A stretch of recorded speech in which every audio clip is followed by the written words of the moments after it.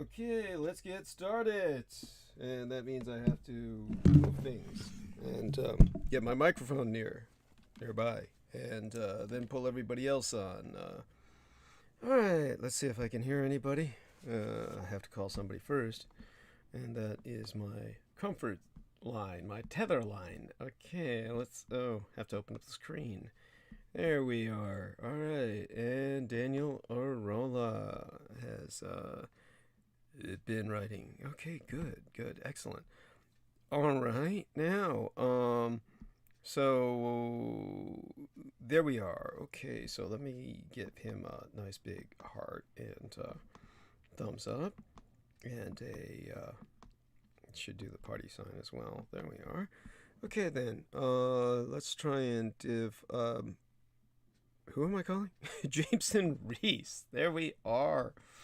That helps. Okay.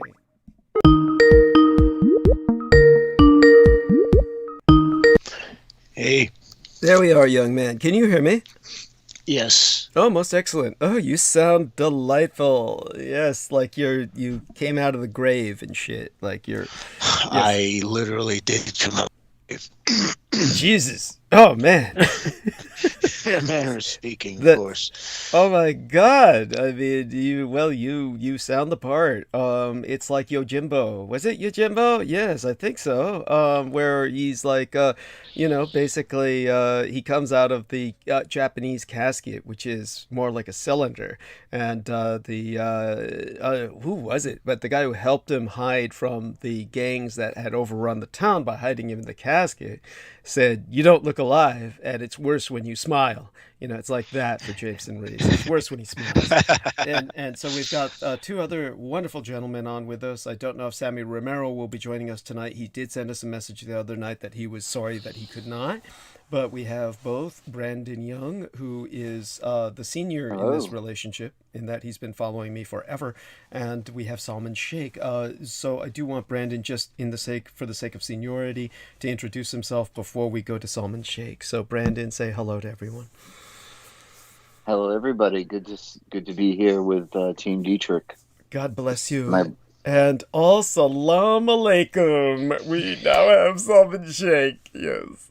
Wa alaikum assalam, Brother Douglas. I come with the greetings of peace and love for you, Brother Brandon, JMO, and all of our brothers and sisters of Team Dietrich.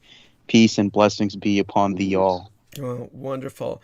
I'm so excited that all three of you are here. I will, of course, be counting on the three of you to hold much of the opening hour. I'll be dealing with the hyperlinks and also with just various kinds of responsibilities, including making myself tea, which could take a good 10 minutes at least. So probably more like 15 to be realistic. So now, what are you adding to this tea, Mr. Dietrich?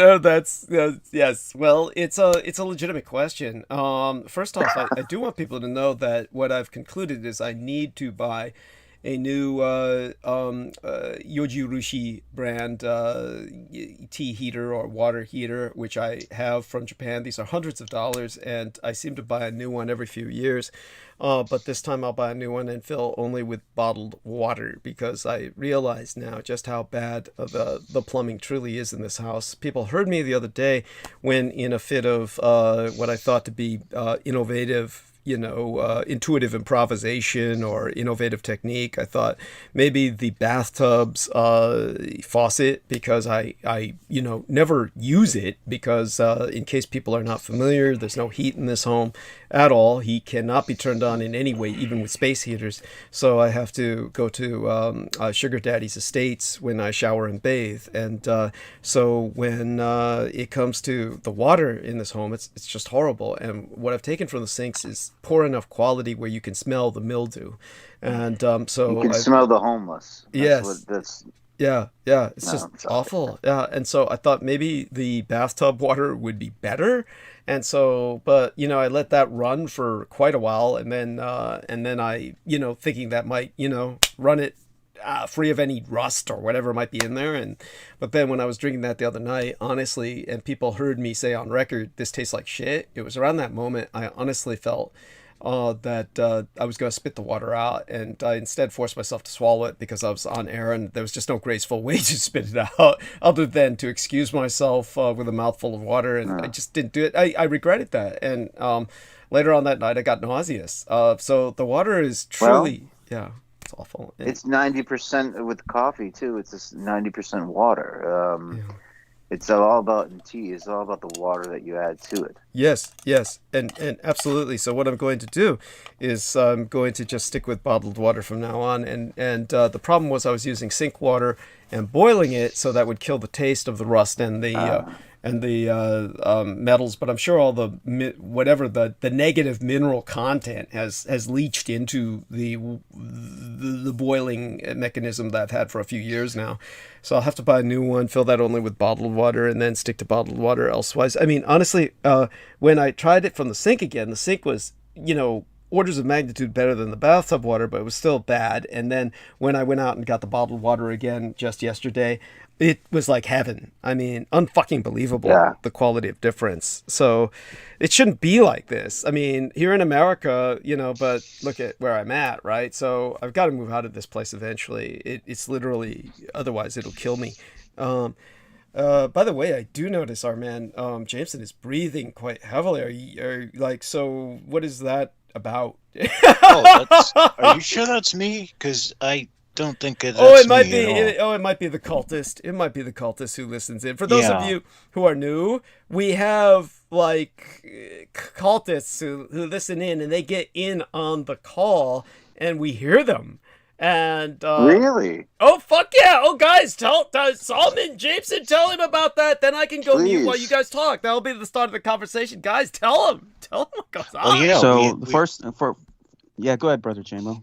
Well, we had an episode where Douglas Dietrich was talking about how Cthulhu isn't even there's no way Cthulhu could be a water element because he's trapped by that element, and the cultist on the other end of the line was like, Yeah.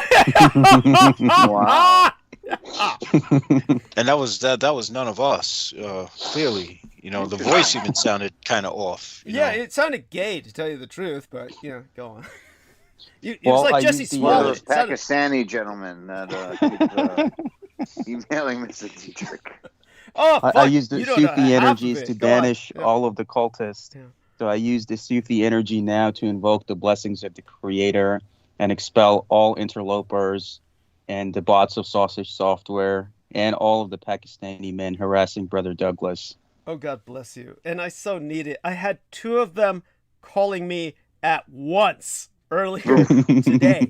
2 of them ringing me at once on Facebook, and pictures of their torsos and 6-pack muscles. I'm sure this isn't even them, but those are the pictures they're sending. Another poor guy who it seemed like a decent enough fellow. I saw he left his message I'll share that maybe when Peter Moon gets on so we can all have a laugh together, but it's also quite sad.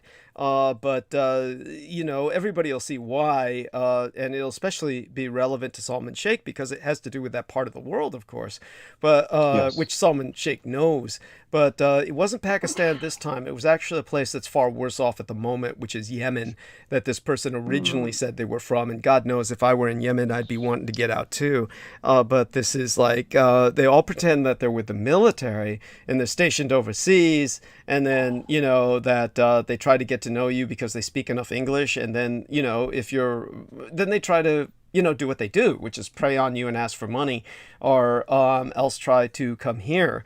And so this individual was doing just that. And it was really sad because, you didn't get that initially. I knew there was something off about his timeline, but I thought maybe it was just some German guy. He had a vaguely Germanic name, and then just thought it was some German guy who was, interested in the way he phrased it. You guys will see it later when I do the screen share. The way he phrased it, it sounded innocuous enough. But at any rate, so let me let you go, guys, get back to conversation, and I'll go mute here, but I'll be here, and let me deal with the hyperlinks and get everything kind of prepared for tonight. And in the meantime, Peter Moon has reviewed the last transmission, which was most shocking towards its concluding few hours. And so hopefully he'll be addressing that. And of course, I hope Salman and Jameson will address that as well. Brandon is welcome to if he was able to review it. But basically, Brandon, I talked about the 12 Tribes cult and the arson that burned a large part of the city of Denver, Colorado to the ground. And what I pointed out was that is the epicenter. That's the epicenter for climate change studies. Right. Yes, thank you. So you could go a bit into that. And my impression was that this fire was set off in such a manner that it seemed as if a climate scientist or a team of climatologists had consulted with the cult or was contracted by them so that they conducted the perfect arson. As well, we have Jameson Reese, who I believe was very astute. I'm going to put these links that I gave to him in our chat box. He gave me some wonderful links about one particular band, Rammstein, and there's another one called Halloween, which is a favorite of Daniel Larola's. They're both very similar bands, and but both of these gentlemen are fans of these bands, and they both shared their music with me over the past 48 hours. Hear that breathing? There's that breathing. All of you guys may have heard.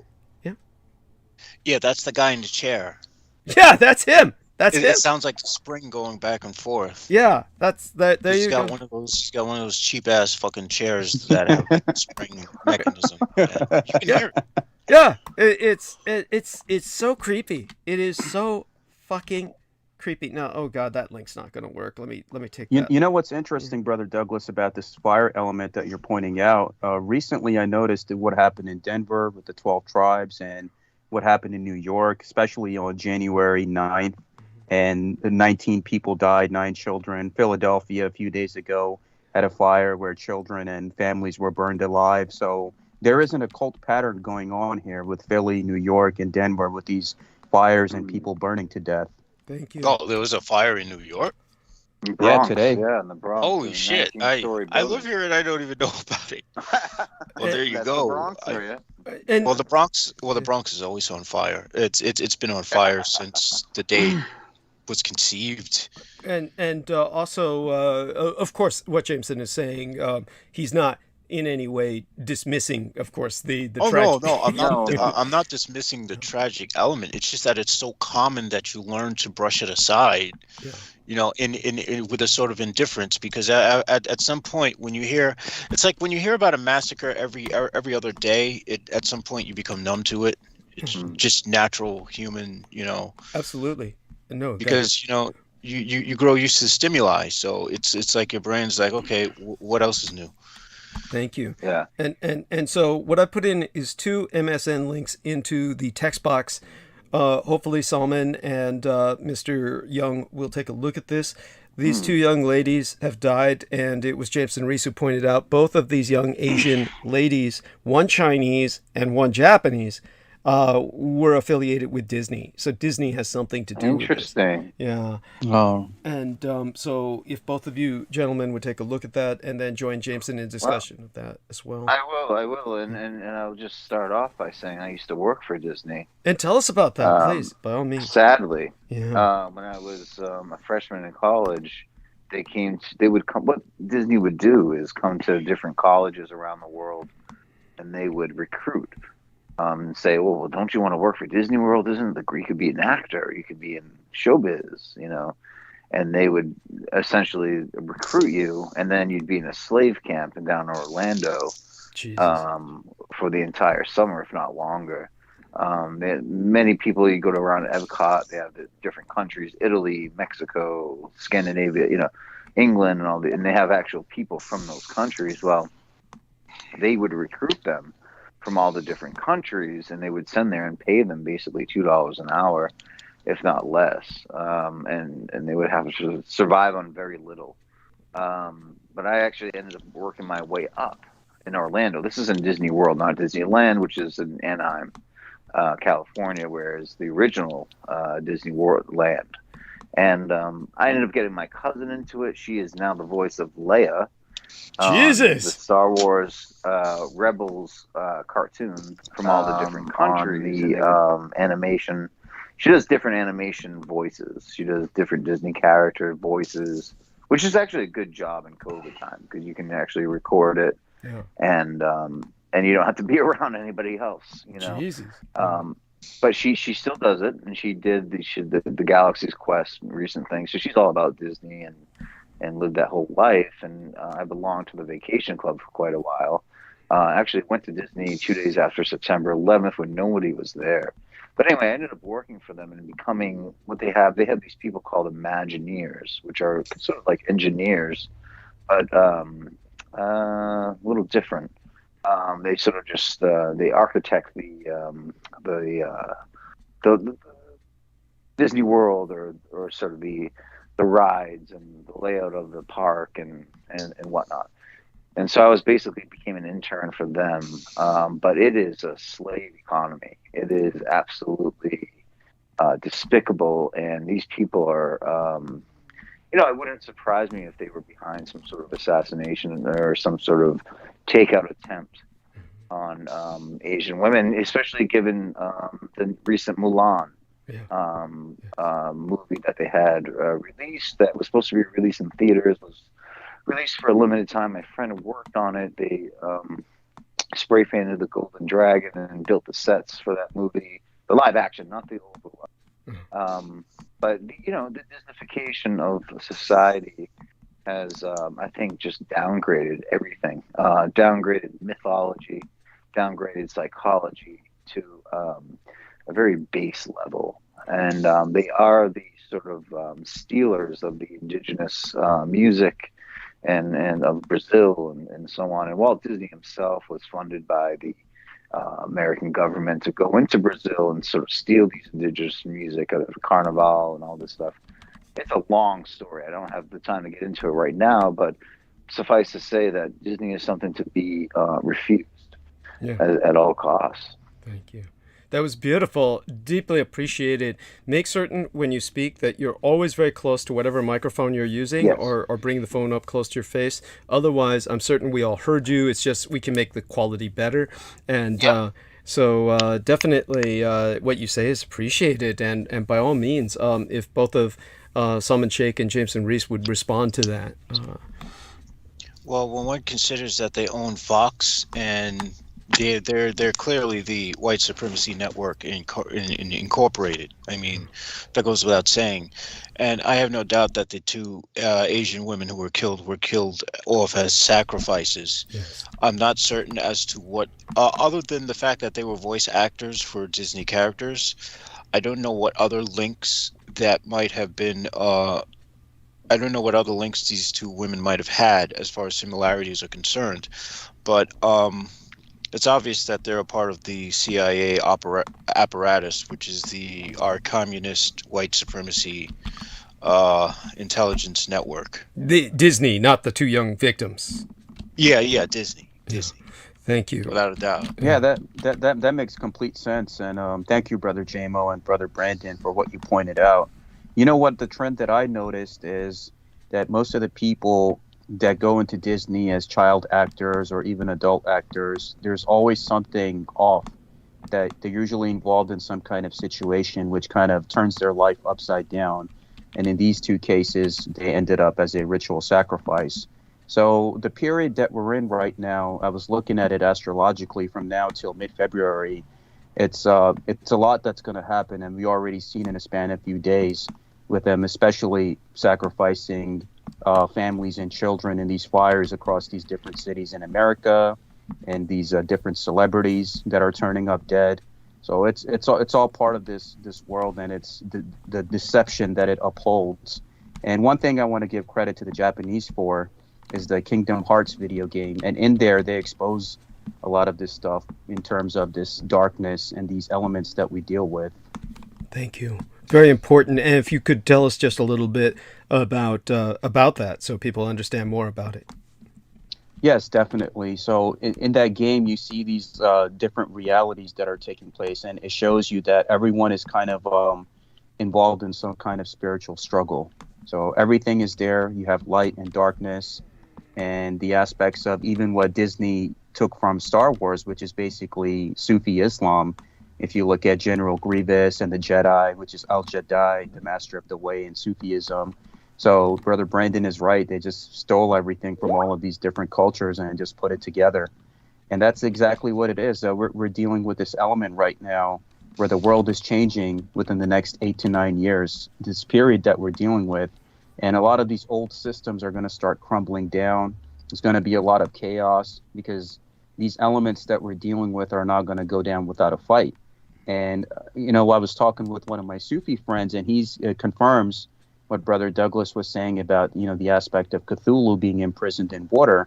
And he was saying that Allah imprisons the shaitan in the deepest depths of the ocean, where on the surface level, we look at the ocean and think, okay, there's sharks, there's whales, there's these beings and this and that, but you don't know how deeply it really goes. And that's what he was saying, is that there's going to come a time where a lot of these beings will try to escape their prison, just in the aspect of how Prophet Suleiman, who's King Solomon, when he was given command over the jinns and the ifrit, there was one time where he had disobeyed Allah, and he was punished when one of the ifrit had, I believe it was, he came under some kind of spiritual attack. Yeah. So it just goes to show you this element that we're dealing with in terms of this world, and both good and bad coming from the Creator.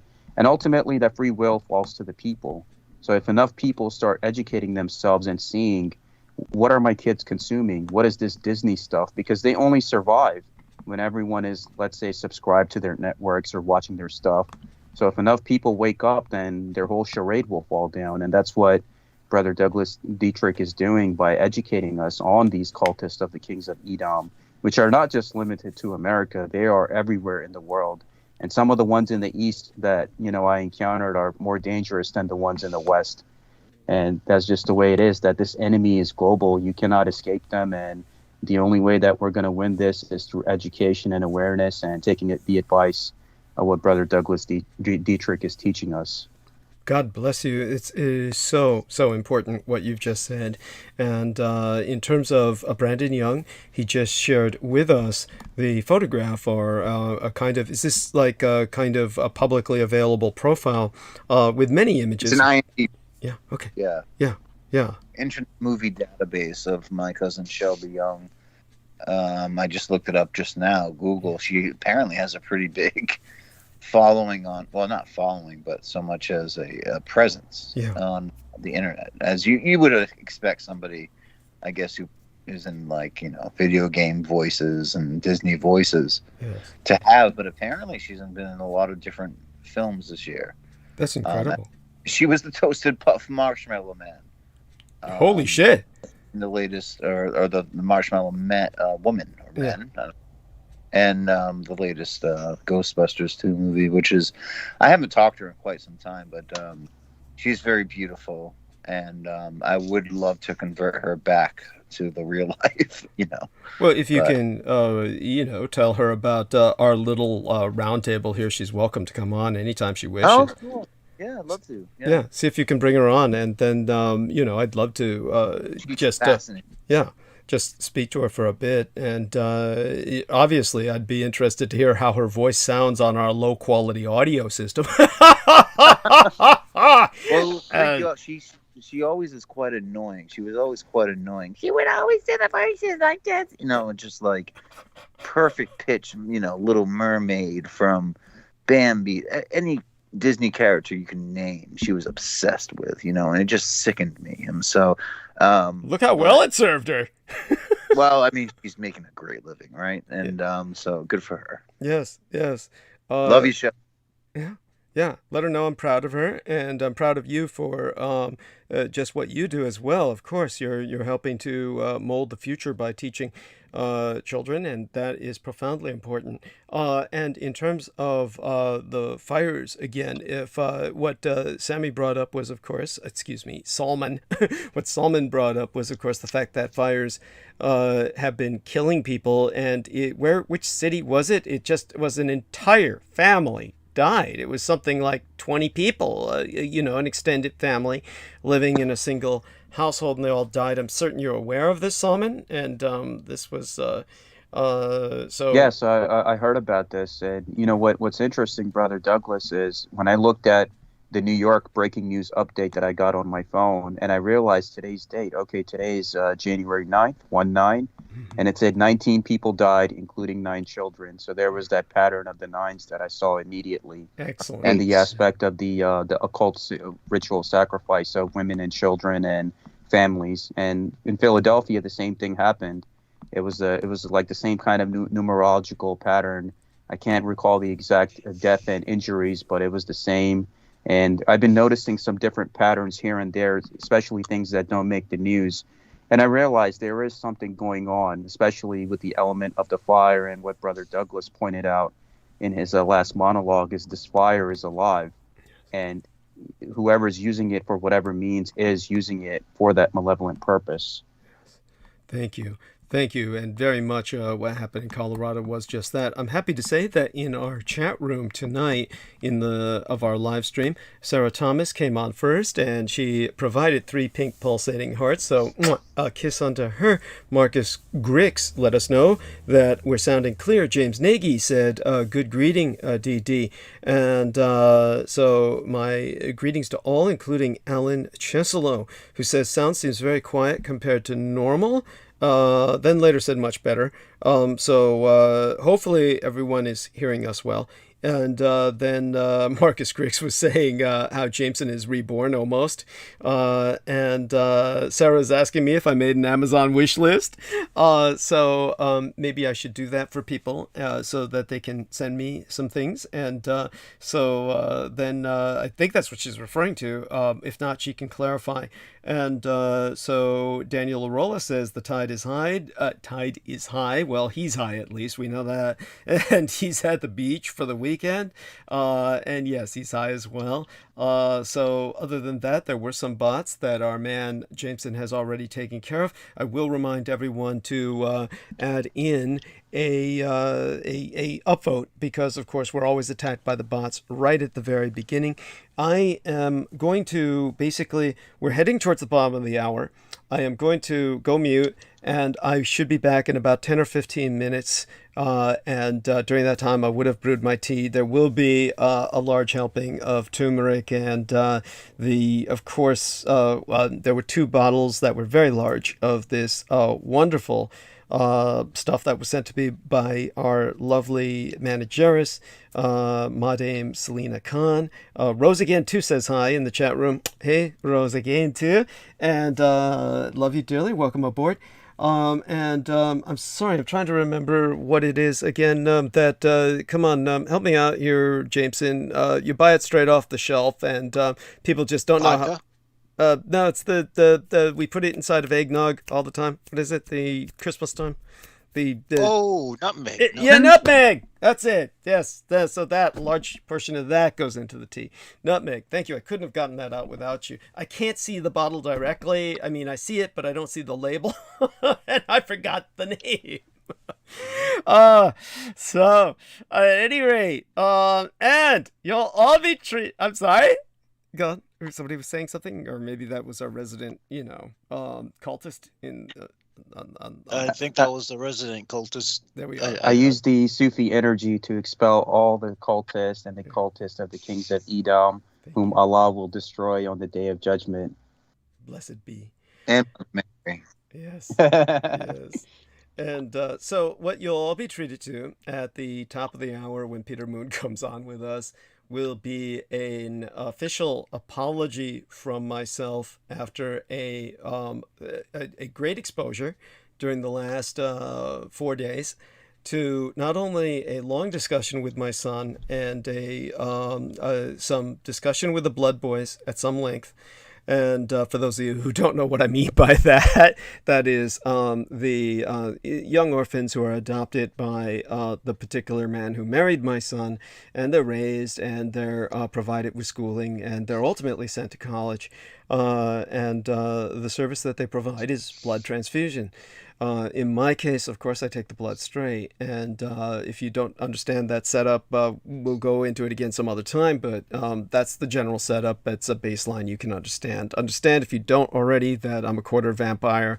And so that is not a fantasy, and it's not an indulgence. It's an actual reality, and it's not a condition. Sclerosis is a condition, okay? So it's just something that is real, and we exist, and we're a subspecies of humanity, and I've written a book about it, and you can buy the book to educate yourself, and it's Vampirology. It's only half of a book, but if you buy a copy of the book, we'll ultimately expand it to the full book. The funny thing is, everybody's complimented myself on it who's purchased it, and none of them have any idea that half the book is missing. So, everybody seems satisfied with it, but guaranteed it'll be much more historically educational when I provide the rest of the book. So enough people buy this book, we'll expand it into the full book.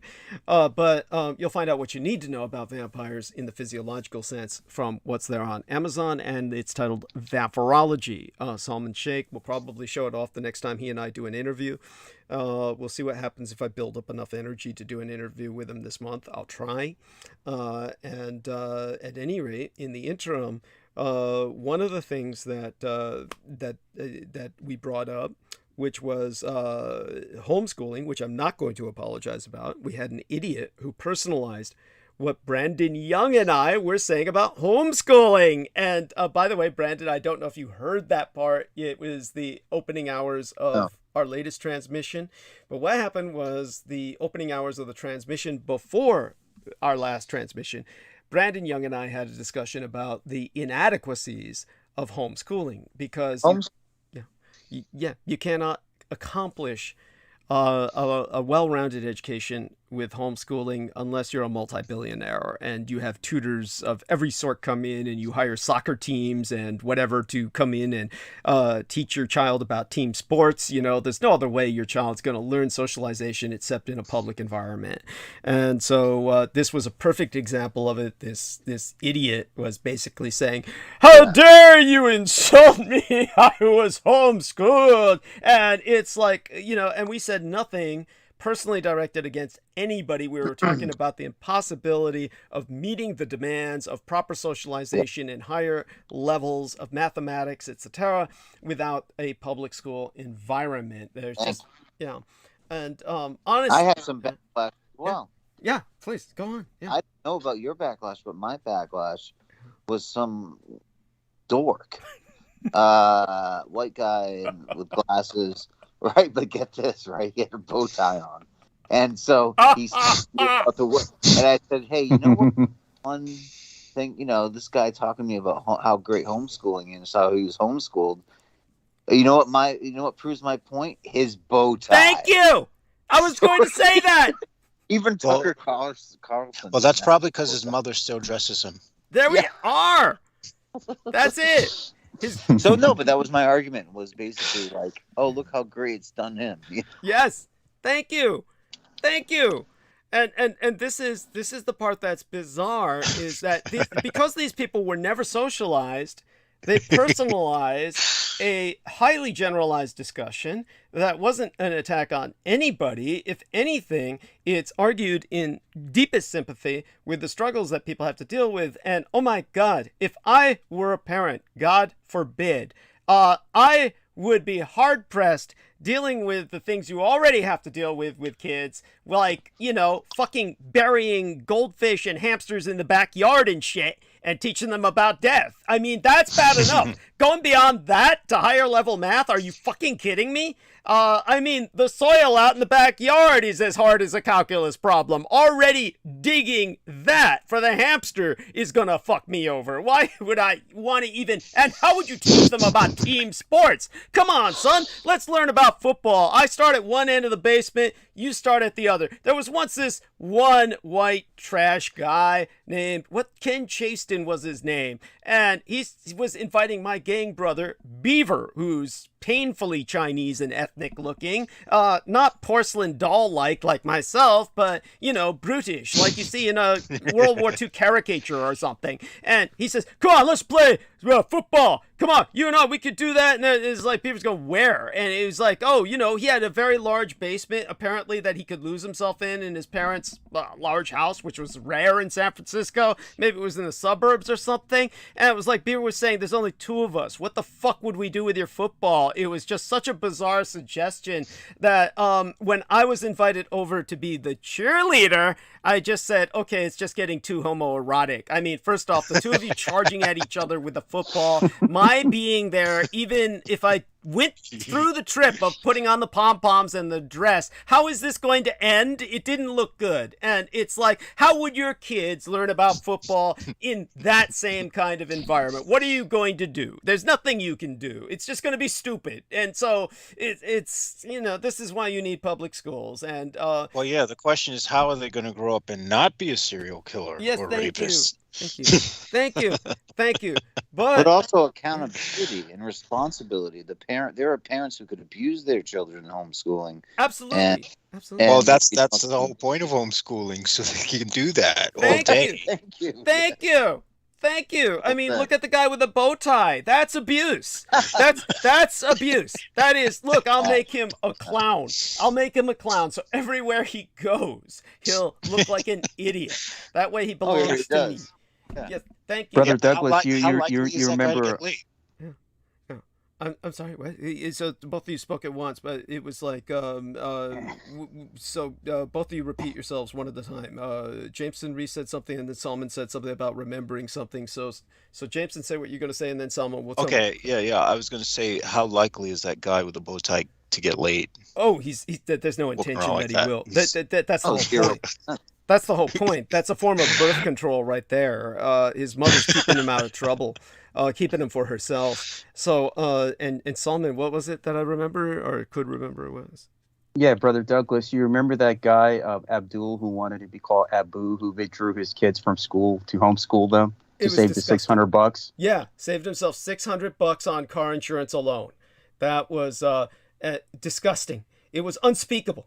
Unspeakable, because his kids were going to Hamtramck, and this was a very low grade, like, what do they call it? It's like kindergarten to like the grade school level. And but his daughter was getting honors. And he pulled her out of that, destroying his children's future so that he could keep them to himself. And as we found out when Pacuan Morales came on my program, and we were looking up the shit that Abu, as he calls himself now, and what was the rest of his name when he was originally Abdul? Abdul Karim Haq. Thank you.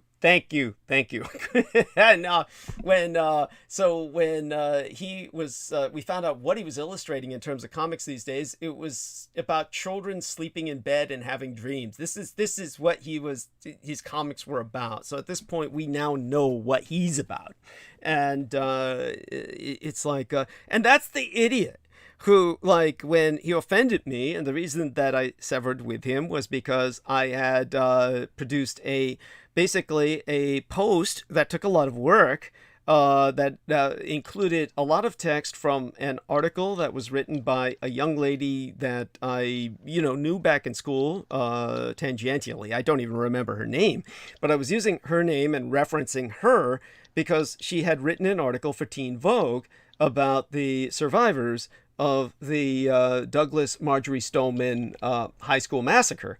And so when I wrote that, and then he put this ha-ha on it, which attracts other ha-has when somebody does that.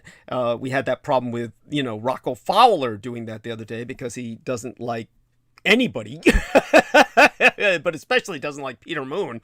And so what happened was with Abu doing that, Abdul, what happened was when I asked him to take it off and he refused, I said, well, fine, I'll sever, if he put up an illustration, I wasn't going to put that's like, if he put up a comic illustration, I put a ha-ha on that. It's like, why would you insult someone else's work?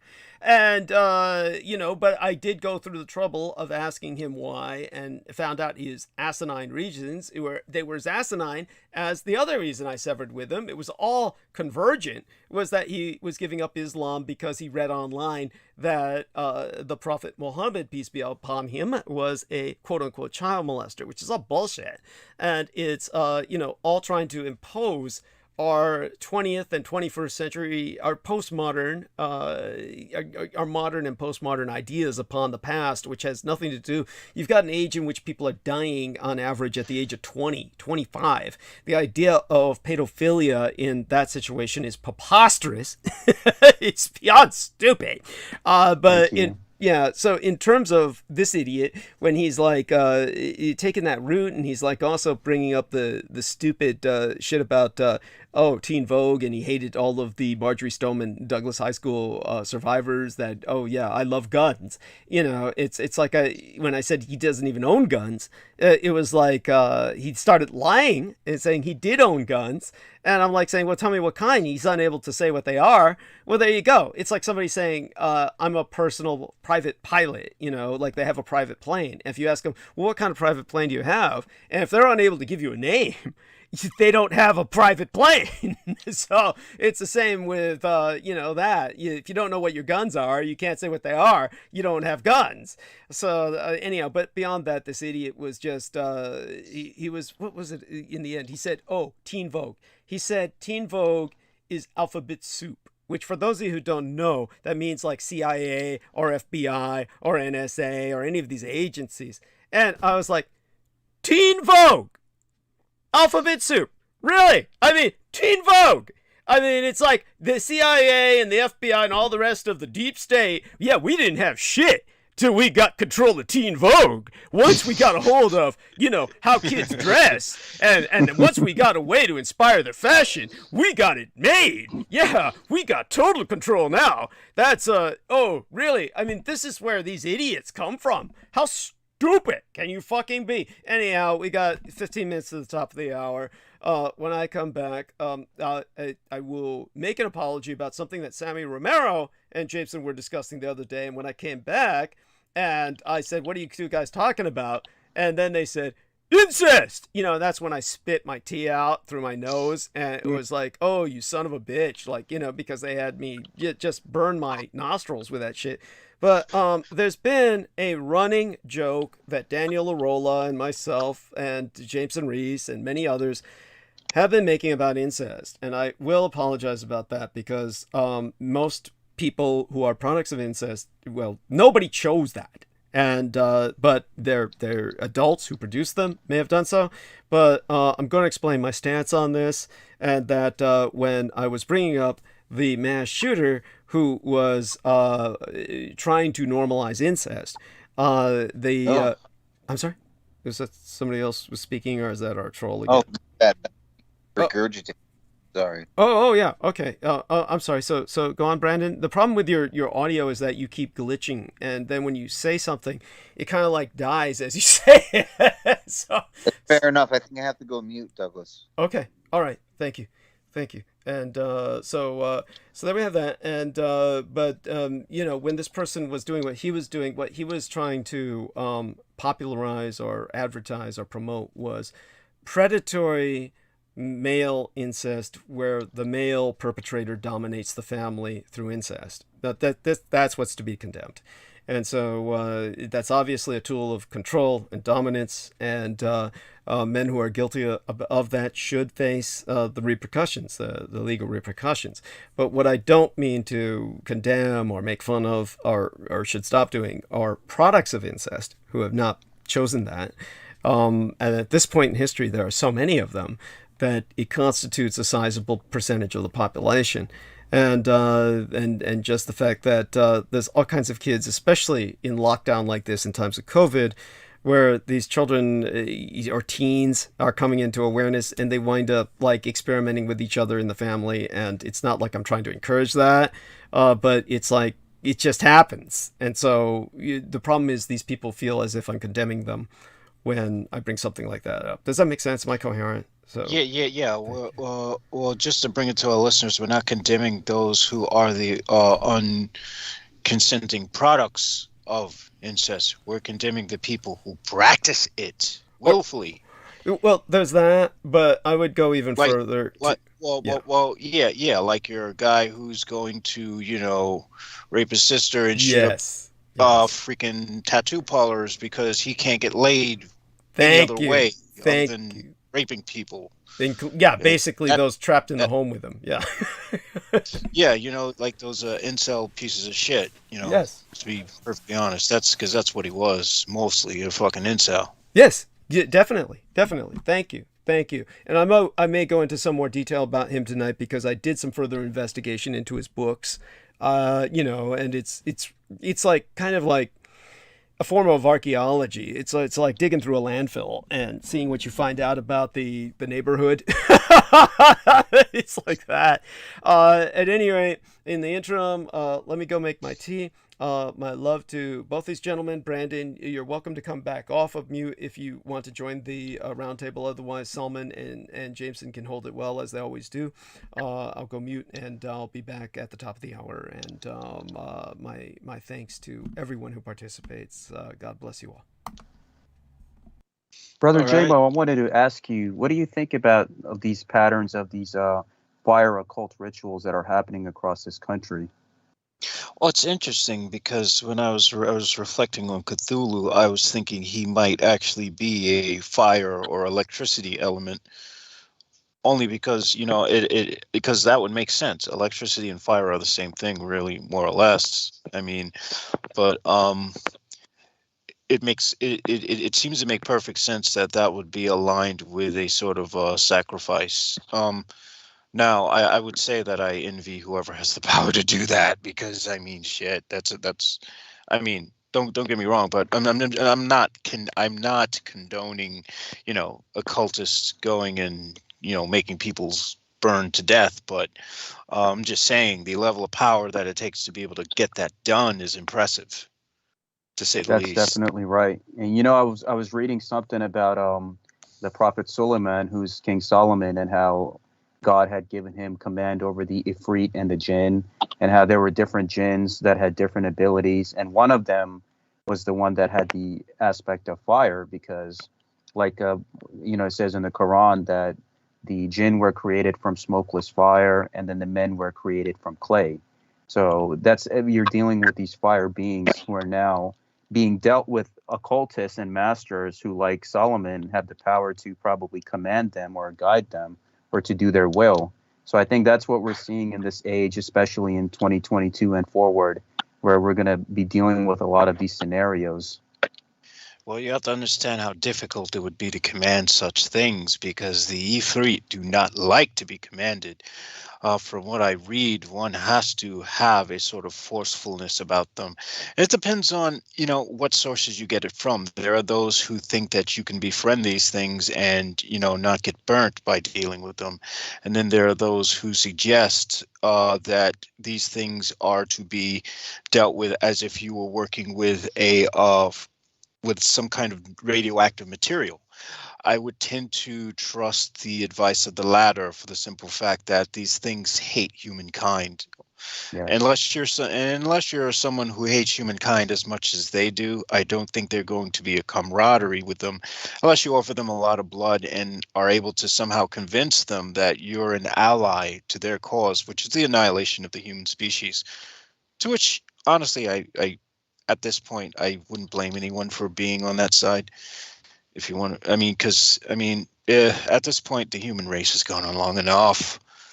It's interesting, Brother JMO, you point these things out because I noticed even in my home country, there are parts of the world where you barely get any snow. I mean, snow is non-existent. And now you're having blizzards where people are freezing to death. Even in Algeria, there was, I saw like snow on camels and stuff. So it's interesting how the world is changing, my brother, with these different elements coming out of there in prison. I want to ask you guys both a question while I have you here, if that's okay. Yes. So the other night, it was right before the break of dawn. I'm talking darkest of the dark. And down the hallway manifested a red being, sort of what I could almost describe as a whirling dervish, which now I recognize to be a jinn. red in color, and almost looked like Orko from He-Man, if you know what that is. But this thing was spinning, and had this energy about it, at the end of the hallway, and it was floating. And I know exactly, Brother Solomon, when you say smokeless fire, it appeared like there was these hairs, these long hairs floating off of these things. And I looked closer at it, and it did appear like smoke, but it was smokeless. Like it wasn't giving off a scent. It wasn't hogging up the whole hallway. It was just this smokeless being. Wait, did you see this? In my own house? Yeah. Wow. Like, did you feel any negative energy from it? Because they're also negative? Yes. And I felt myself being sucked into it, right? Yes. And it hovered over me. Like, really quick. Like, went bang. And hovered over me. And pressed down on a pressure point on my body. And at that point, the dawn broke. And the sun broke through the window, and it dissipated. But that's the only thing that sort of saved me. Not saved me, but was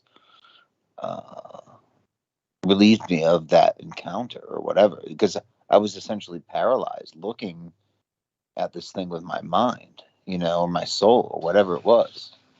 But it was smokeless fire. When I zoomed in on it, right, with my eyes, it was down the hallway quite a bit, and it was floating, as I say. But when you say smokeless fire, that is a perfect description if you've ever encountered a jinn. Anyway, I just wanted to, if you guys know anything about that. I would say you're blessed to have that kind of experience. I mean, shit. Dude, that's awesome. I mean, what I mean is that's beyond awesome. That's incredible. That's rare. Huh. That's interesting, my brother, is because you see this entity, and in the Sufi world, they tell us that there are good jinns and bad jinns. And this jinn that you saw was spinning like a whirling Sufi dervish, but you felt a negative energy from it, which also there are Sufis who do worship the anti-gods. So even in Sufism, you have this element of light and darkness, where the Sufis on the light side, they worship Allah, the primordial source creator. And then the Sufis on the darkness are the ones who worship the Titan gods and these anti-gods that even Brother Douglas mentioned in his transmissions before, that they get so lost. So this element of the jinn was the same thing that you dealt with, was a reflection of a Sufi who deals with the anti-gods. And see, you're protected. That's why I say, when in the Islamic sense, when they tell you that you're blessed with a daughter and the aspect of the divine feminine in your life, that is always going to be a shield against your enemies, and no one will be able to harm you. And that's why if that jinn that you saw, or the dark Sufi being jinn that you saw, wanted to harm you, it would have. But you have a shield of protection over you, because you still have a purpose to serve in this life, and upbringing your daughter, and as a mentor, as a teacher, so many roles that you have to fulfill yet, and things that you have to do, people that you're meant to see, places that you're meant to go. Everything is this beautiful design by the Creator. And that's why I say both good and bad come from that true source, and why we must, in these times, hone ourselves. So only thing I could recommend is have some kind of a spiritual practice which clears up your energy field, so these beings can come around you. Right. No, thank you. I appreciate that very much, both you guys. Well, I have to wonder if, it's natural to sort of go into a panic when one's in that state of consciousness. But I have to wonder if the thing was really maligned to begin with, because I tend to think if it was a maligned Ifrit, it would have killed you already. Or something. Something you would. You wouldn't be here if it was maligned, and if its intention was to kill you. So, because there are, to my understanding, there are 72 Ifrit that the magician can work with, much like the goetic demons, except they're different in that they specialize in killing, all 72 of them.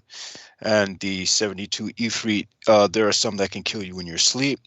There are some that can kill you through torture. There are some that can kill kill one by bringing on a sort of onset of insanity. There are all kinds of ways they can kill you, but for someone to have the capacity to command them and not get burnt by them in working with them is an impressive feat in and of itself. Thank you. And I'm not like, I'm not so much of I didn't conjure this thing. This thing just like appeared, right? So but sometimes these things do move on their own fruition. It's sometimes from time to time too. There are those that aren't bound by humans, and there are those that humans can't work with. I don't know. Yeah, might take an interest in you for whatever reason. But here's the key: is that when it floated over to me super quick, like from the end of the hallway to really quick into my bedroom over me, and pressing on me in a pressure point, 2 pressure points. At the same time, which was really weird. Can you go into what pressure points they were? Throat chakra, throat, the tracheotomy, and the leg. So, but the thing is radical acceptance of it. So I almost laughed at it. And I was like, this is so strange. Like, I can't, like, this is so strange. I can't do anything, but my soul will accept it. And at that point, the light broke through and just everything dissipated. But it did teach me to know that spirits do exist. Like, these people who are complete atheists are just wrong. I don't know if they're lacking in experience. They must be just lacking in experience. Well, there are 2 factors that go into that, because there's a certain gene which is active in people who are spiritual versus people who are atheistic. I think it's called FOXP32 or something like that. But anyway, they find that gene is more active in people who believe in spirits and gods and whatnot. Whereas in people who are atheist, it's not as active, or it's not activated as much. So an atheist can have a spiritual experience, but it's just going to be different than what people who are able to accept the spiritual world would experience. I mean, it's and again, I suppose in a sense, that serves its purpose, because these people would make great engineers, scientists, mathematicians, people who deal with logic, which society desperately needs, especially here in the United States. Yeah. Because we're oversaturated with the religious, experiencers, but their religions, as Douglas went in with these 12. The 12 tribe assholes,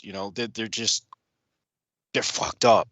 I wish they were atheists instead. Maybe they wouldn't be as vile.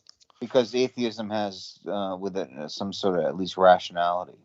Well, yeah, and the morality is one where you create your own morality rather than having to obey a certain law. One can say to a degree that the atheist is probably even more civilized than most people believe, because the person who believes needs to have an anchor to something else to restrain them, whereas the person who's an atheist just says, no, I know that's wrong and I'm not going to do it. Yes, and then but what I'm saying is they have also, even if they interpret, like, say they saw a jinn, somehow they had some sort of nature mysticism or whatever, they would interpret it as an irrational way, like, oh, this was the sun shining at this point in this time of day, which caused this, and the low hours of the sleep and the brain waves. They'd interpret it in a sort of materialistic a way. They wouldn't. I would be certain that they, by definition, wouldn't associate it with some sort of supranatural cause, such as God or demons or anything like that, right? Well, in a way, that could also be protective for them, right?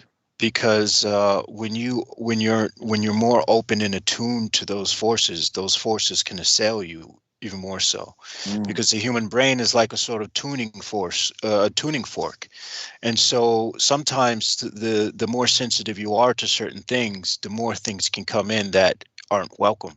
Right. That's something I experienced the hard way in my 20s.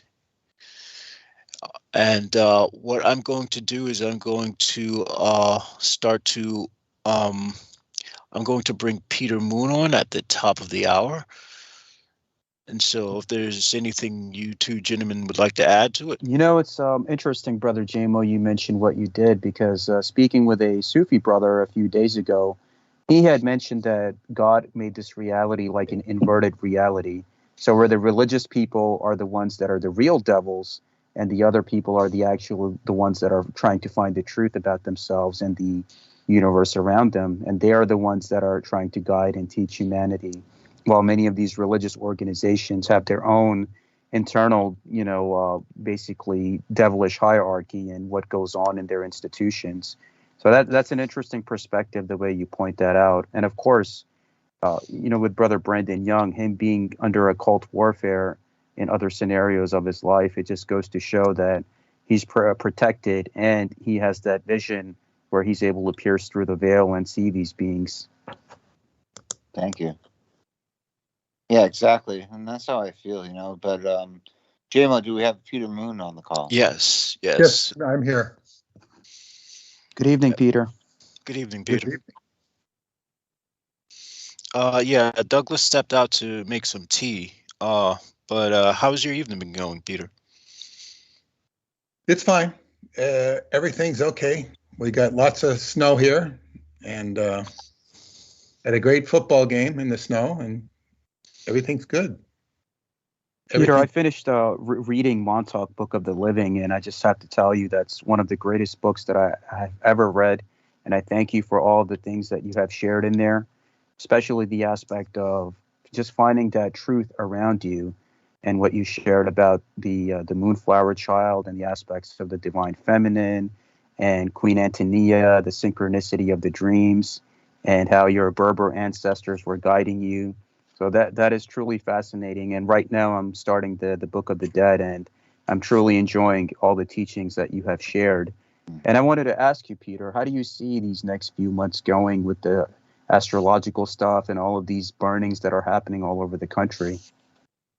Well, it's a very good question. First, thank you for your comments on the book. It's that book is a very advanced book, and people who get into it really appreciate it. One of my Moorish friends once said, he says, when I read your books, and he was alluding to that book, he says, it's like I have to stop reading them because I'm walking around for the next 5 days thinking of nothing but the book.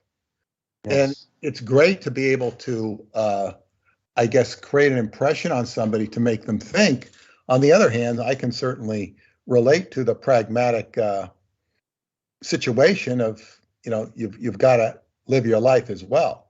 That book goes deeply into the circumstances of the DNA of humanity, and I've been actually been doing some work in the last 48, 72 hours on some of the themes in that book as it relates to chocolate in the cave. But to answer your question about what's going to go on in the next few months, it's really hard to say. Astrologers will say it's a good year. It's better. We're not in the same stuff we're in the last 2 years.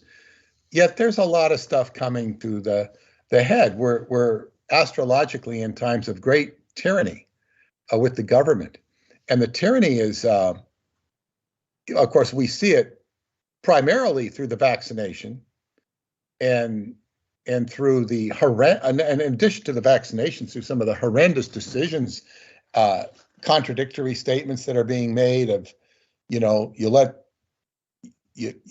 people into the country without testing them for COVID. You don't want to build the fence. You've got the fence there, but you don't want to build the fence because you don't want to go back on what you said the last 2 years. Yet 6 or 7, 8 years ago, you said you wanted a fence. It's just like, and then this Supreme Court justice quoting all these statistics that are not accurate. It's like you can say anything you want in today's world. You can say anything you want. It's what you subscribe to. It's what your belief is. It's not about, and how do you process data? You process data by your own bias, because data, as it relates to the courts, it only matters if you can make it stick.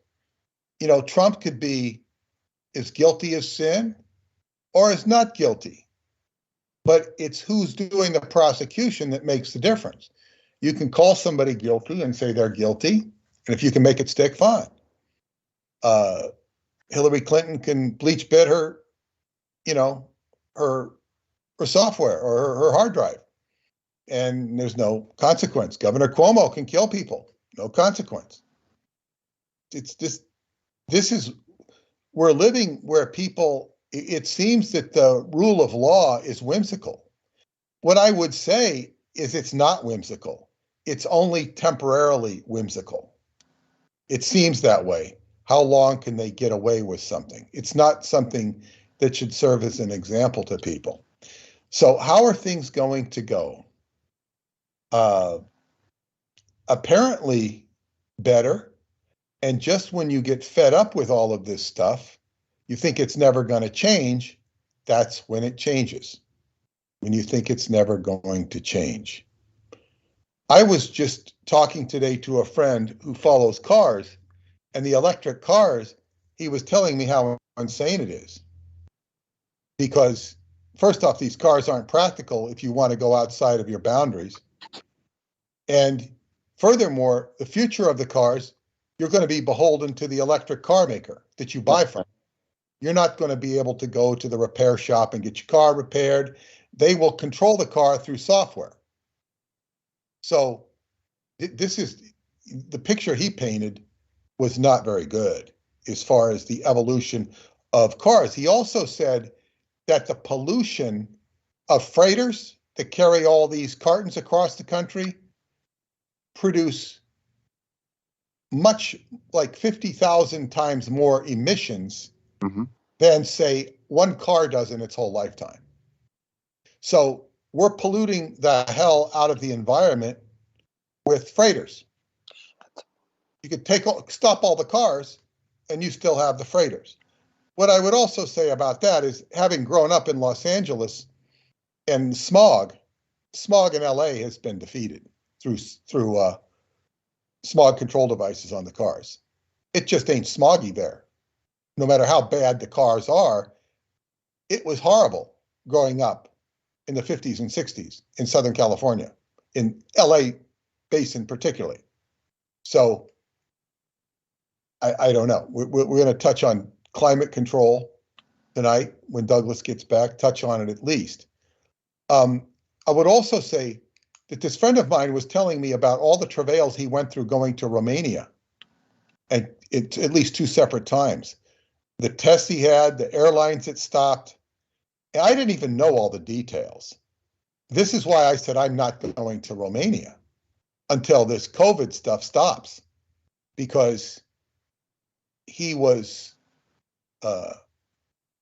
you know, the cost out of pocket to him was relatively little, because, I mean, maybe he had to spend an extra night in a hotel in Bucharest and go home from LaGuardia Airport rather than Newark Airport. I mean, you know, might have added $50 to his airport ride. But the aggravation and not knowing where you're going and the extra hours in the airport, it's irritating. So I have predicated my next trip to Romania on not having to go through any of that stuff, getting tested, being subjected to it. So, it's interesting, Peter, you mentioned that, because when I recently went to England, what they had me do was provide proof of vaccination, which I did, provide a negative COVID test within 3 days of the flight. And what they do is, when you get there, you have to buy and pay for your own day 2 test, which they're charging at least like £100 for it, which is $140 US. I had to pay for that. And then on the way back, I had to pay another $140, £100 to get a test done to be able to get my flight back to the States. So what I noticed is the people that are selling these tests are exploiting the situation because they know people have no choice, the ones that have to travel. Yeah, this is all about money. It's all about taxation. This is, it's just taxing people. And it's like, I just don't want to put up with it. It's more of it's like, it's bullshit. Yeah, so, I felt the same way. I think I would wait at least another year or two before I decide to travel, like for restrictions to come down. Change in a couple of months because they're saying that the COVID variant is this is going to burn out, and it's getting old. It's getting so old, and its threat has always been overhyped, in my opinion. And it just doesn't compare to the Spanish flu in any way, shape, or form as far as its danger, on top of the fact that numbers have been hyped. And I keep hearing of the hype numbers. People go check into the hospital for some other reason, and they become comorbid with COVID. So they're counted as a COVID death when they went in for another reason. And this has already been beaten to death. So I just don't know how long this is going to last. But as they say, even the Democrats are getting tired of it. And they're, I think I put out a notice for football today. I said, the quarantine time is changed to 5 minutes. What is it? 5 days. I said this, and somebody thought I was serious. It's been cut down to 5 minutes. Oh no, I said 5 seconds. It's like it's ridiculous what is going on, and the Democrats want some of the Republican goals as the midterms come, because they want to, they want things to be happening so that they look good. And I don't know that it's going to work for them, but they definitely have been moving in that direction. But so I really, I really don't know the answer to your question, is what do things look like in the next few months. But I will say this, and this addresses the issue of the climate change, at least from a personal level. This is not, I don't have any answers to the climate, but climate change has been going on for a long time on this planet. And now it wasn't necessarily aggravated by some of the things we aggravate it with now, pollution-wise and stuff, but it's always been an unpredictable thing. We only have a couple hundred years of recorded, even if that, of recorded history of it in terms of formal investigation. But we do know historically that whole civilizations and cultures have been wiped off the face of the earth, but it doesn't stop life from evolving. The most important thing I could tell people with regard to COVID and regard to climate change or disasters, because Doug was talking about disasters happening, where should I move? Yes. And should I move to Nebraska? I think that Nebraska is probably a pretty safe place to move to, except for maybe tornadoes. It sounds so empty there, right. But you might die of loneliness looking over the cornfields. But I've never been to Nebraska. It sounds a little interesting, not too interesting, but so this is where all the corn comes from. I think their football team is named the Cornhuskers. Jesus. And you would think that, the Field of Dreams baseball movie, where they actually had a real game, August 12th of this summer, in Iowa, I think it would be played in Nebraska. That's where the real corn is. But the best thing, see, I want to say, if people have breathing, all of this COVID stuff and the flu stuff, they have, what do they call it? Oh, Flurona. Flurona, yeah. This all has to do with respiratory issues. And if people have immediate severe respiratory issues, I would recommend and they're seeing the kids are getting the croup. I had the croup once. I thought I was going to die. My father called the doctor, and the doctor gave him some pretty good advice. He says, put him in the shower, not in the shower, but put the steam of the shower and have him breathe in the steam. This will help his lungs. That starts to clear it up. Bring him in tomorrow and we'll give him a shot. I got some sort of shot. I was sick for 4 days, but that first night I couldn't barely breathe. I had all this mucus in my lungs. Jesus. I'm sure today they would call it COVID, but it was the croup. And it was scary. I remember asking my father, will I die? He called the doctor and got a solution. One of my friends once called me, he had problems breathing. I sent him into the shower. Just what I learned when I was 9 years old. I gave him the same. He says, oh, it's the only time I've had to recommend that. Now, they also have steamers that you use for your face. Right. Paula has a steamer that she uses for her beautiful face. But we also use it if we get congested. So you breathe in, and it clears your respiratory tract. The steamer, it's just like the shower. It's better than a shower because it steams water into you. So if you're having breathing problems, get a steamer. It's much more effective than the shower, or go in the shower, or not go in the shower, but get the steam of the shower. It will help you with immediate relief. Doctors will sometimes give you steroids to help you. I don't know about that. I can't speak for that. I think it does help the lungs. Douglas might have more advice on that.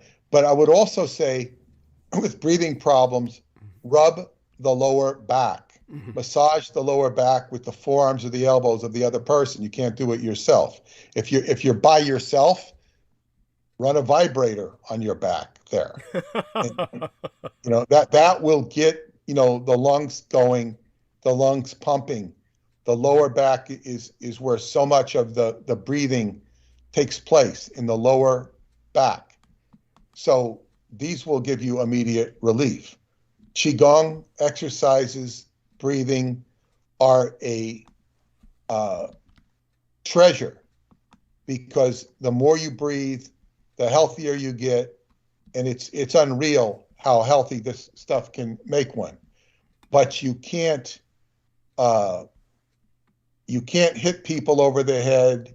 They won't listen. They will fight you with all of their ego-driven intensity and vectors, mental vectors that make them sick in the first place. So my mother-in-law has the same problem with her spiritual students. They come to get spiritual transformation. She has to fight them. Not them, but their entities, their spirits that are keeping them in the position they're in already. Mm. So if you're in a situation you want to change, you have to do serious changing. Now, what I would say about moving to Nebraska or escaping the great disaster, this is people take a lot of this stuff seriously about the disaster and how to avoid it. I speak from life experience. I've mentioned it before. When I was a kid, a teenager, hearing about Jehovah's Witnesses giving all away their possessions, and going to a mountaintop to await the end of the world. But of course, the world doesn't end, and they're disappointed, and they have to regroup and get their possessions. How in the hell can somebody be disappointed when the world doesn't end? Because they have a belief, and their belief is supreme. And they have an outside source that's saying, this is the truth. This is the God. I knew a lady who moved from Long Island out to the Southwest, and so why are you moving? Earth changes. Well, we didn't have significant earth changes here. We had 9/11, but that really wasn't an earth change in the same sense. And, she died about 4 years later of whatever she died from, probably an illness or natural causes. So, she escaped the earth changes, but she died. This is typical.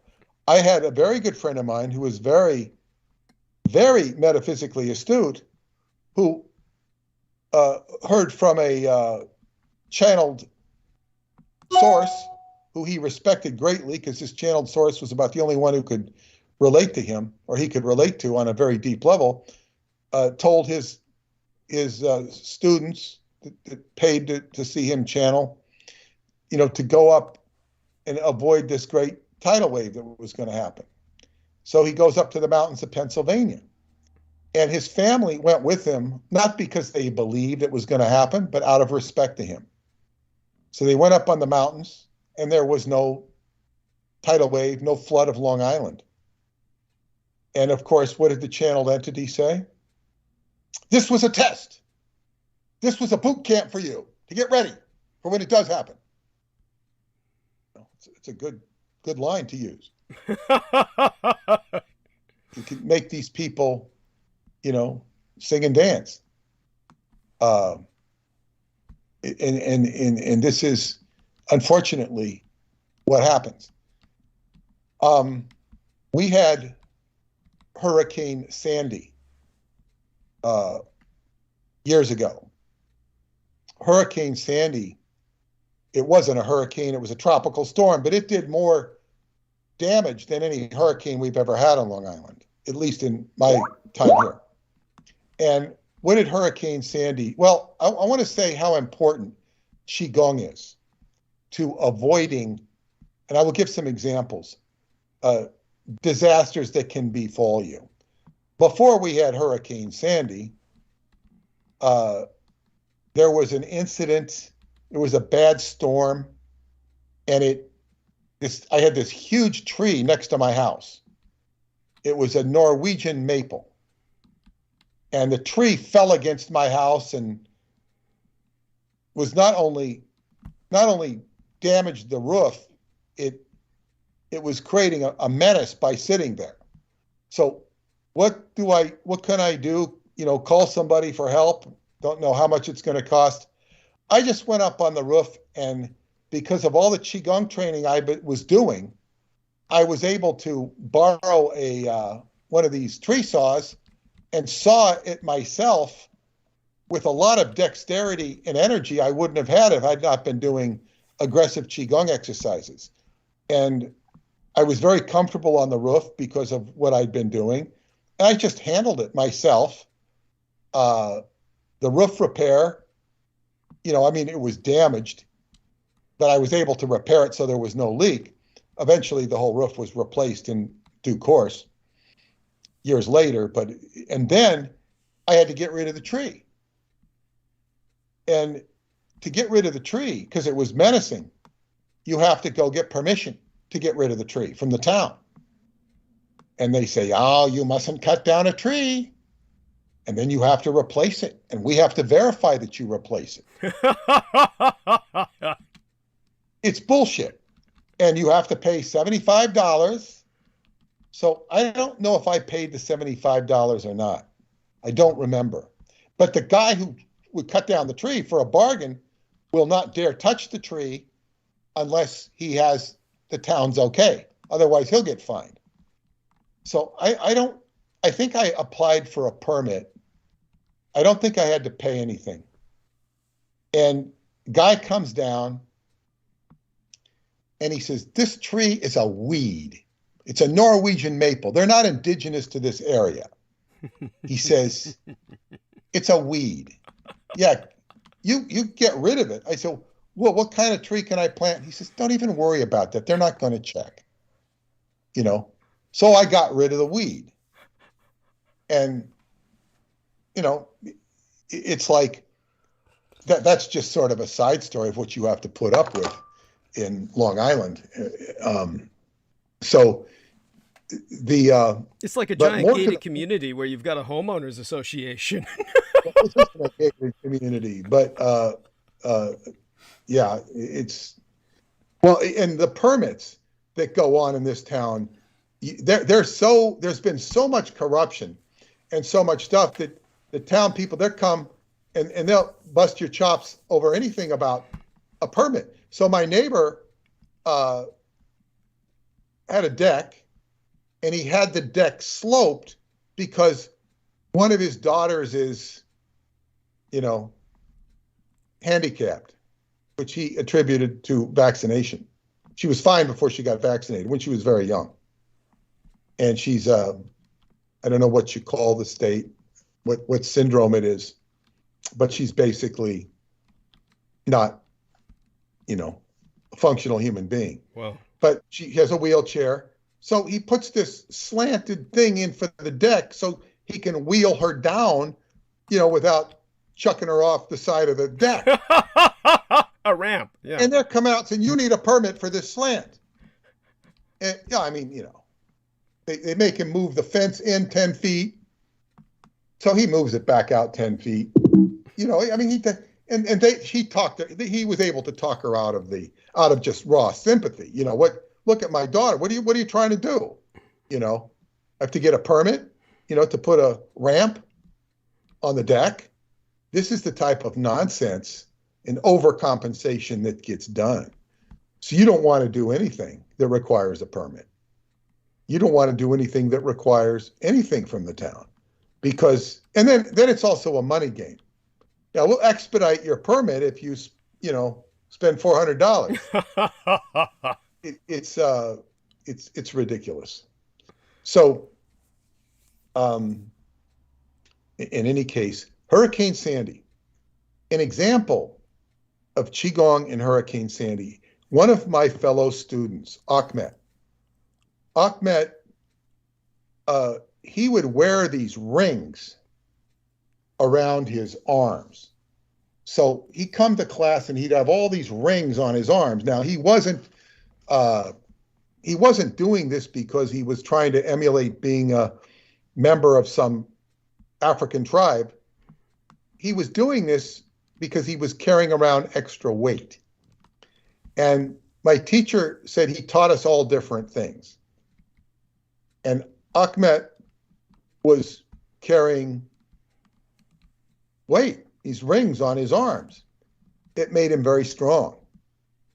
Another technique he would encourage us to do was to carry an 8-pound medicine ball around with us all day. That's kind of inconvenient. Boy, will it add to your strength. Carrying around an 8-pound medicine ball is gonna really help you. But so anyway, so what did this do for Ahmed? Well, I thought of this when Douglas was talking about people being flooded in New York City. I've not heard those stories except for this one. Ahmed, I don't know where he lived down on the South Shore somewhere of Long Island, I think in the New York City area in Brooklyn. But apparently he lived in a basement apartment, or whatever happened is, I don't know, it might have been the first floor, whatever it was. When Hurricane Sandy and the flood hit, if it wasn't for his strength, he could not only have pulled himself, first he had to pull himself out of the flood, and then he had to pull his mother out. His mother was in a wheelchair. He saved his life and her life because of the extreme strength he had acquired with Qigong. It was a real Qigong victory. And because she would have died being wheelchair bound. She was a really astute lady herself. She practiced Qigong. I don't know what happened. She used to be the president of the Brooklyn Hospital, where my teacher worked. Many of the students didn't believe he was actually working at the hospital. They followed him down there. They doubted his veracity, like he was just BSing them. He was later, disemployed because they didn't like him at the hospital because he would fix people. They don't like people fixed. No. They want them to be sick because sickness is money. So what I would recommend, the best thing you can do and I say this is Qigong or whatever spiritual practice you might have. Qigong is great because it breathes. Yoga is breathing. Anything that centers you because you want to be in the moment at the right time will also, people don't realize this, but the story of Chicken Little that we've all heard in school, that the sky is falling, the sky is falling, and people get all upset the sky is falling, and of course it's not falling. People get worried about nothing. This comes from the birth stories of the Buddha and similar stories, whereby whatever happens externally is no cause for alarm if you are internally centered. And there is a lot of chaos, but I would say for all of the chaos that's going on now in the environment, with fires, horrible fires, with what else is it? Cultic arsonists. Well, arsonists, but just some of the trafficking that goes on, and the horrendous things that go on. These cults you were talking about, the 12 tribes. Yes. There's horrible stuff has always been going on this planet, and it's not likely to end. It's where you are at the right time, cultivating your own, because there's relatively little you can do about some of this stuff. And if you start crusading for it, you'll end up on a ledge. As I said, if I had pursued the residue of the Son of Sam murders, I'm going to down some dark black alley with a bunch of red eyes staring at me. Yes. It's like, I don't need that. And the darkness exists whether you are participating in it or not. You have to conduct your life. There are some times when someone has to do a mission and one takes it upon themselves to do something to rid the world of some evil. And there's nothing wrong with that. The question is, you can become a conspiracy student as opposed to a theorist, where you're actually studying the actual mechanics of what goes on with 9/11 or God knows what, and you become an expert and your data is impeccable. And what you've acquired is something maybe not quite as voluminous, but something comparable to the Warren Report, which is all bullshit. And what do you have? You have talked yourself into a position of being an expert, and then it's a much bigger challenge to convince anybody and make a meaningful change in the world by reason of your astute scholarly pursuit of a conspiratorial topic. It doesn't do any good. It might do some good, but is it worth it? What do you get back for it? There's this woman, and she's a very interesting woman, and I wish I had time to read her books, Judith Baker. Judith Baker was the girlfriend of Lee Harvey Oswald, and boy, does she pick apart the narrative of the JFK assassination. I think most conspiracy theorists of the JFK assassination don't even pay attention to her or hold her with any great attention. She knew David Ferrie. She knew Oswald. I mean, she was intimate with Oswald. She portrays a completely different story. She was silent for years, decades, until some head mobster died. I think it was Carlos, I forget his name. Either the guy from Miami or New Orleans. Mm-hmm. But she was She was silent for decades. She appeared on a show on the History Channel in 2002. There was 2 shows they did on the History Channel. One was about her. The following night was about a meeting. It was about LBJ's mistress and how he came out of a meeting with the Bulldog. J. Edgar Hoover, his name was Bulldog, right, and a whole bunch of other people. Either I think it was a week or the days before the Kennedy assassination in Dallas, and LBJ, she was the mistress of LBJ, said, "I'm not going to have to deal with those Kennedys anymore." And they had those 2 episodes on the History Channel, were never aired again. I thought they'd be aired the next year, the anniversary in 2003, the 40th year anniversary of JFK's assassination. Now, they never ran them again. And I didn't hear Judith Baker till years later, till she came out with a book, Me and Lee. She's also written a book on David Ferrie. She's written, and she participates in a conference, which I think she more or less instigates every year for the JFK assassination. Well, you know who organizes that? Lori and Ann Fenton. I don't think she does anymore. Okay. But Judith Baker is somebody who really, and what I'm saying is her information is great, but as I say, for all of the truths she reveals, it doesn't change the official narrative at all. Mm-hmm.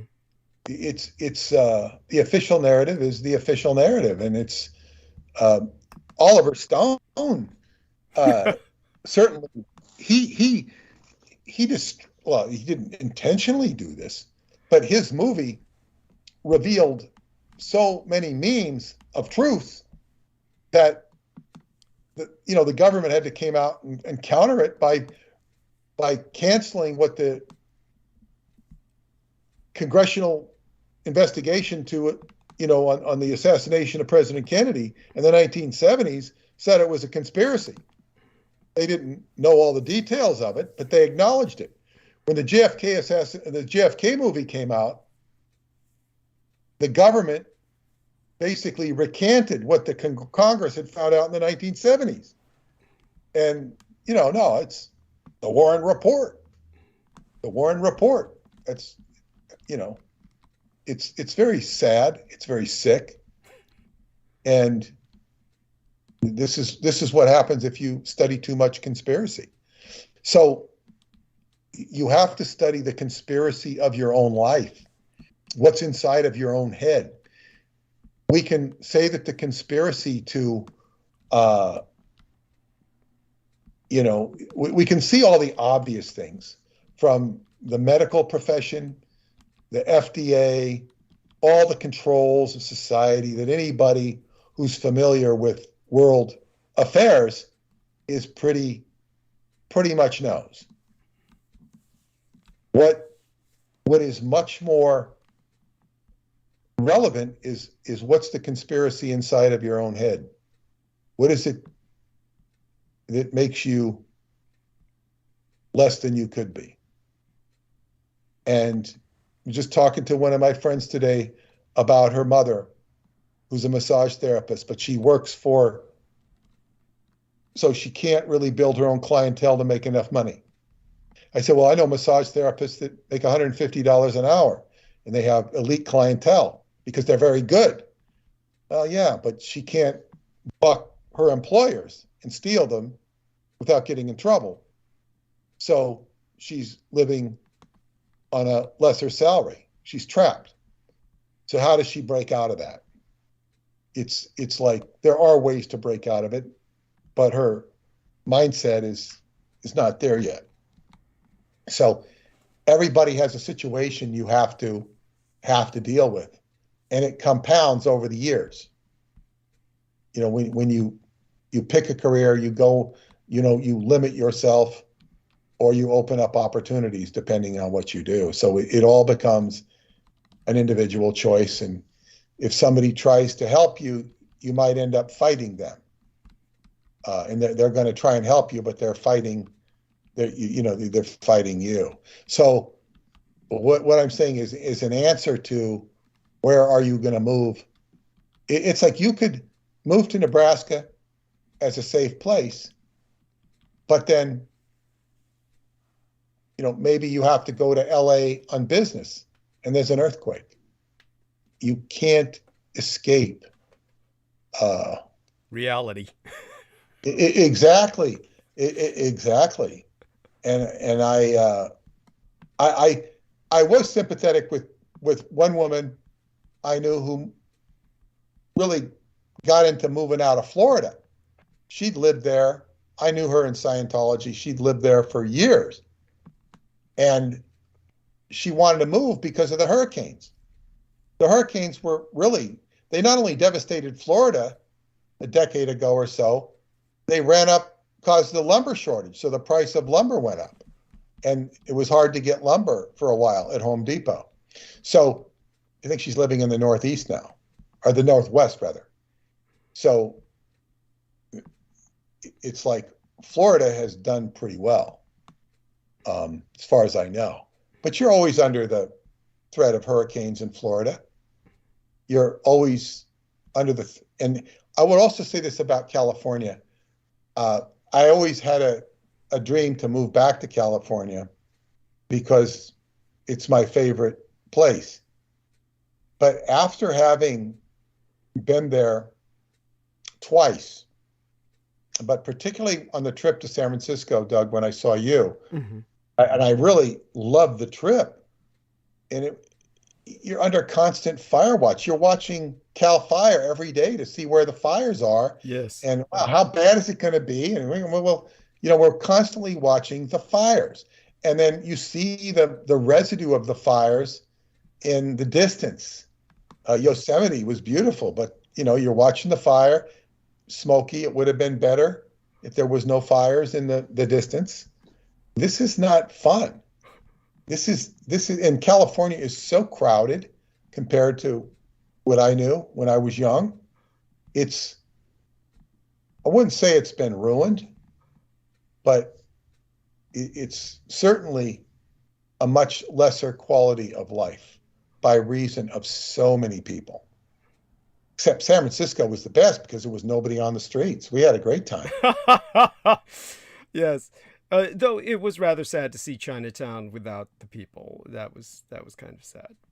But it was maneuverable, but yes. I got to take Paula to Coit Tower, which you just don't go there. That's true. And That's true. Lombard Street, the crookedest street in the world, that was great. And it just wasn't crowded in the places we went in the Fisherman's Wharf, Pier 39. It was, and driving was not a big deal. It wasn't hard to drive. That's true. So that was nice. And then of course we got to see a lot of shops in Chinatown. I never get to see San Francisco that way. Never. That's true. That's true. And seeing Chinatown without the people was also maneuverable, as you say, as well as the automobile and going to the top of Coit Tower like that. It was pretty fantastic actually in its own way. Yeah, I really enjoyed the trip. But as they say, it's like, God, when you move back, aside from whatever taxes and stuff they have and restrictions, aside from all of that, the negatives that California has associated with, it's just not the quality of life that it used to be. It's but I suppose you could say that about everything. New York is like it's like there's so much restriction in New York. Although, what was interesting, I didn't really pay too much attention because we really weren't going out to eat. We did eat in a place in Grand Central, I think at a bagel place. Nobody asked us for vaccinations. I even sat down, we needed to sit down, so we sat down at some chain inside Grand Central Station where you're not supposed to sit. We weren't eating there, but I went and sat down. We needed to sit down, so we sat down and ate what we ate. And this guy comes up very politely. He says, "I'm sorry, you didn't get your stuff here. I have to ask you to leave." I said, "Oh, it's great. We just finished. Thanks. It's okay." He was very happy. We just finished, so it was totally okay for him to ask us to leave. It was okay for him to ask us anyway. But it's like nobody asked for vaccination or anything. But I did see some of the restaurants, which they have this outdoor tents with heaters in them. So I think if you aren't vaccinated and can't go in the restaurant, I think you can eat outside. That's the way it seemed to be. Now, I do know when I went into the city to give out your book, that I did eat with my friends who were not vaccinated in one of those outdoor tents. Of course, it was a beautiful day, so you didn't need heat, but we ate in a tent, and they said you can go in the restaurant if you're not vaccinated to go to the bathroom, but they were serving people outside, and they were serving people inside. So it's like New York City, I think, seems to have accommodated unvaccinated people to a certain degree in restaurants by having them eat outside. Right. So, but still, it's cumbersome to do anything in today's society. I guess unless you're in Florida, then you can get away with almost anything. I don't know. I mean, that's they like to say how great it is there. Florida, I think my ex-father-in-law, he once summed up Florida very well when he visited in the 1970s or 1980s. He says it's all shopping malls and cineplexes. And I would tend to agree with him, unless it does have some beaches, and it also has amusement parks in Orlando that remind you of Las Vegas. It's just one wall-to-wall amusement park in Orlando. But other than that, I don't know cineplexes anymore. People have Netflix. They don't need to go to cineplexes. And shopping malls. Florida can be very boring, but it can also be nice to get out of the winter. I have no great desire to return to Florida. Although I would like to take Paula there sometime. Oh, of course. Yeah, it's great to get out of the winter. Yes. You spend a weekend out of the snow, and wow, it makes all the difference in the world. But anyway, that's what I have to say about climate change. It's like, unless an individual can go out and, change the climate, you have to deal with your own self and your own sphere of reality, what you're dealing with, unless you happen to be some scientist who can deliver relevant information and meaningful information that will change things. You also talked about the 12 tribes. Yes, yes. I had never heard about the 12 tribes. I had not followed the Colorado fire. The only thing I didn't hear you say, I don't think I missed it, but is like a white supremacist cult. Mm-hmm. But these things all seem to come out of the CIA itself or some similarly related entity. Mm-hmm. So it's like the white supremacists, it's just like, I think who was this guy? I think it was Lamar Hunt, mm-hmm. who was financing the black Muslims and other white supremacist groups. They're both being financed by the same source. I don't know what Lamar Hunt is, if he's alive anymore. Right. He was mostly known for the silver, cornering the silver market with his brother. Yes, the Hunt brothers. Nelson Bunker Hunt and Lamar Hunt. And Lamar Hunt was famous before that for being the owner of the Kansas City Chiefs. Mm-hmm. But So he was a big financier, but he was known to be, funding people. I believe it was Lyndon LaRouche, but funding opposite sides of the coin. Right. And it's like, why? Why would anybody want to finance any of these people in the first place, let alone both of them? It's this is the world we live in, of creating foment so as to control chaos. It's the agents of chaos. Hubbard called them chaos merchants. Yes. He called them chaos merchants, and that they were there, and this is how they control the world, by creating chaos and then playing off of that. And certainly he was right. But so I was not aware of this particular group, or their disgusting behavior. And I don't know if it was you saying this, if I heard it on your lecture or your talk, or I think I heard somebody else say it. I think it was from somebody else who worked in airplanes. And they had occasion to see what actually goes in airplanes, talking about in the cargo bays. Right. I said, would you not believe the amount of guns and dead bodies? Now, I don't know the details of the dead bodies, right, if they were being, transported to be used in a fertilizer plant, if they were being sent back to their, relatives so they could be buried in the land they came from, or if they were, being trafficked for organs. I have no idea. But he said there were a lot of dead bodies and a lot of guns. Yeah. By the way, what Peter Moon's talking about, our man Jameson Reese says, "Ooh, I want to work at an airport now." But, that was the old days, Jameson. It's not like that anymore. That was back in the pre-9/11 days, when I was working as a mercenary in Africa. You could just take fully loaded automatic weapons and just put them in bags and, give them to the people at the airport who were loading the planes. I forget what they called them. The people with just basically the trundle cars and shit.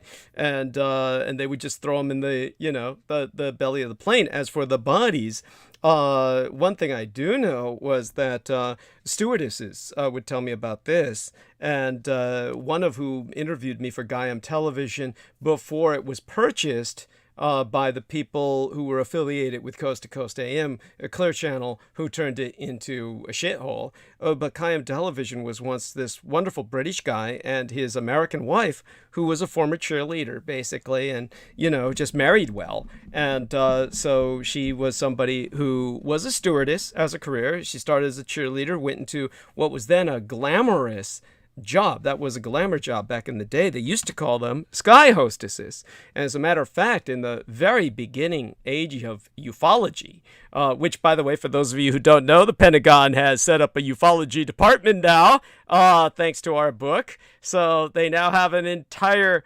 department. You can look this up yourselves.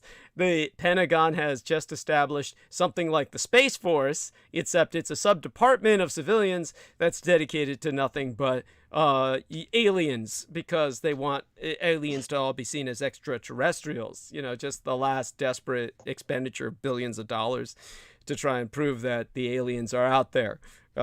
Which, of course, if it took them this long to establish a department for 20 aliens. years, 20 plus years of the History Channel to prove that aliens are here. Yeah, there you go. Their announcement. Thank They've you. waited 20 years to make their announcements. Yeah, thank you.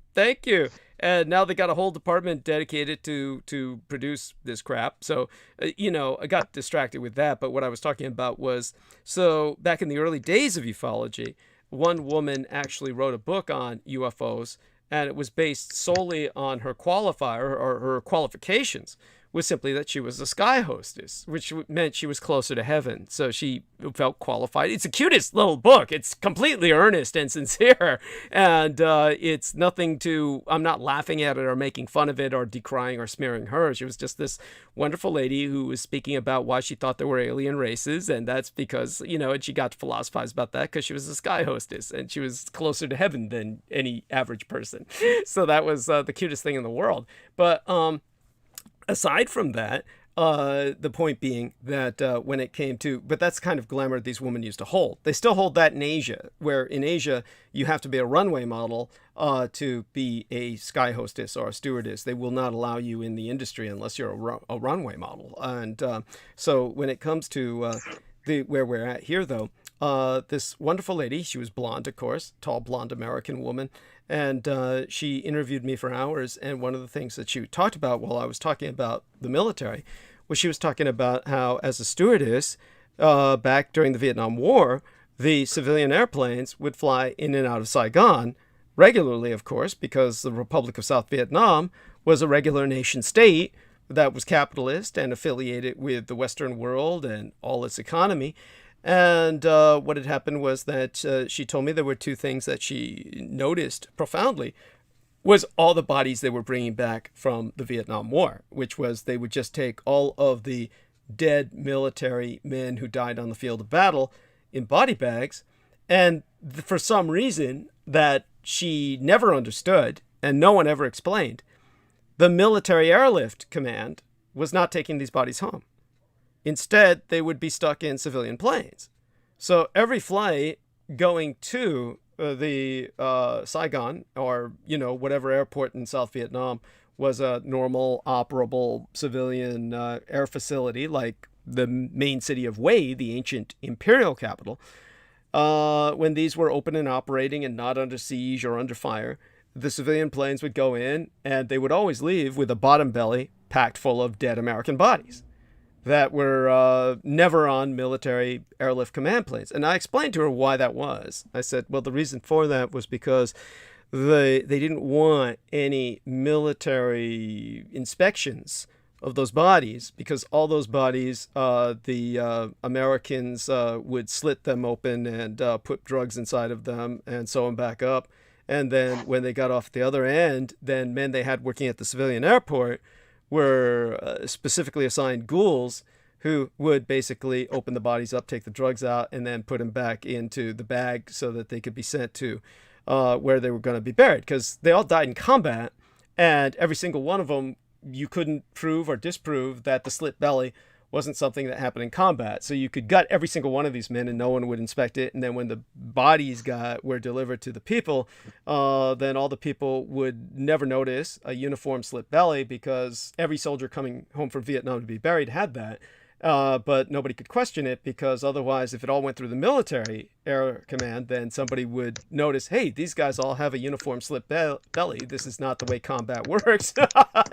And so I told her about that. The man who organized that was Master Sergeant E.M. Woodrich, and Woodrich was in charge of the EM's clubs, or the enlisted men's clubs. So anyhow, Master Sergeant Woodrich was ultimately busted, and but he had dealt with literally hundreds of thousands of men like that and had made hundreds of millions of dollars. In this day and age, he would be a multi-billionaire based on that operation.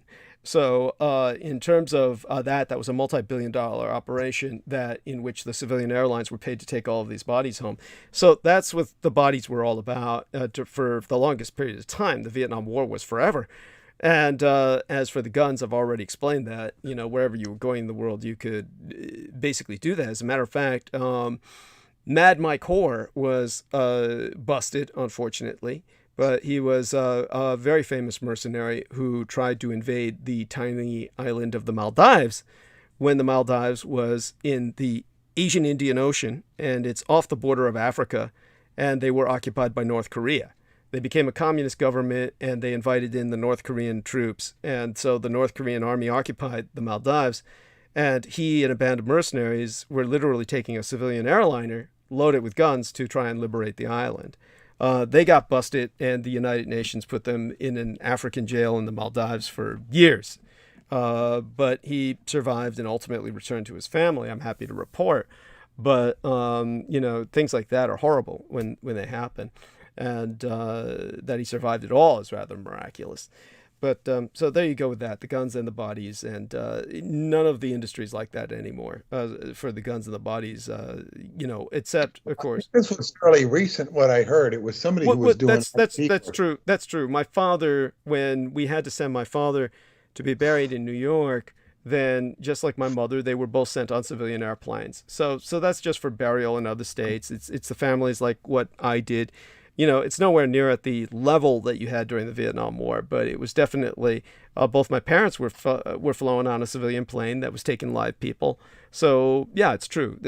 Yeah, you're always going to have people being flown to other parts of the United States to be buried where they were born, that sort of thing.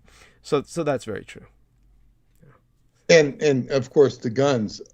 He's talking about guns. I don't know. You know. It's not illegal to transport guns. It would depend, you know, who's doing the gun sending. There's that. You know? Yeah. So I mean, the gun industry is enormous. So since the gun industry is so large and so influential, it's probably you know, there are, as I brought up before, and it's a statistic that's very hard to believe, but it's true. There's more gun stores in the United States than there are grocery stores. So they're obviously going to be sending guns to each other. So probably the civilian airlines are used for that kind of gun transport. So it's going to be guns and bodies. So yeah. And you could imagine, you know, UPS and FedEx being used as well, or even the U.S. mail. I think that probably the U.S. mail wouldn't do it. So it would have to be the airliners. They're probably paying some side. It's probably the airlines are getting some kind of side deal with that. The U.S. Post Office, the gun dealers wouldn't trust them. I'm talking about legitimate gun dealers would not trust the post office. Nobody in their right mind would trust the post office at this stage in history. That's the post office. You may as well throw it in the trash. Whatever you're mailing through the post office. Peter Moon sent me books that, of course, this is different. That was close monitoring. And they just, you know, after sending it to the postal inspectors and, you know, checking what it was, they sent it right back to him with no explanation. By the way, I'm giving away a number of books, too, so you might as well send me those books back since I've given away all the rest, or intend to. So that'll help me have enough to just disperse to you know, people. I might give a copy to my Japanese doctor who's taken over my case, which I asked for. So I asked for a medical doctor. Yeah, I asked for a new general practitioner because the gay guy's off on paternity leave, and you know, it's not that I'm repulsed and rejecting him because of that, though there's an element of that. But you know, I just figured I needed an Asian doctor I could relate to. I would have preferred a female, but the only one open was a male. So he's of Japanese descent. So I may well give him a copy. And of course, Jameson says stick with the female doctors. I would infinitely prefer to. Unfortunately, there's none available. The COVID, by the way, is just, you know, I'm lucky I get a new doctor who's Asian at all, considering. And I didn't want to stick with that Dr. Shea, the Chinese guy with the same last name as, you know, Lena Shea's husband, because that guy was trying to get me to, like, do things while I was hiccuping that were just ridiculous. Yeah, go on. Well, this brings up, you know, the book. Yeah. And of course, you sent me some other links, and I didn't have, I think some of them were hard to get, and I didn't have time to look at all of them. Mm-hmm. But there was this one that was the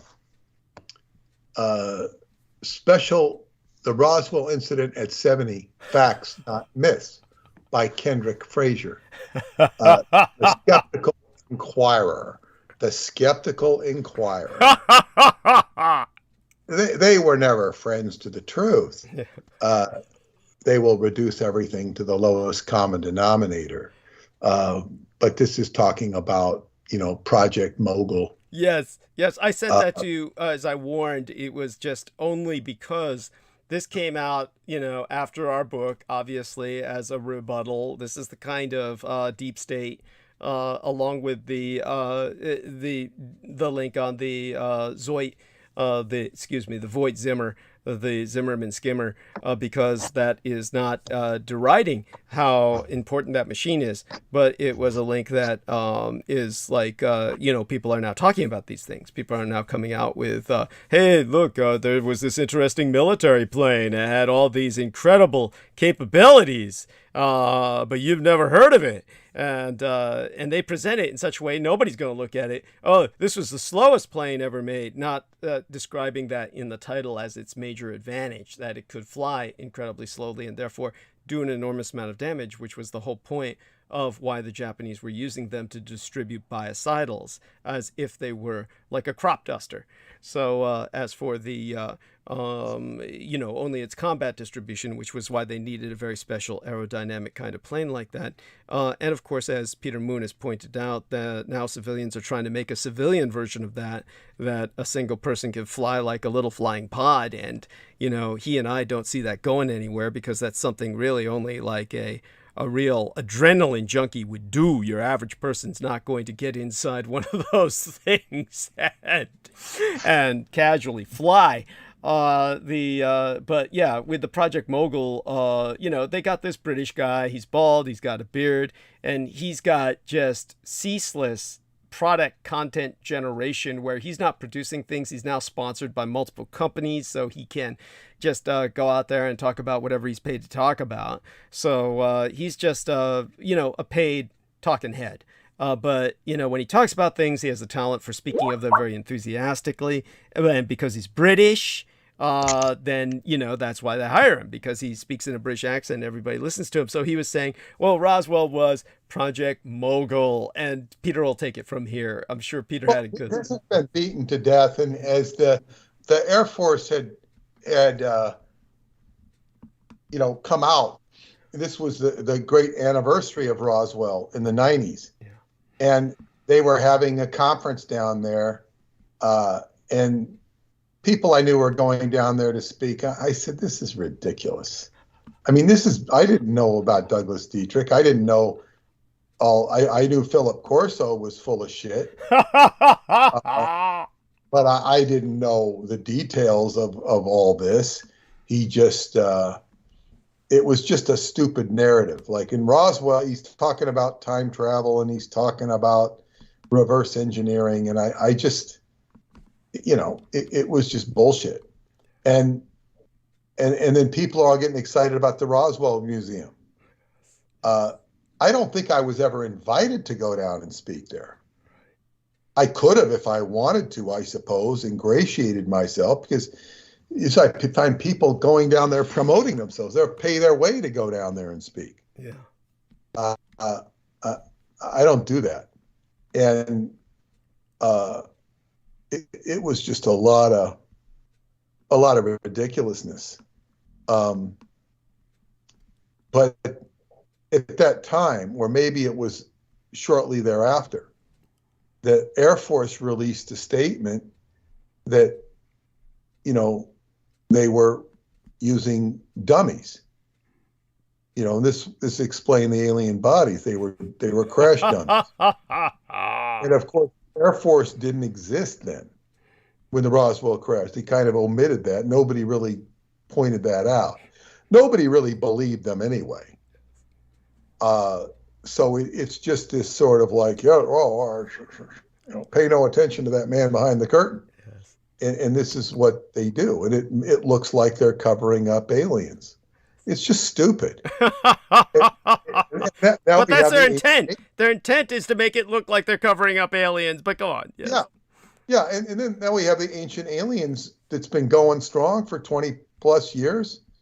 And it's like, after 20 years, you'd think the audience would catch on. And as it was pointed out to me, my producer friend said, he said, there's no more successful cable show than Ancient Aliens. And the reason it's successful is because they pander to the belief of the audience that wants to believe in aliens. He says, this is what we need to do with Montauk. You don't have the good cop and the bad cop. Because first of all, it sounds stupid.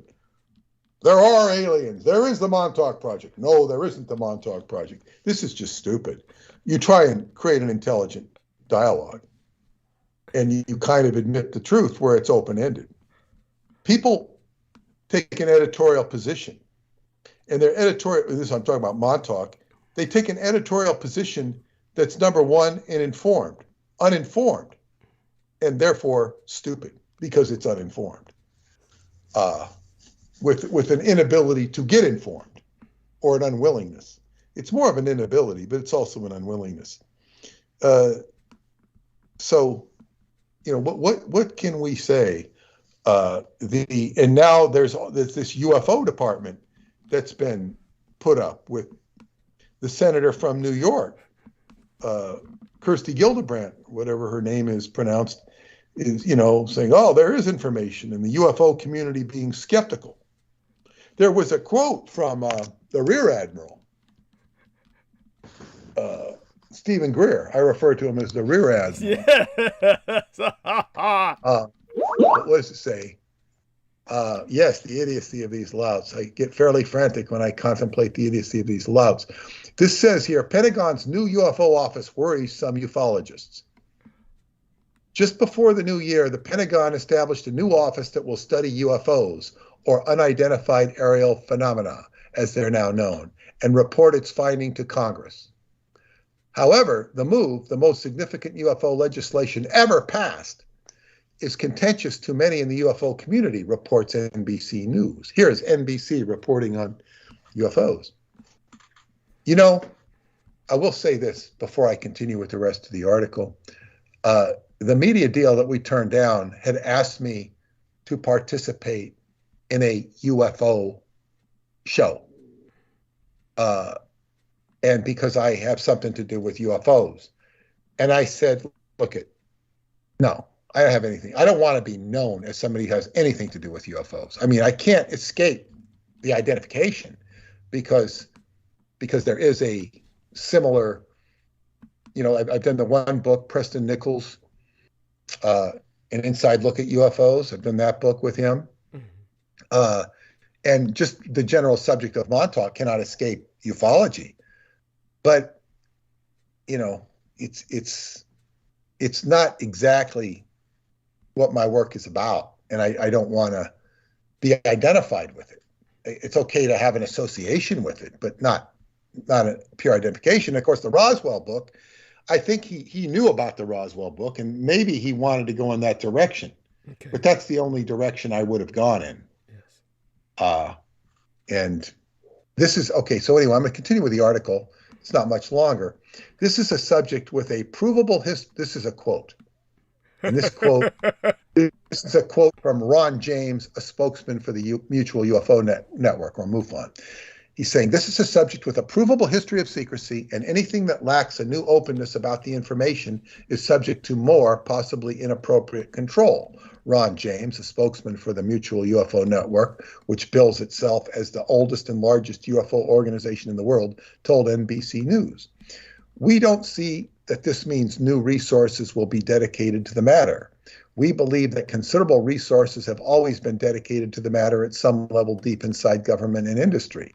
Ufologist Stephen M. Greer told NBC News that UAP, which means unidentified aerial phenomena, shouldn't even be considered a national security threat worthy of special Pentagon attention.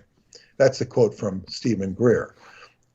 Luis Elizondo, a former government insider who helped spark renewed interest in unidentified aerial phenomena by publicizing video from military aircraft, wrote in an op-ed in The Hill that the Pentagon's decision to place the new UAP office inside the office of the Undersecretary of Defense for Intelligence Security could mean 70 more years of secrecy on this topic.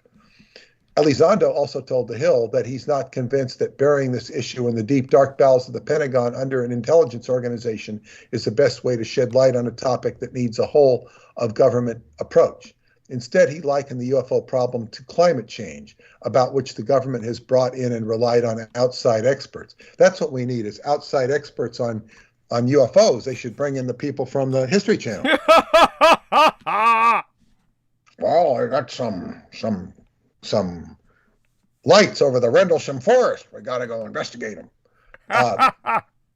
Meanwhile, lawmakers who spearheaded the legislation, like New York Democrat Kirsten Gillibrand, argue it brings new resources and legitimacy to the investigation and tracking of potential national security threats. Our national security efforts rely on aerial supremacy, and these phenomena present a challenge to our dominance, Gillibrand said. The United States needs a coordinated effort to take control and understand whether these aerial phenomena belong to a foreign government or something else altogether. Now, we'll go back to the SAGE radar system that was built in the 1950s, of which Montauk was a part, the Camp Hero SAGE radar station. There were about 12 or 13 of these radar stations, and their purpose was to monitor everything in the sky that came in, with the ostensible reasoning that they were concerned about Russian missiles or Russian aircraft. This was so they became a monitoring station for anything that's coming in the skies. This is what the foundation of Camp Hero was about, along with the other stations around the United States. Camp Hero is the only one with the radar dish that's even left. It's pretty dilapidated, but it's still there.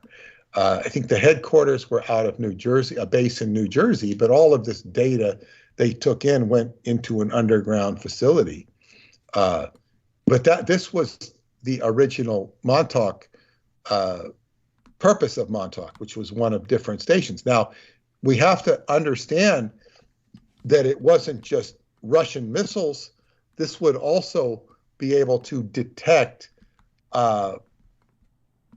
German flying craft, Fourth Reich, or whatever you want to call it, Third Reich in exile flying craft. Yes. This would have been perhaps a greater threat than Russian missiles. Yes. Not that Russian missiles weren't a threat, but this would explain it. Well, and the of Russian course, missiles were far less of a threat. So go on. Yeah, by all means. Yeah. But yeah. And then when the over-the-horizon radar came about, these bases became antiquated. These bases became antiquated, but they did find, because of the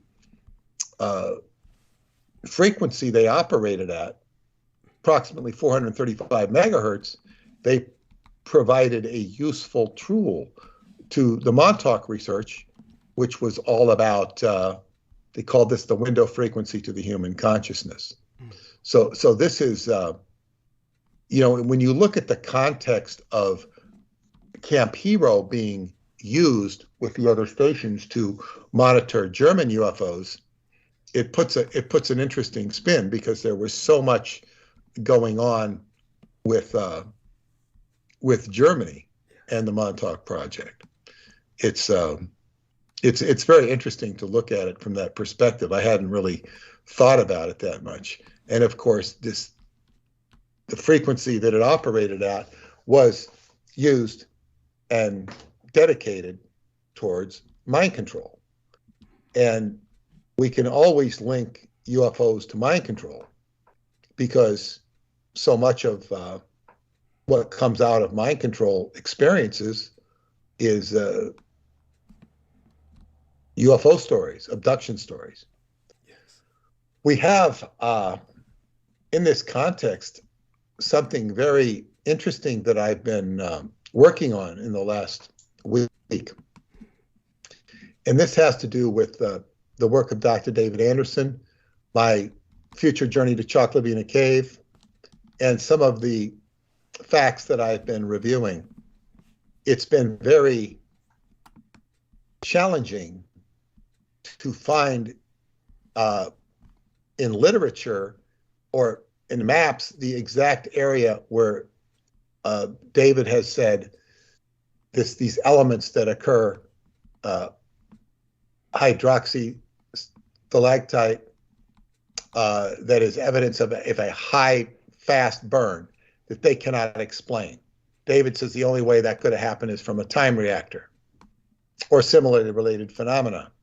And this stuff has been found uniquely in Choklavina Cave, and it's said to be near the bivouac room. The bivouac room is on certain maps. I've been looking at them, but they're crude maps. And I think that I was in the bivouac room because it was a huge space in the cave. But as I read further, there's 2 caves in Choklavina. There's actually 3 caves. the third one we'll ignore. It's the bear cave because it's up separate and it's got a bunch of bear bones in it. I don't think it has not shown itself to be of any great significance with regard to the matters at hand. But there's the wet cave and the dry cave. The wet cave I have been in. It's a much more challenging journey because you have to have equipment. And it was through the wet cave I penetrated about a mile and came upon this huge space where we meditated. I was far too tired to be exploring any further. I can imagine. Yeah. Although I did see alcoves in area which I thought, oh, these could be the alcoves. Now, I didn't think that at the time. I thought this after the fact. Now, in the existing literature, okay, it says the dry cave. There is an entrance to the dry cave, a natural entrance and an artificial entrance. I know the artificial entrance because I stumbled upon it on my second journey there. And we have some video of it. We discovered this, you go in about 50 yards or so into this man-made opening and you find a steel door. The steel door is shut. When I say it's a steel door, it's not like a door. It's more like an opening, like a cupboard. You would have to open it and then, step up and crawl through it. You could do it.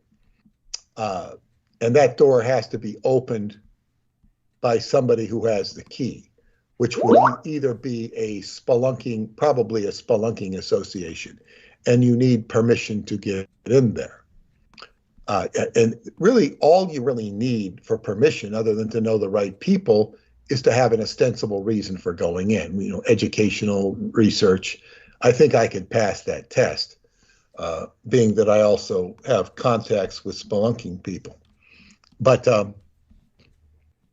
and I have friends that have gone into that cave, the dry cave, and you go in about. I have some video I'd like to put together on it someday. And this is where one of my friends found huge skeletons. He said they were human skeletons, but for like a giant, about 9 feet tall. He said they were human bones. He wouldn't take the bones to evaluate them further because he said it's a cemetery. It should be honored, respected. Honored with respect, yes.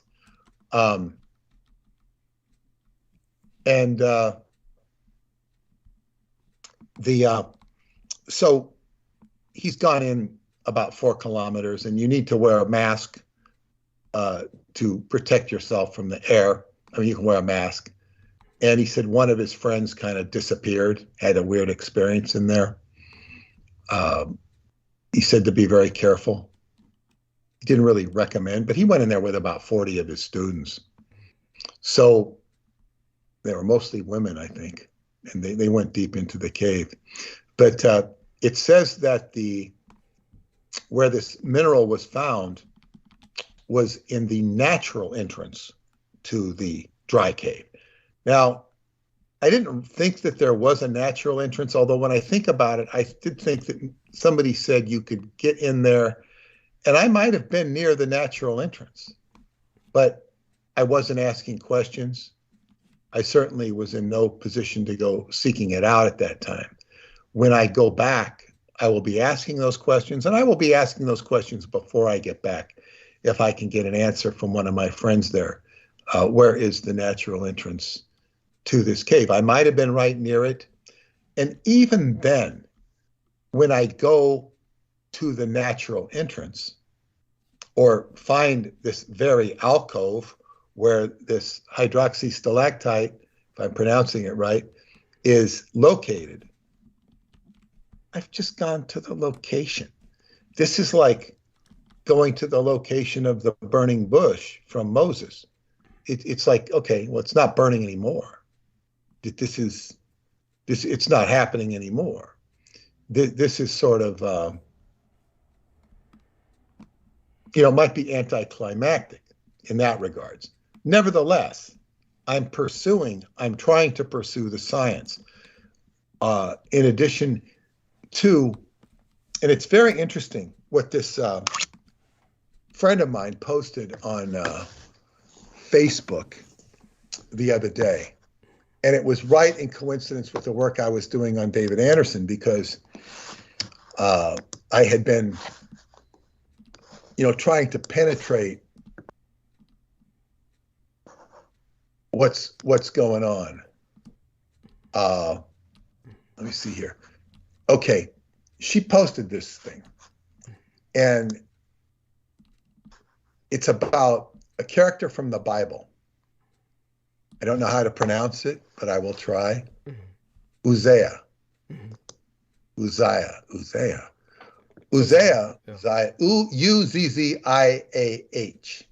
Okay. He was a prophet in the Bible.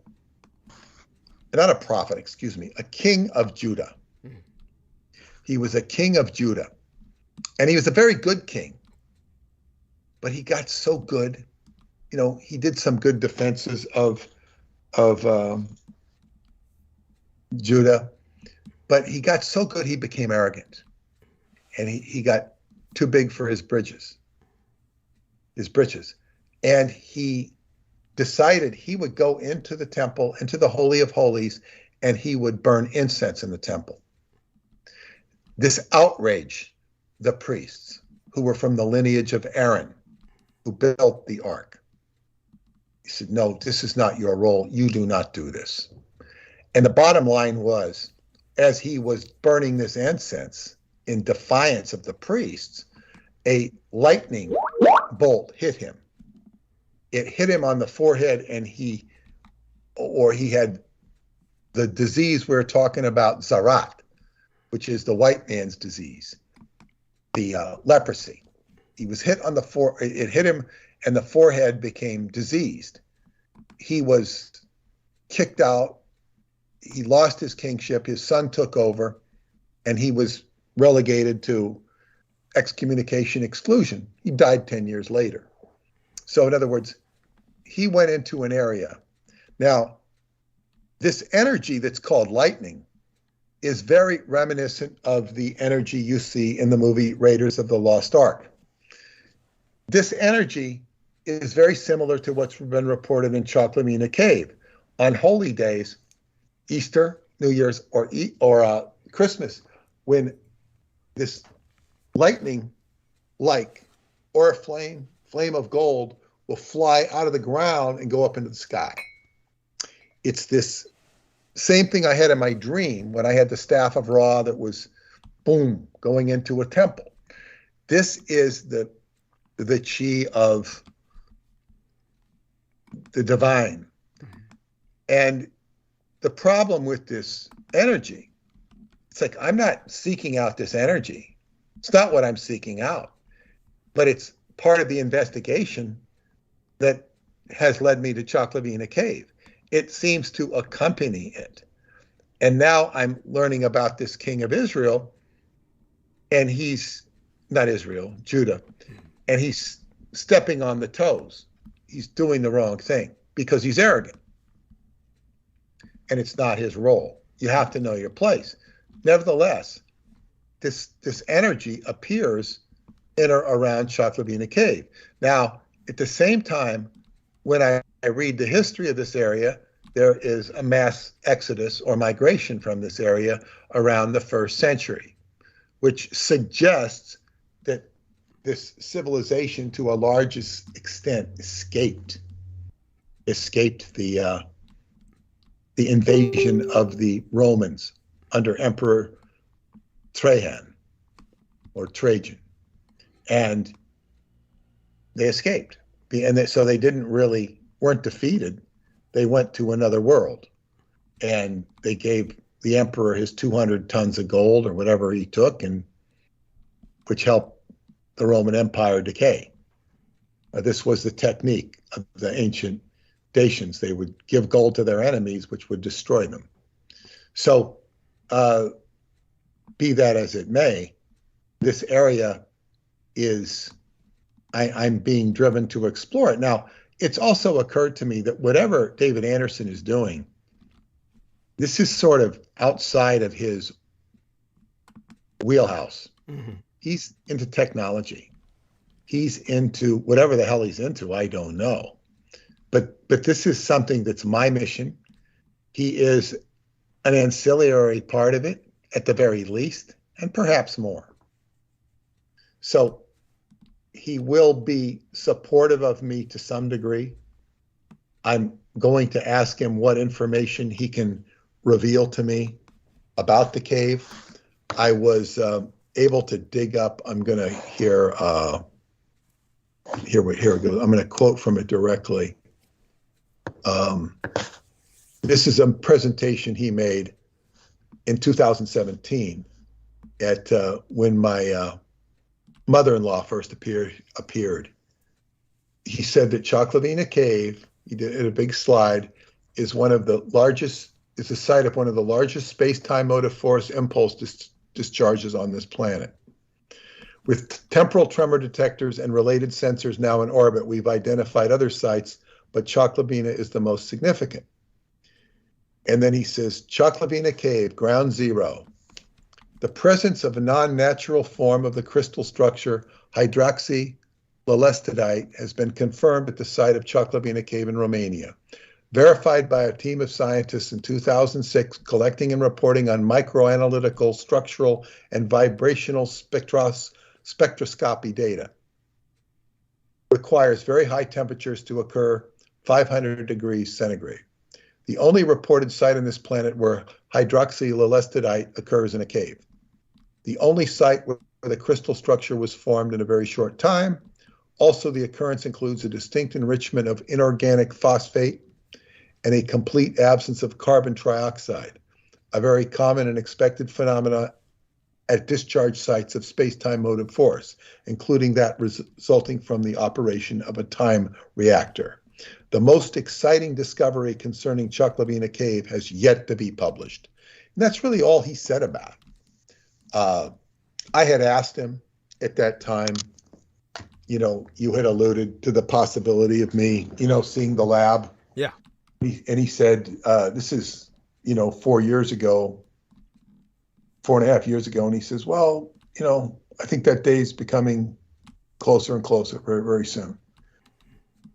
Well, it's not coming closer, or it hasn't come closer in 4 years, but maybe it will. The possibility, of course, but this is what happened. So I've been working on this, and I had a dream last night of David Anderson, and he was very present in the dream, very present. Like you could feel his presence. I could feel his presence. And I was watching a video, an old-fashioned, I say old-fashioned from the 1980s, 1990s, video with a TV on a screen, just a regular TV from that time period. And we're watching videos, me and my producer friend, and ostensibly this would be to use in a documentary or something, where we're watching a character in a chair gyrate uncomfortably. I would say that this chair was like a cross between the Montauk chair and what we see in A Clockwork Orange, which was a torture chair. The bottom line is this guy is gyrating. And he's not necessarily being tortured, but he's uncomfortable, and he's gyrating and pulsing and spasming, and I don't really know what the significance of it is, except he's part of some experiment. And David comes in and he looks at it and he says, "Oh yeah, I know this footage." I think he might have said, "Where'd you get this? Off the internet?" Because one time there was a documentary done on his time travel research center in 2001. It was done by people that were affiliated with the Discovery Channel. They came and did and I don't know if it was the research center he had on Long Island at the time or the one in New Mexico. But when 9/11 happened, my friend from Romania had come here, but he was not allowed in because they were not letting any foreign nationals into what was then the Time Travel Research Center. It was a security issue because of 9/11. And so he wasn't able to go in the center and see. And I think that was the one in Long Island. I don't know if the documentary was done in New Mexico or Long Island, but it was killed. And David had said to me years later, alluded to, he thought this might be on the internet. It's not on the internet. That's how David's, I guess what you'd say, almost YouTube naive optimism. That's what I would call it. No, it wasn't optimism. Okay. It's just that he's so disconnected from it. Yeah. That, he's not going to be looking at Google or YouTube. You see, that's, in other words, not naive optimism, just a complete. It's beneath him. It's basically that kind of mode of access to information is beneath him. He's not working at that level. Well, exactly, especially on these topics. Yeah. So, so in the dream, he was alluding to the fact that, where'd you get this? Like he didn't think this stuff was restricted. Well, the stuff we were looking at was very restricted. It would have come right out of, the Montauk Project itself. Now, I know of no such videos, but we were looking at it nevertheless. But what the dream told me is that the MK Ultra, or mind, not even MK Ultra, might be too strong. The whole mental factor of dealing with time travel is very disconcerting to an individual. We just have to go back to Preston's statements in the Montauk Project that when one goes out of this dimension, one not only loses their time references, what he called them, their minds begin to discombobulate. So this is a big issue of mental dysfunction that would accompany it. Imagine if you were in your house right now, wherever you happen to be, and then 3 seconds from now, you're in somebody else's house and you're in another reality. And then 3 seconds later, you're in another one, and so on and so forth. And I'll never forget waking up in the basement of my friend's house near Baltimore. I used to go down and visit him. And I wake up in the basement. I see a piano, and I see that outside, and I have no idea where the hell I am. And it's not even a place I haven't been before. It's not the first time I've ever been there. I wake up and I say, where the hell am I? I don't know where I am. All I know is that I'm supposed to be here. And it must have taken me over 5 minutes to figure out where the hell I was. I played a guessing game. Where am I? Where am I? See, I'm not at home. I'm not in my wife's relative's house. I'm not in my family's house. Oh, yeah, I'm in Baltimore. Okay. Wow. Okay, now it all makes sense. But boy, it was a challenge to figure out where I was. Now, that was a real life experience. But imagine if you really were plucked out of this reality and you're now in a different time, a different location. It's very disorienting. I once saw a channeler probably around 1990, and he was channeling in front of an audience of about 100 people.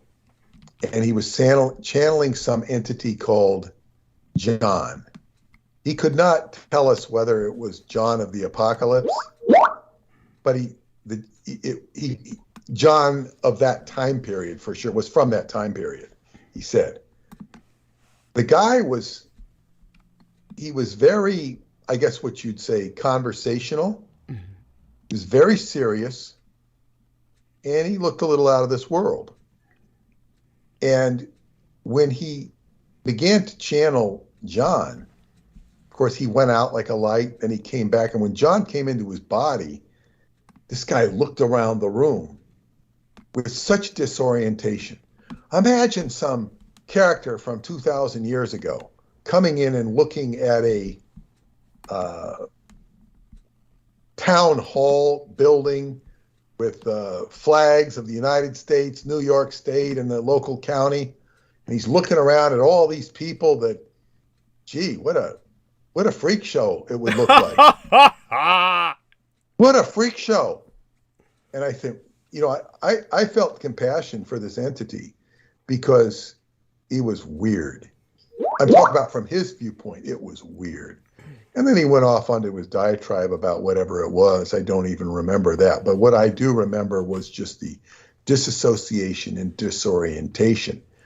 And how could he possibly relate to these people in a, modern setting, what we would call a modern setting? So there is a severe amount of mental trauma associated with time travel from what we know of the Montauk Project and the Philadelphia experiment. With David Anderson's technology, he has said that, human beings, as we know them, are not up to dealing with the moral factors that's required. They're not up to it morally because of their greed and their general aberrant human conditions. So, this is indeed what we're dealing with here. So, and that's just to say their morals. What about what's the normal person going to be able to? They have a hard enough time negotiating their own life or navigating their own life, and that can be challenging to navigate a life. What about other realities, other situations? This is what we're dealing with. So it really made me take stock of the issue of what is the mind? How does the mind deal with all of this stuff? And when we have the work of Radu Sinamar, this is all about the mind. It's all about increasing one's vibrational frequency.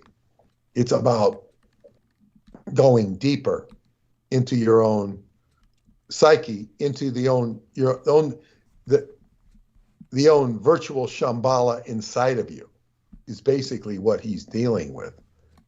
What this has to do with the time travel technology of Dr. David Anderson, I cannot say. It's a curiosity. And David does not come off as being on a spiritual journey. He said reading the Montauk Project woke him up spiritually, knowing that he was a spirit. But I don't know that, and I know he studied Buddhism, he studied Buddhist monks and this sort of things and had interaction. And I think he might be very understated about some of the things he knows in this regards. He's very humble in general about pretty much anything he, knows or whatnot. So, but still, he does not come off as a somebody who's on this spiritual quest.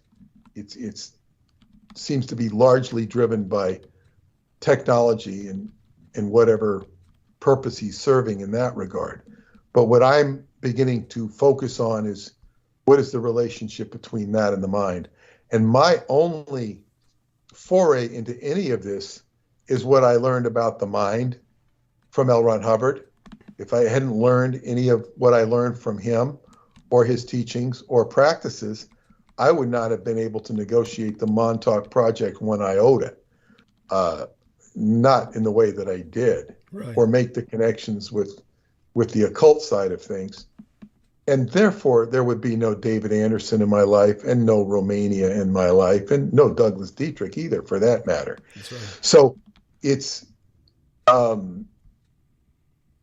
it would seem that my whole license to foray into this area at all would be my understanding of the mind. Yes. Whatever that is. So, and then it also applies to David's situation, because what is the mental factor that would give access to this technology? What was his mental factor?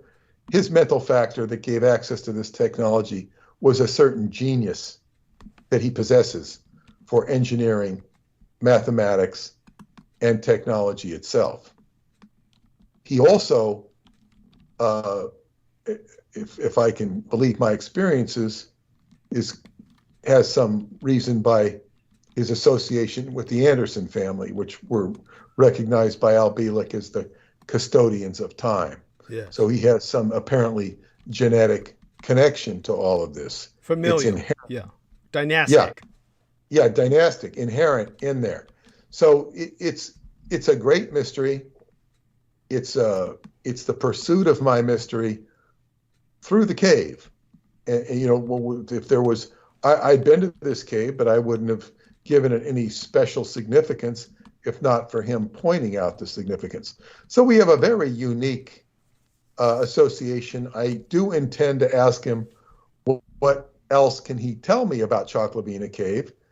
Vis-a-vis, he's already supportive of my antenna project there. I'm kind of not even thinking about that, to build this antenna, which is basically to instruct young people in how to operate a ham radio and potentially communicate across the world from this location. I know that my mother-in-law had trepidation about the Chaklabina area for two reasons. One, they didn't like the idea of an antenna being put up there. Of course, this is an antenna. This is a ham radio. This is small potatoes. Right. You know, there's cell phones technology closer to there that are far more intrusive on the environment. And second of all, because it was being monitored by UNESCO.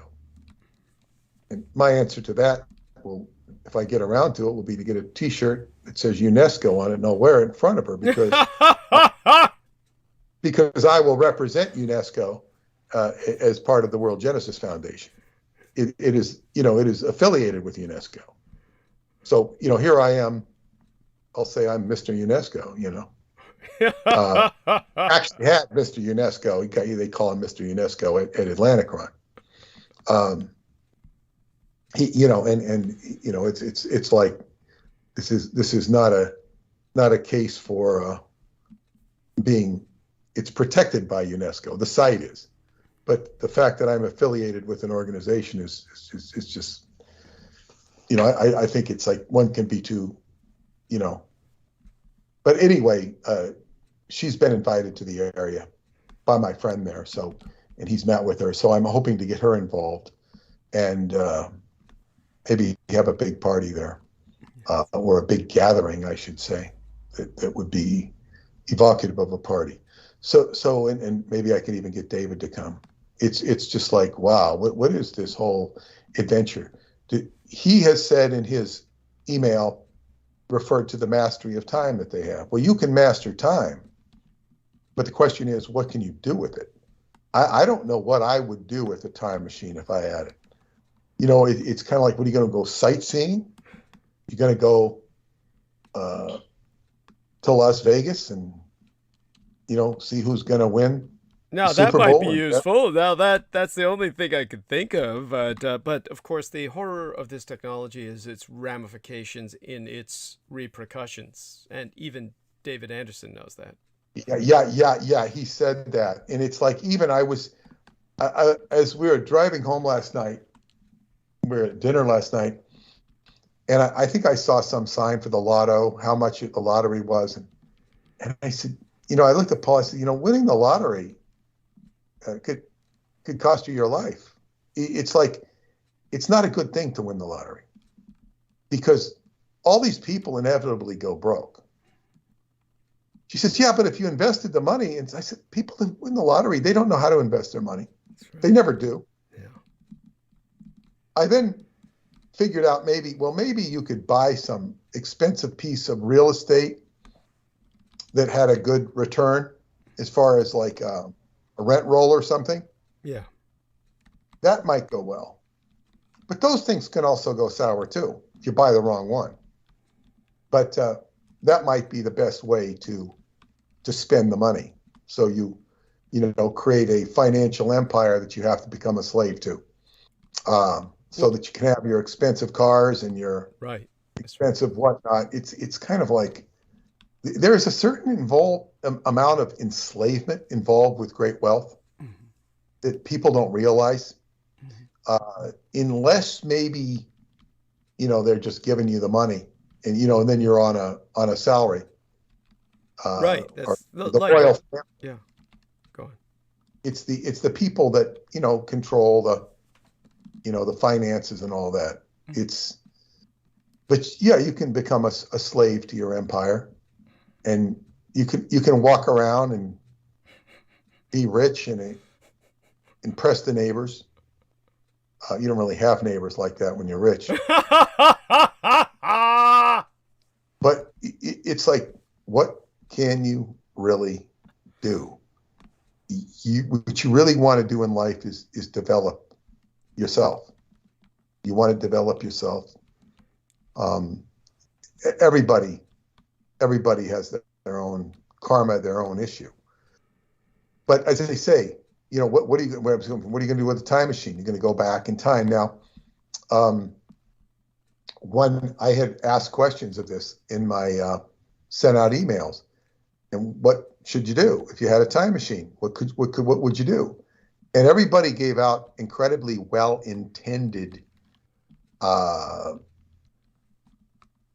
answers. Oh, fix this, fix that, fix.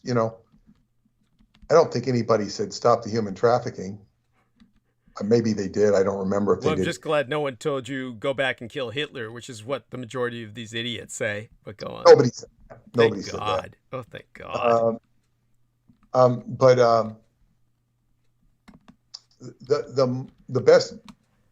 the best answer, or I think was Dennis had said, go back and or made the comment. Nobody's given answers to work on themselves.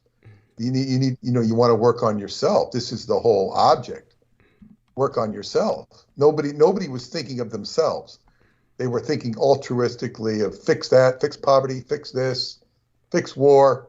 I don't understand how a time machine would help anyone with those goals. Those are completely far-reaching goals that are like they're part of the human condition. Human trafficking, war. Well, yeah, it's simplistic thinking, and time travel requires very complex thinking. I can think of no complex thinker I've ever met than Preston Nichols.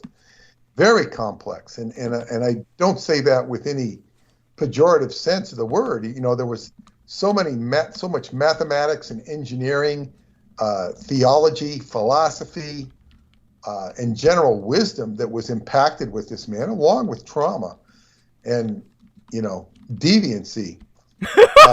I was waiting for you to add that. I was always for lack of a better word. Yes. But it just and unconscious processes, very complex man. I think we could say David is complex, but nowhere near as complex as Preston. Nowhere near. I don't think I've met anybody with such complexity and intelligence and genius. And he could come in and fix your refrigerator. He could fix your stove. He knew how to do stuff. But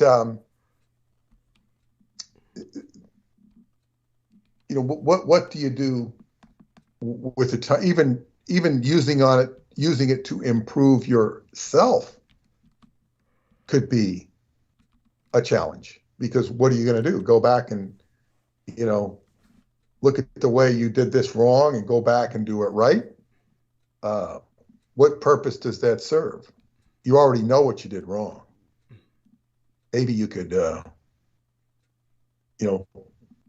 go back and return the magazine you stole from the store. That really wouldn't do much. Or if you stole something from somebody, it hurt their feelings and you shouldn't have done it. But what if you didn't do that stuff? What are you going to do? Go back and retract some comment you made that was bad? Or you hit your sibling and you shouldn't have hit your sibling, and you went back and don't hit them or something like that. I mean, I'm trying to be pragmatic here. There's maybe some pragmatic things that people could think of, but honestly, there's nothing immediate that a person can think of. This is like something that would require a think tank to really deal with. Now, Jameson Reese is saying you could go back a fraction of a second in such a matter. Jameson, maybe you could come on the mic and tell us what you're considering. Let's see if he's able to come on. Yeah. Let me turn the music down. Sorry about that. What you can do is you can go back like a few fractions, maybe like a thousandth of a second and whatnot. And by virtue of doing that, you would already know what you were going to do. This would give you a sort of permanent precognition, which you would be able to predict things like that many fractions of a second into the future. Okay. Which in and of itself would be incredible, because you'd be able to, you'd actually be in real time. Because our brains take time to process everything. So you're saying you go back like 1 second and 5 seconds into the future? No.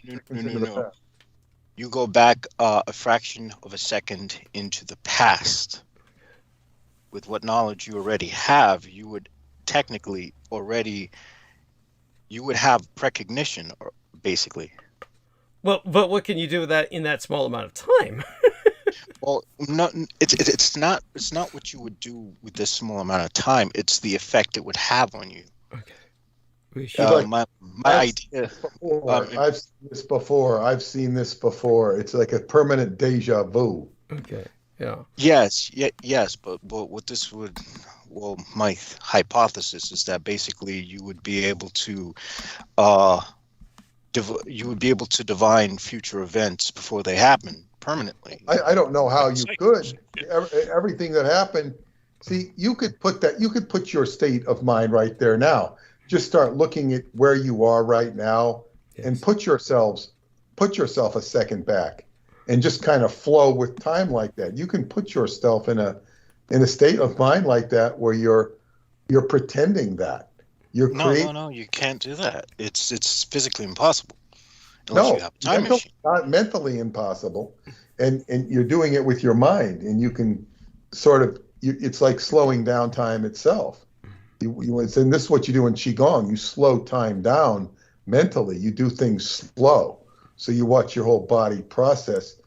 My friend today was talking about he fell down on the ice, fell down and hurt his back.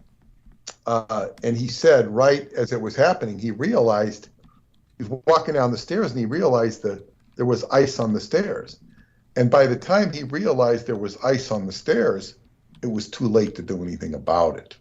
In other words, he was already walking on the stairs by the time he realized there were ice on the stairs. Once he realized it, is when he fell. If he had realized it before he fell, I don't know if he had a handrail, but it was kind of like, wow, you realize something and then there's nothing you can do about it except fall. It reminds me of that. Well, what about going back in time to prevent your parents from ever meeting? That would be interesting. Well, like at this point, what we're dealing with are hypotheticals that are kind of like paradoxes. Yeah, right? Thank you. There's no point to them. Well, that requires a lot of involvement, because it could be very difficult to do that. It might sound easy, but first off, who the hell are you even going into the theater of their life, and what role are you playing in it? How can you prevent it other than looking like a criminal type personality that might get eliminated by the police or other people, let alone them? The thing is to prevent yourself from existing. I understand what you're saying, but I'm saying going in to execute that could be a very difficult thing. I mean, you could go in and shoot them, but then, okay, Jameson, you don't know about this, Jameson, but I will tell you something that David talked about, and it's called the brothers and sisters experiment.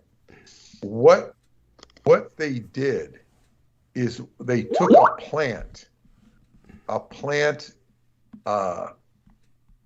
and they took, I guess, what you call the ancestor of the plant. They went back in time, and they killed. When I say they went back in time, they probably sent the plant back in time. They killed the ancestor of the plant. Okay.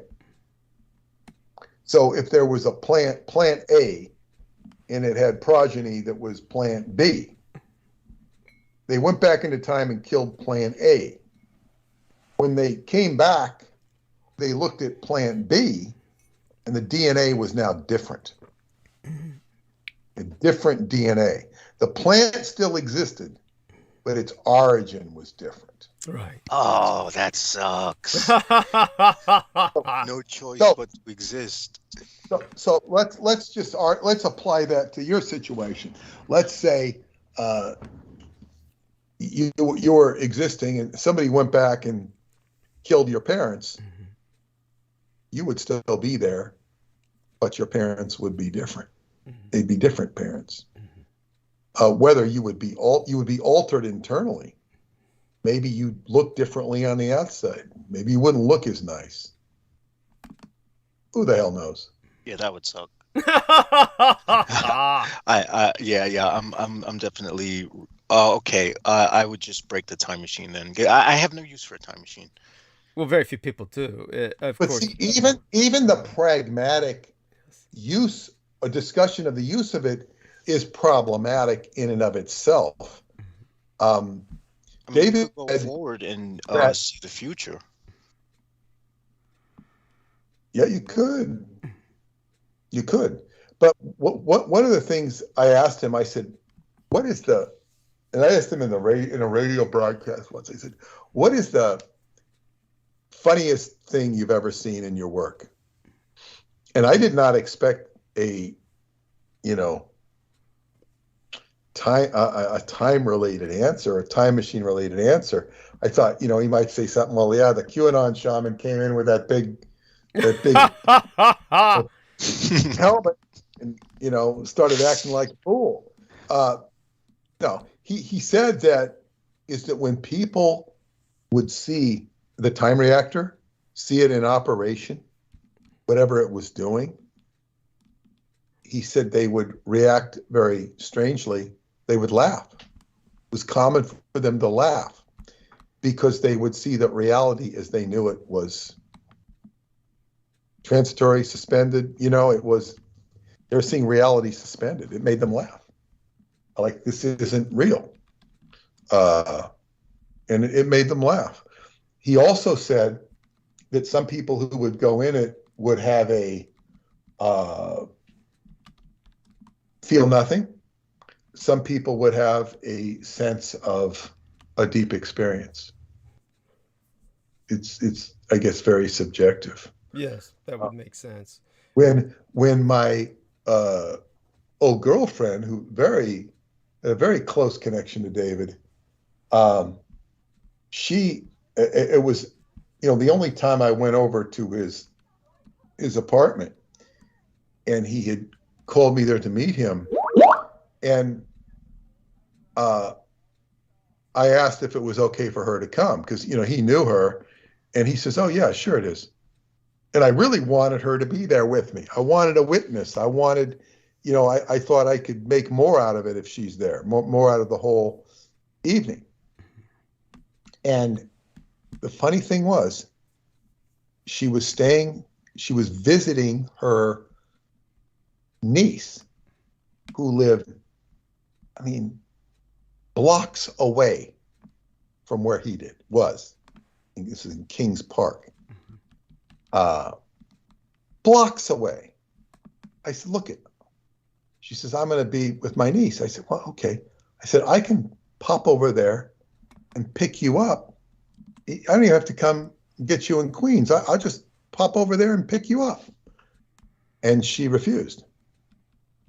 And I was very frustrated she refused because it was like, she would have become totally disoriented to be around him. It was nothing personal. She would have just, she says, I can't be near him. It's just, and that only happened one other time with her on the day I met Bill Burns. Bill Burns had offered me a table at what was called the Culture of Contact at some public school in Manhattan. And I went there, and, you know, I wasn't invited as a speaker. I had a booth and I met some people. I sold books in the back, and I was there to, one of the things, and he took me out to lunch. But my girlfriend came in, and she came in and said hi. She disappeared. I didn't get home till late at night. I helped take some woman home to New Jersey, came home, and I said, what happened? She says, I couldn't be there. She was starting to have like weird shit going on. You call it abduction phenomena, UFO phenomena, whatever the hell.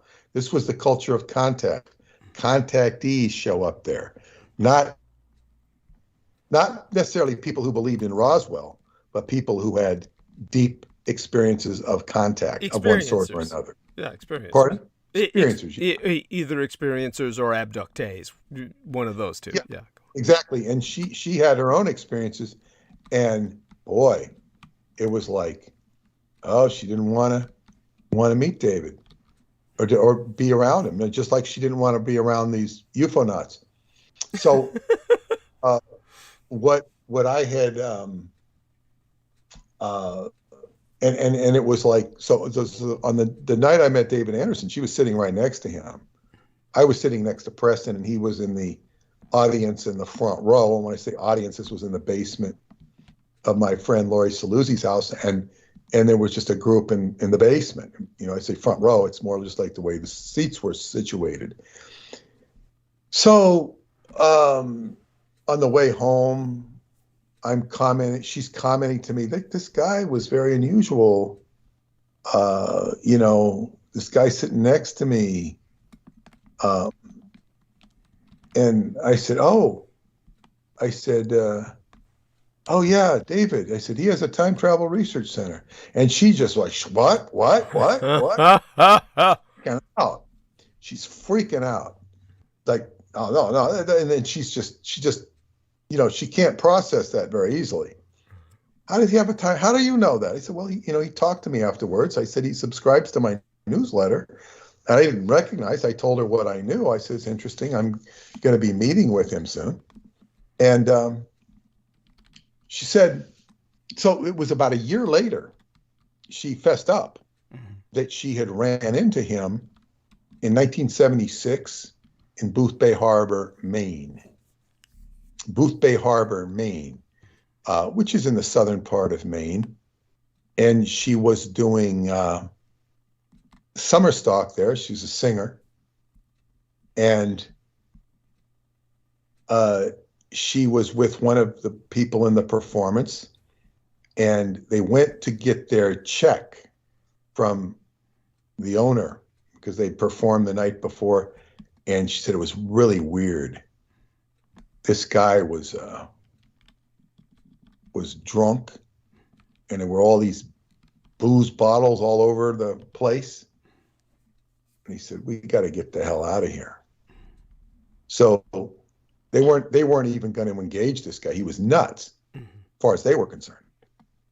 And they had time. The plane didn't leave till like 2 PM. So they had a rented car, and they go to the beach. So we'll go to the beach and hang out at the beach. And they go to the beach, and she says, I didn't bring a blanket. We got one in the car. So he goes back to the car, the guy she's with, to get the blanket. And when she's sitting there all alone, David Anderson comes out of nowhere. And he's got a sweater that's kind of tight around his neck, wearing on the back. I think he has a white shirt on, and he's very pleasant and looks at her and says, oh, hello. And I think she has a journal. What's that? She goes, oh, I've got a journal. And he says, oh, I have a journal. I use a journal. And she tells him what's going on with, with the situation with the car and the plane or something they were concerned about. And he looks at her and says, they might have just chit-chatted very little bit. And he says, your travel plans will work out. And then he disappeared. She turned around and he was gone. And she said it was exact, no mistake, it was the same person. She saw him in 1976. And here it was, 1976, this would have been 1999. That's, 23 years later. She sees the man. He looks identical, like he hasn't aged.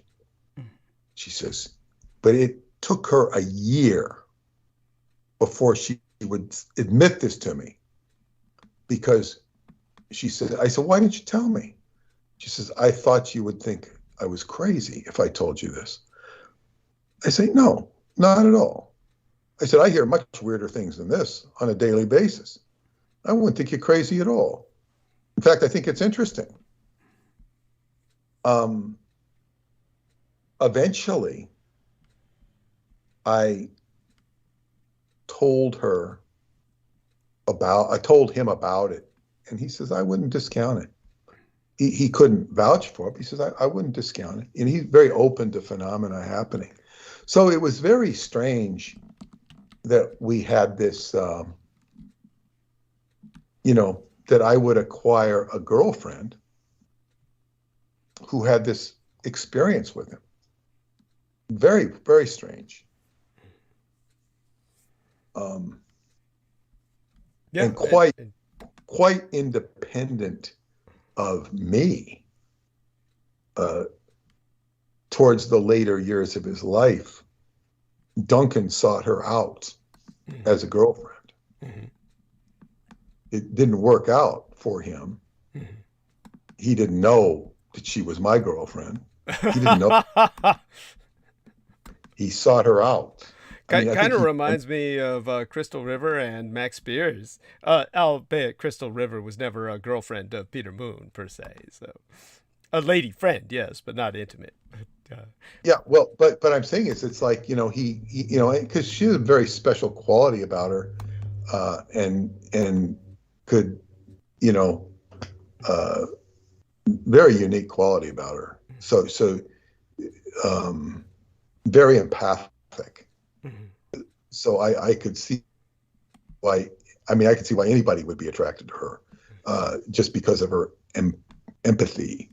But yeah, and of course, it's just kind of an interesting. Now, when I brought up Booth Bay Harbor to my friend Maya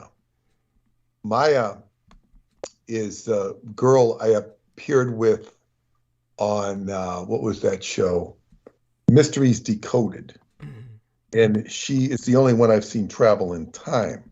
She was the first one to write in after the Montauk Project and say that she was involved in the experiments. And she did not get any joy from Al Bielek, Preston, or Stewart. She said, no, there were no girls involved here. There were no girls involved. Well, she clearly was a girl, and she clearly was involved. Right. Her parents used to go out in the Civil Air Patrol. They were involved with the Civil Air Patrol. It was an airport by Montauk, which was right, near the Mooney's building. And that's how she went out there when she was a kid. Her parents would never talk to her about it. But so when I had seen her one time, she came to one of the psychotronics meetings. She came to quite a few. And I saw her, I was standing in front of the building with another guy who was involved with the Montauk Project, and we saw her drive her car in, and then she came and walked around the building much faster time than you could normally go back, park a car, get out, and walk. Right. It was almost as if it was like 10 seconds had passed. You can't do it that fast. And I commented to him, and he says, yeah, I know it.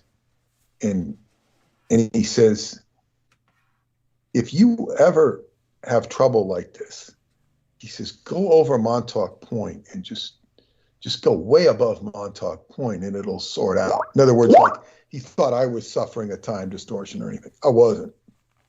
But he was very sensitive to it. And I walk up the stairs and I tell her what happened.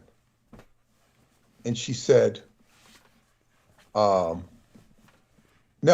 She says, no, that's not what happened. She says, you were already parked when I came in. And she says, I saw you sitting there. And I saw you get out of your car and walk in. And so I was already there. I said, no. I said, when I came, I was the first one there and there was nobody in the parking lot. Your car wasn't there. There was no car there. And I saw you drive up. So we saw each other in different times. There was also another time when she came to my house. She was going to go to Montauk with me.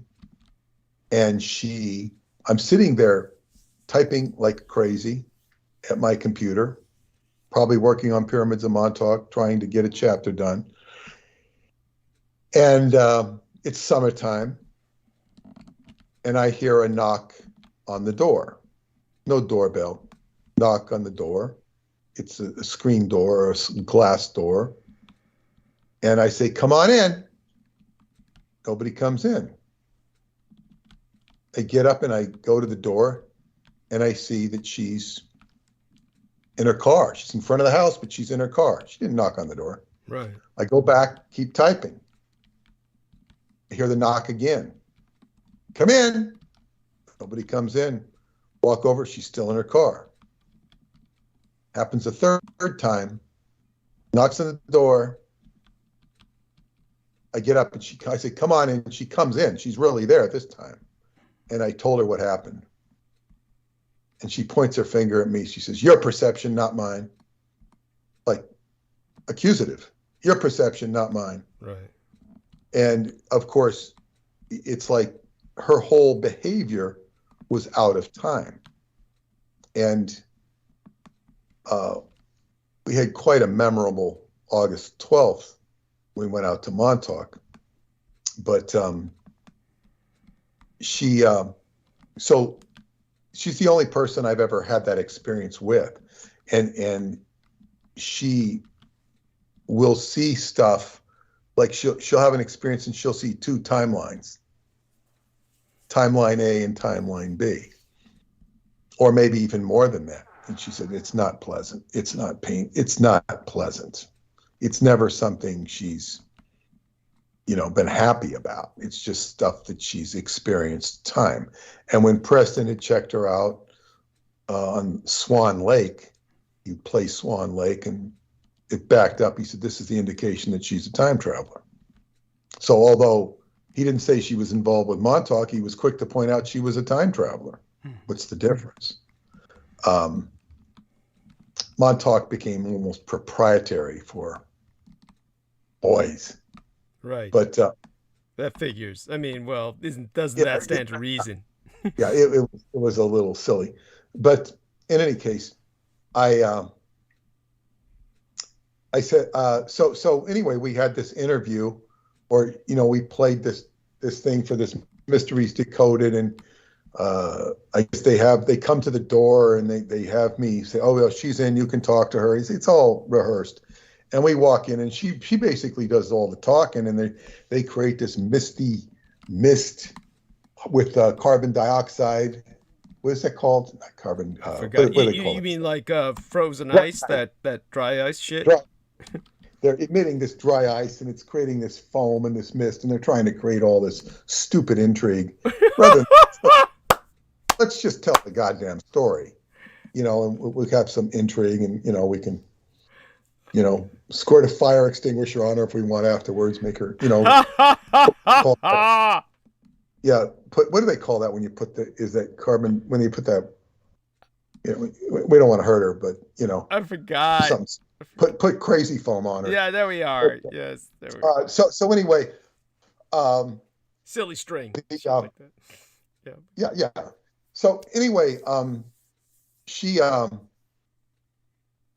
was, I mean, or she was, we were in this show together, but of course, she now, what was interesting about her is that she went to Booth Bay Harbor, and she had an experience where she was given her name, Maya. That's where she got her name. And it was like she went out of her body. She had a big experience there in Booth Bay. So she identified with that too, which is it's a place that I would like to go to sometime because I've never been there. These two, and of course she did meet David. I don't remember if she met him at the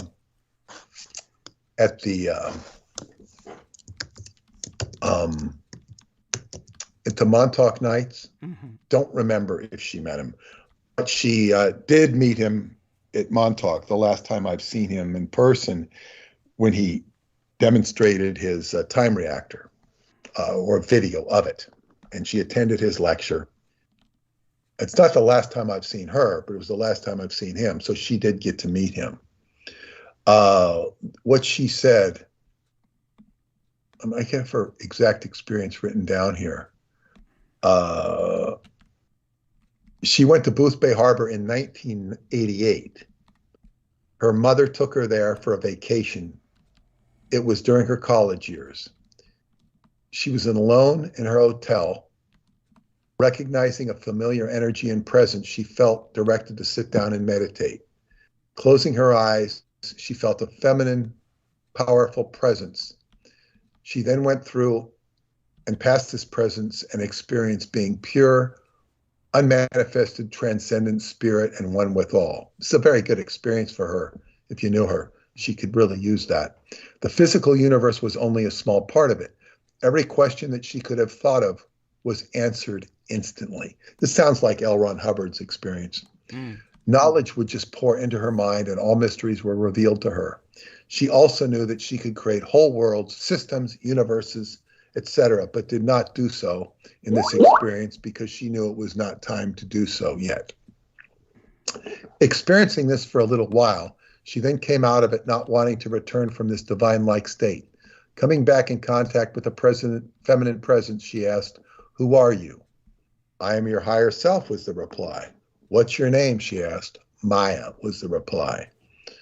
And that's where she got her name, Maya. So she had an experience. And the other funny thing about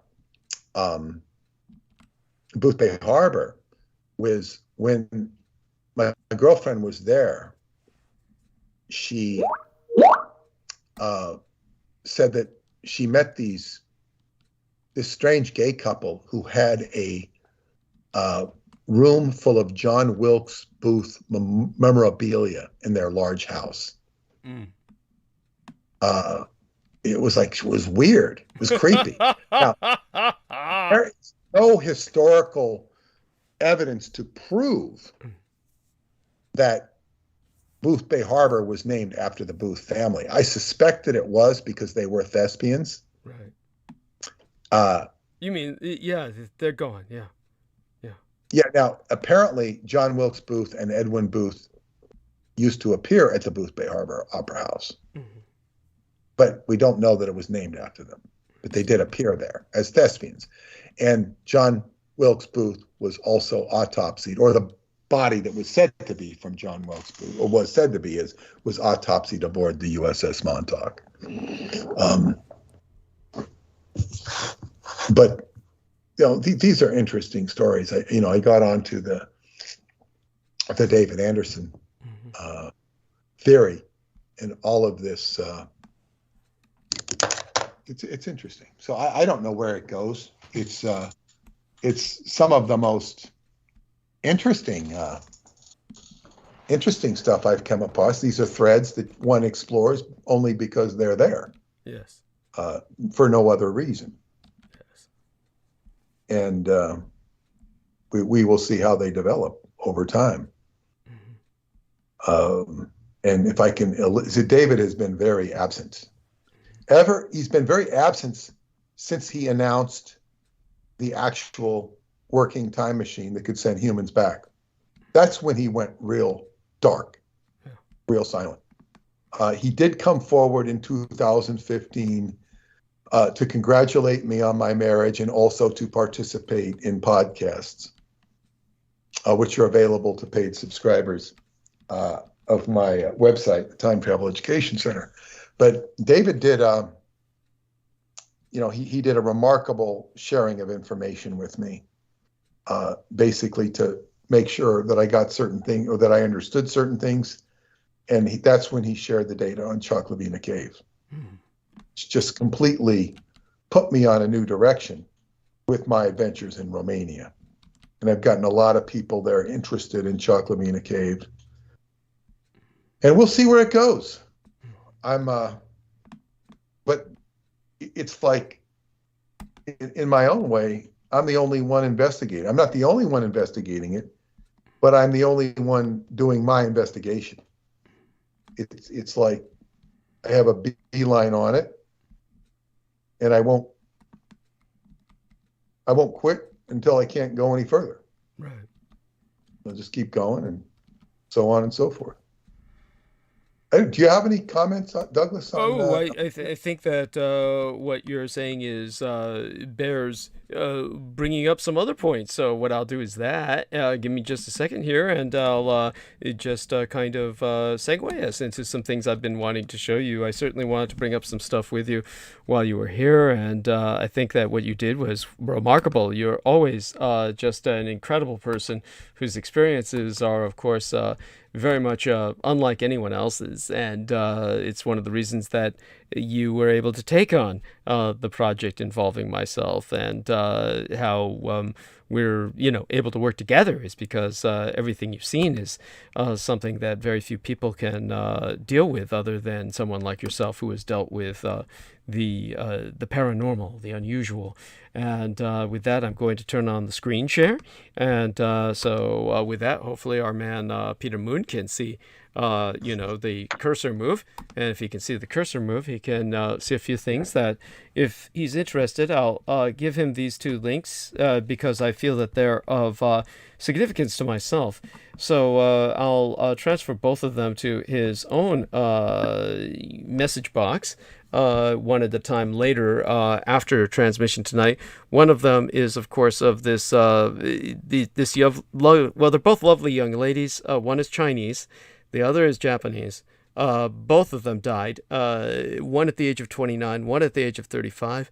And they were both involved with Disney. They're both voice actresses involved with Disney. And then when I brought this up with Brandon, I heard of Kim Misu. Okay. I heard her something about her, but I know nothing about her. Okay. Well, you'll find out more from the link. Then I'll put that in your place right now. And let me get the other one here from our man Cookie Monster, and that will be about the Japanese lady.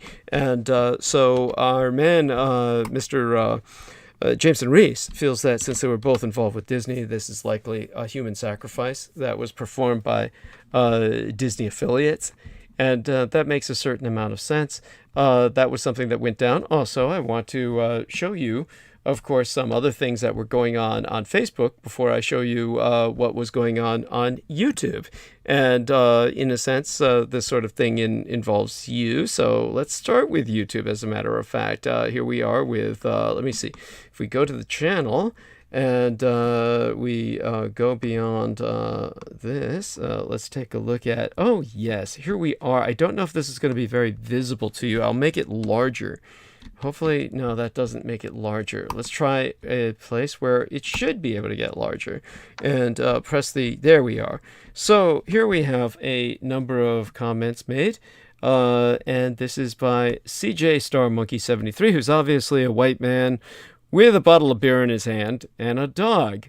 And so what he was saying was the other day when he came onto my YouTube channel, as a matter of fact, all of these were left on the YouTube channel of mine. He said, first off, that, oh God, it's down here.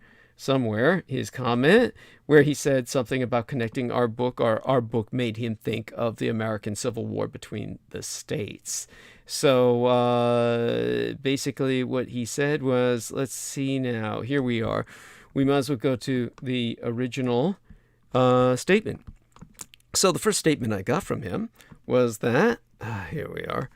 Oh, fuck, it doesn't show up anymore. Instead, we get a guy who says, Free Guy is a movie about the Dietrich Artilect. Okay, that's intriguing. Maybe there's a movie called Free Guy. Okay. And what's, you've seen this? No, maybe this is what he seems to be saying. Oh. I don't really know. Oh, this is somebody else who said that, though. But what this individual said was that he had said earlier that he felt that it made him think of the Civil War, the Roswell book. He said the Roswell book is an excellent book, and it made me think of the American Civil War. That he said Civil War my ass, meaning that it was hardly civil, but he was talking about all the ships, all the cities burning, etc. So then what he said was he was referring to airships existing before the mid to late 1800s. A lot of destruction of cities, which may have been airships with incendiaries. Check out the pictures. Guns and cannon, don't do that shit, is basically what he said if I open up the whole statement. So he was saying that, and then he was commenting on, the Prussian-designed slave-creating school system is a piece of garbage. Thank goodness something else is developing. By that he means homeschooling, which I don't think is a viable alternative at all myself. And so he says his name is Christopher. And he says he's here mostly for the Peter Moon factor. Just wanted you to see that. And to hopefully hear something intriguing. That's big of him. So then he says, I'm not a Trump fan or of the system in any regard, but it wasn't a riot. 2 million people were peacefully protesting election fraud and the petty amount of agent provocateurs. Well, you know the narrative. Okay. Then he says, the dominoes have been falling. The cookies are all but crumbled. It's all corrupt or a scam. All of it. Okay. At this point, it's like, bring it all down, man. So, but he's here for you. Just wanted you to see that. And then we'll have to check out the movie Free Guy and see what that's about. So, other than that, Salman has taken off for a bit. I don't believe he's returned yet. But there were, this man's a guy who I got through you, Aristide Yornas. He's a big fan. He was there for David's. There we are. Yeah. Aristides Yornas. Yes. Yes, he was there for David's presentation. He got to see it. He got to see David's video. Yeah. He's a lucky man. He's a lucky man indeed. So he's very rare. And so then what happened was, of course, this memory actually came up, and they actually allowed me to share that, which was, of course, this was Lena Shea, who had actually asked me as Moriah Mills, which was the timeline of hers she was using. And she had asked me to provide some photographs of my father and Adolf Hitler, the man who raised me in Adolf Hitler, George Dietrich and Adolf Hitler, who Peter Moon has always said my mother Diana Dietrich makes Adolf Hitler look just like another George Dietrich. Douglas, could I ask you a question? Yeah, of course. Why did Lena Shea feel a need to graft onto Moriah Mills? Because what had happened was I was gifted the Sora Aoi timeline. And so she said, she thought it was the funniest thing in the world, since I was gifted Sora Aoi at the porno actress's timeline, that she take a porno actress timeline too. Get it? So it was just the thing. It was just... Yeah, but the likelihood of her choosing Moriah Mills instead of anyone else, I find that intriguing. She finds at the time, she relates because at the time I was understood watching a lot of porn. I get it. And she spoke with you as Moriah Mills. That was Lena Shea, and yeah, and she was but she was very good to you. And Lena Shea was she relates to black women. That's why she relates to black women. And I see. Yeah, I see. And she had a black pimp. She was actually a prostitute for a black pimp who was beating her half to death and taking all her money. So she relates to black women. And, men are horrible. Men suck. Men suck ass. Yes. Well, she fucked him over. He never knew his own social security number, and she was working all of his bureaucracy for him. So what happened was she ran off with Oh his my social God. security number and left him totally fucked. So, you know, he like doesn't even know his own social security number. It was she who knew that. So now where was it that this chick was it was here we are. So here's the post, and here we have this really ought to tell us something. And this goes into all kinds of interesting little avenues. So this was, of course, myself when basically my eyes look more reptilian than anything else, which of course is from my mother. And that's when the dragon bloodline, the reptilian DNA really shows off, that freaks the white people out. So this lady named Jude Rogers, for that photograph, said, asexual.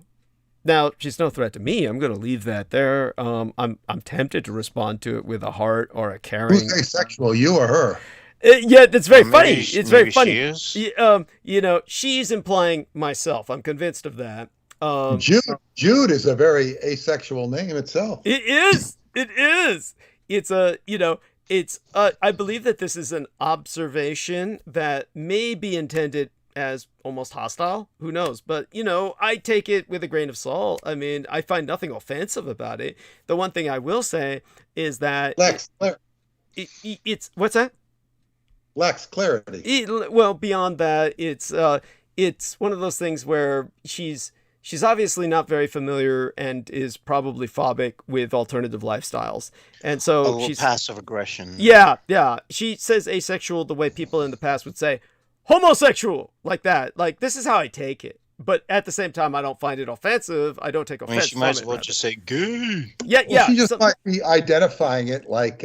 No, she intends it as an insult, but I'm not going to take it as an insult. I'm convinced she intends it as an insult, but I don't take it as such, and she doesn't understand what she's saying, because asexual means, she thinks it means something that it doesn't. Asexual means somebody who has opted voluntarily not to ever have sex. They don't want sex. They're celibate. Asexual simply means a celibate. Agnostic. Yeah. Or Agnostic. it means there's someone who literally lacks genitalia and is neuter, like somebody who's born without genitalia, which is physically impossible, and that they are like a science fiction clone, you know, basically not human, like they're not gendered. And but what she really should be saying would be androgynous, but it would simply be, you can't tell what their gender is. Yeah. Well, if it's androgynous, then that would be more of a compliment. It would just be an observation. I would take it as an observation. But, you know, I would take it as a compliment. Either way, it doesn't bother me. But when we take a look at Jude Rogers' timeline, just to see where the source is from, it pretty much says everything. First off, I am here to help usher in the rule of Christ and the kingdom of God on earth. So that's good. This is the usher. Yeah, that's with the red flashlight, and put you in your proper seat. Yes. But then you go a little deeper, and when you see what's a little deeper, then you really get, this is not a joke. This is like how this is quote unquote USMilitaryNews.com, which of course is just an alternative right-wing website. And so what they show is all the satanic, horrible people who would have sacrificed the children, and Donald Trump is saving them, and he looks very distressed. Yeah, he's saving the children. Yes, wow. He's saving the children. And she's got that twice. So, and this is also the same illustration. So it's just, so we know where she's coming from. And at the same time, she's got friends that are probably friends of yours. You might recognize some of these. And there's Noreen's on there, and certainly, I understand, recognize a couple of them. Yes. And Noreen, of course, Noreen, yeah. Yes. There we are. And so there we have that. And so I think what I'll do is I'll play the world's smallest violin for them. I pity them. Okay, so definitely we know one thing. She's a Trump fan, and she feels that he's saving the children from human trafficking, and she's also time on her though. Why are we wasting time? Oh, I just thought it was funny. And in terms of the there's no shortage. people like that. Yeah, that's true. That's true. It's like but in terms of the other things that our man CJ Christopher was bringing up, I think that bears addressing. He said our book made him. He said it's an excellent book. He said he's here for the Peter Moon Factor, and that it made him think of the American Civil War. And maybe you could go in that direction about the airships, the Civil War, the potential. I don't know anything about airships being used during the Civil War. I don't know that they were not. I've never heard of them being used during the Civil War. It seems interesting though, because they would have been a perfect tool, yes, for the Civil War. But it makes me think that the German faction that are sometimes refers to as NMSA, the organization NMSA, secret breakaway civilization going back into the 1800s, they would have been, they appear in California, which, although it's racist, it's kind of outside of the Civil War for the most part.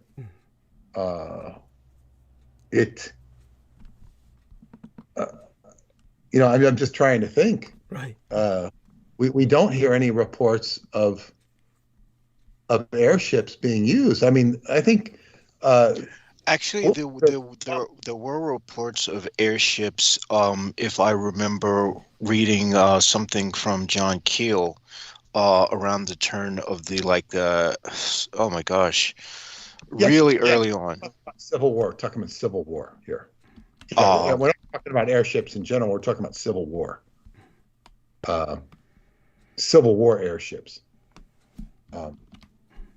Which we all know that balloons were used in the Civil War for observation and artillery direction. I don't know if you knew that. This I did not know. Oh, okay. So just so you do know, the Confederates pioneered this, and you can look this up. The balloons were used for forward observation, reconnaissance, and the direction of artillery. So that is, as a matter of fact, that was the opening plot for the Jules Verne novel, where they all wound up with Captain Nemo, meeting Captain Nemo on what Captain Nemo named Lincoln Island, because Jules Verne was a French Republican in the sense of the Republic of France that replaced the monarchy, and he admired the American Republic and admired the Union. So Jules Verne propagandized for the Union with his second Verne novel, with the second Nemo novel, where Captain Nemo had isolated himself on an island he named Lincoln Island and was raising giant animals for food to solve the world hunger problem. And that was in the movie that they made about a bunch of Civil War people, one of them a Confederate States balloonist, who they got in his balloon because of, I forget the reasons, but a number of Union soldiers wound up in a balloon with a Confederate States soldier, and they wound up going way off course and winding up on Lincoln Island, where they were, Mysterious Island might have been the name of the movie, and they wound up, meeting Captain Nemo, and so that was, you can look that up. A fascinating film, and they fight giant animals that were genetically altered by Captain Nemo. So what it says here is the bizarre story of the Union Army's experimental balloon corps. Okay. To counter the Confederates, obviously they're not talking about the Confederates. Yes. Probably lost all records. No. Go on. Yeah. No, it acknowledges them, okay. Not necessarily here, but it says 19th century technological marvels that had resulted in amazing advances in the fields of industrial production, transportation, and communications shifted from their roles as the means and methods of improving everyday life to the tools that became essential in waging modern warfare. However, one innovation that could trace its roots back to France during the 1780s emerged to play an intriguing military role during the Civil War, the military reconnaissance balloon. For the greater part of the century, passenger-carrying balloons were experimental. As the field of aeronautics developed, aeronauts unlocked more mysteries of flight. It was not simply the hazard associated with balloon travel that was in question. Observation of upper air currents, the formulation of varnishes to seal silk balloon envelopes, determining the relative merits of hydrogen versus hot air for lifting. These were just some of the issues that confronted aeronauts of that age. military application. Benjamin Franklin made the observation that the balloon might be used for elevating an engineer to take a view of the enemy's army and for conveying intelligence into a besieged town. So obviously, inflammatory or incendiary materials could easily be dropped from a balloon. I don't know how well a cannon might not be too practical. Oh, no, you couldn't mount a cannon in a balloon of those days. No, I'm just saying you could drop.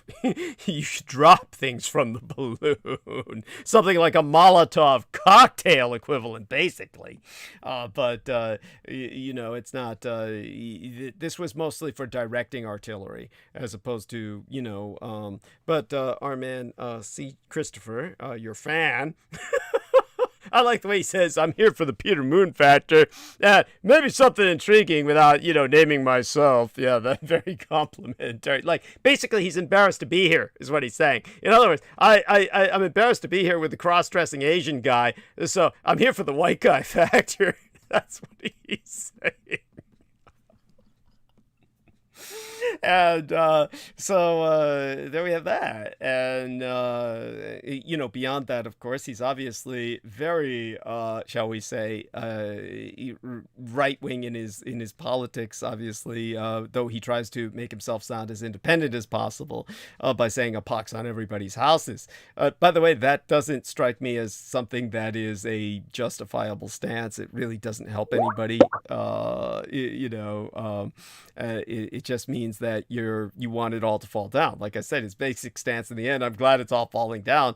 Well, he's sitting there on the couch with a beer in his hand and his dog. I mean, how are you going to feed the dog and, get your beer when it all falls apart? We don't want it all to fall apart. I mean, obviously he's in a shelter, right? I mean, by that, I mean, he has a home. He's got a roof over his head. He's got a couch. When things fall apart, it becomes hard to maintain all that. And, when the lights go out, when the electricity goes out, etc. I mean, as Peter Moon brought up, what was that episode of The Twilight Zone? The monsters are due on Maple Street, yes? Right. So we want to transform it for the better. Yeah. Was that Salman who returned? I thought I heard a voice there. Well, there's a lot of information on this Civil War stuff. It's too much to go into here, but there's a whole history of balloons in the Civil War. I mean, you already alluded to it with the Confederates, but it seems to involve Pinkerton and everything. And it's interesting because the Sonora aeroships, you don't hear anything about them. They're very hidden. I mean, there's a book or two on them, but Civil War stuff is out in plain sight relatively, although nobody really talks about it. Yeah. Go on. The other thing is, what did I, that in Sonora, which is an area I've gone to twice to look into that, aeroships is part of the mystery, is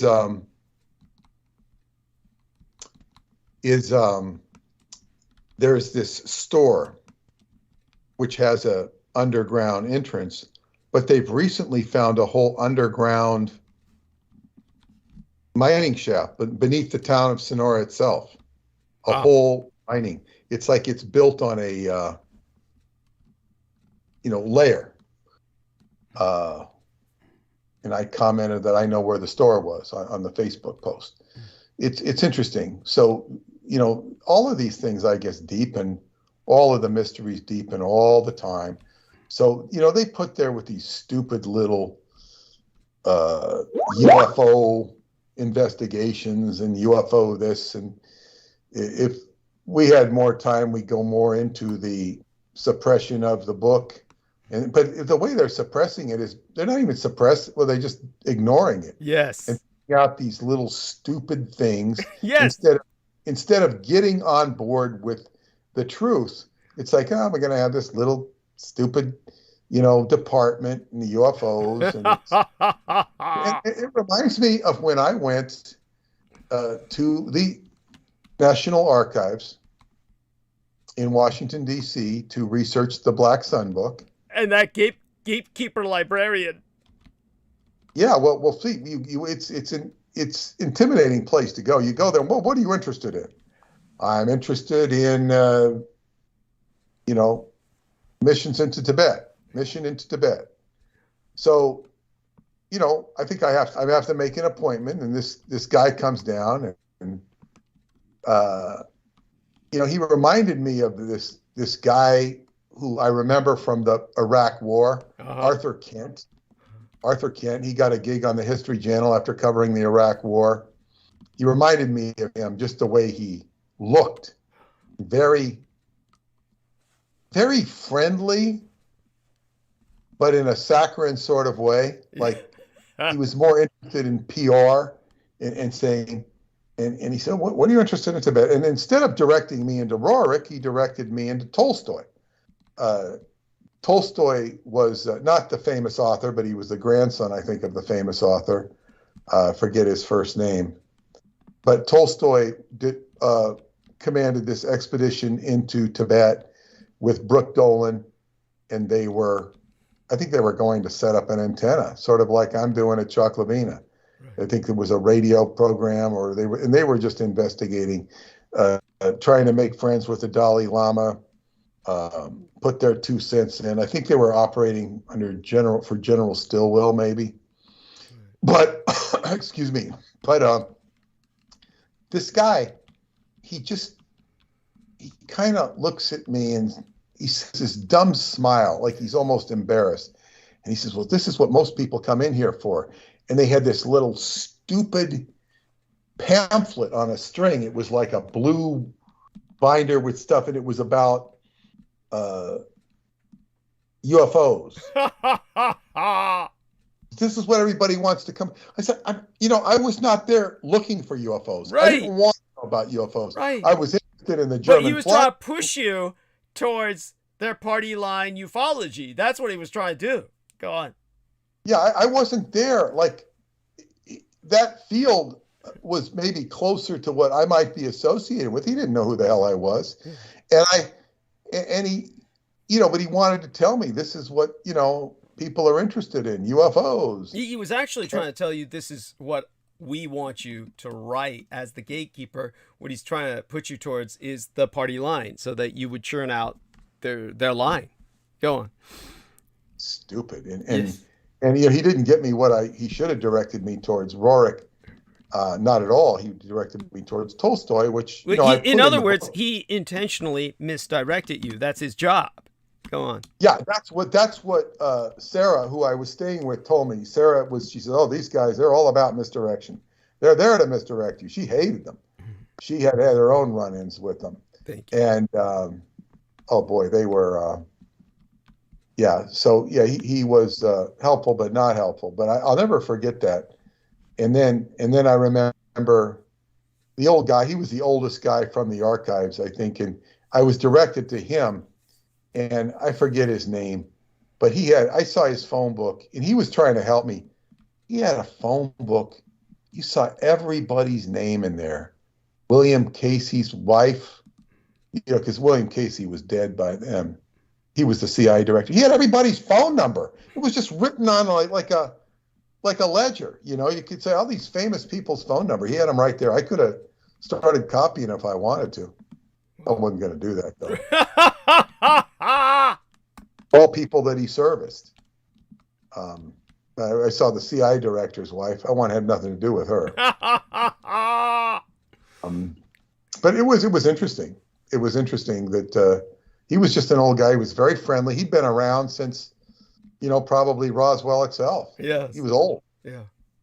And he was just a guy who worked and knew people, and he was trying to be helpful.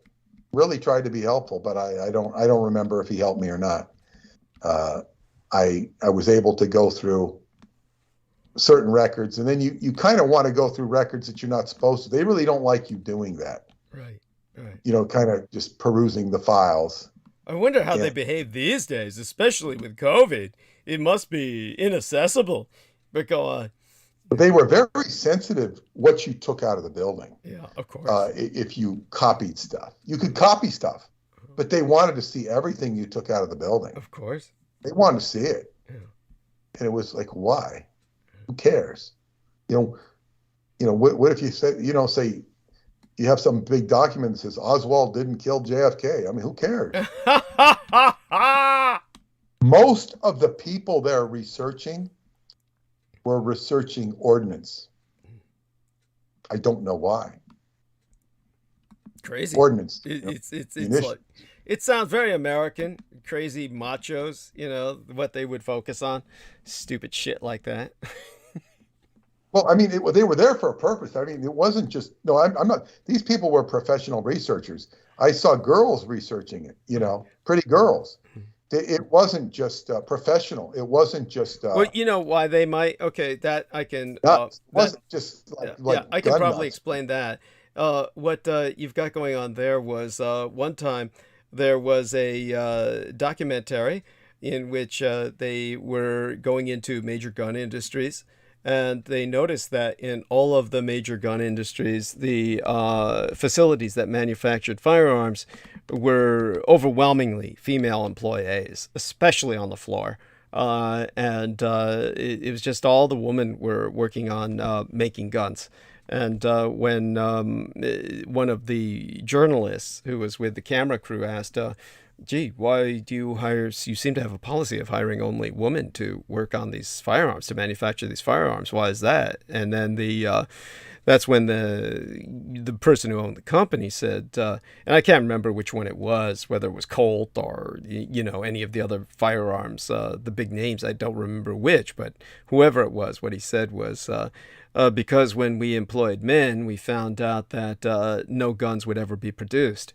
The reason why was because the men would steal everything and bring it home, and they spent all day working on the private project they had under their desk where they're building their own customized firearm. So you couldn't count on the men to get any work done. They were too busy stealing and building their own shit.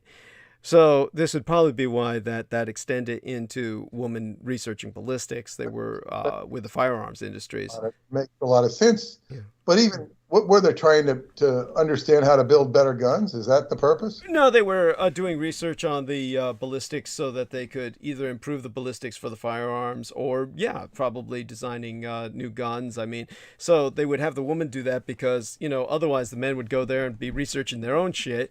So the girls would probably be working on behalf of those companies. So that makes perfect sense. And but in terms of an example was like I forget who it is, but there's this video nerd. Well, he's not really. He deals. People approach him to analyze video game guns, and he's an expert in firearms who works with the London Museum of Weapons or something, and so he's in charge of the firearms department. So he knows guns, and he's just this comparatively really young guy. But they always ask him, what's the, reality, or how realistic are these guns in this particular video game or something like that. So he'll do an analysis of it. And but he's an example of, say, for instance, someone who will point out what's really weird about, say, the video game Halo is he says that you've got these very futuristic looking guns, but they specifically name the ammunition that they're using as this backwards ass ammunition that goes back to the 1970s or something. So it's almost like man evolves. He's a spacefaring civilization, and yet humanity is fighting aliens using retroactive ammunition in what's just basically a futuristic looking delivery mechanism. So something like that would be an example of what these girls were researching, would be how to update the ballistics. And so there you have that. If you get what I'm saying. Hopefully that puts that in some context. Ballistics can be improved, and they have different types of ballistics. And I thought whatever they were involved in, I wasn't interested in. I wanted nothing to do with it. Yeah, no, I get it. I mean, who the fuck cares? I mean, it's like even imagining the hind end of a bullet in theory, you'd have to be in a particular frame of mind. One of the things that the lady I stayed with, she told me, she says,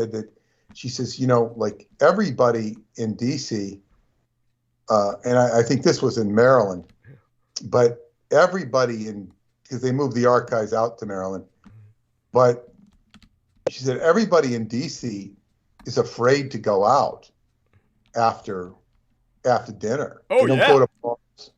Oh, yeah. She said, and the reason they're afraid is because they have, people start drinking, they start talking, and they said they have, spies all over the place to hear you breaking security. Yes. She says it's a real paranoid. I mean, this was in the 1990s. She said it's really paranoid. They people are afraid to go out because they don't want to get drunk and talk. Yeah. Because they'll be,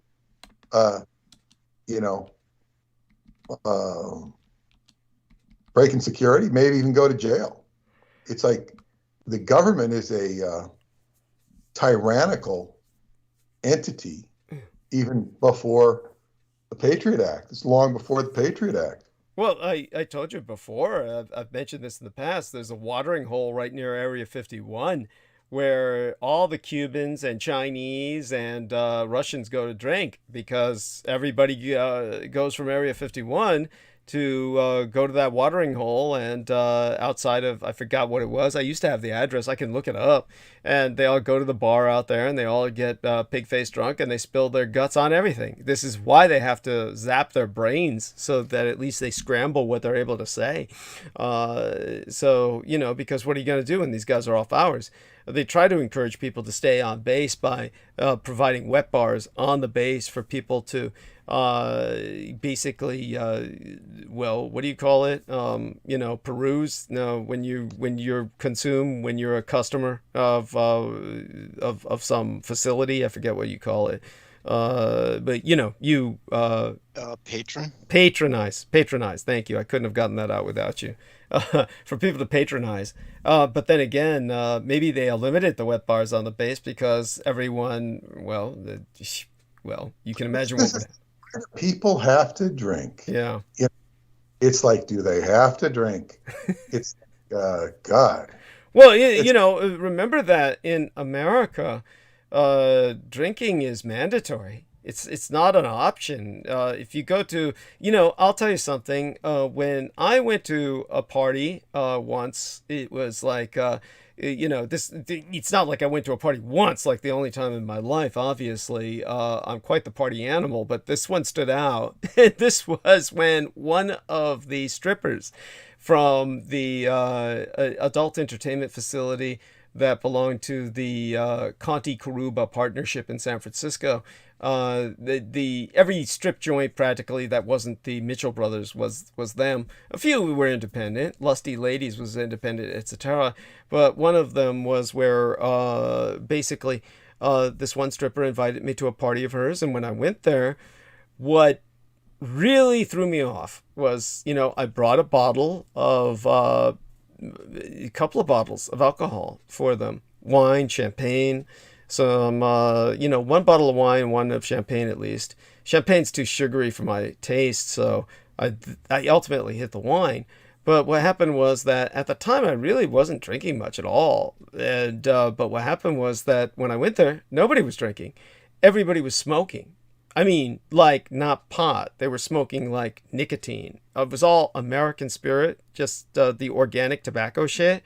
And they were all smoking, like chimneys. It was so bizarre. I mean, the place was just covered in smoke, like your dry ice machine situation, where it was, somebody outside looking into the apartment from down on the street would have thought it was on fire.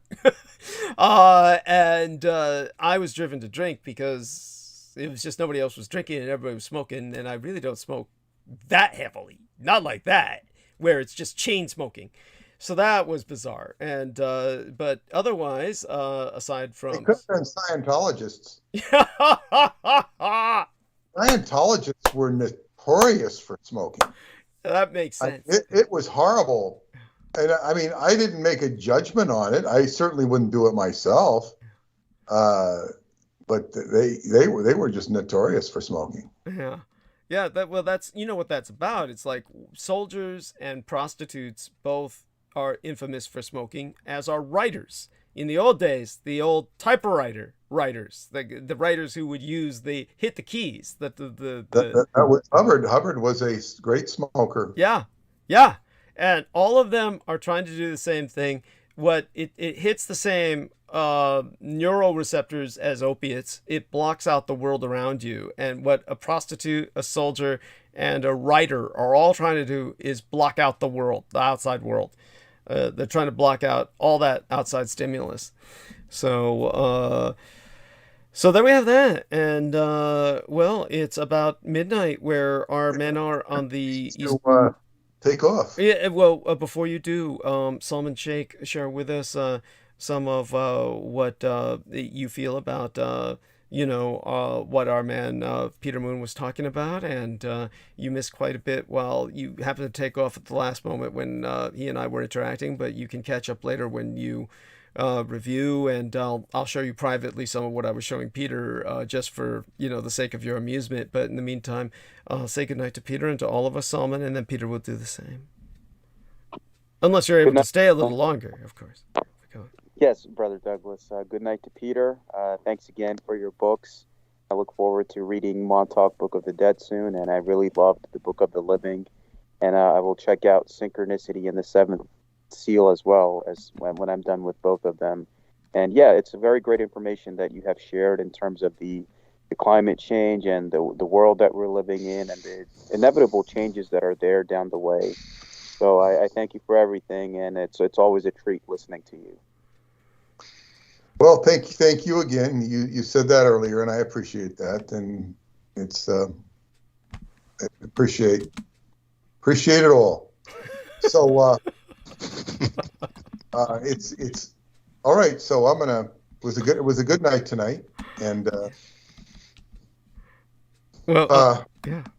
I'm ready to retire. Well, I love you dearly, and we all do, and share that love with Paula. Okay, and so one thing I'll let you know, Peter, before you take off tonight is I was asked by a number of people in emails to try and address the speech by Joseph Biden. So I will speak a bit about how, of course, it was quite hollow in many ways, even though it was rhetorically inspirational. It was, he has a hollow position that he's in, and it's, it was more cathartic than it was any necessarily a sense of things to come. But at the same time, it might be in a certain sense. So I'll try my best to provide some analysis there, but I do want people to know that tonight will be essentially kind of like a Putin night. I'll be talking a bit about what Russia's up to, and then probably quite a bit about Trump too, but more like Trump on Wednesday when we all come back again for a continuity of what tonight's theme will start. I'll be going a bit into that writer Ayn Rand to a great degree tonight because of how her ideology has so infected much of the right. And one of my friends who listens to these broadcasts had asked me about Ayn Rand. Okay. Completely independent of anything you're talking about, because I don't think you've been talking about her. Yeah, not for a while. So go on. Yeah. And I'll say a couple things about her. Please. First off, the woman is extremely distasteful. Yes, and a heavy smoker, by the way. But go on. Aside from her smoking, just because of the way she has such an attitude. She is all about a negative attitude. I'm not talking about her philosophy, but her basic philosophy seems to be one of having an attitude. Yeah. Pervasive. And an attitude is unneeded and unnecessary. You can believe there's something to be said about the virtue of selfishness, one of the titles of her books. I think it's fine to be self-oriented, but she does it with such an attitude. You have to take care of yourself first. It doesn't mean, she'd say, well, if you're going to help others, it's in your own rational self-interest to help others. It's like, can you just take the attitude out of it? Thank you. It's all attitude. So she has obviously emotional issues, and it's more emotion. She's actually pretending she's not emotional when she is very emotional. However, interesting thing, you find this very interesting. I've talked about my friend Odette before, my editor. Well, Odette used to be, Radio Free France or Radio France or something, because because she was French. And so they had this New York station that would do Radio France, or a program on France. Wait, was this part of the State Department's Radio Free Europe or Radio I don't Liberty? know. Oh, no. It was just a French, it was about France. And, she was anything French. I got another friend who's Spanish, so he knows all the Spanish people that come into town from Spain, but she's, she was a beacon for France. So she had this radio show that she would do. But the one that would come on, I think, before her or after her was Ayn Rand. So she knew Ayn Rand. Jesus. Not necessarily as a friend, but as a colleague. And what this is what she said about her, and this is the interesting part. And I think she talked about it on the radio, on a radio program. She talked about UFOs, flying saucers. She talked about them, I think, coming from inside the Earth. There you go. She talked a lot about them. Now, you wouldn't think that, knowing what you know about Ayn Rand. I wouldn't think that, but this is what she said. She used to talk about them, about flying saucers. I thought it was interesting. Yeah. Thank you. That's all. Yeah. That's all I had on Rand. I don't know anything else about what she said about them, nor do I really care. She might have had an informed opinion on them, but who the hell knows? She was weird. What can I say? Oh, she was awful. And you do know, of course, that the Magus Anton Szandor LaVey himself said he based his Satanism on Ayn Rand. His Satanism is all Ayn Randian philosophy, simply conflated or integrated with magical ritual. So you did know that, right? No, I didn't. It doesn't surprise me.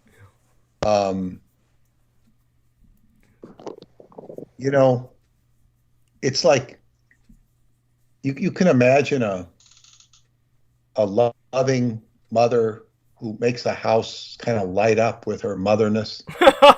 Yeah. Paula would be this way. Ayn Rand, God, it's like, you'd wonder if the pancakes were made out of concrete. You talk about somebody who's defeminized. Yes. As I say, I'm not casting aspersions on her philosophy. I'm talking about something else here. I think she probably had some good points, but it's all attitude. Yes. Anyway, and attitude is everything. It's true. It's true. I think she suffered abuse. I think she was an abuse sufferer. Probably. I mean, if so, she's hard to find any sympathy with because she began to promote abuse, basically. She's kind of like just a different version of the guy that I'll also describe when I apologize about incest, in the sense that we've been talking about incest on and off over the past several weeks and months, and one of the latest mass shooters was this man who was glorifying incest. And when I was bringing up various things about it, it was brought to my attention by my son, some of the blood boys, etc., and other people sending me emails that, of course, I've, the problem is, whereas when I was talking about homeschooling and an idiot takes that personally, that's different. But when I talk about incest, many people are products of incest, and it's not their choice. They're simply born to these unions.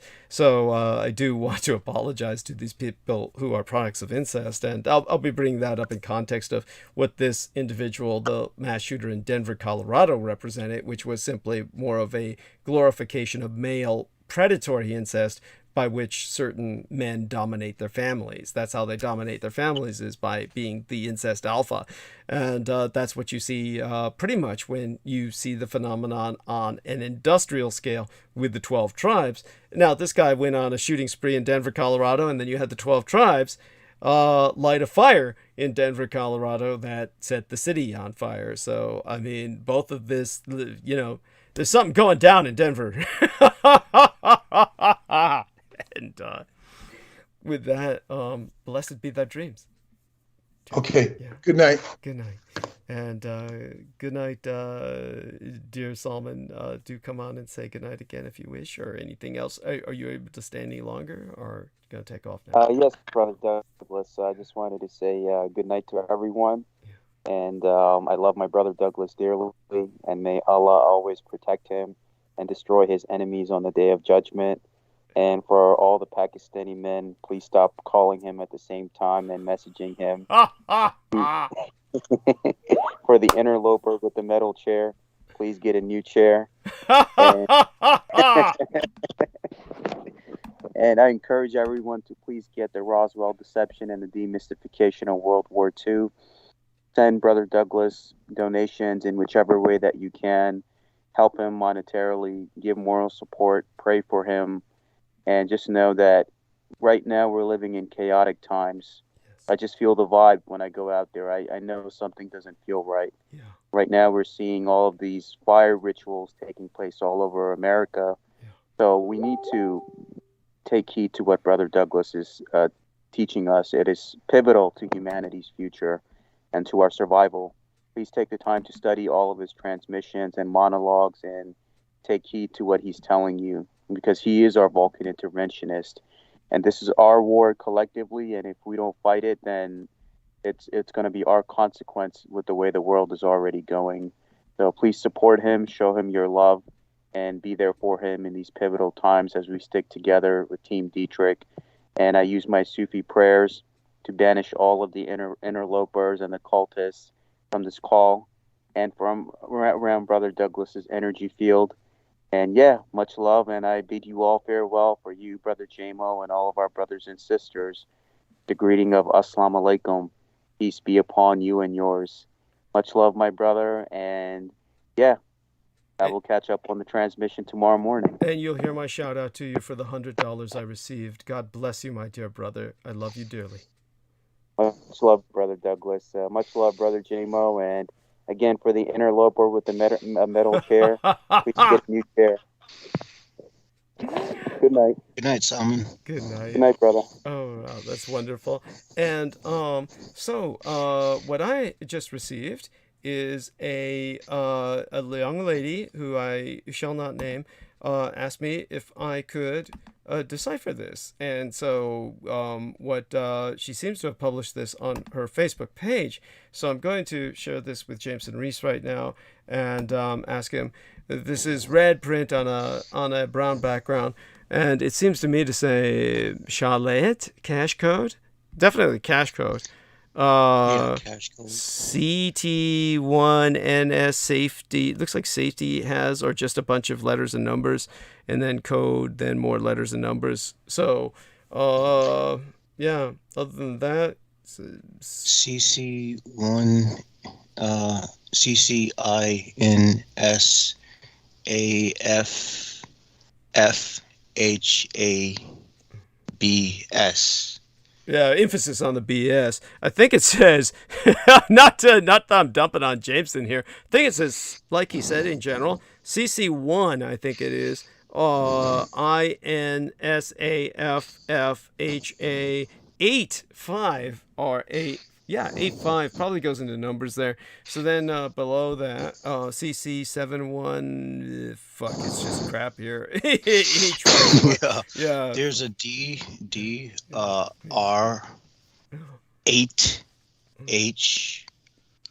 I don't know what the fuck that is after that. 457W. Okay. Yeah, you got that. Yeah, it ends with a H57W. Before that, maybe 464. Is that a H, or is that a no? After the H, I'm thinking that's a 6. 6H. I think it's a 5. I think it's a 5. Pretty sure it's a 7W. Yeah. Just like up here, I think is an 85. So that's from this young lady. We won't name her unless she gives me permission. But so. That's the best we can do, honey. Hopefully you wrote that down. You can always replay the audio later. And personally, I think that you know, it was one of those things when we were taking a look at that chick who was believing Trump was rescuing the babies and shit. You know, that's why I think when she says asexual, that it's not a neutral observation. You get what I'm saying now, right? Yeah, it's an attack. It's an attack. Yeah, it's definitely that. And I mean, come up with a better insult. I mean, seriously. Or rather, don't insult at all, because you're just a piece of shit. Yeah. Yeah, like she said, she's here to bring the kingdom of God on earth. I mean, that says it all. I mean, that's quite the responsibility. Well, what's her god? Guns? Guns, incels, and you know, baby raping sons of bitches, and these fucking alt-right pieces of shit. Yes, that's pretty much it. So I'll get into that tonight. What I'm going to do, of course, is now we're getting a response here. Let's see what this young lady has to say. I believe it's her that might be responding. And so she says, oh my gosh. Okay. The bots are hitting like crazy. I'm not surprised. Well, they know I'm going to get started, right? So this is when they hit. After all, Peter Moon's checked out. And by the way, you like the way the white guy was saying, you know, with his dog and his beard? You know, Peter Moon. Yeah. What is his dog for? Yeah. Is the dog compensating for his lack of a girlfriend? I'm sorry. I have to just stab right into the jugular. Yes, he did like the book. But you know, okay. He is rather that I will say this. It is rather offensive that when he comes, I'm here for the Peter Moon, you know, factor. You know, I'm not here for that cross-dressing Asian guy. I don't want anyone to think that because he's embarrassed, right? You know, it's like he entered a gay bar and said. But then why even comment then? Thank you. What's the point of putting a comment if you're embarrassed? Thank you know, you. Thank you. It's just. Well, that's his self-consciousness, you know, insecurity. I mean that has a sort of passive-aggressive tone to it too. It's like, oh, I just want to hear Peter. I don't want to hear what you want to say. Yeah, I take it that way. That's how I take it. But at the same time, it's more almost like defensive, like he's insecure. It's like, you know, I just came into this gay bar for the drinks, right? You know, and it's like, well, you don't even need to say that. No, I'm not gay. Yeah. It's like. Anyhow, oh my gosh. So the young lady we were just speaking with, she points out that people from a certain bloodline have trouble reading red on that kind of background. You know, what's strange about that, just to give you kind of a counterexample, is and by the way, that probably means that Jameson Reese and Douglas Dietrich are part of the same bloodline, right? Because you know, we can't read that shit very well either. Maybe she can't read any of it. But I think it's not readable because it's just all fucking blurry and shit. Yes, there's that. It's just bad scan. It's a bad photo. It's not a bloodline thing. It's just a crappy photo. Yeah. But I mean, the likelihood I have dragon blood is 0. Well, you know, such being said, the stupid American Marine Corps, the United States Marine Corps, has a color scheme of green and red. So when they produce their patches, they're like green on a red patch or red on a green patch. And when you take black and white photos, even though green and red are very different colors to the human eye, black and white photos were historically complementary. Yeah, thank you. Supplementary. Thank you. Complementary. Thank you. The problem is on black and white photos, they're indecipherable. So all the black and white photos of the Marine Corps from World War II through the Vietnam era, where you have just history from World War II, Korea, Vietnam, World War I, any photos of Marines, nobody can tell what rank they are. Nobody can. That's the stupid color scheme. You know, that's the, there you go with that. Something appropriate there. And I remember this idiot who was a Marine Corps officer, retired, and he and I were doing dope together. Harry Hanneberger, I won't be afraid to name him. And this idiot got the Marine Corps rag regularly for retired officers. And it's like, you know, they printed the stupid Marine Corps song on the back of these stupid, like, newsletters, like you would, like, forget it or something, you know. But his idea, which was just in his head, he said, oh yeah, he actually believed this. He says, oh yeah, they don't put rank on Marine Corps at death when they publish their obituaries. You're all the same rank when you die.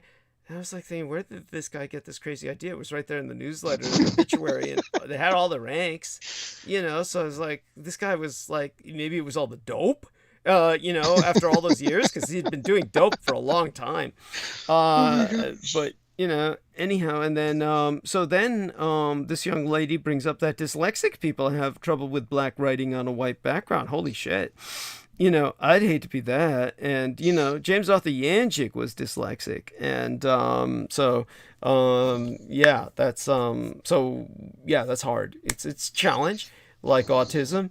And so with all of that, let me see. I'm going to ask myself, I'm asking myself this. I don't feel like I need to go to the bathroom. I don't feel like I need to do anything. So I think I'll get started and take it from here as far as we can take it through the night. But I'm praying our man Jameson doesn't have any appointments tomorrow and that he'll be with me the rest of the night in case I need backup, which I probably will at some point. Are you going to be here? Yeah, I'm going to be awake throughout the morning because I have a lot of revisions to do on certain things. I'm writing down the Enochian calls with my own modification. I'm almost done that. Have you ever worked with those? Well, I mean, to an extent. I mean, I've actually spoken of this in the past, probably before you started listening to me. It's one of those things where it has a lot to do with the individual performing the act, putting themselves into it. And it really is more that than anything else, was kind of what I got from my time with Michael Aquino. So yeah, it's like you have your own signature, so to speak, and that's really what makes it or breaks it, more than anything else. So I can understand the kind of work that would take, and I appreciate you sharing that, and glad that you've got something to keep yourself occupied. Did you tell your mom about what I said, that basically you may not be anti-human, but you're definitely anti-social, it as unemployable? Yeah, she agrees. Thank you. Yeah, she was able to see it that way. She just wants to make sure I don't drink myself into oblivion. I mean, she was very understanding today. Great. Because I broke down about the loss of my companion, of course, and yeah, life sucks, but it is what it is. Well, it's hard, but I lost both my parents, and I dream about them practically every night that I go to sleep, or every day that I go to sleep. And I don't know if you're having any dreams about your companion. Did they have they appeared? I mean, and ultimately, like I said, cats reincarnate. So the feeling I get now is that she's on a different journey. Okay. And we've passed the point where she needs to return, announce her presence. She has her own thing to do, and I respect that. Yes, and our Lady Mandy was here the other night, and she was talking about her beloved Kronk, who saved her child's life in that assassination attempt. You might remember I've described that, and if you don't, let me know. But I do remember that. Yes. Yeah, and so she's sad that he hasn't appeared to her in some way. But like we agreed on, he probably knows that would cause her to break down. Well, from time to time, I see her in dreams. And from time to time, I have dreams where my father is able to walk and move around again, rather than in the state that he's in. Mm-hmm. So, it's really sad. It's just I'm surrounded by an atmosphere of sadness because I don't understand what's going on with him, and it's horrible to watch one's parents just deteriorate. Well, I've been over this with you before. I've told you about dealing with my parents for over a decade. And, it's rough. So it's the worst thing in the world. And so I'm sorry, I'm laughing now because I got an email from, my toxic, medical cosmetologist. And, it's always, it's always.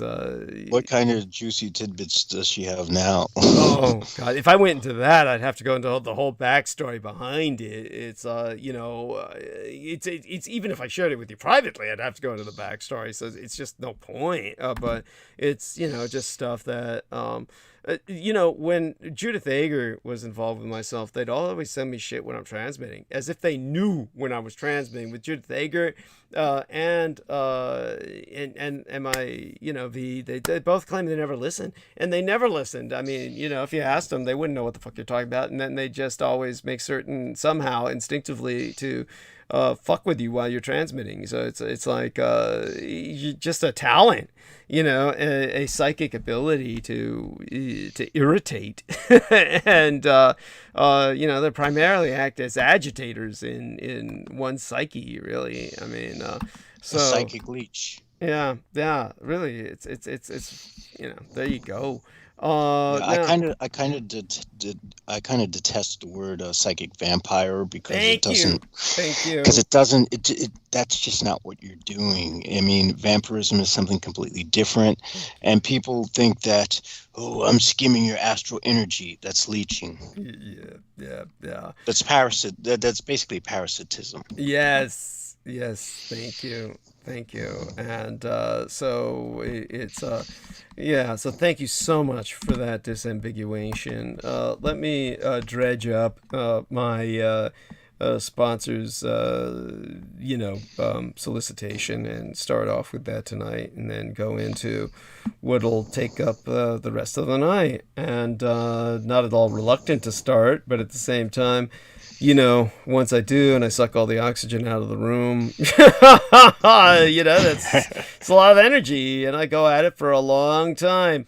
So just so people know, it's what it is. All right then. So I'm gonna start now. Let me try and get my act together first. Maybe I should refresh or something. Grab another bottle of water, or make certain I have enough. But let me open this bottle first and take a swig out of it. In the interim, is there anything that you feel should be brought to public attention? Something that has captivated or captured your attention you feel needs to be emphasized? I am noticing a rise. Well, no, just local shit, in the area, like a rise of gangs, rise of gang activity in New York, gang-related beatings, shootings.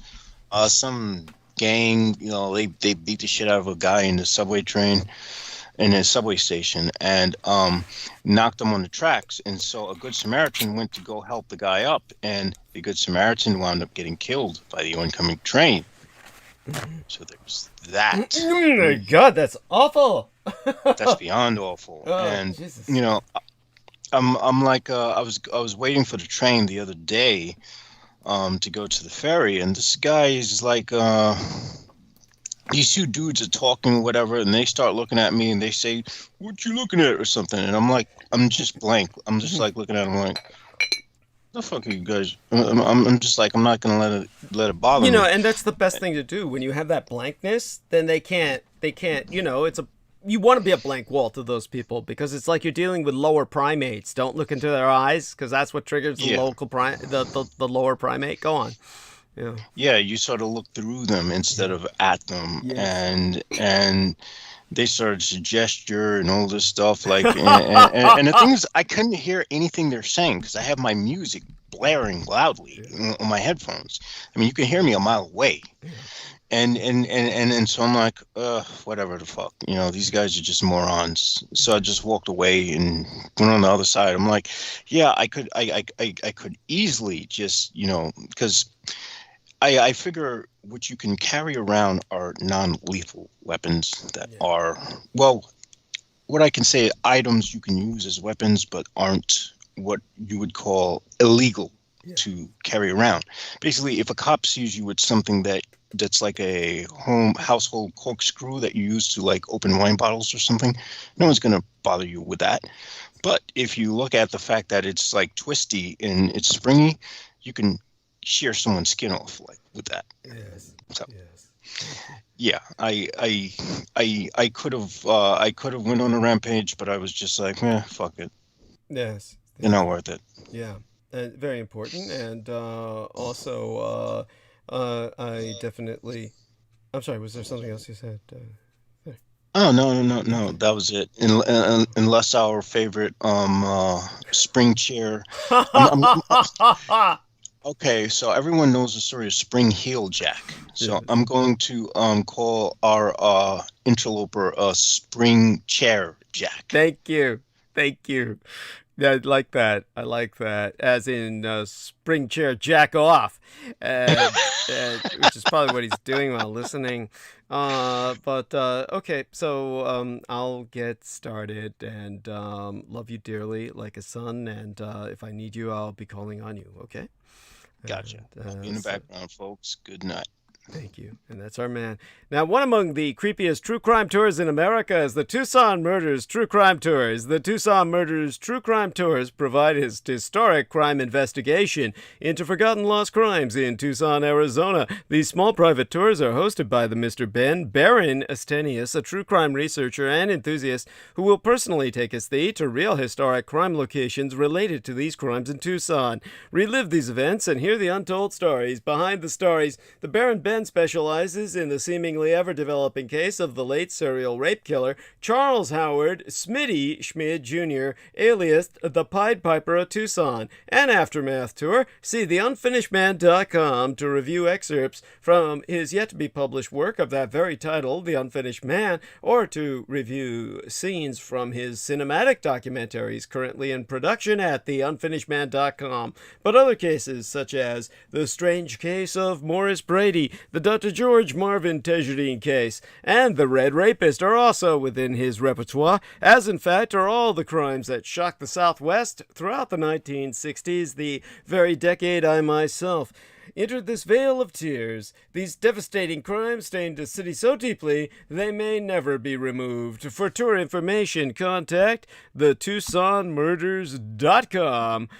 Spell Tucson as you would Tucson, Tucson, and that's pronounced Tucson. Put the word "the" in front of it, theTucsonMurders.com, or telephone the Baron Ben telephone him privately to personally guide your tour at 1-520/323-3406. That's 1520-323-3406. And with all of that being said, one more check at any incoming messages, notifications we may have. The lovely Lisa Taylor hearted my latest photograph on the promotional banner. Deeply appreciate it, and certainly adore the lovely young lady who was asking us to help her with that label. And with that, let's get started. Shout outs first to the incredible Salman Sheikh, who contributed 100 United States dollars. Wonderful human being, best of brothers. Will do my best to try and conduct an interview with him later in the month. Let's see how much energy that I can bring up for that. And of course, the lovely Clarice Clouddead, her care provision box provided me with some wonderful dark chocolate almonds that are just a delight. And these are covered in dark chocolate, but they're almonds. And very well done. Very hard for the people who make that sort of thing to get it right. And they got it right. And in this package, and she sent me more slippers, just wonderful black covering slippers that are just incredible. I really need these things so I can walk around barefoot for short periods of time in the house. And they otherwise I have to put on socks because the temperature just at floor level is icebox cold. And as well, of course, she provided like woolen covers for my body pillows, and so I have something warm to hug, and also just some sleeping pants you would wear under the sheets to keep myself from getting cold. Oh, just a remarkable human being. This is the stuff my father would wear. Very East Coast stuff. Yes, my father would look like a rabbit by the time he went to bed, wearing all those overalls he was used to wearing. He always could never stand the fact that I slept nude, which he thought was somehow unnatural or something. But that's why I count on electric blankets, of course. And really, it just feels unnaturally to me to sleep wearing clothes. I mean, that's something you would do like in a combat situation. At any rate. So, okay. Now, about the incest apology and my position statement, which goes a bit beyond what we were saying earlier. So Jameson is bringing up on the East Coast, people wear their pajamas in the winter outside, and they do, and I don't blame them, to tell you the truth. I would do that. I have taken to wearing the long underwear. I only have the top. Oh yeah, I got the bottom too somewhere. And that was sent to me by Laura Lee Solomon, who purchased it a size too small, very skin tight. I used them in a Halloween costume, and have ever since been using them to death. So someone will have to send me another pair of the thermal tight long underwear, but medium size. Oh my God, why do people send me stuff that's small? I mean, I noticed that people send me stuff that's small. They think Asian, and they think, dude, I'm half white. Okay, ladies, send me medium size. All right. Thank you. At any rate, so my stance on incest. Okay, this is what's been presented to me by both a dive into my own family history and a dive into, not that I have any members who committed incest that I know of, mind you, but by that I'm going into Adolf Hitler, my biological father. It's important to remember his culture. He is from Austria. And, of course, they're doing what they can. For those of you who don't know, Austria, of course, set out ultimately the same kind of anti-Holocaust denial laws that Germany has. They are, however, they were far more, shall we say, staunch in their Nazism than the Germans were, in the sense that after the war, when Germany was occupied, Austria was also occupied, also divided, and then, ultimately the occupation was called off as the Cold War developed, and Austria was able to reunify completely, and they, of course, were just very... they didn't have the sense of onus that the Germans did for some reason, even though Hitler was born there. And so you had a lot of Nazi sentiment that continued on in Austria for a long time. And now they're overcompensating, and they destroyed the apartment that Adolf Hitler was born in by converting it to a police station. And so in terms of... that, of course, I think that's the stupidest fucking thing in the world, and, to their detriment. Of course, they were afraid all the tourists that were visiting it would ultimately become a shrine for neo-Nazi cultists. Well, so fucking what? Eventually the entire nation will become that. But such being said, if you want to visit a museum in Austria, that would be redundant, because the whole city of Wien or Vienna is a museum. So we're talking about, it was all part of this. If you really want to know what Austrians are in a very general stereotype sense, they're German hillbillies. Austrians are German hillbillies.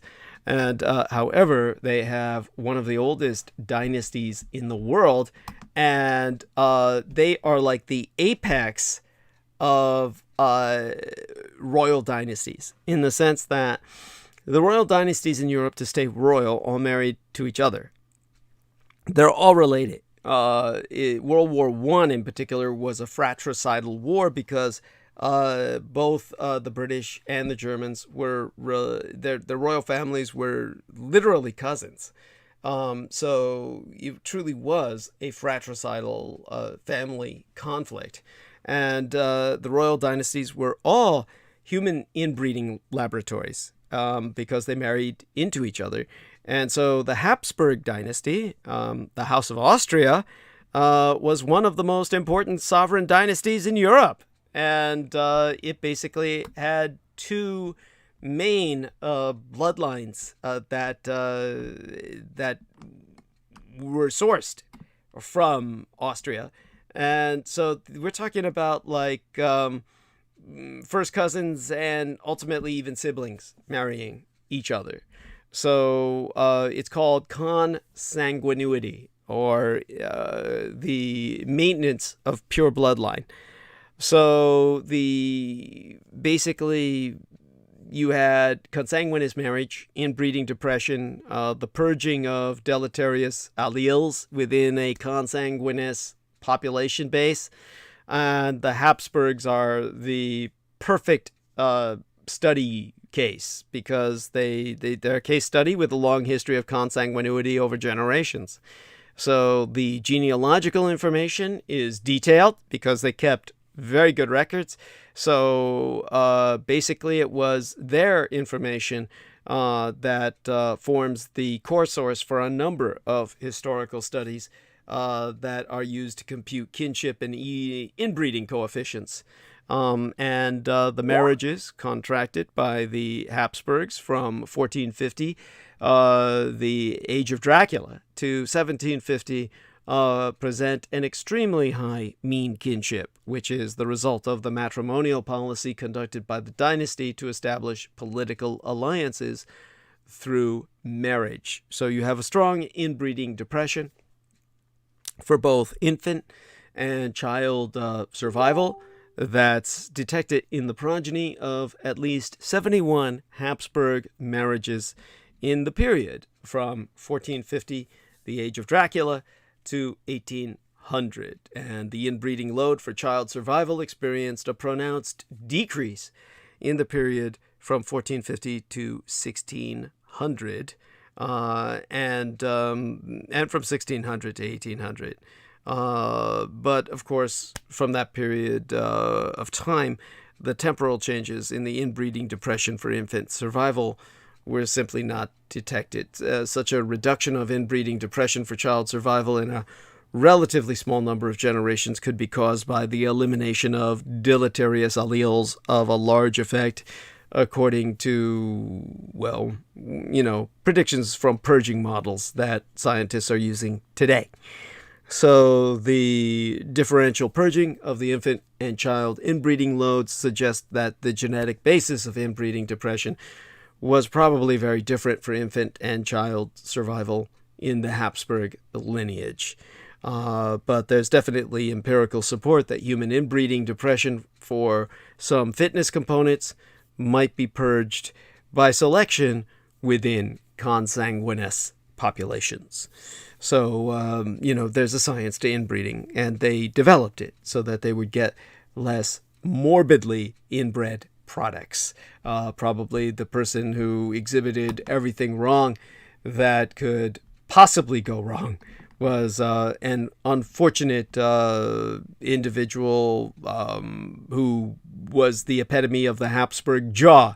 I think it was Charles II of Spain, maybe, who was 56 years old at the time of his birth. Or his father was. He may as well have been 56 because he was prematurely aged. This sort of thing happens. It's one of those El Hechizado, or the Bewitched, as Charles II was dubbed, for his overlarge tongue, his epilepsy, his other illnesses. He had a whopping inbreeding coefficient of 25%, about the same as the offspring of two siblings. And so the distinctive Habsburg jaw was likely the result of the royal family's inbreeding. And so all the research that I'm sourcing, it's proven correlation between how inbred rulers of this notoriously intermarrying dynasty were, and the prominence of their jutting jawline was a distinctive feature Now, if you take a look at the Yamato dynasty of Emperor Hirohito, you will see as if they have no chins. They're almost chinless, and that's a sign of, their inbreeding. And so the point that I'm making is that historically, incest has been a thing. And by the way, the young lady who I've been communicating with, she says they were trying to keep the Homo capensis bloodlines going after many of that bloodline were destroyed. Only the royal bloodlines remained. Thank you, honey. May I name you and give you credit? I'll take a look at your response later. In the interim, I thank her for her input and deeply appreciate it.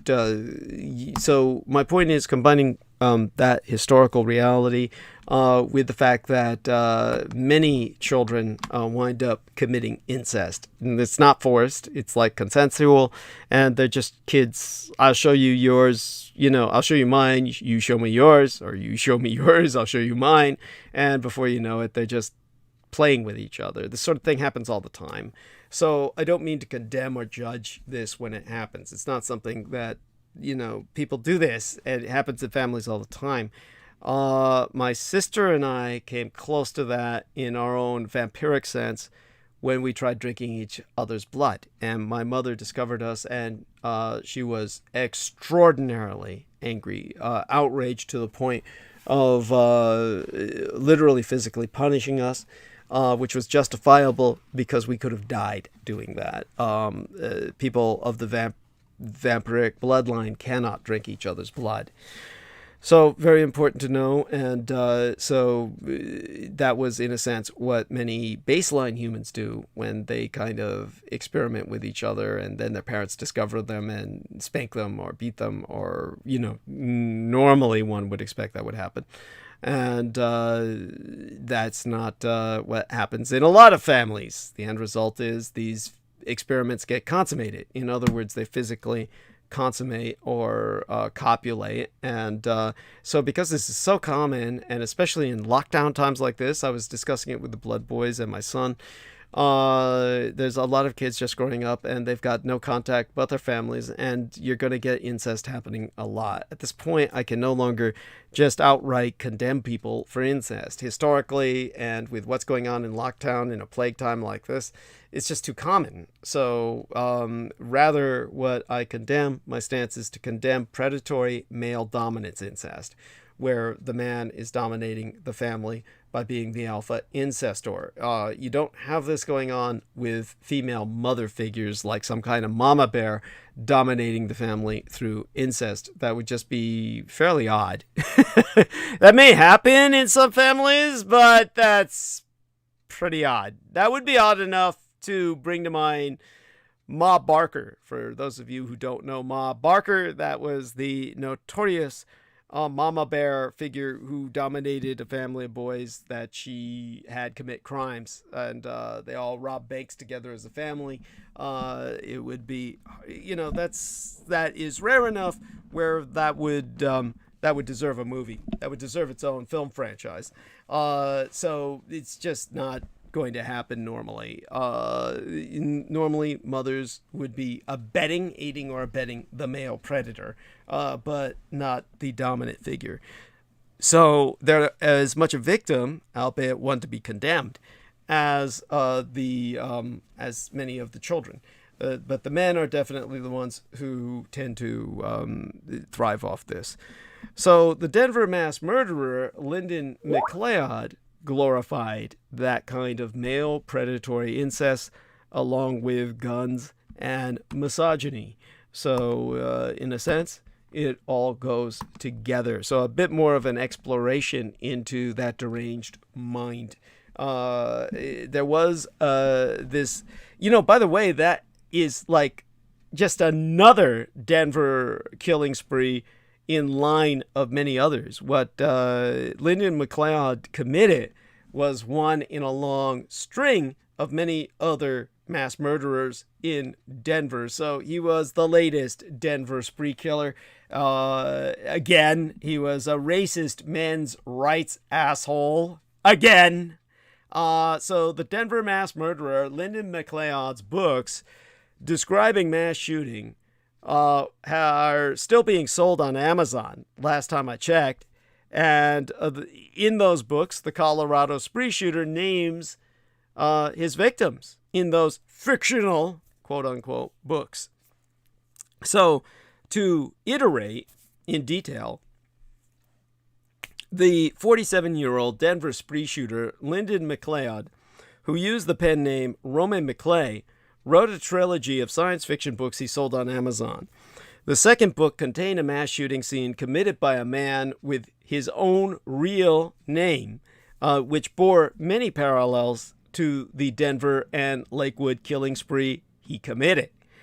In other words, the Colorado gunman whose shooting spree late last month, the last week of last month, left 5 people dead and 2 more critically injured on Monday opening the work week before last, was a self-published author of racist murder fiction who really liked to quote himself on social media and who believed that the very best alpha males should be free to use violence to keep inferior humans under control. In a rebuke to Zardoz, which, if you don't know what that is, though, boy, are you missing out. That's the Sean Connery film in which he spends the entire film dressed in a G-string and being used as a pony boy to pull rickshaws and shit. And, it's just too fucking British. Yeah, I'm sorry, that's just insulting to British people. It's British psychedelic shit. It's incomprehensible. But the opening scene is as incomprehensible as Zardoz is. It's unforgettable. Once you see it, you will never be able to unsee it. But it starts off with a giant floating prickhead, and the giant floating fucking prickhead throws out guns from its mouth and shit. It vomits out all these firearms and says, "The gun is good. The penis is evil. Exterminate.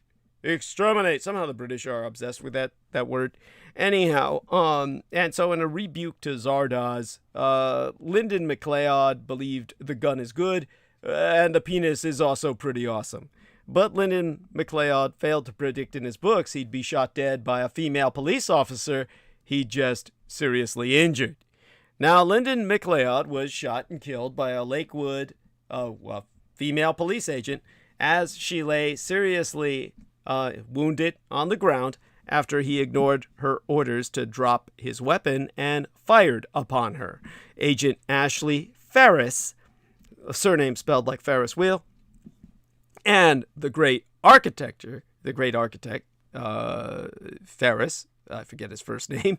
I have some of his books. She is reported to be in stable condition after surgery, but will require more surgeries in what is expected to be a lengthy recovery. Jameson Reese says, "Okay, come on the mic and describe what you're seeing." He says, "What the fuck were they thinking?" Yes, he wishes he did not Google it. So tell us. Yes, you cannot unsee this now. If he can turn his mic on, he can tell us what he sees. And of course, Zardoz is. Oh man, this is just horrible. Yeah. This is. Sean Connery. Oh my gosh, he's. What the? Geez, what the hell?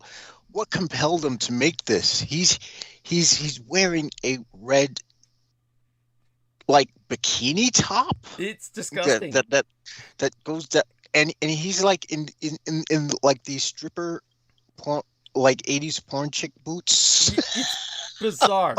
It is. And it's not like they're making him look feminine either. He's like got a mustache, and it's what the fuck. It's absolutely bizarre. It's, and then there's this floating head. Yeah. That's. Yeah, a maniacal penis with a grimace. It's a leonine grimace. Yeah, wait, that's supposed to be a penis? It may as well be. From out of its mouth, they ejaculate all these firearms, to the so-called exterminators who are all dressed like Sean. So they're supposed to be machos, but he spends all the film being bitch whipped by women and shit who make him like their pony boy, pulling their rickshaws and shit. It's wait a minute. Are those supposed to be bullets on them or something? Maybe a bandolier of bullets. Yeah, it's supposed to be, some weird queer British idea of macho, but it's all fagged out. I don't understand why he even went through with it. I guess he was strapped for cash. He must have been. It was like when he was, yeah, crazy shit. He didn't want to be perceived as James Bond anymore, or something at the time. Oh my God. Yeah, self-loathing. Yeah. Yeah. I'll let you get back to the narrative. Yeah, and the movie's incomprehensible. It's like you can't never understand what the fuck's going on. If you watch it, you're just gonna start drinking. That'll drive you to drink, or if you smoke pot, maybe do enough drugs, it might have some meaning to you, but it's only gonna be whatever's reflected in your own mind. But there we have that, and thank you, Jameson, appreciate that.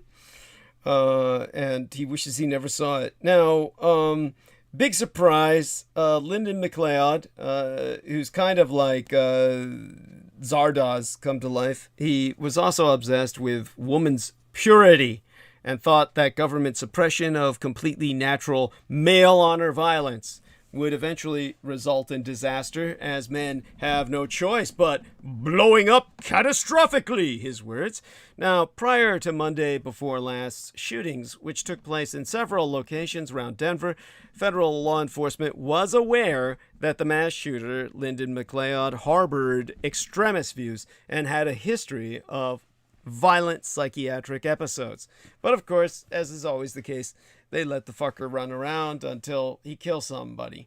Now, still available for purchase on Amazon as far as I can ascertain, the series of self-published books authored by the 47-year-old domestic white male supremacist terrorist who perpetrated the Denver and Lakewood shootings, which contain racist rants and a mass shooting sequence similar to the Monday before last attacks, were written under a pseudonym, but with several of the victims and locations identified by name, detailing at least one of the killings.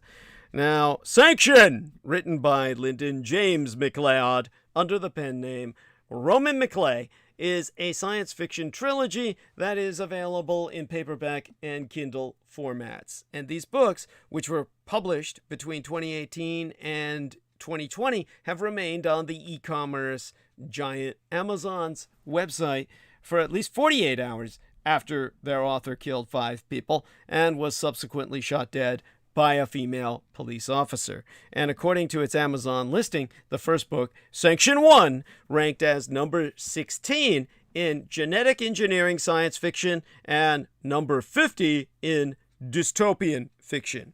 Now, I have taken it upon myself to examine passages of these books, which feature a man named Lyndon as protagonist. In Sanction 2, published in 2019, the character commits a mass shooting, which McLeod describes vividly and with morbid enthusiasm. The character Lyndon heads across Denver's 6th Avenue towards a house that shared walls with 6 tattoo, or 13 tattoo, actually. Tattoos, Lucky 13 parlor that he shot up. Or is this 7 tattoo? He's writing this in Roman numerals here. So I'm going to, I believe it's number, you'd think I know my Roman numerals by now, but I really keep forgetting. And so when it comes to the Roman numerals, okay, in Arabic numbers, Arabic, I think he would make 7 as the opposite of 13 is what I would presume. And so it's 6 in Arabic numbers. So 6 tattoo was where he commits the shootout in the fiction. And MacLeod wrote the character was dressed in tactical gear and had a total of 225 rounds in waiting with 47 bullets loaded into his 2 weapons. Now, Lyndon then shoots and kills a woman and 2 dogs in the home portion of the building before heading to the tattoo studio, 6 Tattoo, where he kills a pair of tattoo artists, 2 seated clients, and an additional man. This sequence closely resembles certain events in Monday Before Last shooting spree. At least 4 people were shot in 2 Colorado tattoo shops that afternoon. The first was in Denver, where the suspect killed 2 women and injured 1 man. Their families identified MacLeod's victims as Soul Tribe, or Sun Tribe, tattoo artists. Soul is the ancient Greco-Latin word for the sun. The Titan of the sun. And these Sun Tribe tattoo artists were the 35-year-old Elisa Gunn Maldonado and the 44-year-old Alicia Cardenas, both Latinas, who were both killed at Soul Tribe Tattoo in Denver. The former's husband, Soul Tribe piercer Jimmy Maldonado, being injured in the shooting and remains in critical condition. In nearby Lakewood, the shooter killed 38-year-old tattoo artist Danny Schofield at the Lucky 13 Tattoo Parlor in Denver, what he based his fictional 6 tattoo off of, with the Roman numeral V1. At one point, the suspect broke into the 200th block of West 6th Avenue in Denver, which authorities described as a dual-purpose building that stood as a residence and part of a business. He pursued its occupants, and shots were fired, the 67-year-old Michael Swinyard being killed in his Denver condominium. Police say MacLeod knew all 4 of those fatal victims, the fatalities, as opposed to the critical injuries or the casualties. Casualties are injuries, fatalities are the slaughtered.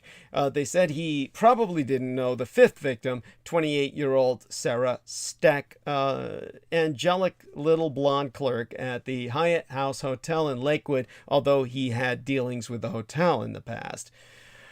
Denver Police Chief Paul Pazin told KCNC that his department had investigated MacLeod twice in recent years, once in 2020 and once earlier this year, meaning just a few days ago, or 2021, sometime in 2021, my apologies.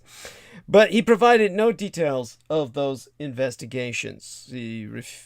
To quote his this individual was on the radar of law enforcement. There were 2 previous investigations into this individual's actions. Neither of those investigations resulted in state or federal charges. Now, Lakewood Police and Aurora Police, who were mentioned in MacLeod's books, said they were unaware of them. Denver Police, however, did not answer a direct question from myself about their knowledge of these books, which were, again, written under the name of Roman McClay as fiction, but with a lead character named Lyndon MacLeod. In other words, he fictionalized the real him and, a form of pathological projection, if ever there was one. In these books, Sanction 2, and Sanction 3, those are Roman numerals, but I recognize them. The MacLeod character kills 46 people in a single night, beginning with Michael Swinyard, who is described in the book as a former business partner in a marijuana business MacLeod believes swindled him. The description of Swinyard's murder in the book is eerily similar to what actually happened. MacLeod arrives at Swinyard's building disguised as a police officer, gets the doorman to take him up to the condo, where he kills the doorman, Swinyard, and a group of people playing poker at Swinyard's condo. In reality, MacLeod was dressed as a police officer as well, in tactical gear, with a police logo, a badge, and a rifle. All this according to a letter to residents sent by the building manager. News 9 said a security guard cooperated with his demands and took him to Swynyard's floor, but escaped to another unit and called 911 as MacLeod broke the door down and killed Swynyard.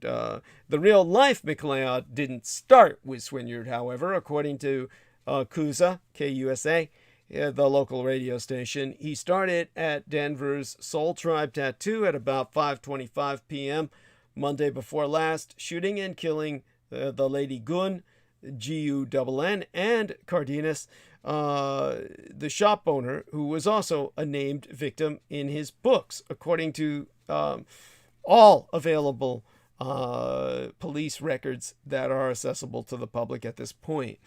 And confirmed by all involved law enforcement authorities. And thereafter, critically injuring Jimmy Maldonado. 5 minutes later, he broke into the home of Jeremy Costello, which is attached to his business, Six Collective Tattoo. And according to KDVR, Costello, his wife, and 3-month-old baby girl fled to nearby World Tattoo and hid while MacLeod shot up his home and set fire to his van, parked in an alleyway outside and containing all his tattoo supplies, which apparently MacLeod knew, and that's why he targeted the vehicle. Now, Costello told Fox 31 that friends had told him about MacLeod's books and that he wanted to kill him, but he said he didn't take it seriously and didn't know what he had written specifically about targeting his tattoo shop, where MacLeod had worked several years ago and was let go. To quote his Costello, "I didn't want to read his book. I just didn't like him. I should have read it. I would have gotten a little more worried." Now, 15 minutes after setting fire to Costello's van, MacLeod made it to Swynyard's condo, and Denver police got a description of his Ford Econoline van. A few minutes later, police spotted the van and engaged in a brief shootout with MacLeod before he escaped and headed toward Lakewood. Just before 6 p.m., Lakewood police got a shots fired report from Lucky 13 Tattoo, where Schofield was killed. Minutes later, after another brief shootout with police, MacLeod entered the Hyatt house and shot Steck. Outside, and now on foot, he again encountered police. Witnesses reported seeing a Lady Agent Ferris calling for MacLeod to put down his gun. A witness told KDVR, "And we just seen the suspect pull his gun out and literally shoot her in front of us, and she was on the floor, she was on the ground. He turned and he kept shooting, almost shooting toward us, but my friend backed up just in time or we would have been shot as well." Lakewood police confirmed that Ferris was hit in the abdomen, but was able to return fire, striking MacLeod. In a statement, the police said the suspect was shot by Agent Ferris and died on scene. If not for the heroic efforts of Agent Ferris and other law enforcement, this incredibly violent tragedy could have been even worse. Police in Denver and Lakewood are still investigating, of course, but at least some in Denver want to know more. Well, they want to know if more could have been done to prevent this tragedy. Travis Leaker, president of Capitol Hill United Neighborhoods, whose office is across the street from Swynyard's condo building, went on record to say, and here I quote his T, "I'd like to know why somebody who had documented writings and cited specific properties and specific people in the city that we were not made aware of that. It's deeply troubling to know that this was under a gunman's surveillance for the better part of 2 years and we didn't know about it." Well, welcome to my world, victim. Douglas Dietrich is targeted by a man named Richard K. Cole Jr., and nobody in law enforcement will do anything about it. I've been tracked and targeted before by stalkers, and the police really feel there's nothing they can do until these people try to kill you. They either succeed or they don't. In either case, the police act after that. The only thing you can do is defend yourself. Now, law enforcement is, of course, securing the murderers, the spree shooters' writings, both physical and online, and attempting to determine what led up to the shooting spree. police have confirmed that they had investigated the mass murderer in 2020 and 2021 for previous incidents, but he was not arrested either time. That's part of the problem. These are white men. They're allowed to say whatever they want to say, do whatever they want to do, and go all over the place and piss and shit and moan and shoot people. And until somebody finally dies, then, they finally get taken down. And at that point, it's too late for everybody else. So the police did admit at a presser ~Septimania, last week, that MacLeod knew all of the victims he shot, either personally or through business. 2 of the shootings took place at tattoo parlors, and a third location where MacLeod had run a tattoo parlor all his own that was open until at least 2017. One of those shot by MacLeod was the Lakewood police officier, or officeres, whom he did not personally know, and whom police briefers have confirmed is in stable condition, but will need additional surgeries. MacLeod was shot and killed in a gunfight with her. While it's not clear whether MacLeod left any notes about his motives for Monday before last's deadly rampage, the guy had some seriously fucked up beliefs that are disturbingly popular with members of the asshole manosphere community. The manosphere of men going their own way blogs. MacLeod operated a plethora of Twitter and Instagram accounts, just as my stalker Richard K. Cole Jr. does, under the alias, in this case, of Roman McClay for MacLeod, which, of course, he used for his 3-book series, Sanction. And that book series, with its first book described in an Amazon review as eloquent reflections on dominance hierarchies, psychology, technology, nature, violence, anatomy, and physiology, sexual morality, drug use, politics, and a whole mess of stuff, that MacLeod wrote that himself. By the way, Jameson Reese says, "Are you shitting me?" He says, "Such a community exists." Sigh. Yes, sadly. Sad, but true. At any rate,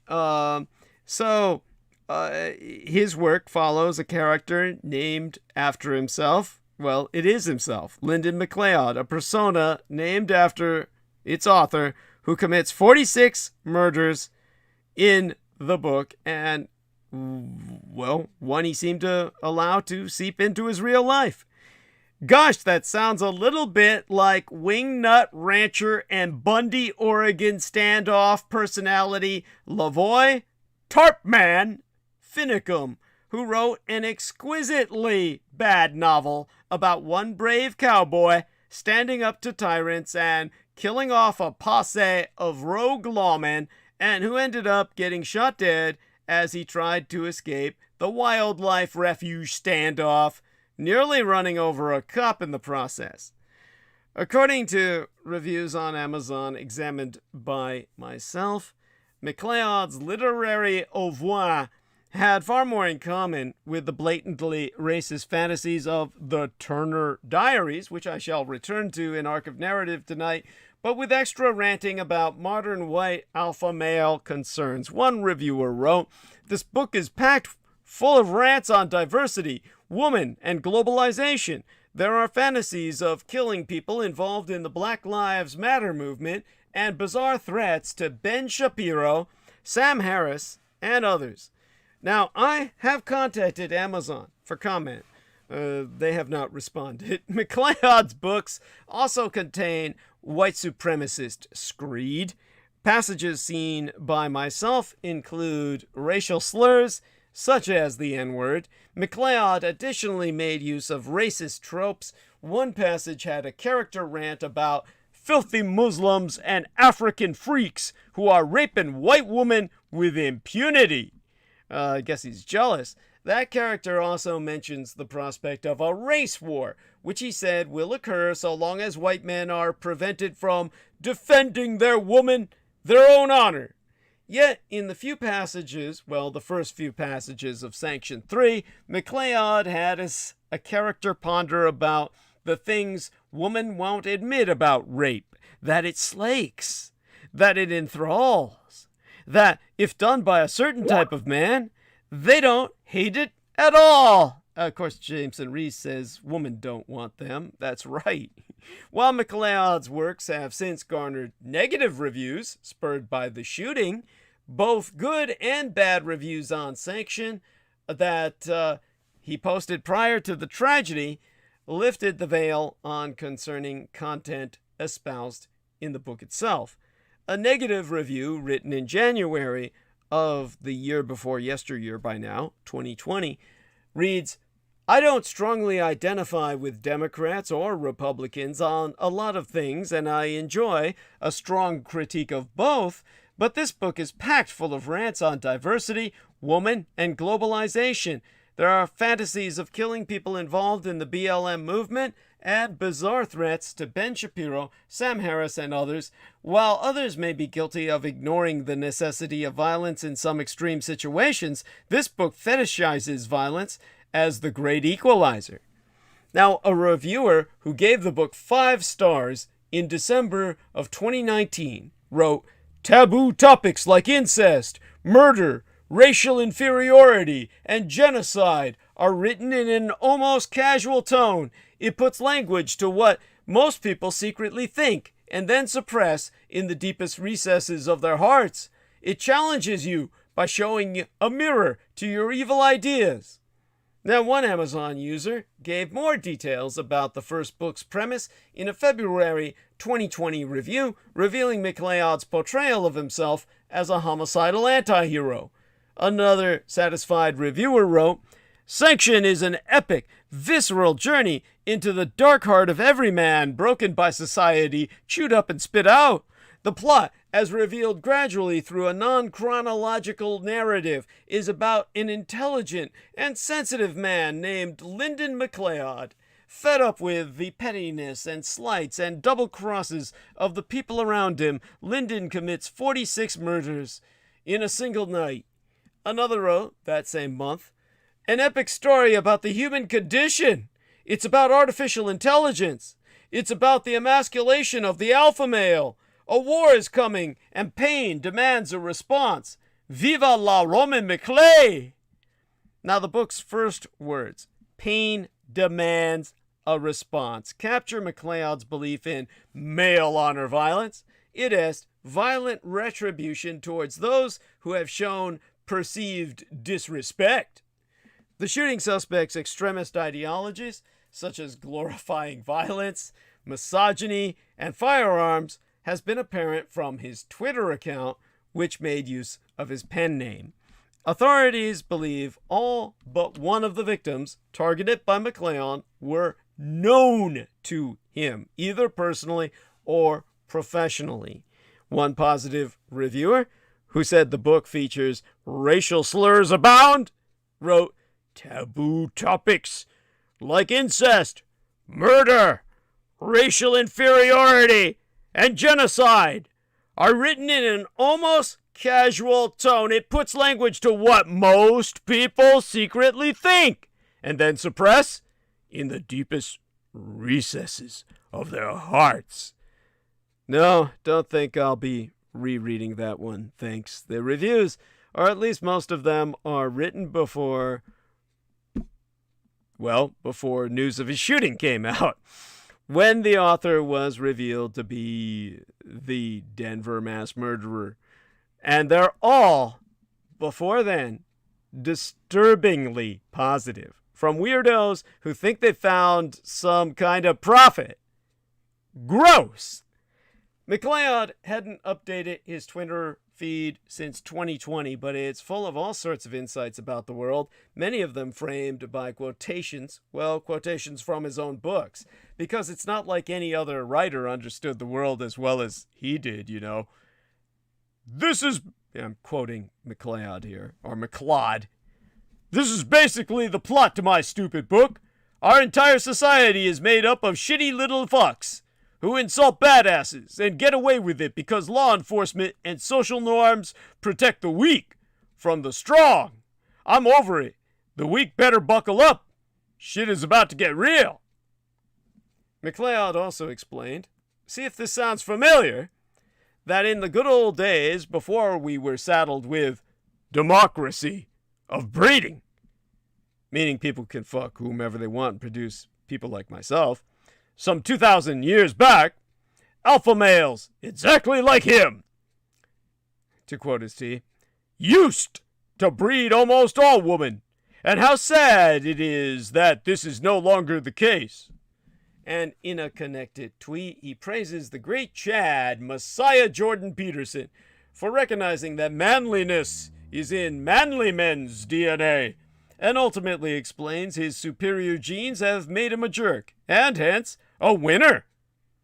To quote his T, yes, I'm a jerk. I have high testosterone and low patience. I've been in more his spelling, STEET. I've been in more street fights than you have teeth. I've been arrested on felony weapons charges. I've had 3 women in bed at once. I'm aggro as fuck, dude, and I have MOA gene, MOA hyphen A, all uppercase MAO, MICKEY, Mickey Mouse. Anyhow, he says, I have MOA gene and 4% Neanderthal DNA too. See? Genes. There you go. How do you tell a male chromosome from a female chromosome? You pull down the genes. Yeah. He didn't make that up. Now, MOA gene is monoamine oxidase. That's a key regulator for normal brain function. It's a flavoenzyme, which degrades amine neurotransmitters such as dopamine, norepinephrine, and serotonin. So the monoamine, he basically changed it saying he had no brain function. Thank you. Thank you. I mean, but basically, MAOA, MAOA, that predicts it has earned the nickname warrior gene because it's been linked to aggression in observational and survey-based studies. It predicts behavioral aggression following provocation. You know, the Kyle Rittenhouse gene.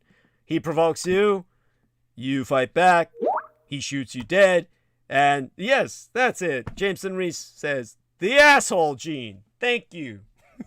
There we are. Anyhow, Newsweek says that MacLeod claimed in a separate tweet that the threesome was with 3 teenage girls, making him the alpha-ist alpha that ever alpha. Women, on the other hand, need to be kept virginal for the alphas, because again, that's just evolution. MacLeod tweeted that men must be protectors and providers, and women must be chaste. Each sex wants different things. Read evolutionary psychology books to see why. It's built into our DNA.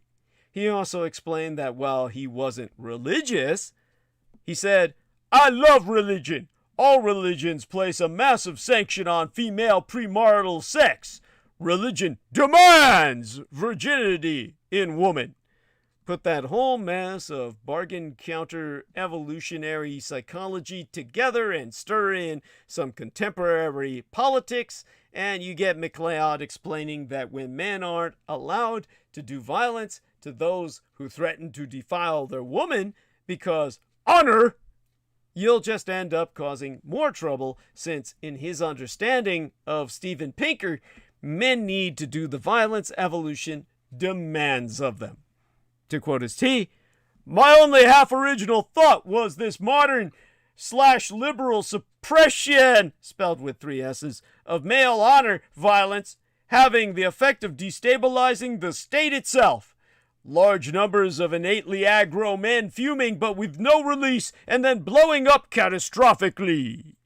MacLeod seems to have thought a hell of a lot about how society would be to blame when perfectly normal men like him finally lose their shit. It was a whole theme with MacLeod, leading him to bizarrely agree with CNN's Don Lemon in 2018, when Lemon, after the racist murders of 2 black men in Kentucky and the Pittsburgh synagogue massacre, called white men the biggest terror threat in this country.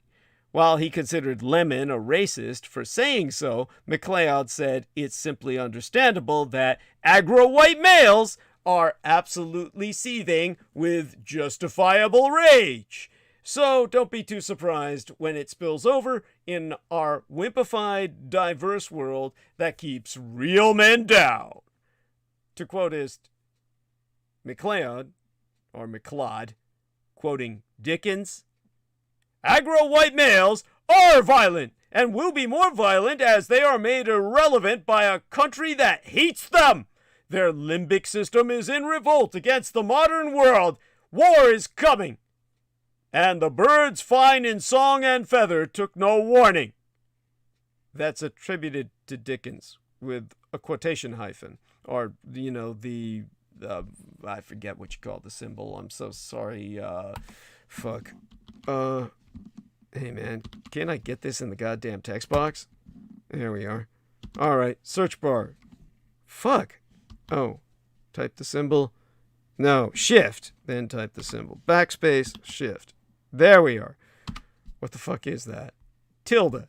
That's it. The tilde. The quotation tilde. Tilde Dickens. And the birds, fine in song and feather, took no warning. Now, as far as I can tell, Charles Dickens never wrote that quote. And the birds, fine in song and feather, took no warning. So we'll assume that's another MacLeod self-quote there. Again, all we know from his social media posts and his supremely manly literary output is that Lyndon MacLeod had a lot of violent, fucked up beliefs, which are shared with a lot of guys in the incel, that's all uppercase INCEL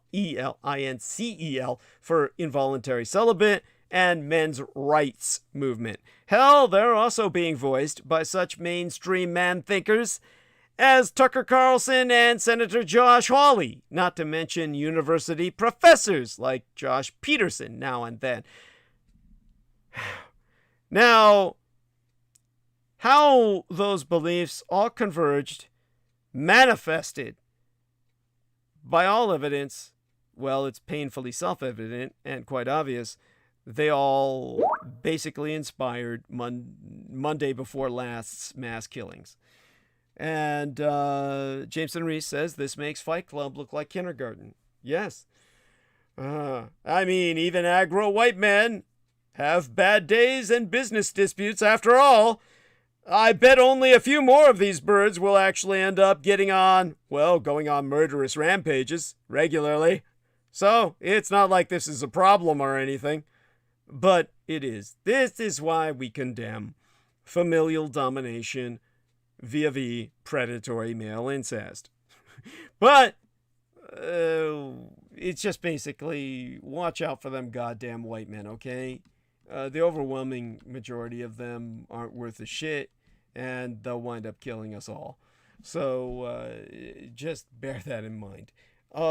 Now, of course, for this week, let me shut down the other aggro white male, CJ Morningstar, whoever the fuck it was that basically, said he's just here for Peter Moon.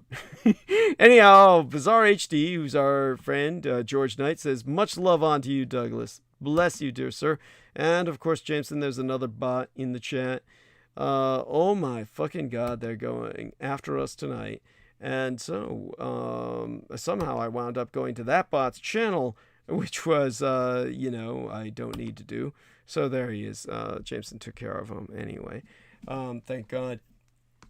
And, all right, back to the task at hand. Let's take a look into live stream, see what we got going.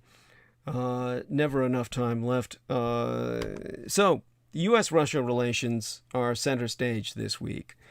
Tomorrow, well, actually today, if you're on the East Coast, rising tensions between the United States and Russia will be on full display when officials from both countries hold security talks to discuss respective military activities and the ominous situation brewing along the border of Ukraine. The United States and the international community at large fear a possible Russian invasion of its western neighbor.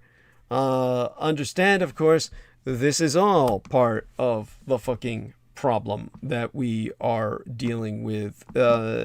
United Europe, or rather the European Union, there's nothing united about it, and these United States are struggling to appear united against motherless Russia as divisions are forming over the Ukraine. With the threat of war looming over Ukraine, the West hopes a flurry of high-level talks. The United States and the NATO, the North Atlantic Treaty Organization, will have this week with the Russian Empire will avert a conflict. But just as crucial to these talks is resolving suggestions of disunity between Washington and Brussels, the erstwhile capital of its European Union allies.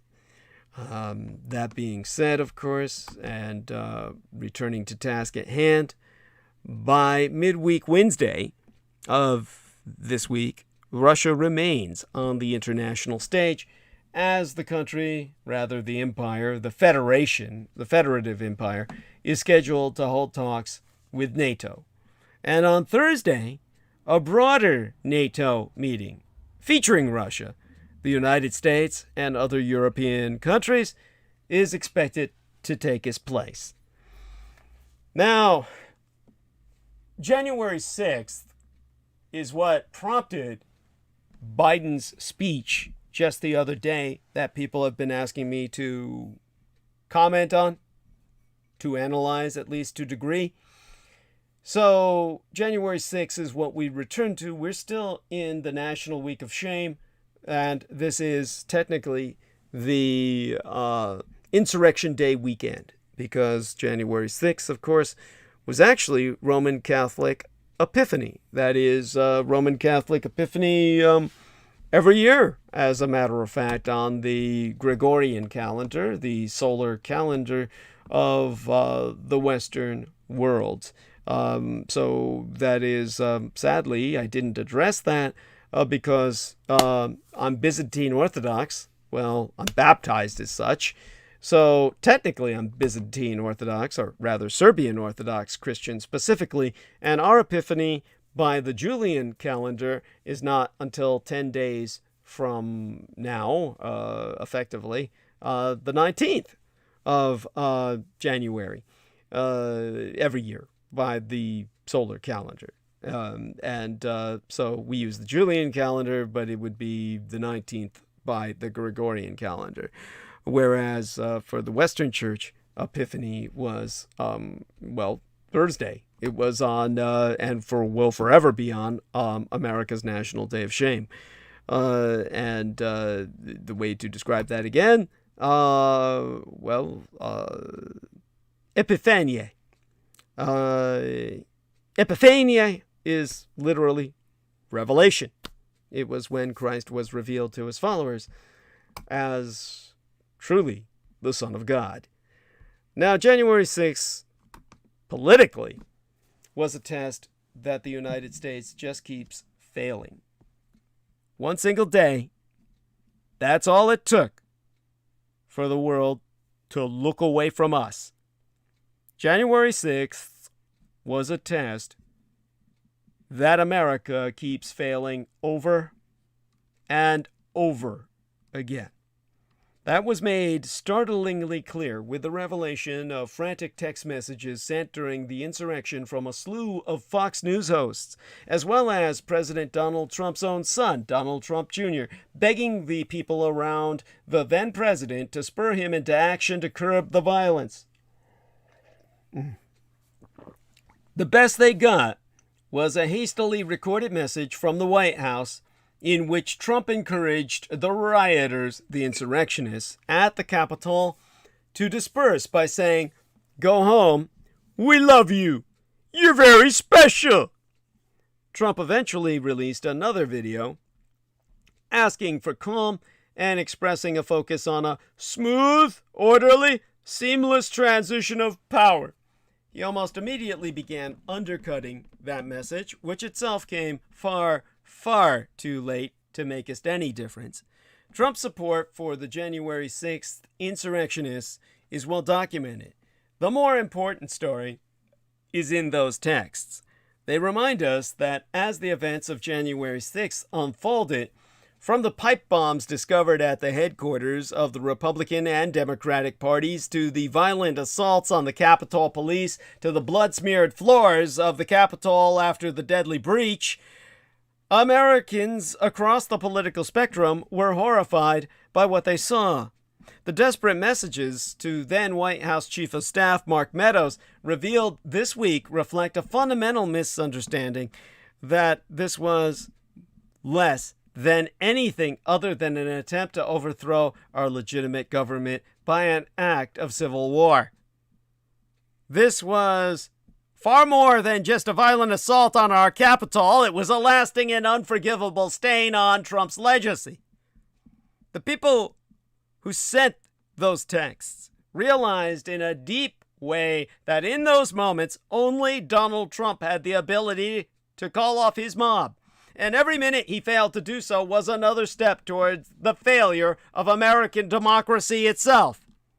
They knew, and then they set out on a project of mass amnesia, an effort to erase Trump's complicity in the insurrection, and, in the end, the insurrection itself. But while Trump's enablers and supporters on the right bear responsibility for both the insurrection and its erasures, they are not the only ones who have failed. Democrats, who have done so much to raise the alarm about the threat to democracy, have also failed to pass the reforms necessary to safeguard our country against future anti-democratic mass actions. In fact, it is fair to say that American democracy is in a far more tenuous position today than it was during the January 6th insurrection. There is very little that people who are not part of these United States, the American right, can do about this problem. Most of the conservative movement no longer entertains people who deviate from the Trumpian line. That puts even more onus on pro-democracy Americans to safeguard elections, and so far, they're not doing a very good job. Though some Democrats in Congress have suggested they plan to focus on voting rights before passing the Biden administration's signature Build Back Better legislation, which by this point in history is Build Back Never, there be little evidence that they have the support to end the filibuster, a necessary maneuver in order to pass voting rights protections with only Democratic votes. Without those reforms, Democratic governance in these United States will be even more imperiled in 2022 and 2024 than it was in 2020. Leading figures on the right have had a lot of time to perfect their political amnesia acts. Back in 2015 and early 2016, Republican leaders were fully aware of the threat a Trump presidency represented. They rightly warned that Trump was an immoral man, from Glenn Beck, reminiscent of the third world strongman, via Marco Rubio, who would destroy the Republican Party, per Lindsey Graham. But when it became clear that Trump was the route to political power, they labored to erase their knowledge of the dangers he posed. The right's insurrection revisionism did not stop with amnesia, however. They have worked hard to rewrite the story of the insurrection itself, recasting Trump supporters not as the aggressors that they are, but as the victims they would like to pretend to be. This is now a baseline position in reactionary media. That the insurrectionists were citizens exercising their basic constitutional rights only to be set up by the deep state and various agents provocateurs, persecuted as political prisoners. That fallacious argument is visible everywhere, from Trump's proclamations from Mar-a-Lago to Tucker Carlson's Patriot Purge propaganda series to Steve Bannon's popular podcast. This media sewer system, it's not an ecosystem, it's a sewer system, leaves no room for the narrative captured by the text messages to Meadows to survive. The reality is that, along with the rest of the United States, on January 6th, figures who remain pillars of the radicalized right recognized that there was something abhorrent and dangerous about attacking Congress as it was certifying the results of our legitimate presidential election. Today, few people on the right will acknowledge what almost all of them knew that day. By extension, this enables them to recast every effort to make sense of the insurrection and to uncover the role of Republican office holders and administration officials in the attack as a partisan exercise, a cynical ploy by Democrats and the media to unfairly smear Trump supporters. With one party intent on thwarting democracy and the other so far unable to do much to protect it, there is a serious need for civil actors, activists, reformers, journalists, and ordinary Americans who never felt called into the arena to build a pro-democracy movement in these United States. There are already activists like myself, or better known, celebrities like Stacey Abrams and the Fair Fight movement in Georgia, or Reverend William Barber II and the Poor People's Campaign, working hard on voting rights reforms, but the movement needs activists from across the country to put pro-democracy reforms at the top of the national agenda. Journalists have a role to play in this effort as well. The press in these United States exists as it does because the United States is a liberal democracy.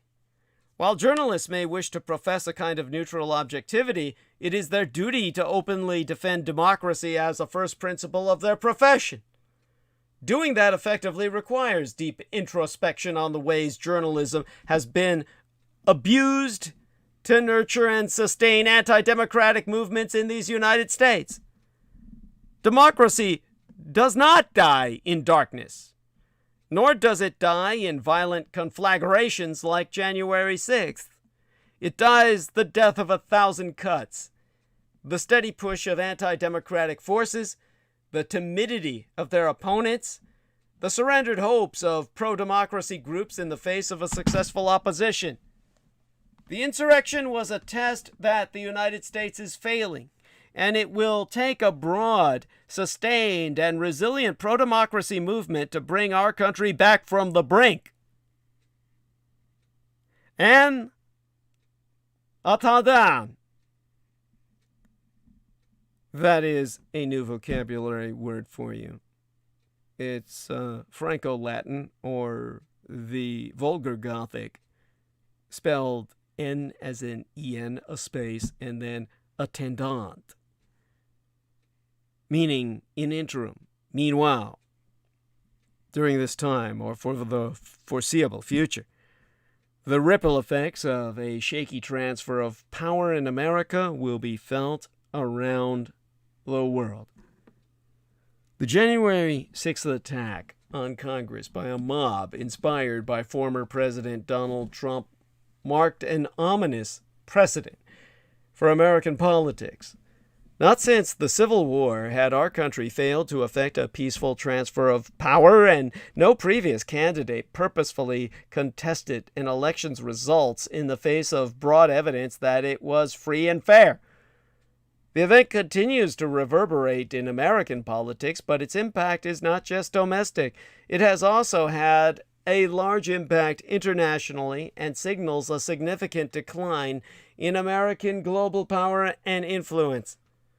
January 6th needs to be seen against the backdrop of the broader global crisis of liberal democracy.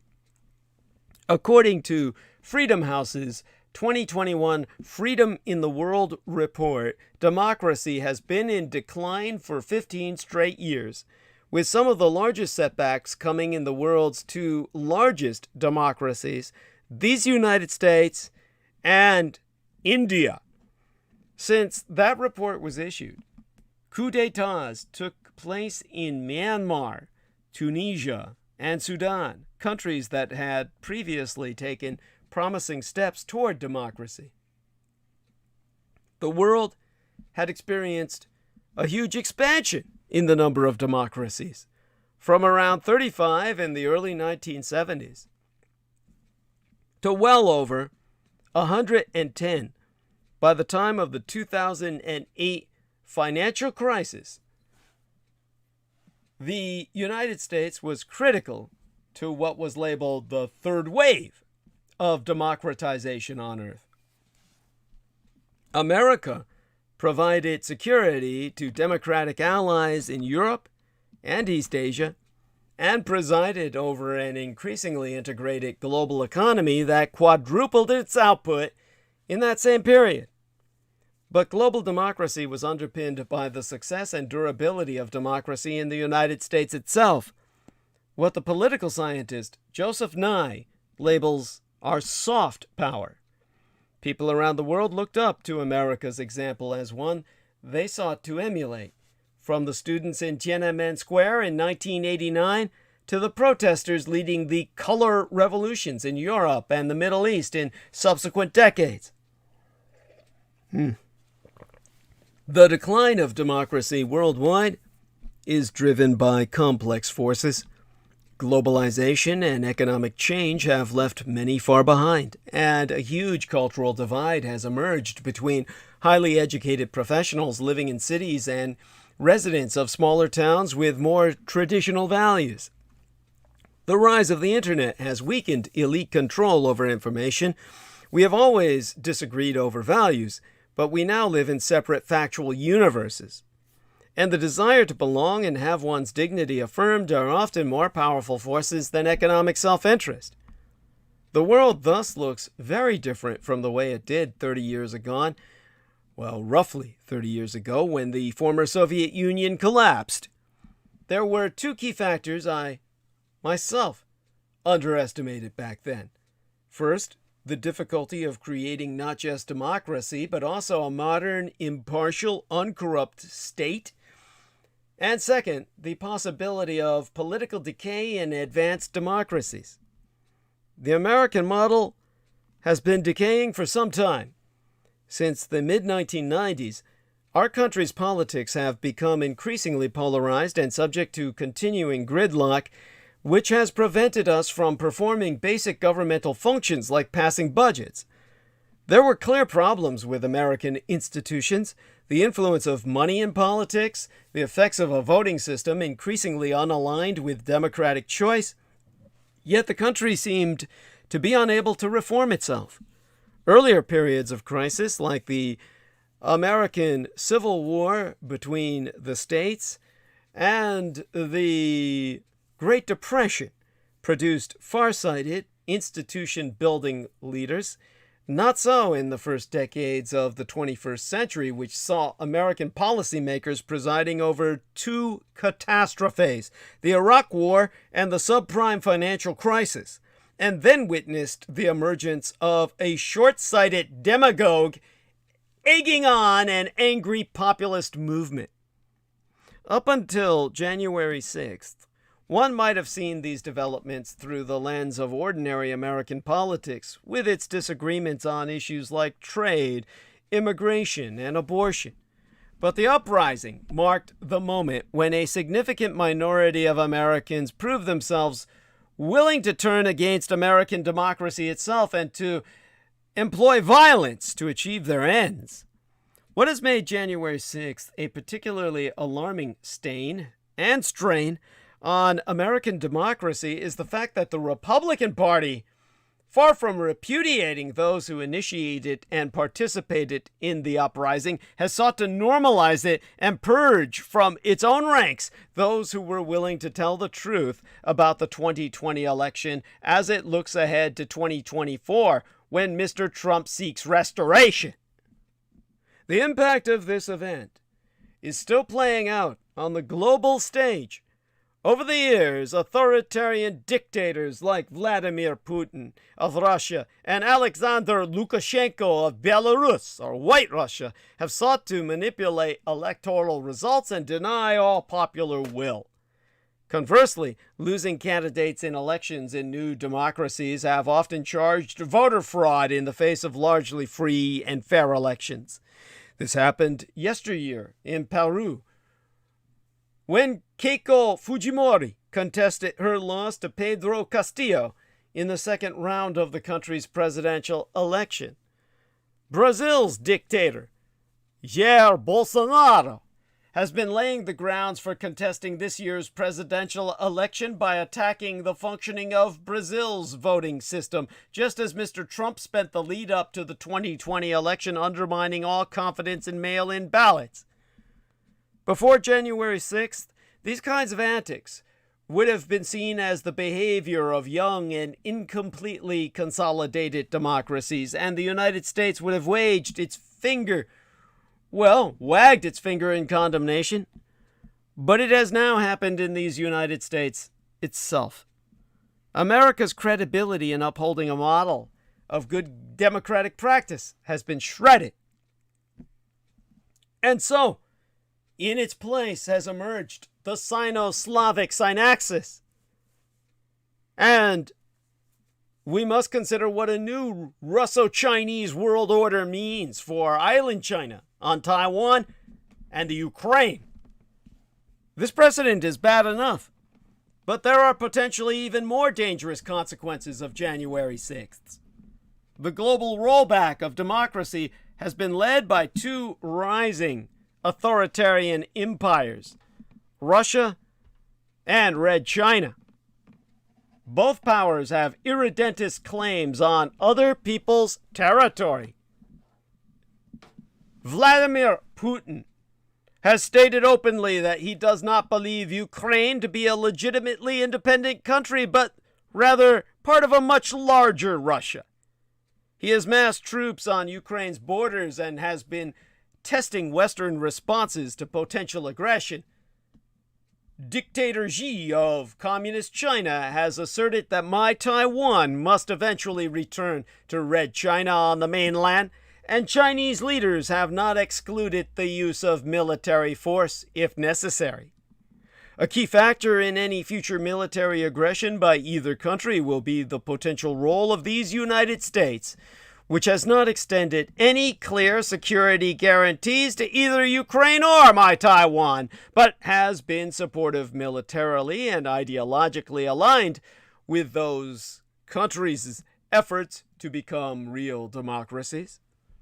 If momentum had built in the Republican Party to renounce the events of January 6th, the way it ultimately abandoned Richard Nixon in 1974, we might have hoped that our country might move on from the Trump era.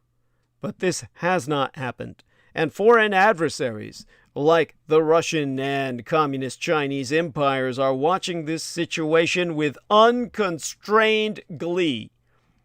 If issues like vaccinations and mask wearing have become politicized and divisive, consider how a future decision to extend military support or to deny such support to either Ukraine or my Taiwan would be greeted. Mr. Trump undermined the bipartisan consensus that existed since the late 1940s over America's strong support for a liberal international role, and President Biden has not yet been able to reestablish it. The single greatest weakness of these United States today lies in our internal divisions. Conservative pundits have traveled to illiberal Hungary to seek an alternative model, and a dismaying number of Republicans see the Democrats as a greater threat than revanchist, revisionist Russia. The United States retains a huge amount of economic and military power, but that power is not usable in the absence of domestic political consensus over our country's international role.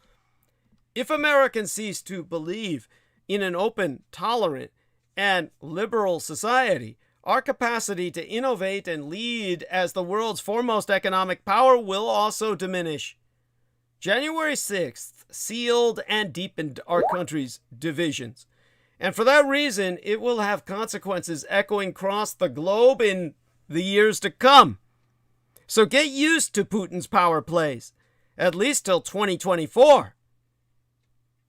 January 10th, Monday, opening this work week today, sees the opening of Russo-American security talks on NATO and Ukraine. However, they might evolve as Russia will have its revolver on the negotiating table loaded with its massive military buildup on Ukraine's borders. Whether an agreement is reached or not, the West would be wise to consider a number of geopolitical factors in its forward planning, however somber.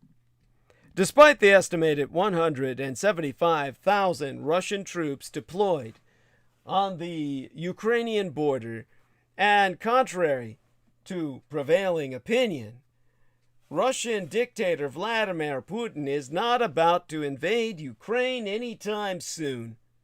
Yes, all of Putin's top aides in the military, national security, and foreign affairs, Defense Minister Sergei Shoigu, Secretary of the National Security Council Nikolai Patrushev, and Foreign Minister Sergei Lavrov described the alleged ongoing war with the West in increasingly immediate, dramatic, and frightful detail. And yes, Putin's third presidential term saw annual double-digit increases in defense spending, massive rearmament, and the breakneck modernization of its armed forces.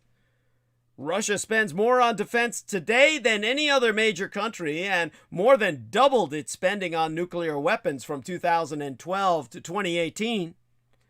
Nevertheless, this record notwithstanding, the West is not the target audience for the militarized drama on Ukraine's border. Putin's main audience is internal. His brinkmanship is directly linked to what is described in Russia as Problem 24, namely the fulfillment of Putin's paramount goal to become dictator for life in 2024, when, at 72 years of age, he will start yet another 6-year term. This is no easy task, even with national politics and television completely dominated by the Kremlin and the pro-democracy opposition devastated by jailing, exile, and mass murder. The economy has made the job more difficult, with the longest economic stagnation in Russia's modern history from 2009 to 2019. The Kremlin's response to this predicament was to shift the foundation for the regime's legitimacy from economic progress, which made Putin so popular in his first 2 terms in office, to Putin as the defender of a motherland besieged by the West. By all evidence, Putin has concluded that a lifetime presidency can only be a wartime presidency. As opposition columnist Sergei Medvedev describes it, and here I translate for you from the Russian, Putin has forged a nation of war that has battened the hatches and looks at the world through a lookout slit of a tank. The degree of military patriotic hysteria in Russia today brings to mind the USSR of the 1930s, the era of athletes' parades, tank mock-ups and dirigibles and shaved napes. Then the COVID-19 pandemic hit. In addition to the long-term deterioration of the national medical system, the Kremlin's schizophrenic policies, on the one hand allegedly curing the COVID ahead of the West and on the other ordering periodic lockdowns, have yielded predictable results. In Bloomberg's latest COVID resilience ranking, Russia scores 44th out of the 53 largest economies on Earth. It's behind Asian India, Brazil, Pakistan, and Mexico. According to Russia's independent Levada Center, in October, more than 4 in 10 Russians did not want Putin back after his term expires in 2024, his highest negative since 2013. So the Kremlin has been upping the ante, first rhetorically and now with the deployment of troops against the alleged NATO aggression. The show so far has been more effective than Putin could have hoped. To millions of Russians, the White House has legitimized Putin's fantasy of a creeping threat from NATO by promising to discuss Russia's concerns and the possibility of accommodations by the North Atlantic Treaty Organization. Putin is also reveling in newly acquired respect, a post-Crimea invasion pariah state sanctioned and boycotted with its gross domestic product 1/14 of America's. Russia has emerged as its global rival's equal, an important popularity and legitimacy component for all Soviet and Russian leaders. While the U.S. and its allies are at pains to guess what he'll do next, Putin is enjoying the spectacle of a worried White House, confused by Russia's deliberate ambiguity and obfuscation, the brazen rhetoric and show of force. He relishes yo-yoing President Biden from a summit to a phone or video call and more. Last month's video conference was the 5th direct chat with Putin in Biden's 10 months in the White House, almost certainly a frequency record in the U.S.-Soviet and U.S.-Russia relations.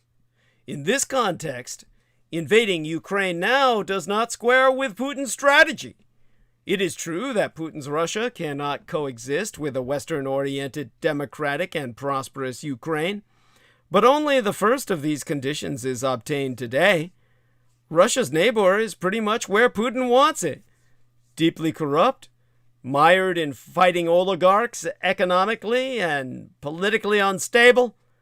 Should Ukraine reform and overcome these challenges, a 10-second phone call to expand hostilities in Donbas would do the trick. An open invasion of Ukraine today would be a waste.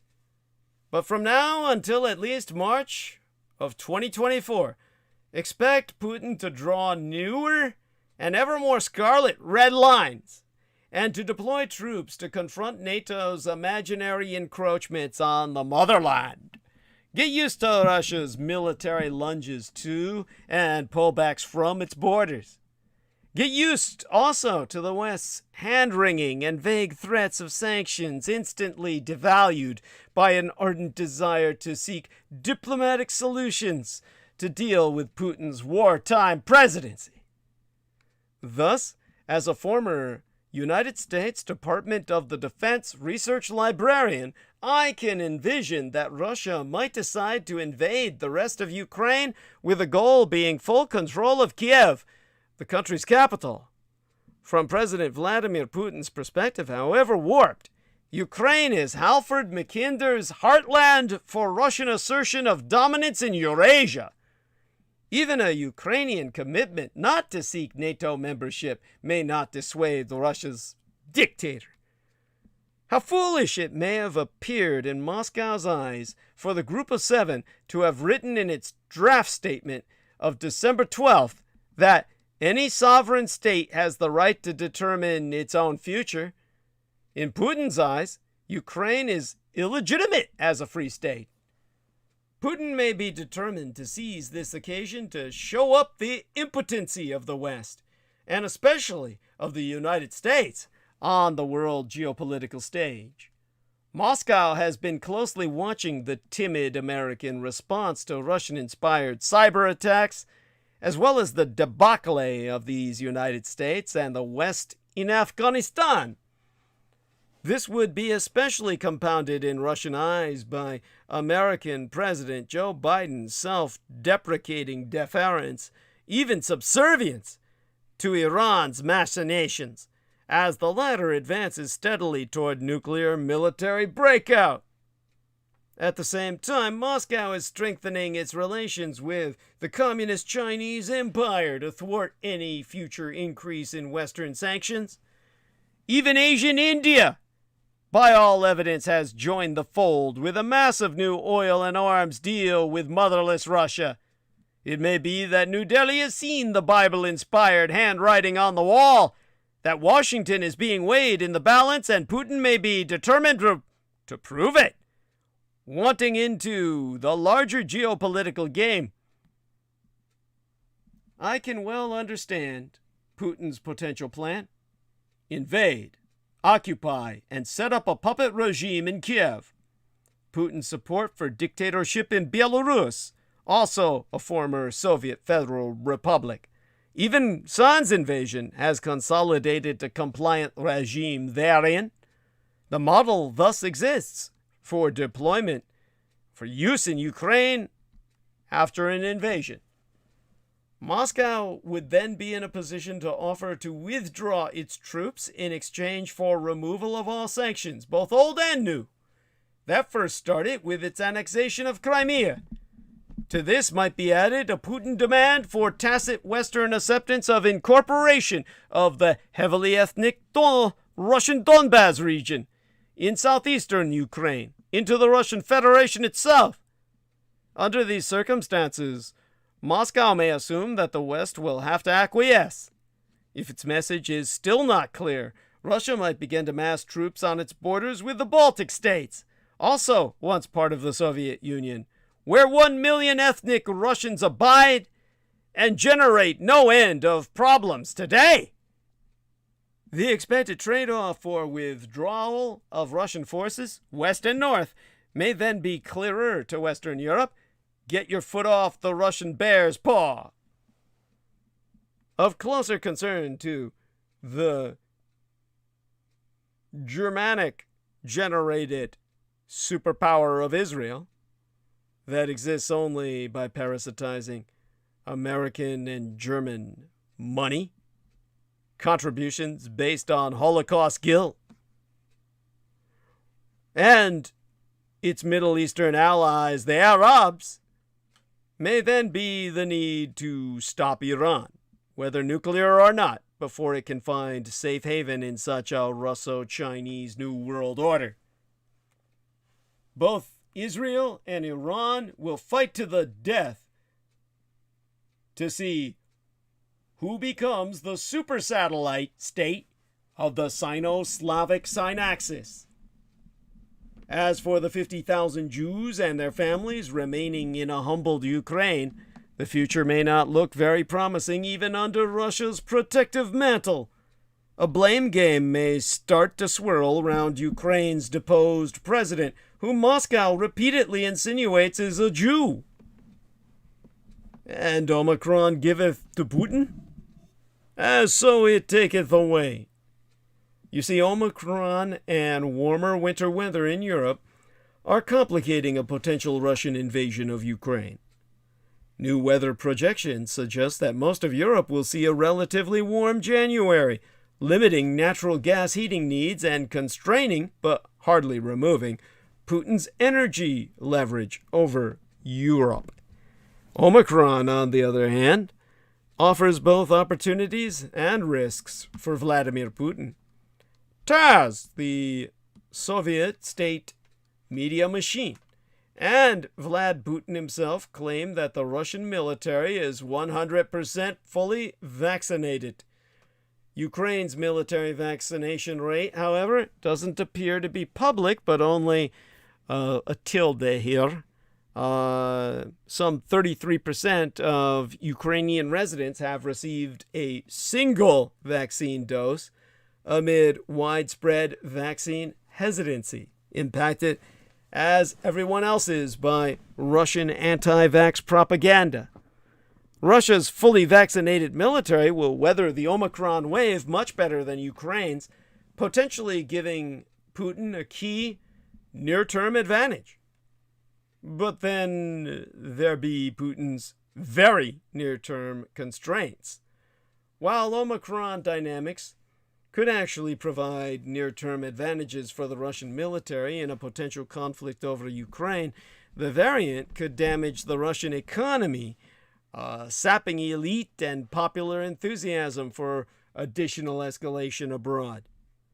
Russian health authorities report at least 100 domestic cases of the extremely transmissible Omicron variant, and the number of severe COVID cases will very likely skyrocket over the next several weeks due to limited domestic vaccine uptake, waning Sputnik 4 vaccine efficacy, 5 actually, Sputnik 5, and an anemic booster campaign.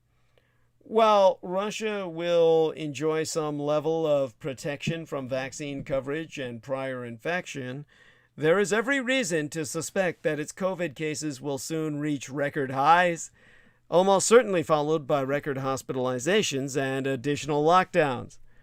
Facing a severe public health and economic crisis from the Omicron variant, Putin will be reluctant to escalate in Ukraine and provoke corresponding Western sanctions, at least in the very near term. On balance, a January conflict over Ukraine appears less probable than it did a few weeks ago. As Russia builds up its armed forces near Ukraine, stirring fears it may invade its neighbor, unrest in Kazakhstan has suddenly emerged as an unexpected challenge for Moscow. Russia has been moving more and more troops near Ukraine for months, sparking invasion fears. Focused on Ukraine, Russia has made a number of security demands of these United States and our allies and partners.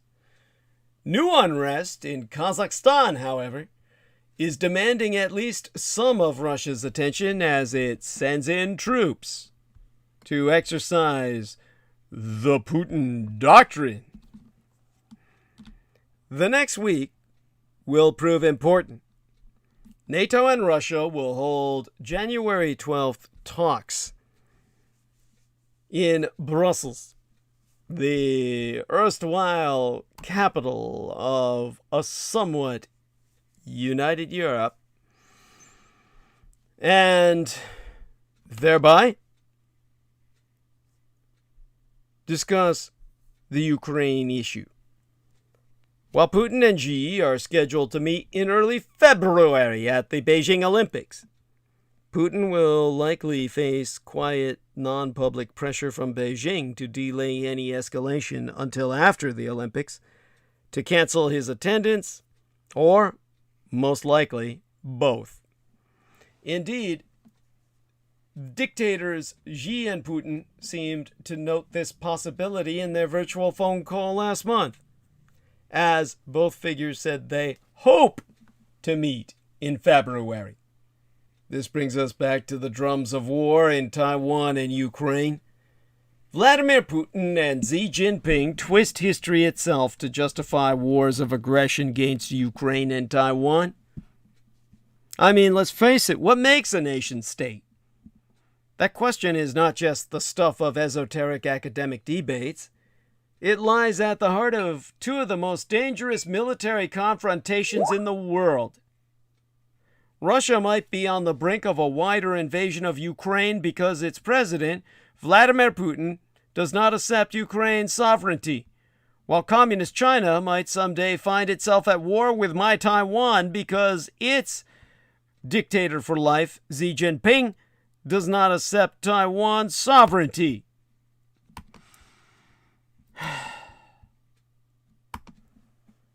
Putin actually said in 2008 that Ukraine is not even a state. And in July, he published a lengthy article making the case that the Russians and Ukrainians were one people, a single whole. In his telling, nefarious foreign powers, radicals, and neo-Nazis pursuing an anti-Russia project have sought to lure Ukrainians from their rightful place under Moscow's wing. Also in July, by a sinister coincidence, dictator Xi Jinping of the Red Chinese Empire gave a speech marking the 100th anniversary of the Chinese Communist Party, in which he declared that resolving the Taiwan question and realizing China's complete reunification is a historic mission and an unshakable commitment. In his view, my Taiwan is merely a renegade province, and one that needs to be reunited with China on the mainland pronto.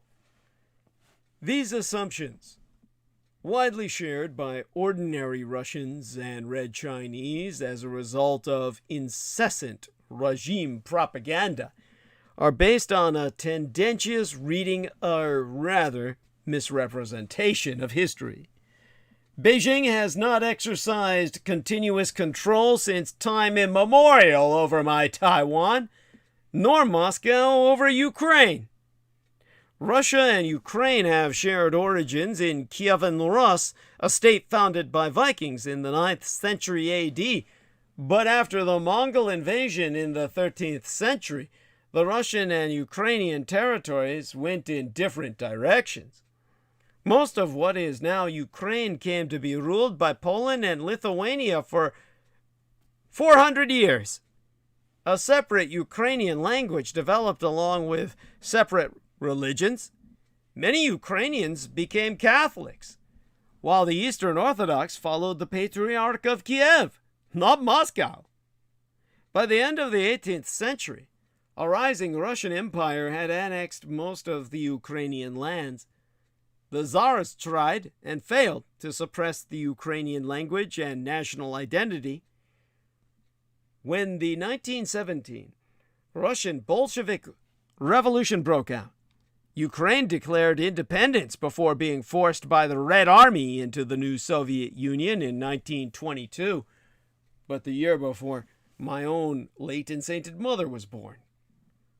The great suffering inflicted by Joseph Stalin a decade later during a communist orchestrated famine, when millions of Ukrainians were forcibly starved, over twice the number dying than Jews did in the Holocaust, further alienated many Ukrainians from Moscow.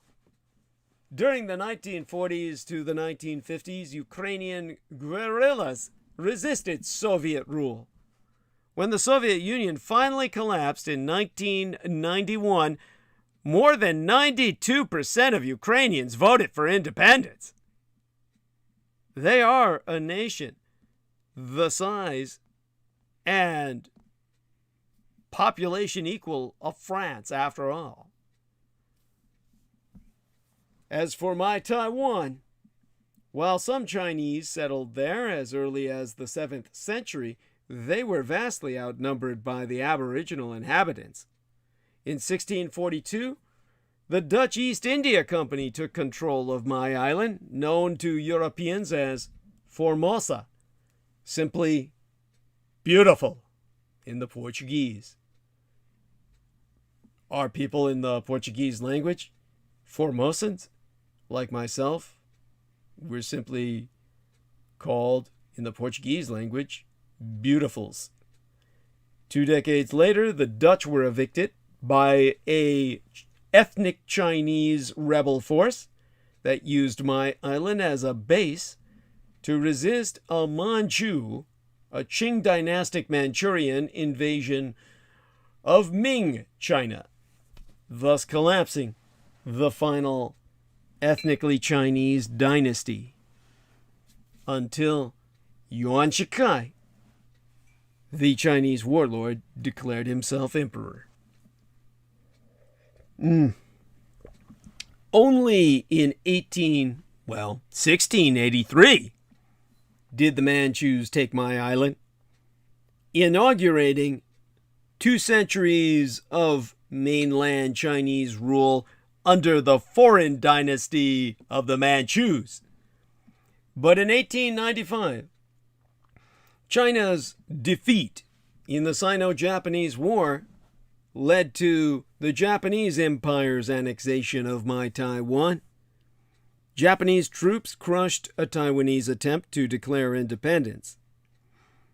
In 1945, on cessation of prosecution of proactive hostilities of the Second World War, my Taiwan was incorporated into Chiang Kai-shek's Chinese nationalist regime.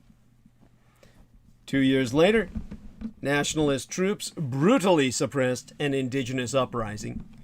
When the communists seized power in Beijing in 1949, Chiang Kai-shek himself fled to my Taiwan with his remaining forces. While modern Taiwan has never formally declared independence for fear of provoking communist Chinese reprisals, we have been a de facto sovereign state for the past 73 years. Indeed, we have been ruled from the mainland for only 4 of the past 127 years. Ukraine, meanwhile, has been free of Russian control for 31 years now, minus, of course, Crimea and the eastern Donbas region seized in a previous Russian assault in 2014. In neither country is there any widespread desire to give up self-rule for imperial control. A 2020 Pew Research Center poll found that 2/3 of Taiwanese adults see themselves as just Taiwanese, and 1/3 see themselves as both Taiwanese and Chinese. Just 4% see themselves as only Chinese. Meanwhile, polls prove that more than 80% of Ukrainians continue to support independence and that 72% regard motherless Russia as a hostile enemy state.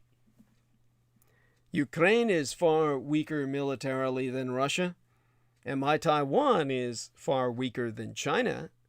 So, if you believe, as communist Chinese dictator Mao Zedong once did, that political power grows out of the barrel of a gun, then their fate be sealed. But if you believe, as America's own founding fathers are purported to have believed, that governments derive their just powers from the consent of the governed, then both Ukraine and my Taiwan, democracies both, are actually more legitimate states than the dictatorial Russian and communist Chinese regimes. To emphasize, Ukraine and my Taiwan, both democracies, are more legitimate than the states that are aiming to dominate them. Both the Ukrainian and Taiwanese democracies are actually more legitimate states than the dictatorial Russian and communist Chinese regimes. Let there be no misunderstanding. If Putin expands his offensive against Ukraine, or if Xi Jinping launches an attack on my Taiwan, these will not be wars of national reunification. They will be wars of aggression against sovereign states that should be resisted by all law-abiding nations with every means at their disposal, up to and including all-out thermonuclear exchange, which, believe me, the Russians and the communist Chinese have no capability of waging to a degree that would destroy our civilization. We would survive and retaliate. This is what brings us to the two-headed fight for Ukraine and Taiwan. These aren't mere regional hotspots, as revanchist, revisionist Russia and the communist Chinese Empire work together to upend world order. In their rhetoric, as well as in their military investment, training, and deployment decisions, Red China and revisionist Russia have both clearly signaled their aggressive strategic intentions. The task now is to ensure that their misguided militarism does not upend long-standing security arrangements in East Asia and in Europe. The vastness of Eurasia is becoming bracketed by belligerents. On the Western Front, revisionist Russia has deployed a growing number of military units to the regions near its border with Ukraine, inviting a flurry of speculation about its motives. And in the East, the Communist Chinese Empire's behavior vis-a-vis my Taiwan has grown increasingly worrisome. A widely reported war game study by an American think tank concludes that these United States would have few credible options were Communist China to launch a sustained attack against my island. In both cases, the aggressor's strategic intent is all too clear. Communist Chinese dictator Xi Jinping's government has made a point of calling for Chinese reunification, regarding that as a fitting conclusion to the Chinese Civil War. After World War II, the Communist Party of Red China took over the Chinese mainland but failed to eliminate Chiang Kai-shek's nationalists. We retreated to Taiwan and some smaller islands, which has remained outside CPC, or Communist Party of China's, rule ever since. Sometimes China's official declarations about reunification have stipulated that it should be achieved peacefully. But on other occasions, Red China's leaders have dropped the adverb. Moreover, in expanding and equipping its military, the Communist Chinese Empire has focused specifically on building its capacity to subdue Taiwan if it ever tries to declare independence. Most countries, including these United States, have long maintained a one China policy, withholding formal recognition of Taiwan as an independent state. But in the absence of formal diplomatic ties with my island, many countries have developed relations through other channels, such as trade and technology. Taiwan is a world leader in cutting-edge microchip production. It is also a shining democratic success story. If the Communist Chinese society found in Taiwan, or rather, not just the communist spies reporting back to the mainland, but ethnic Chinese society itself,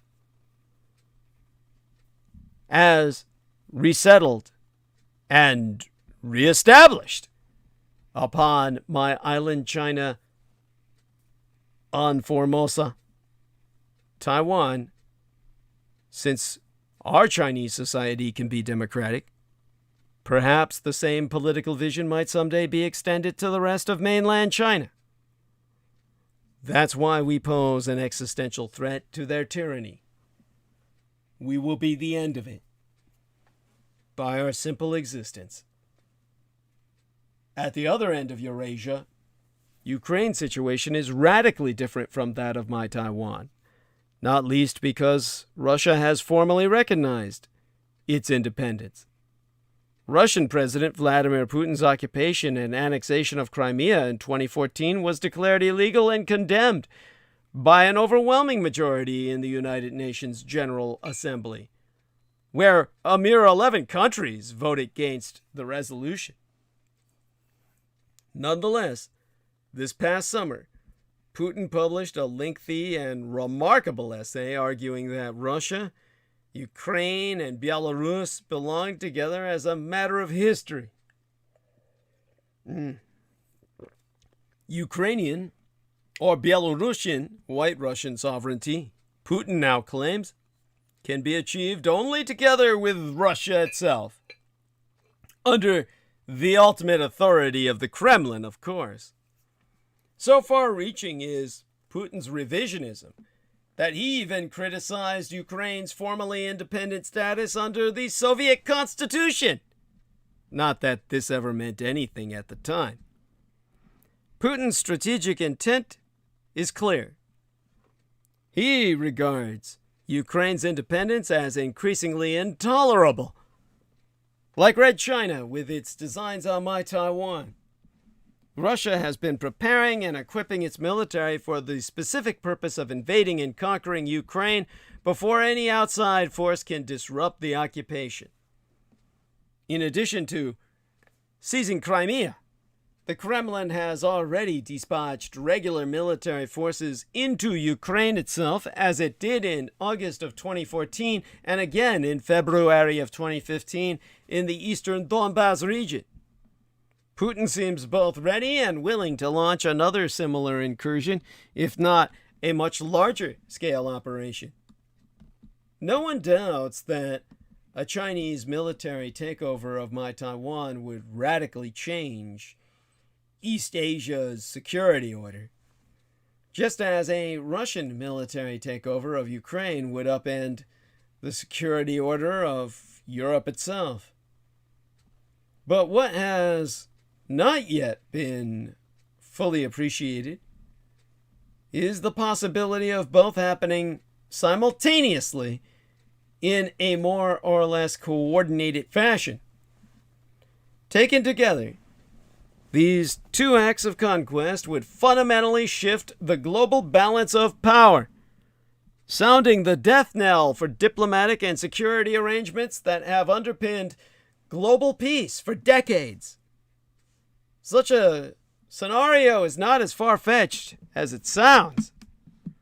Although Red China claims to stand for non-interference in other countries' internal affairs, it is scrupulously silent on the issue of Ukrainian sovereignty, other than to voice its support for Vladimir Putin's demand for security guarantees from the West.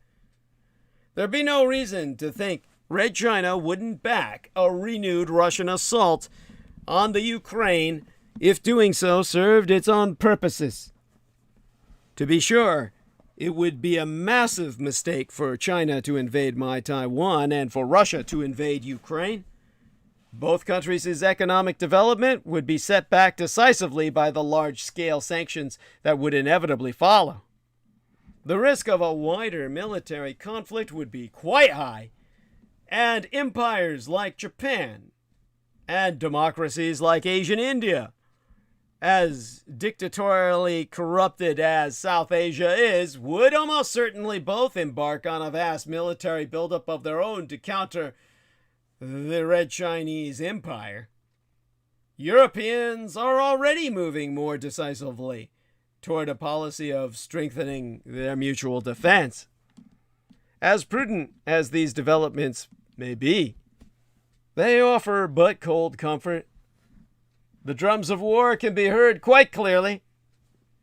The task for diplomacy is to ensure that they do not become more than background noise. But a crisis may be imminent in Ukraine as Vladimir Putin gathers troops on the Russian border for a possible invasion. American policymakers have also begun focusing on a potential conflict in my Taiwan, one that is coming to a boil more slowly. But American statesmen ought to understand these events cannot be viewed in isolation. They are connected and part of a larger political competition for Eurasia. Whether Mr. Putin is seriously considering action against Ukraine is an open question. But Mr. Putin has achieved 3 objectives simply by posing a credible threat. First, he has gained President Biden's attention, and the NၤGkGHuo had teleconferences on Pearl Harbor Day, December 7th, and the 30th of the last month of last year. Russia views itself as a great power and wants to deal with other great powers directly, not via the North Atlantic Treaty Organization, an execrable reminder of Russian weakness and Soviet collapse. Second, Mr. Biden hasn't committed to a military deployment in support of Ukraine, instead emphasizing an economic response, such as sanctions, to a Russian military offensive. This is a signal that Mr. Biden is reluctant to intervene militarily. Third, and most important, Mr. Putin has mobilized the Russian military to allow almost immediate combat operations against Belarus, allowing him to swallow Minsk itself, the capital thereof. Internationally, Mr. Putin still hopes to achieve the Soviet dream of dismantling the American-led European security system. This is similar to his objective in the Middle East, replacing the United States as the prime external force in the region. Although separated by geography, Ukraine and Taiwan occupy similar positions in the Russian and Chinese strategic experience and historical imagination. Capturing each is essential to all other strategic objectives. For Russia, taking Ukraine would secure its hold on the Black Sea and open other pressure points against vulnerable NATO members Romania and Bulgaria. For the Chinese Communist Party, seizing my Taiwan would allow the country to break out of the first island chain that constrains it in containment and conduct thereby offensive operations against the Empire of Japan, Katagalugan, or the Philippines, and even United States territories in the Central Pacific. Historically, post-Soviet Russia's ruling oligarchy has cultivated intense grievances against independent Ukraine. It is a living reminder that Slavic peoples need not live under one flag. Taiwan is proof that Chinese-speaking peoples are fully capable of governing themselves. The postmodern Communist Party stems from a brutal revolutionary regime that savaged and starved the Chinese people on the mainland, mass murdering millions through its messianic ambitions and sheer incompetence. Only by consuming my Taiwan can Red China confirm its superiority. Given the political capital the Communist Party has invested in subduing my Taiwan, it may no longer have a way to de-escalate even if it wanted to. We are on the tracks now that guaranteed European conflict in World War I.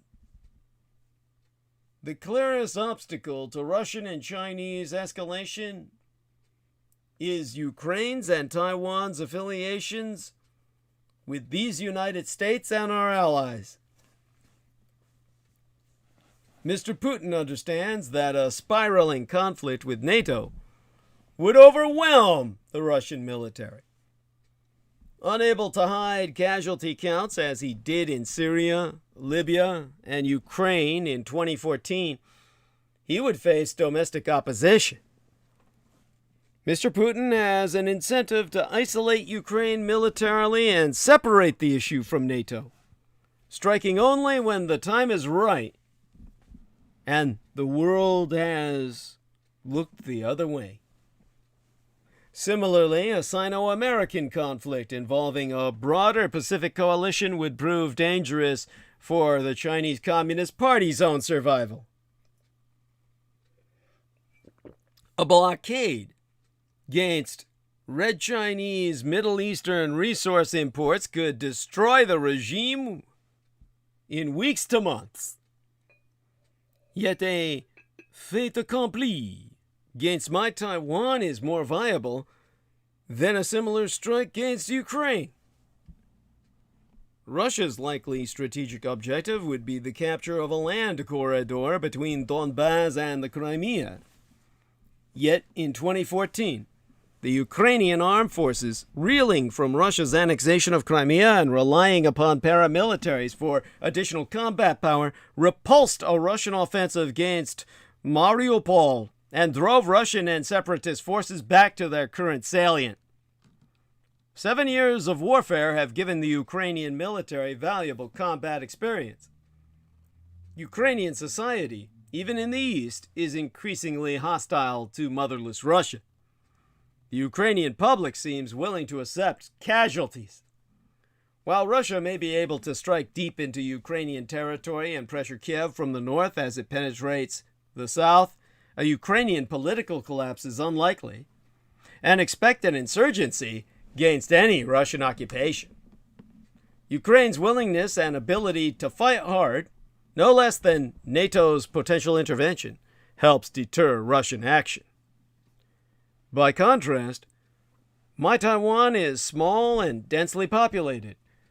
Our military isn't equipped to sustain air and sea control around our island, a prerequisite for defending against amphibious invasion. And it is highly likely that the Chinese Communist Party has positioned intelligence assets on my Taiwan ready to sow discord throughout Taiwanese society and disrupt civilian communications. The question for the People's Liberation Army is less whether it can take Taiwan, but whether it can succeed before a potential American and allied coalition can respond. With Red China and revanchist Russia in strategic cooperation, this is a very dangerous situation. The margin of force between potential enemies in the Western Pacific is far thinner than in Eastern Europe, given Red China's increasingly capable military. Russia wouldn't have to deploy major ground or naval units to the Asia-Pacific, nor time its offenses with Red China's. The Russian Pacific Fleet has enough submarines to bog down Japanese and American units needed to defend my Taiwan in shielding the Japanese home islands themselves. That would make China's mission much more likely to succeed. Roughly concurrent offensive operations in two hemispheres would overstress American and Allied resources. My Taiwan must become capable of defending itself. But more broadly, these United States must begin thinking about our strategic challenges globally, not in regional segments. This is a contest for the supercontinent of Eurasia itself, the heartland of the planet. And thus, this is an ongoing war for all the world. Putin is taking an enormous gamble, with the world as the prize for he and his Commu-Chinese allies. His decision to assemble an invasion force along Russia's border with Ukraine suggests that we are about to enter a dangerous new phase of international relations. In 2002, at the height of the unipolar movement, that unipolar moment when the United States was the sole superpower left on Earth, as the American empire prepared to invade Iraq, some of our country's most prominent international relations professors tried to solve a puzzle. Why were other major powers in the world that opposed American foreign policy not doing anything about the Iraq invasion? Russia, Red China, the Fifth French Republic, and even wherein Deutschland, the new United Germany, made their views known at the United Nations, but they would not back Saddam Hussein.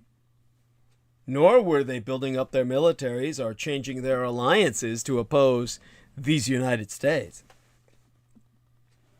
When states push back against other states they see as threatening or powerful, political scientists call this behavior balancing.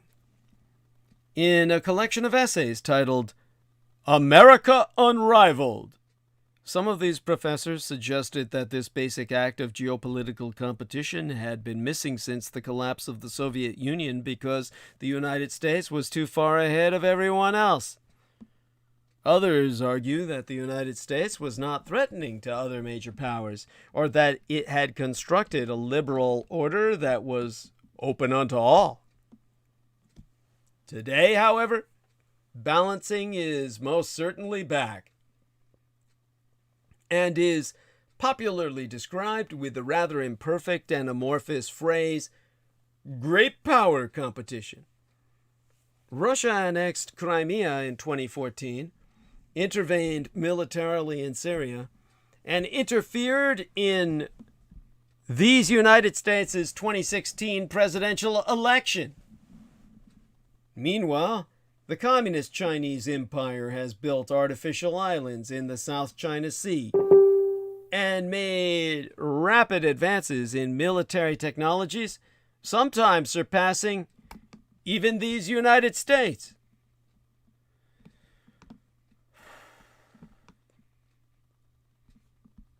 Now, excuse me while I check into a notification here that Shauna Bando, shout out unto she, has, she's so sweet, telling me how hot I am. Cool.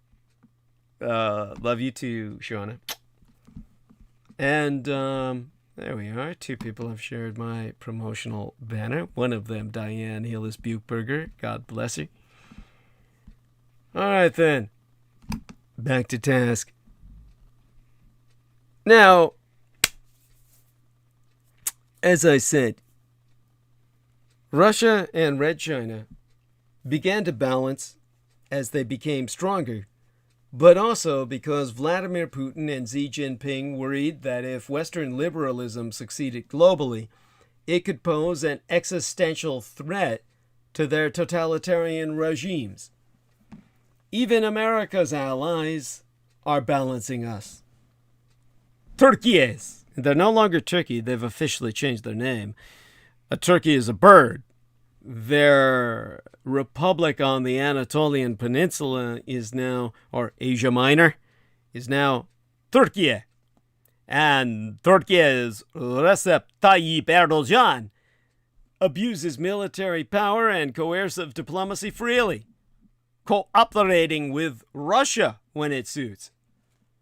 Saudi Arabia and the United Arab Emirates no longer defer automatically to these United States, and they use military power even when Washington prefers they not do so, as Riyadh, the capital of the House of Saud, has done in Yemen on the Arabian Peninsula.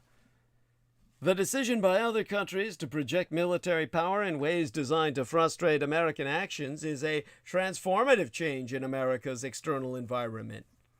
After the Cold War, these United States could, and sometimes did, treat the geopolitical preferences of rival or even friendly powers as an afterthought. It can do so no longer.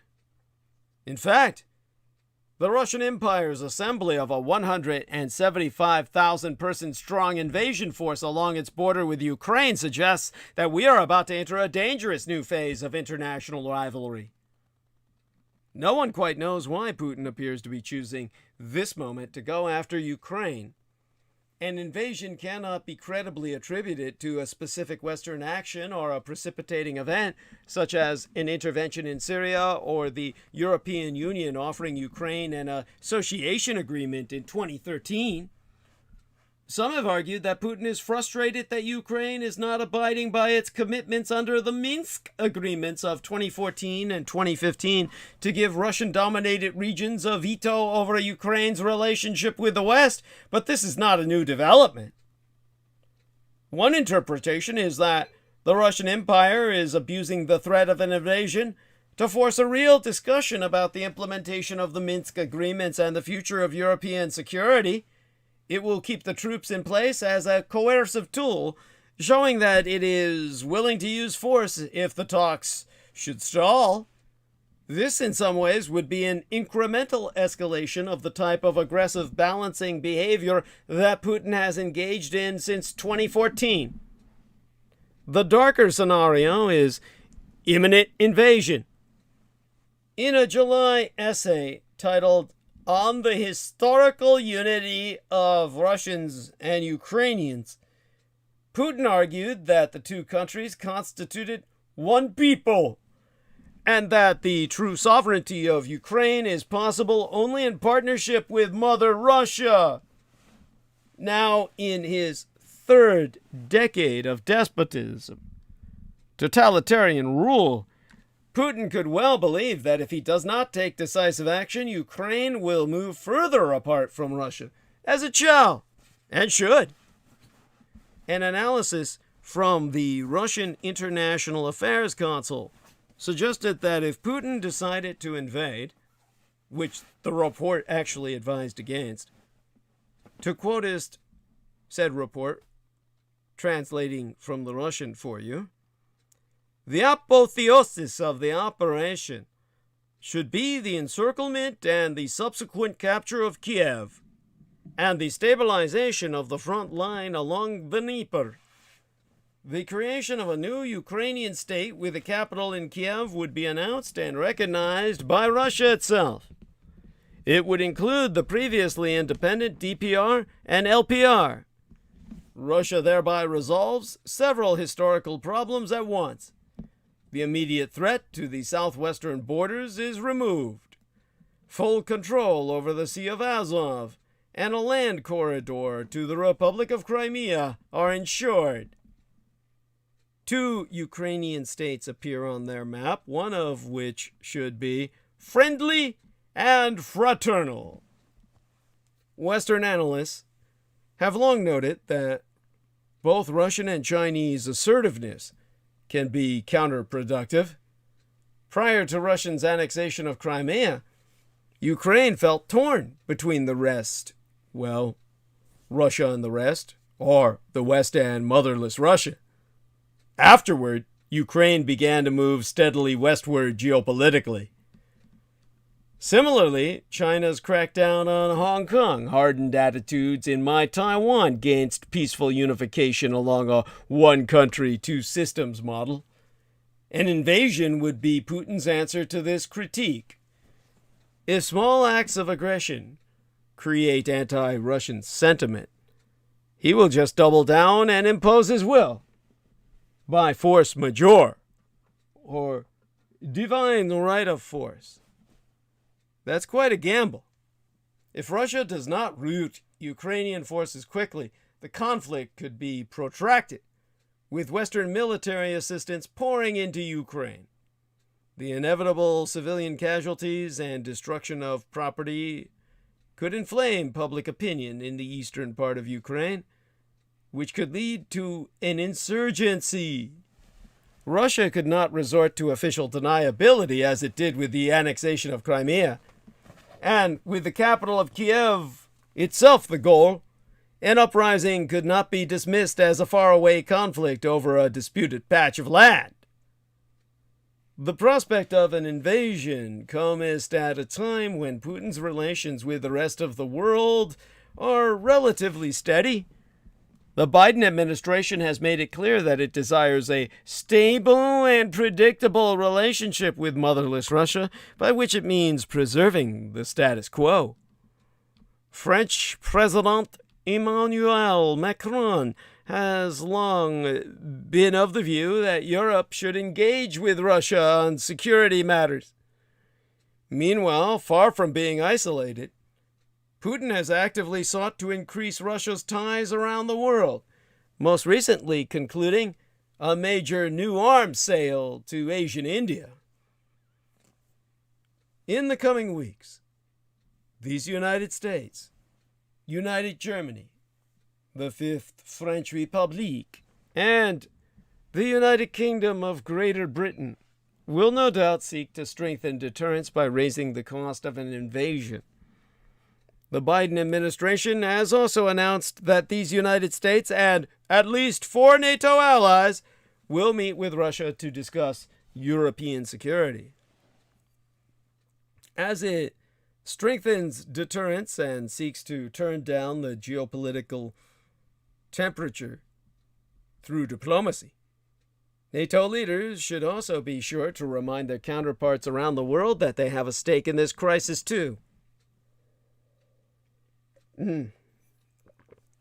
Indeed, Russia's ties with the rest of the world mean that other leaders, such as totalitarian Asian India's Narendra Modi, Turkey's Erdogan, and Israel's Naftali Bennett, all have a significant role to play.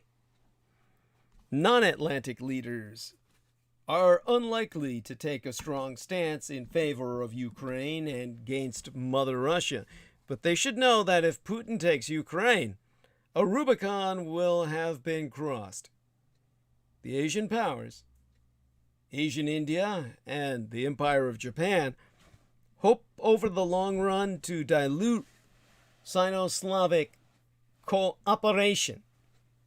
An invasion would make Russia ever more dependent on Red China and possibly politically indebted to it for support during this crisis. India and the Japanese Empire both have a strategic interest in preventing that from happening.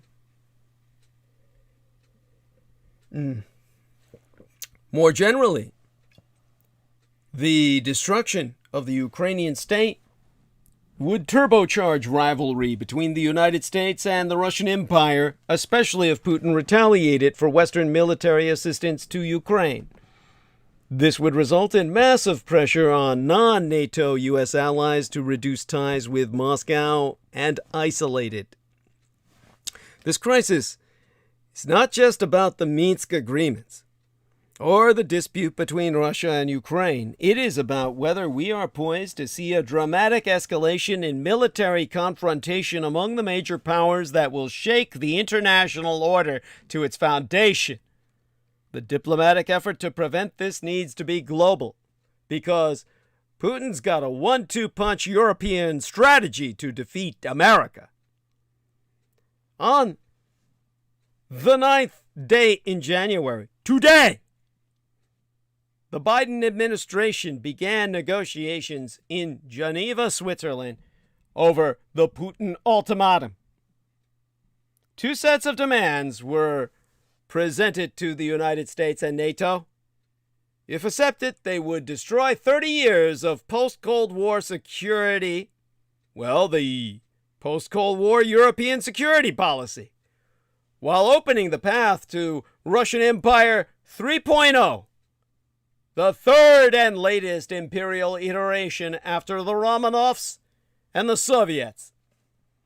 Russia's irredentist push is the most serious challenge to to the American presence in Europe and to the Atlantic Alliance since the Berlin crises of the 1940s and 1960s. The Kremlin wants to reverse 30 years of post-Cold War peace and 3/4 of a century of relative stability in Europe following the 1945 exodus of the Thousand-Year Reich from the continent, guaranteed by the 1975 Helsinki Accords and the 1990 Paris Declaration. Moscow's anti-status quo verve could lead to a Cuban Missile Crisis-style escalation with unpredictable consequences. The Biden administration and NATO allies should pay close attention to the Kremlin's threats and be fully prepared to deter potential aggression. The dual objective of Putin's ultimatum is to emasculate NATO, creating a geostrategic space to swallow Belarus and possibly Ukraine, while denying the alliance options to oppose Russian imperial rebuilding. Moscow is doing this simultaneously with Beijing's pressure on Taiwan, threatening to open 2 far-flung fronts against the American empire in Europe and the Pacific. The balance of power in Europe has shifted due to the alliance members' chronic neglect of military capabilities and United Germany's unchecked historic guilt and appetite for Russian gas. At the same time, Russia's military buildup and domestic shift towards a police state that veteran human rights activist Dr. Lev Ponomarev calls a transition to totalitarianism made the Kremlin more truculent. As Washington signals weakness with a disastrous pullout from Afghanistan, Moscow is reverting to the status quo of the previous half-thousand years, making Russia the strongest military power in northern, central, and eastern Europe. The Kremlin is now confident that it can dictate geopolitical outcomes in region. Russian demands outlined in the December 17th treaty draft to NATO are radical. Moscow insists that the United States cease to fly heavy bombers or sail surface ships anywhere in the range of potential Russian targets, and that it removes intermediate-range missiles staged outside U.S. borders. It promises to reciprocate, but cheated in the past by deploying Iskander nuclear-capable missiles in Kaliningrad, the heart of Europe itself. Moscow further demands a full NATO pullout from Eastern Europe to the lines that existed before the first round of expansion in May of 1997, cancellation of the 2008 NATO Declaration of Intent to accept Ukraine and Georgia, and a United States commitment not to invite them to the alliance. Moreover, it stipulates that the United States guarantee a full ban of NATO forces and military bases in states of the former USSR, not currently in alliance, and pledged not to conduct any military exercises with post-Soviet countries. This is the core of the ultimatum. Western recognition of a great Russian empire that includes Belarus, Ukraine, and in the future possibly the Russian-speaking parts of Kazakhstan, a sphere of influence from the Dnipro to the Oder. Today, Moscow is refighting the Livonian Wars of Ivan the Terrible, the expansionist campaigns of Peter I in the Baltics, and conquests of Ukraine and Poland by Catherine the Great. The Union of Soviet Socialist Republics under Stalin topped off the Tsarist expansion by grabbing Western Ukraine and the Baltics in their abrogation of Hitlerian treaty circa 1939, thus creating an empire in Central Europe after 1945. These conquests made Russia a near hegemon in Europe, today wielding the energy weapon and building a Russlandwürstherr, a Russia hugger lobby in my own United Germany by appointing retired German councillors, Gerhard Schröder, with his Ostpolitik, or East Politics, and French prime ministers like François Fillon on the corporate boards. Russia knows it has the leverage for another triumph, a conquest of Europe itself, and the establishment of the Third Empire. Their emulation, they're acting the ape of my biological father's 1,000-year Reich on the surface world. There is a fundamental difference, however, between the Russia of today and its imperial ancestors. During the 1945 Yalta Conference, which recognized the Soviet Empire in Eastern Europe, Stalin was the nominal ally of these United States and the United Kingdom.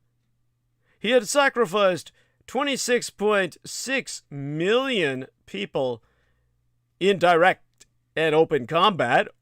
That alone was 15.5% of the Soviet population that had fought my biological father Hitler unto the death. and his armies already occupied most of the territory he later claimed. The West had no resources to start another major war according to their own propaganda, because they were servile to a meek and enervated public, in every Western case, bled dry.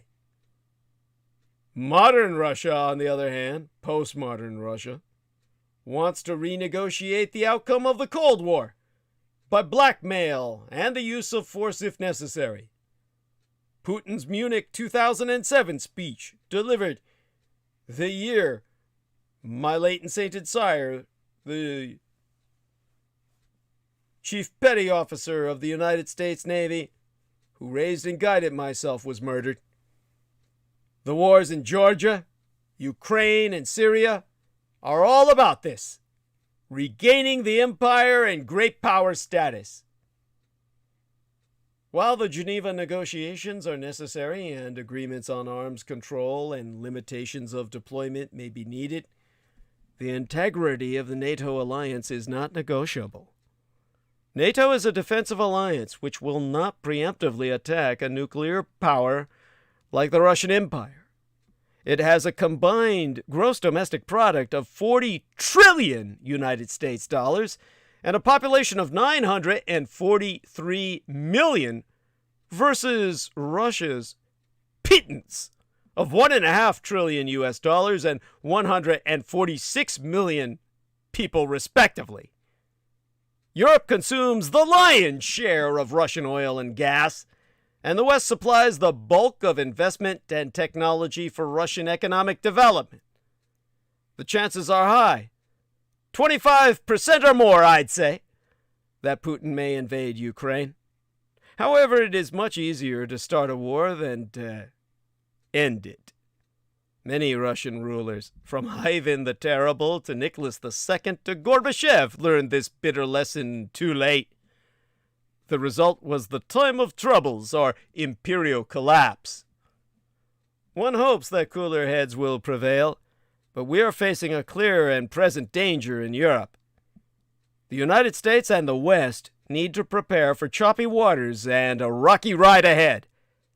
Yet Russia has found itself facing an unexpected challenge elsewhere as it positions troops for a possible invasion of Ukraine.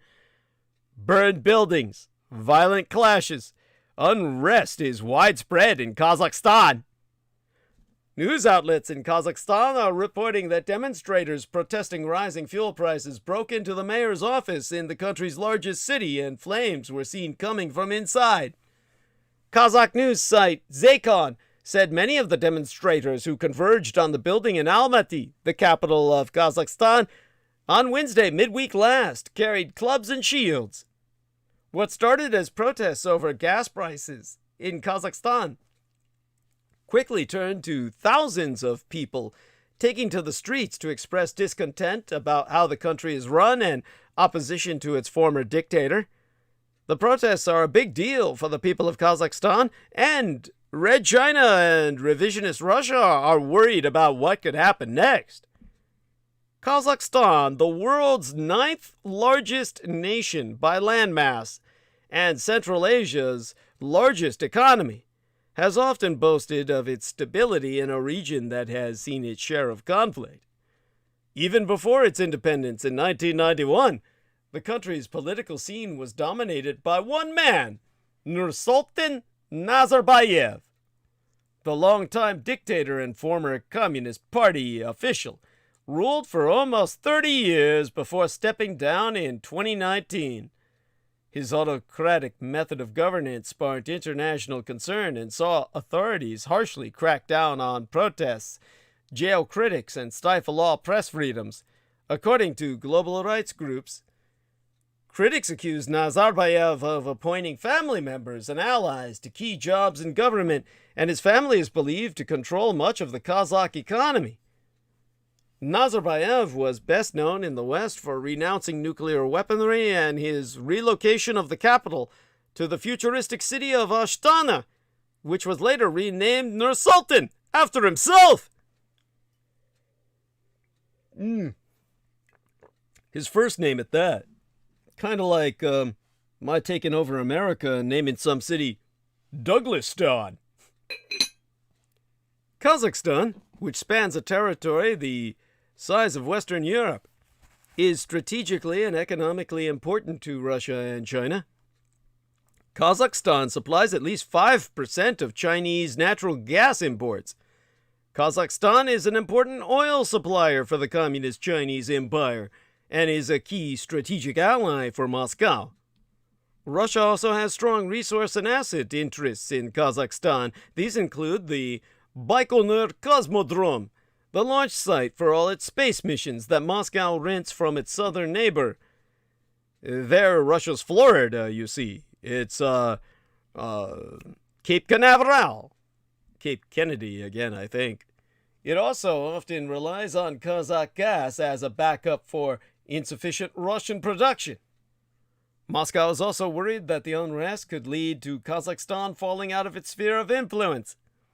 Russia is always concerned that former Soviet republics will leave the fold, and Kazakhstan is a particularly important one.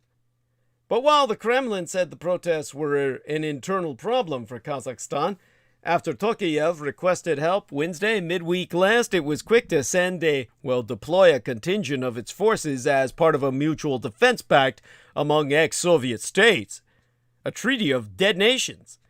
That treaty is supposed to be invoked for external military threats only. So they view this as a war the West is waging inside Kazakhstan, which has a large Russian minority that dominates its northern regions. Ultimately, it is in the interest of both Moscow and Beijing to see the anti-government protests in Kazakhstan quelled and the old regime prevail. They have no interest in a revolution followed by any democratic government. Mass demonstrations have taken place in the country before. Most recently, people took to the streets after the contentious election in 2019 that secured Tokayev's hold on power. But violence of this scale is unprecedented.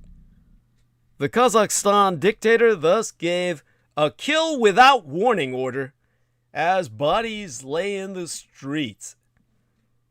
Kazakhstan dictator Kassym-Jomart Tokayev has ordered security forces to kill without warning to crush the violent protests that have paralyzed the former Soviet Republic and left dozens dead that we know of. In a defiant public address delivered Friday into this weekend, Tokayev claimed the unrest, which began earlier this week last week now, as protests against rising fuel prices, had been masterminded by well-trained terrorist bandits from both inside and outside the country. Kazakh state media reported on Friday that 18 security personnel and 26 armed criminals had been killed in violent protests. More than 3,800 people have been detained so far. Kazakh state media reporting thus into the weekend, citing that country's internal affairs ministry. The state media adding that more than 100 people were arrested while carrying out terrorist actions.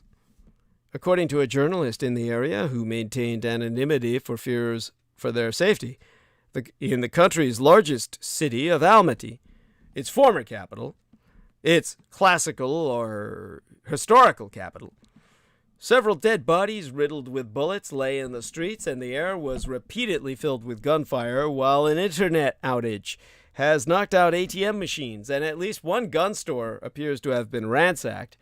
The government has control over the center of Almaty near the president's residence and mayor's office, and 3 large military checkpoints have been set up. If anyone goes near the checkpoints, military forces shoot into the air.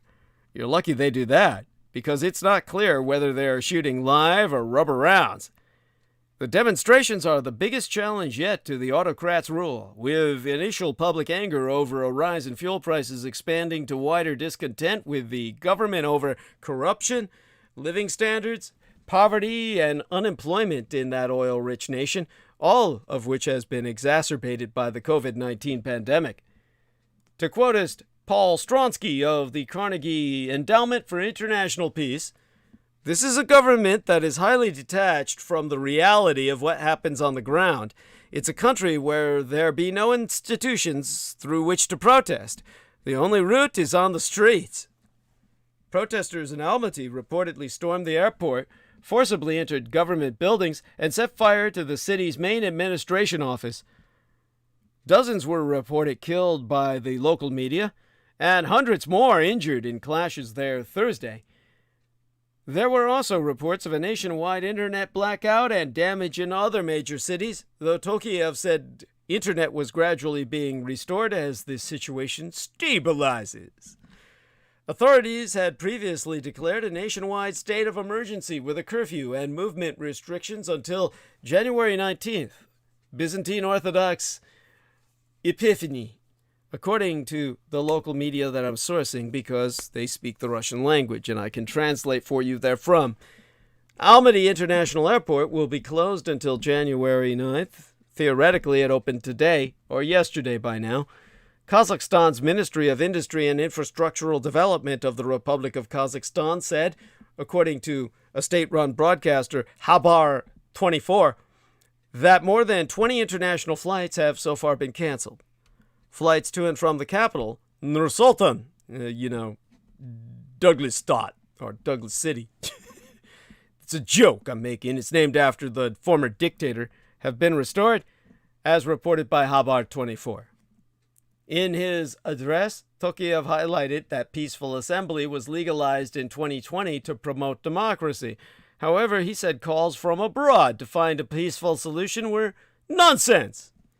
Tokayev said the situation had stabilized in Almaty, and that, to quote as he, the introduction of a state of emergency is yielding results, but terrorists continue to damage state and private property and use weapons against citizens. I gave the order to law enforcement agencies and the army to open fire to kill without warning. Their actions showed the presence of a clear plan of attacks on military, administrative, and social facilities in almost all areas, coherent coordination of actions, high combat readiness, and bestial cruelty. They need to be destroyed. What kind of negotiations can there be with criminals, murderers? Tokayev doubled down on that rhetoric on Twitter later, writing that 20,000 gangsters and terrorists were involved in at least 6 waves of attacks in Almaty this week last, whilst concluding, no talks with the terrorists, we must kill them. Tokayev's speech attempted to undermine the narrative that the demonstrations were a product of popular unrest that turned increasingly destructive and deadly. He said the violence was the product of a well-organized enemy, armed with sleeper cells, carrying out terrorist attacks, and specialists trained in ideological sabotage, skillfully using disinformation or fakes, and capable of manipulating people's moods, like mass hypnosis. Yet Amnesty International has testified that the protests are a direct consequence of the authorities' widespread repression of basic human rights. In a statement, Mary Struthers, Amnesty's directoress for Eastern Europe and Central Asia, said, for years, the government has relentlessly persecuted peaceful dissent, leaving the Kazakhstani people in a state of agitation and despair. And several protesters who spoke to international media rejected that characterization of domestic terrorism. One woman so saying, "We are neither thugs nor terrorists. The only thing flourishing here is corruption." Another man told CNN that people want the truth. The government is rich, but all of these people here have loans to pay. We have our pain, and we want to share it. Regardless, Tokayev confirmed that a contingent of the CSTO, the Collective Security Treaty Organization, Russian NATO, a Russian-led military alliance made up of former Soviet states, has arrived in country for a short period of time to carry out the functions of defense and support.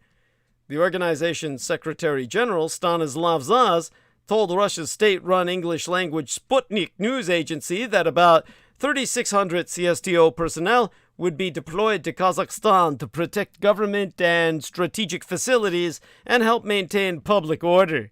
Russian state news agency TASS reported that a brigade of airborne forces has arrived in Kazakhstan. On Friday, according to Russian state media, Kremlin spokesperson Dmitry Peskov told journalists that Putin spoke by phone with CSTO leaders both Thursday and Friday. In a statement into this weekend, the Russian Defense Ministry said that a contingent of 70 Il-76 and 5 An-124 transport aircraft have been delivering military personnel and equipment to CSTO forces round the clock. Now, Tokayev thanked the heads of CSTO countries for their support and expressed special gratitude to Russian dictator Vladimir Putin for promptly and, most importantly, in a friendly manner, reacted warmly to my appeal for a CSTO contingent. Now, the Kazakh dictator also thanked Communist Chinese dictator Xi Jinping, the presidents of the other CSTO member countries, the presidents of Uzbekistan, Turkey, and the leaders of the United Nations and other international organizations for their words of support.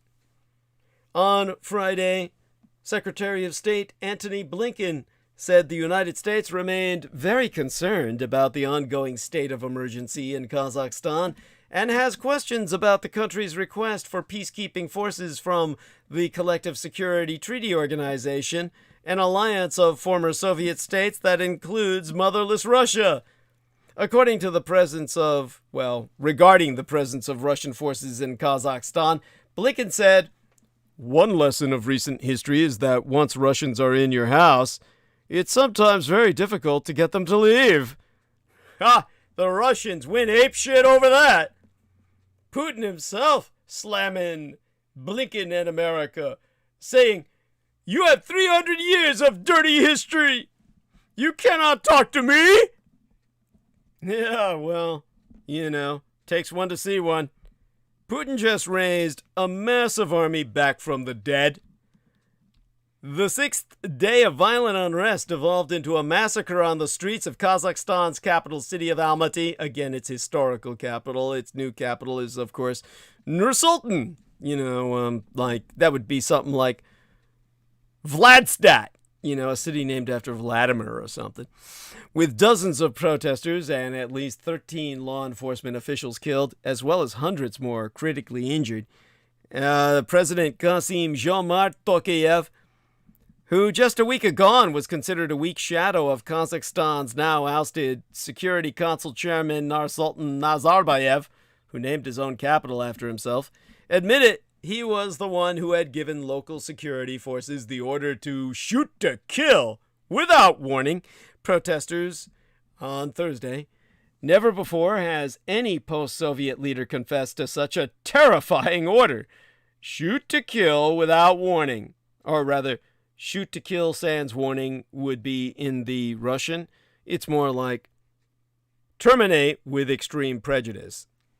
Now, a day prior to Thursday's bloodshed, Tokayev had claimed he was fighting against international terrorist gangs, referring to his own people, the Kazakh demonstrators who had taken to the streets this week to protest social and economic turmoil in their own country.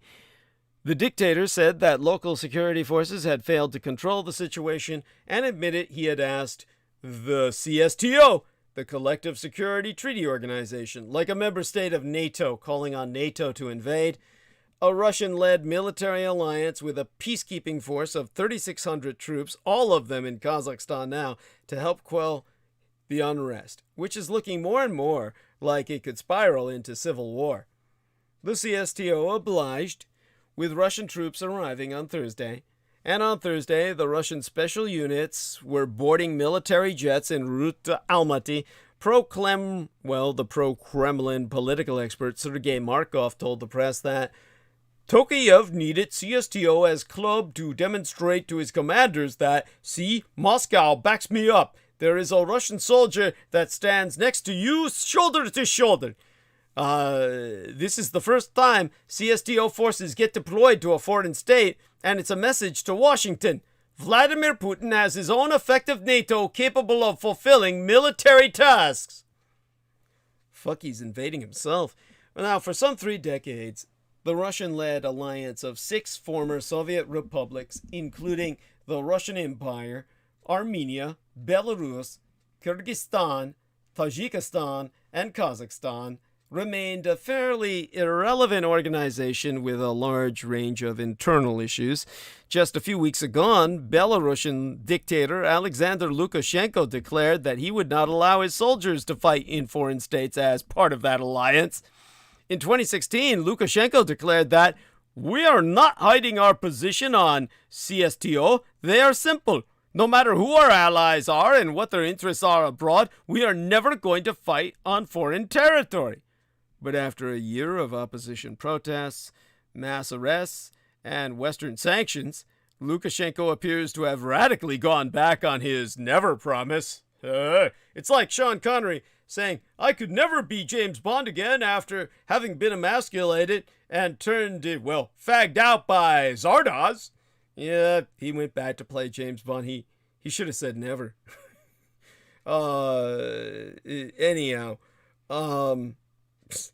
Belarusian soldiers were reportedly on their way to Kazakhstan on Friday to join the Russian Airborne Forces Special Unit into the weekend.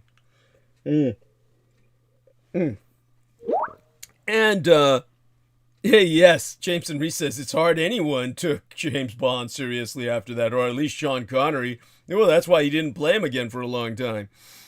Now, according to the Russian Parliamentary Commission responsible for CSTO decisions, the peacekeeping mission in Kazakhstan is set to last for at least a month. On Friday into this weekend, the deputy head of the commission, Yuri Shvikty, told Interfax that, to quote his T, we understand the scenario, just about. That is the neutralization and arrests of the protest leaders and the security of infrastructure and strategically important objects. Now, the timing of Putin's message coincides with the Biden administration's talks with 29 NATO countries on what to do about the giant Russian army deployed along the Ukrainian border ahead of the much-anticipated January 10th Putin-Biden summit, I mean to say. Putin has demanded that NATO stop its expansion to Eastern Europe and give Moscow legal guarantees to that effect. On Thursday, Sergei Lishchenko, a former Ukrainian parliament member, told the press that right before the significant talks, Putin demonstrates that he has one more instrument in his arsenal. Not only can he deploy his polite men to Donbass or Crimea, he can also send CSTO military forces to a neighboring country. Lishchenko doesn't think Putin will take a similar strategy with Ukraine, not unless Putin uses some request from the separatist leaders to deploy CSTO forces to Donbass. The difference is that Tokayev, the leader of a CSTO country, has asked for foreign soldiers to help him out. Now, international observers in Russia, Ukraine, and Central Asia all concur that, at least for now, it appears Putin is once again lucky with his timing, having used Kazakhstan's troubles to demonstrate to the West that it is Russia and Russia alone that takes care of messes in post-Soviet countries.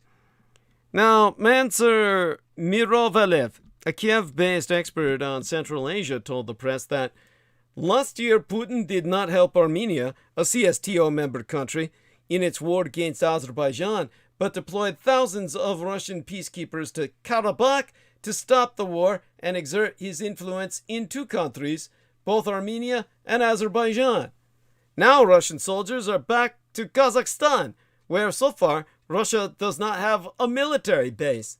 It is unclear when and if they will leave. Now, prior to the unrest, Kazakhstan had kept close economic and political ties with the West.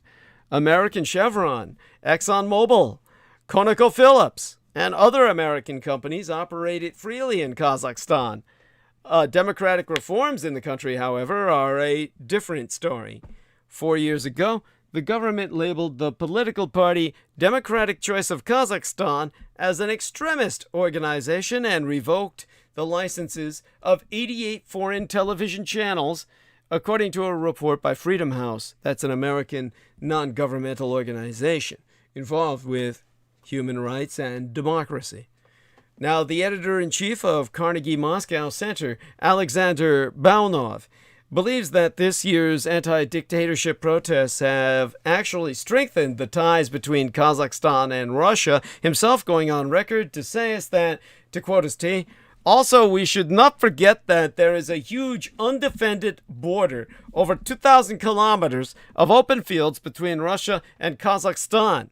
It is in Russia's security interests to keep the peace. In Kazakhstan itself, dictator Tokayev has claimed that 20,000 armed bandits attacked Almaty on Thursday, refusing to level with protesters on the grounds that there cannot be any negotiations with criminals. Meanwhile, independent journalists on the ground in the capital city have reported total anarchy. On Friday, the Russian international affairs expert and New School University professor Nina Khrushcheva told the press that, to quote she, by inviting the CSTO forces, President Tokayev made a choice between three options his country was facing: radical Islamization, powerful Sinification, meaning Chinization, or Chinization, she calls it in the Russian, and the Russian world. To Putin's incredible luck, he chose Russia. It is Putin who will put out the fire in Central Asia this time. Now, some experts point out that with the number of victims growing on the streets of Almaty, the reputation of Putin-led CSTO forces is certainly on the line. Veteran observer of the Russian military Ilya Barabanov told the press that, to quote she, I personally think that President Tokayev has a sly plan to kill a ton of protesters and then blame the Russians. But at least for now, the Russian soldiers cannot be accused of killing the protesters on Thursday. They landed in Kazakhstan only on Thursday night. Now, what's behind the unrest rocking oil-rich Kazakhstan? Kazakhstan is experiencing the worst street protests the country has seen since gaining independence 3 decades ago. Protests in Kazakhstan, incited by anger over surging fuel prices, have intensified into deadly clashes over the future direction of the autocratic Central Asian country. And Jameson Reese is back with us, just acknowledging him and checking into live stream. And looks like we got a little time left and a good deal of audience. Now, the outburst of instability is causing significant concern in Kazakhstan's two powerful neighbors, the Russian and Chinese empires. That country sells most of its oil exports to China and is a key strategic ally of Moscow. A sudden spike in the price of car fuel at the start of the year triggered the first protests in a remote oil town of Kazakhstan in the west. But the tens of thousands who have since surged onto the streets across more than a dozen cities and towns now have the entire authoritarian government in their sights. President Jomart Tokayev has cut an increasingly desperate figure. He first sought to mollify the crowds by dismissing the entire government early Wednesday midweek last, but by the end of the day he had changed tack. First, he described demonstrators as terrorists. Then he appealed to a Russian-led military alliance, the Collective Security Treaty Organization, for help in crushing the uprising, and the CSTO agreed to send an unspecified number of peacekeepers. We now know them to be essentially the entire force. What led to these protests, you might ask? Well, the protests began when the government lifted price caps for liquefied petroleum gas, a low-carbon fuel that many Kazakhs use to power their cars. But the frustration among the people runs deep in regards to social and economic disparities. I mean, basically, as Daniel O'Rolla would say, people are angry. Of the 5 Central Asian republics that gained independence following the dissolution of the Soviet Union, Kazakhstan is by far the largest and the wealthiest. It spans a territory the size of Western Europe and sits atop colossal reserves of oil, natural gas, uranium, and precious metals. But while Kazakhstan's natural riches have helped it cultivate a solid middle class, as well as a substantial cohort of ultra-rich tycoons, financial hardship is widespread. The average national monthly salary is just under $600. The banking system has fallen prey to deep crises precipitated by non-performing loans. As in much of the rest of the region, petty corruption is rampant. The rally that set off the latest crisis took place in the dusty western oil town of Zhanaozen. Resentments have long festered in the area over a sense that the region's energy riches haven't been fairly spread among the local population. In 2011, the year my late and sainted Cyrus, my womb matron, my mother, was murdered, police shot dead at least 15 people in the city who were protesting in support of oil workers dismissed after a strike. When prices for the liquefied petroleum gas most people in the area use to power their cars doubled overnight on Saturday, just yesterday, or of the Saturday of the weekend last week, I mean to say, all patience snapped. Residents in nearby cities quickly joined in, and within days, large protests had spread to the rest of the country.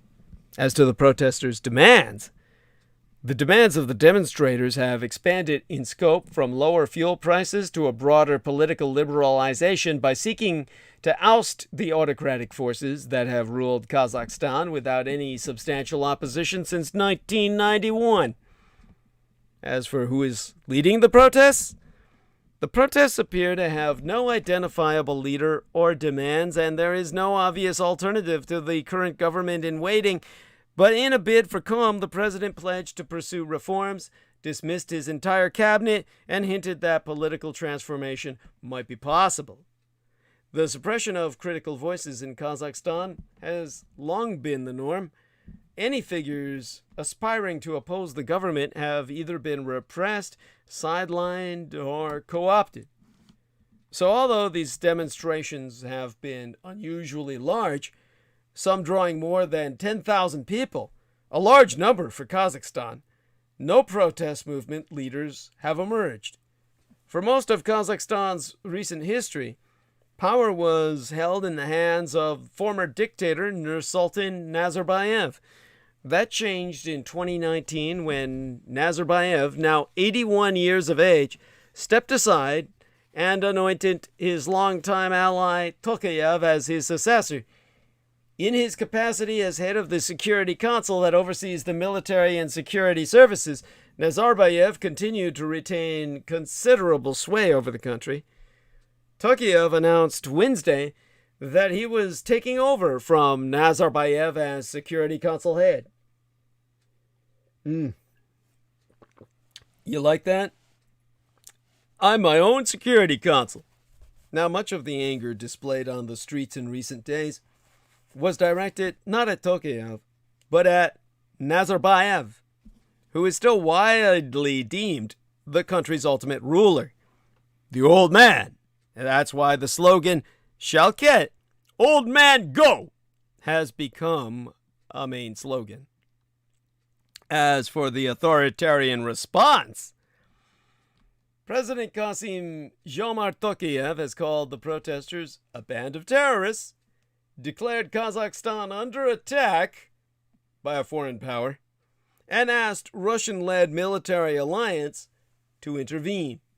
Officials have instituted a state of emergency and shut off all internet access. A police official in Almaty said Thursday that dozens of protesters were killed in attacks on government buildings. At least a dozen police officers were also killed, including one who got beheaded. There were attempts to storm buildings in Almaty during the night, and dozens of attackers were liquidated. That's according to police spokeswoman Saltanat Azurbek. She spraketh on state news channel Khabar 24. The reported attempts to storm the buildings came after widespread unrest in the city on Wednesday midweek last, including seizure of the mayor's building, which was thereafter set on fire. The initial reaction was in keeping with usual policy in the face of discontent, well, public discontent at least. Police and National Guard were deployed in large numbers.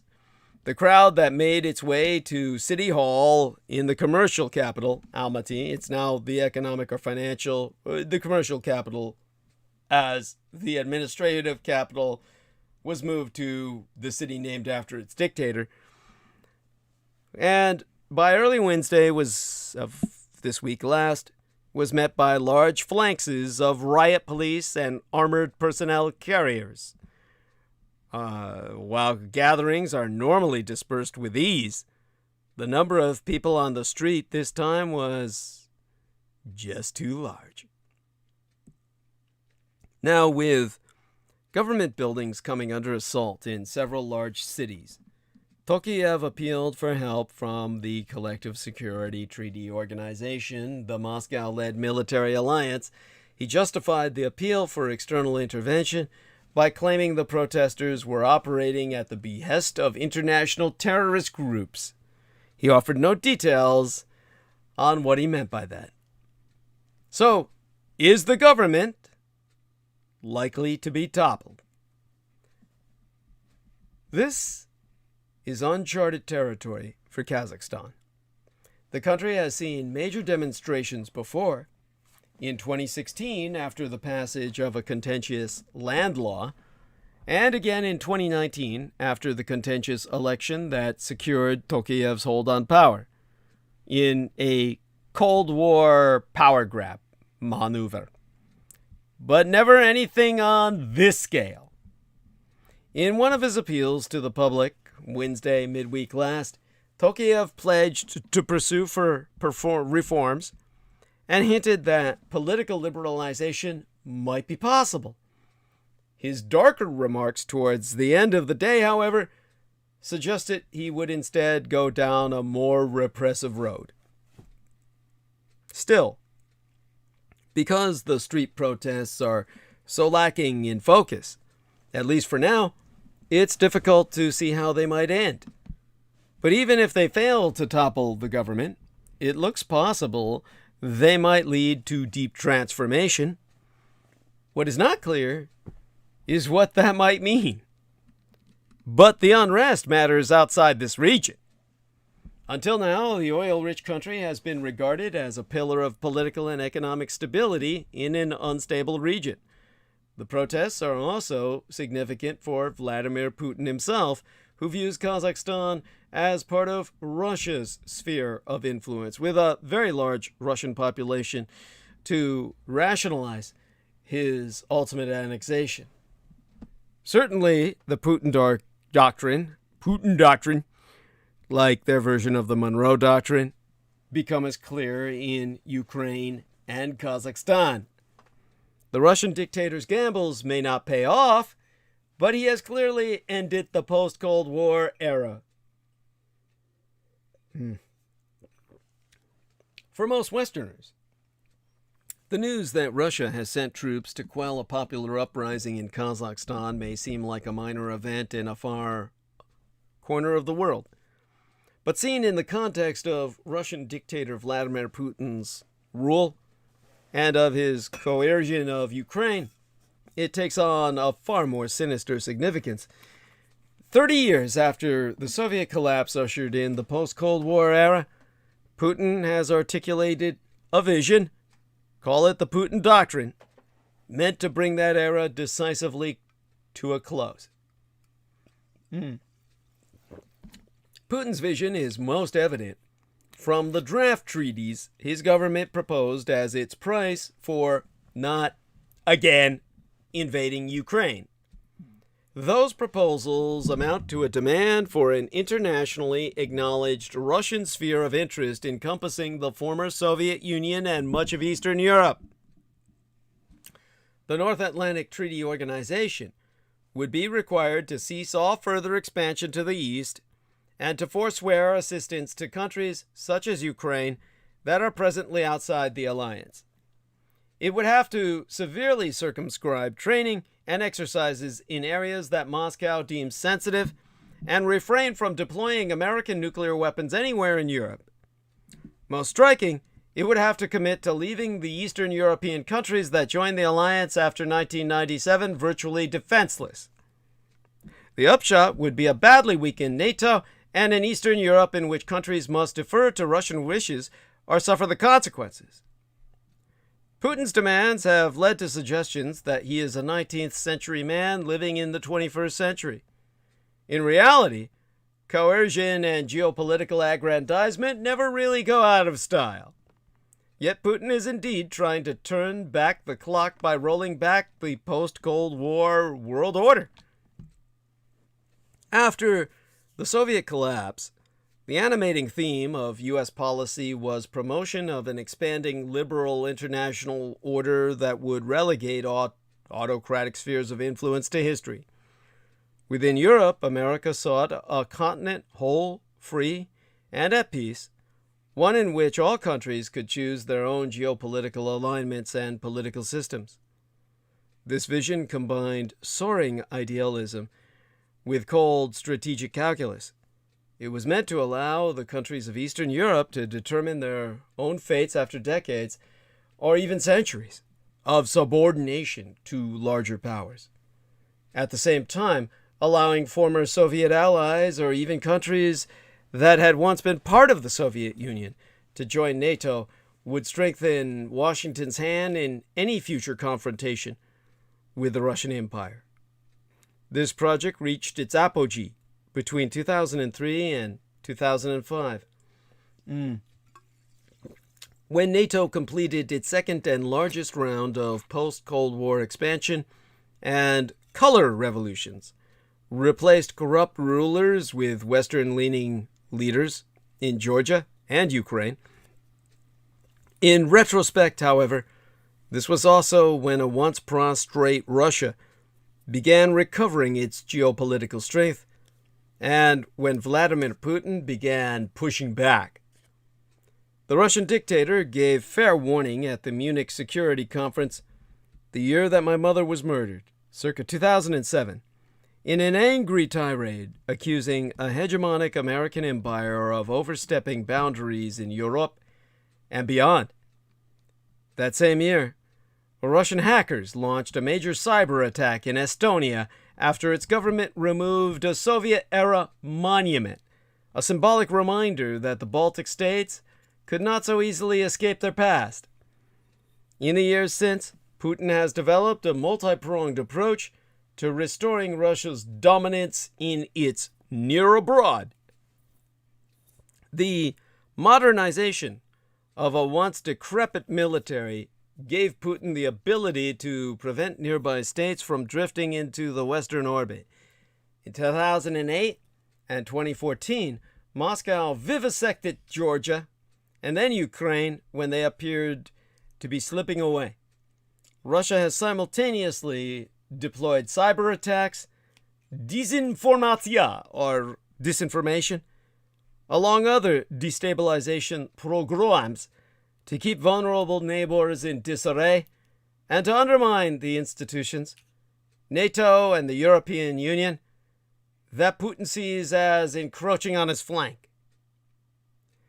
Putin also formed the EU, the Eurasian Economic Union, a febrile free trade pact of 5 members, including Kazakhstan, as a way of binding former Soviet states to Moscow, and invested more heavily in the collective security treaty organization, that loose military alliance with similar motives. Putin has accompanied these measures with ideological and historical rationalizations for coercing small states. In 2021, he published an essay arguing that Ukraine is an artificial entity with no right to political or geopolitical autonomy. As all of this indicates, the Putin doctrine has become more assertive over time. An empire whose influence recoiled rapidly after the Cold War is now calling for a bipolar division of Europe and deploying force along its periphery. Whether the Putin doctrine will succeed is another question. Putin grabbed large chunks of eastern Ukraine in 2014, but drove the western half of the country toward a NATO that was finally getting serious about defending its eastern members. Today, Finland and Sweden are openly flirting with joining, or at least moving closer to NATO if Russia once again invades Ukraine. The United States has warned that it would respond to a Russian attack by putting more military assets in Eastern Europe, in addition to imposing economic sanctions. These costs may not deter Vladimir Putin, who appears ever more committed to breaking the resistance of Ukraine and unraveling the post-Cold War order in Eastern Europe. But the chief legacy of the Putin doctrine could be ironic. The harder Russia pushes to restore a sphere of influence, the more strategically encircled it will become. So Putin has painted himself into a corner. In Kazakhstan, Putin is again seizing on unrest to try to expand his influence, but the series of revolts against Central Asia's pro-Russian strongman could also plant the seeds of rebellion at home.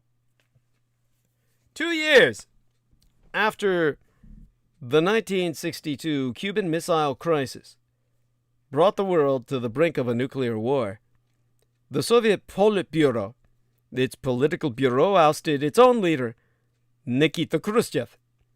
Then Politburo member PATÄR Sayest told the founding president of the American Foreign Policy Council, Herman Kirchner Jr., that many believed Khrushchev's predisposition for unacceptable risk would again put the USSR in needless danger.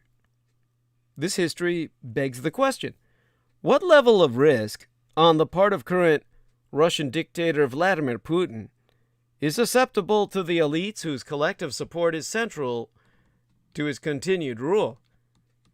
Putin's past assaults against Ukraine were measured by caution, preserving deniability until victory was assured. Putin did not claim ownership of the little green men whose actions paved the way for Russia's eventual annexation of the Crimea in 2014 until he was certain that the West would not respond meaningfully and that his government could properly control the peninsula itself. Even today, despite the Kremlin's role in organizing, financing, equipping, and even supporting Russian soldiers to lead anti-Kiev forces in the Donbas, his administration still maintains the fiction that Ukraine is in the throes of a civil war to which Russia is just a bystander. By contrast, Putin's actions in the current crisis are very different. Russia is clearly the aggressor, with a massive military buildup in recent weeks along the common border between the two countries and credible threats issued to the West and the Ukraine. This time around, there are no little green men and separatists to provide Russia's leader with an easy political off-ramp or plausible deniability. These realities are clearly evident to the West, which understands the Russian roots of the present tensions and is upping its support for Ukraine and for threatened NATO members in response to the current threat. The specter of Russian aggression is also having a revitalizing effect on the alliance as a whole. Russia's 2014 incursion into Ukraine reversed declining defense budgets within NATO as the bloc's 30 members scrambled to reestablish some semblance of deterrence against Moscow.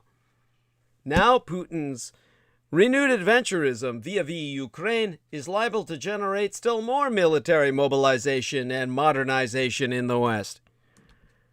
All this leaves Putin with a meager set of strategic options. On the one hand, military action on any scale is risky. Ukraine is fundamentally more important to Ukrainian troops than it is to Russian conscripts.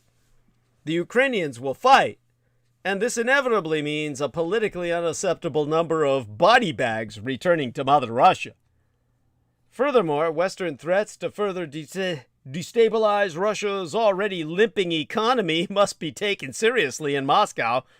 The effect these economic measures will have is more significant than generally understood. Collectively, Russia's super rich are central to Putin's hold on power. These oligarchs already find it difficult to spend their hard-stolen money or run legal ventures in Western countries where most have their second and third palatial homes. They are not happy now, and will be even less so if their preferred European lifestyles are further curtailed.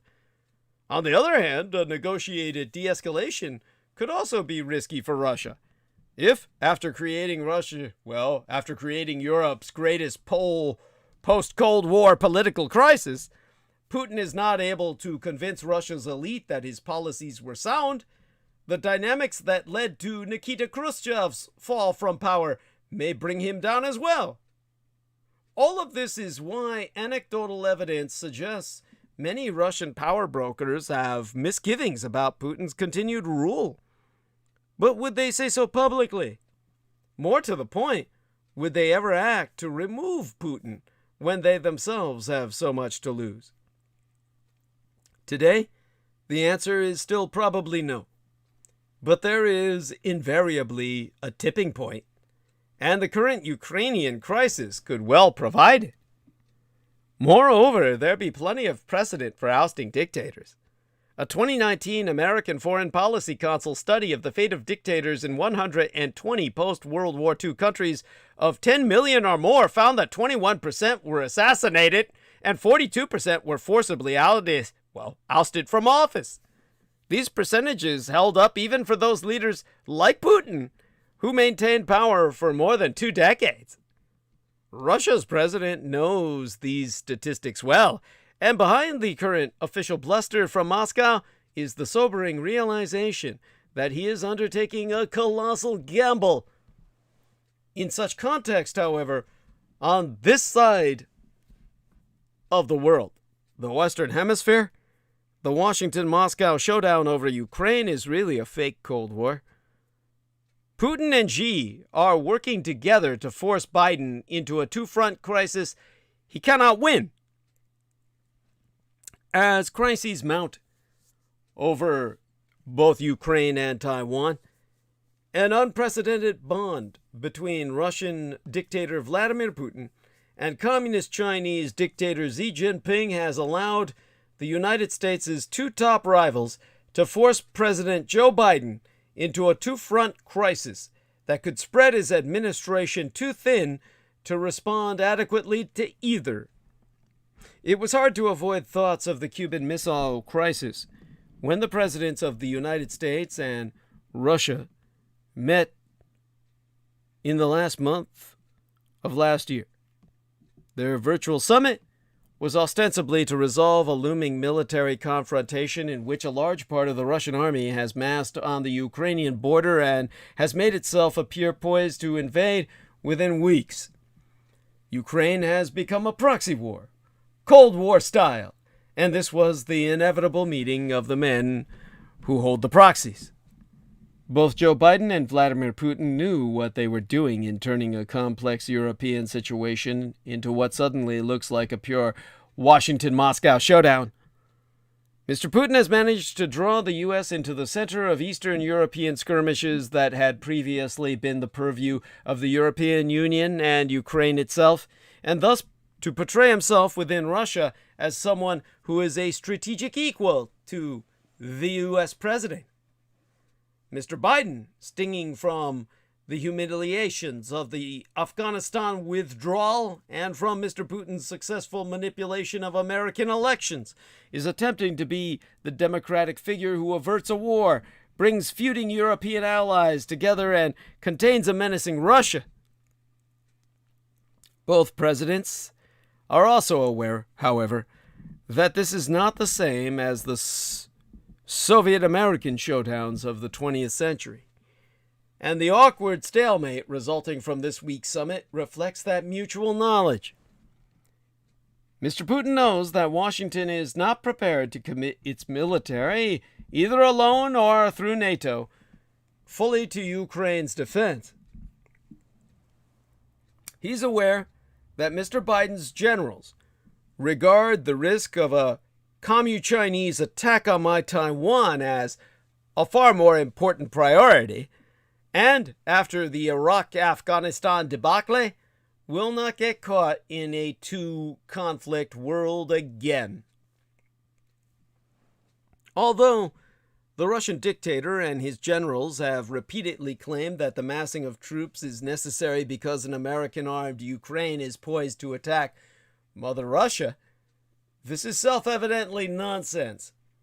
He can safely poke at the border and stir up violent chaos there, as he has since 2014, because he knows that Ukraine is not really the U.S. puppet he claims it to be.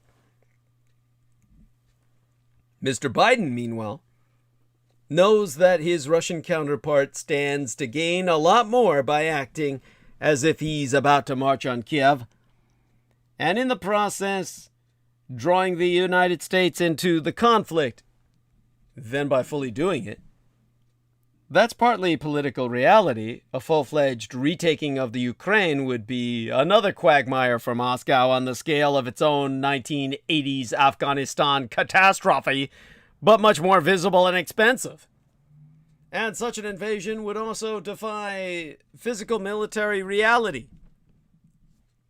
As a recent strategic analysis by a U.S. military figure proved, the Russian military, while extensive and well-armed, is almost entirely dependent on railway-based deployment, which would make it difficult for any attack to reach far beyond Russia's borders without a month-long pause. The idea of Moscow snapping up all of Ukraine as a sudden fait accompli, never mind the Baltic states or other former Soviet territories, is not a plausible threat. The only plausible strategic objective is more chaos. The awkward fact that both leaders are aware of, but dare not mention, is that Ukraine is its own place. Mr. Biden's peace strategy is built on the $2.5 billion United States dollars worth of high-tech arms supplied to Ukraine, but also on his hope that Ukrainian President Volodymyr Zelensky will finally agree to submit to the humiliating terms of the Minsk peace process, which would give Russia some influence in the eastern Donbas region. Mr. Putin's claims are built on the notion that Ukrainians are basically just Russians, and after another invasion would eventually be happy again with Moscow's rule. Neither view reflects reality, and both leaders know they could end up stymied by the reality of a very independent, very European-minded, very unbiddable Ukraine. At the moment, the short-term points go to Mr. Putin, for whom the mere appearance of a 1960s-style superpower conflict, in an era when Russia is very far from being a superpower, is a political win. Mr. Biden is playing a longer game, and its success depends on whether the compromises he made yestermensis, that last month of last year, really do end up creating a sustainable peace for Ukraine. Never mind the question of whether Ukraine will ever get Crimea back or not. The American strategy also depends on whether the meeting produces a united response from Europe, and especially from United Germany, which has been unwilling to punish Russia for its earlier attacks on the Crimea and the eastern Ukraine with any meaningful sanctions. Key is Mr. Biden's threat to have Europe cancel the Nord Stream 2 gas pipeline if Russia meddles with Ukraine again.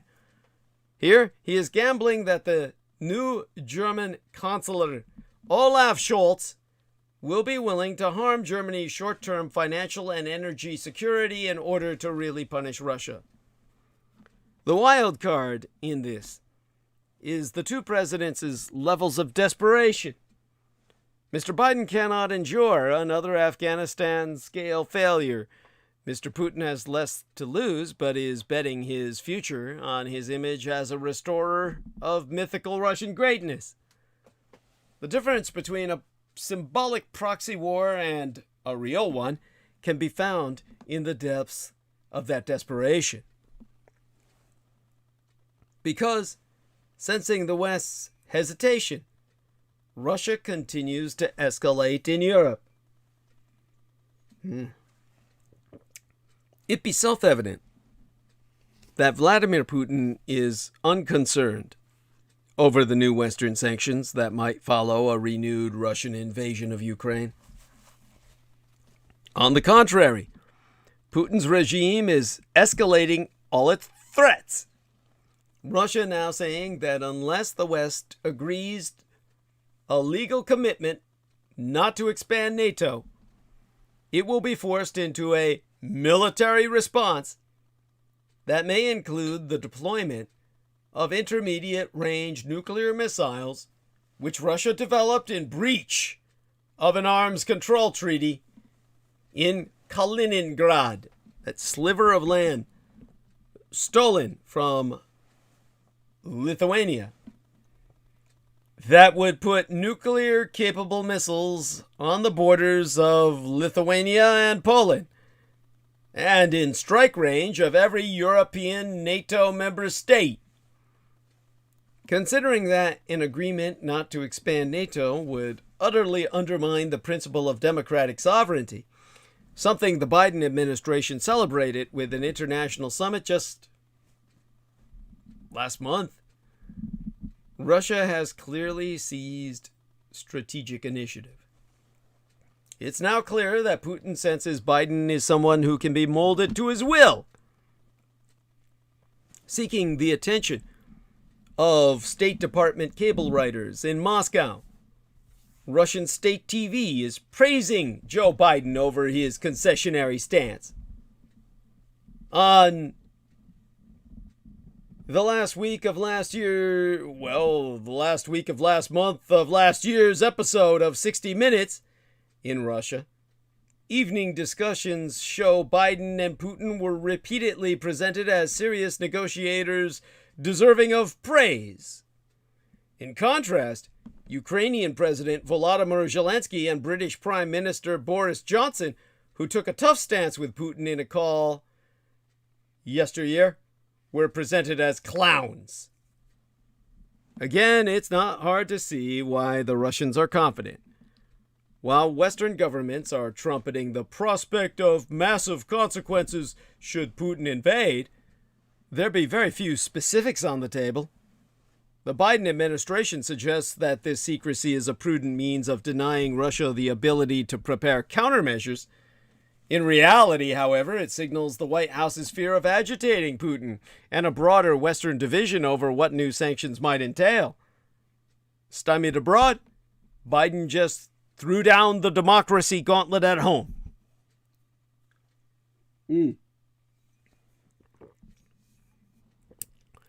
Now, President Joe Biden's speech, delivered on the anniversary of the January 6th Capitol insurrection, was, as a matter of rhetoric, deeply moving. I would say profound. He reminded our country of the brutality of the attack, the absurdity of Donald Trump's lies about the 2020 election, and the disturbing fact that American democracy remains in grave danger a year anon.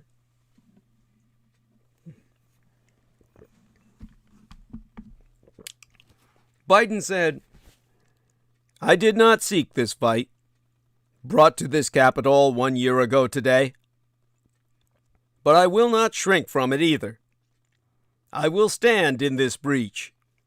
I will defend this nation, and I will allow no one to place a dagger at the throat of democracy. Now, this is something that should have happened a long time ago. Biden finally delivered the speech that Democrats have always wanted. And he's getting to it so late in the game, leaves me concluding that he just kind of, well, I mean, with the midterms looming, it was the allies who urged the White House to get tough on threats to democracy. One said the radicalization of the grand old party is something we can no longer endure. And so Biden gave the Democrats the anti-Trump speech they've been waiting for. With his poll numbers plummeting and COVID cases soaring, President Joe Biden began the new year desperate for a new narrative.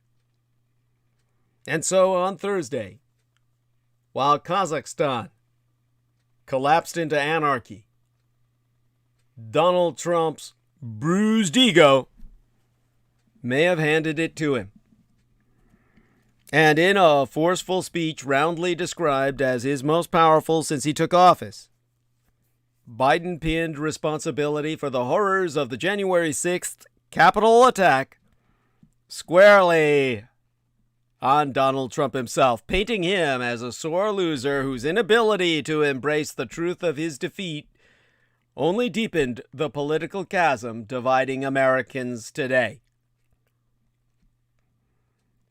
And of Trump, Biden said, "The former president of the United States of America has created and spread a web of lies about the 2020 election.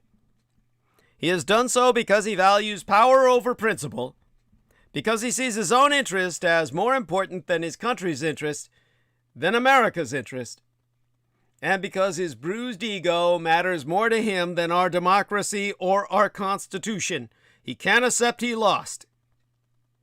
Now, it was a rare moment during Biden's presidency when he stepped outside his cloak of unity and directly blamed the violent upheaval on the person, the perpetrator of Donald Trump. Biden made sure to explicitly and simply state the obvious. He is not just the former president. He is a defeated former president. And Biden's decision to speak so plainly cheered many of his supporters. Longtime Democratic operative Simon Rosenberg, the president of NDN, a center-left think tank based in Washington, said this is something that will be welcomed by almost every Democrat. And Rosenberg was among those who urged the White House for months to escalate its rhetoric about ongoing threats to democracy. He was the one who stated that the radicalization of the Russo collaborationist Red Republican insurgency is something we can no longer ignore.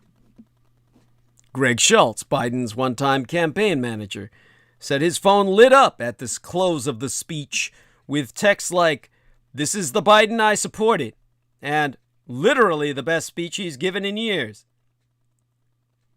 And so, in an interview, Greg Schultz said, well, citing Biden's fear of an erosion of democracy as the motivating force behind his White House run, in that context, Schultz said, this is when Biden is most powerful. He said Biden finally got personal with Donald Trump on Thursday of this week last because there was no way he could not. Schultz said, "This is one of the times when you don't have a choice. It is clear January 6th would not have happened if it weren't for Donald Trump. This is the one time when you can't remove the instigator because the event was so egregious to the Republic." And so, tapping into his party's outrage at the former president offered a respite, however brief, from the grim, unrelenting reminders of record COVID case numbers, school closings, and rising consumer prices. Some Democrats saw the move as a vital use of the president's bully pulpit, given the looming midterm elections, which could mean unending and unfounded challenges to election results and even the threat of violence. In the year since a mob of his supporters assaulted the Capitol to disrupt the electoral vote, a vote count formalizing Biden's victory, Trump has continually repeated his insistence that the election was stolen. He has solidified his power over all Republicans as parts of the party break off into ever more radicalized factions. How do I express this? Now, in terms of the situation that we're in, the aforecited Rosenberg said that the president made pretty clear today, he was speaking on Thursday, that defending democracy is going to be central to his agenda in 2022. It was always there, and the primary reason he ran for president. But in 2021, other vital priorities crowded out the president's democracy agenda. He said Biden's remarks made it clear that the battle between democracy and autocracy is now definitional. It's what will define the Biden presidency. Now, that's certainly the case for the Democrats in Wisconsin, where Republican Ron Johnson's Senate seat and the critical governor's seat will be up for grabs in the midterms, and the Republican-controlled legislature hasn't been shy about flexing its muscle to question its electoral systems.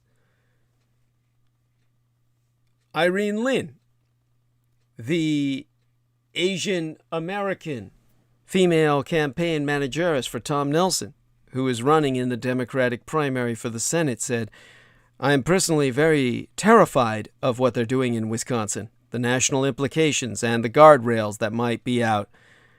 Voters need to be reminded not to be complacent." A Russell collaborationist read Republican insurgents' legislature and a Democratic governor have meant unending battles in and out of court over electoral results and Wisconsin's very electoral process. Nelson's campaign used the anniversary of the riot to ask the House committee investigating the attack to subpoena Johnson's phone and text records, his logs and schedules, his email records, and any other records relevant to his work seeking to undermine the peaceful transferal of power. Now, Senator Johnson was singular as the most vocal and prominent legislator promoting dangerous mistruths about the 2020 election in the days preceding the attack. His role has been overlooked at times due to the attention given to other senators such as Josh Hawley. Now, by the way, these observations are not my own. I'm actually reading Nelson's letter here. Moving on to my own verbal analysis. The feasibility of the request remains unclear. The chairman of the January 6th committee, Representative Benny Thompson, a Democrat from Massachusetts, recently said on NBC's Meet the Press that there was, how did he frame it? No reluctance by the House panel to subpoena members of Congress, but that questions remained open about whether the panel had the authority. Other Democrats in the race have highlighted the threat to democracy. One of them, Milwaukee Bucks executive Alex Lasry, cited the attack on the Capitol this week as he laid out a policy proposal that would expand voting rights and end the filibuster in the Senate and gerrymandering.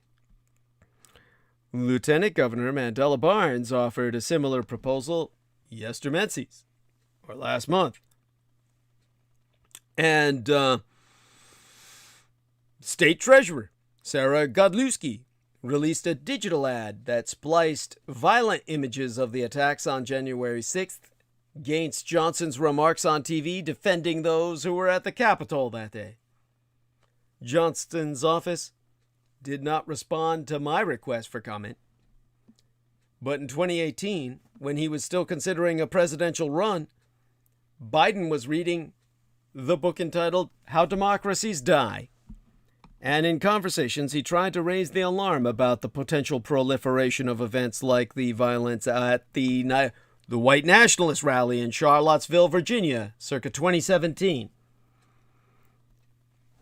Now, Schultz recalls, 100 times I heard him tell people about this book.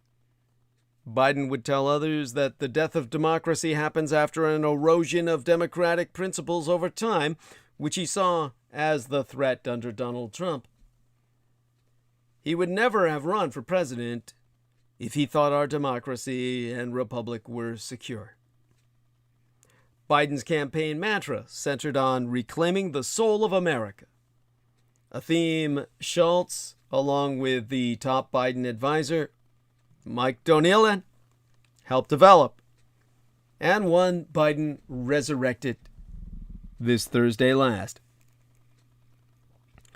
Now, once he was in office, however, Biden viewed his role as that of healer-in-chief and worked to turn down the temperature, always citing the need for unity and bipartisanship, even as factions of the Russo collaborationist Red Republican insurgency grew bolder in their refusal to accept the 2020 electoral results. In remarks to reporters after his address, Biden was asked whether pointing the blame at Donald Trump further politicized the day. And Biden said, "No, look, the way you have to heal, you have to recognize the extent of the injury. You cannot pretend. I'd just as soon not face it. You've got to face it. That's what great nations do. They face the truth, deal with it, and move on." Biden deliberately steered clear of tying voter rights into his remarks, as some had hoped. The move was intended to keep the focus on the depth and the severity of the January 6th attacks. But amid a reinvigorated push by Senate Democrats for federal elections legislation, including Majority Leader Chuck Schumer of New York, the White House said Biden would give a speech about voting rights in Atlanta, on Tuesday. And the significance is hard to miss, given Georgia's pivotal role in sealing Trump's 2020 defeat and its prominence in the battle over voting rights. Before Biden, a Democrat hadn't won the state in a presidential contest in 30 years. Now,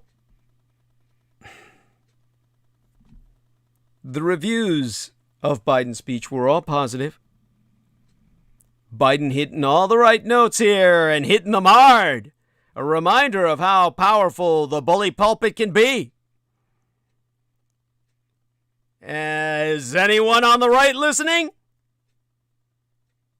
That was Washington Post columnist Karen Tumulty tweeting. And President Joe Biden, marking the anniversary of the January 6th attack at the U.S. Capitol, delivered the most powerful, blistering speech of his presidency thus far. No doubt about it, signaling a stark shift in his approach to our nation's ongoing crisis of democracy. And Biden pummeled former President Donald Trump, mentioning him 16 times, but without once using Donald Trump's name, and doing it in ways that surely infuriated the disgraced politician in Mar-a-Lago. Biden noted in his remarks that the former president started spreading electoral lies long before the November 2020 election, preemptively looking for an excuse should he be defeated. That's why Biden declared he's not just the former president, he's a defeated former president. Defeated by a margin of over 7 million of your votes. The piercing jabs just kept coming, too. The former president of the United States has created and spread a web of lies. He's done so because he values power over principle.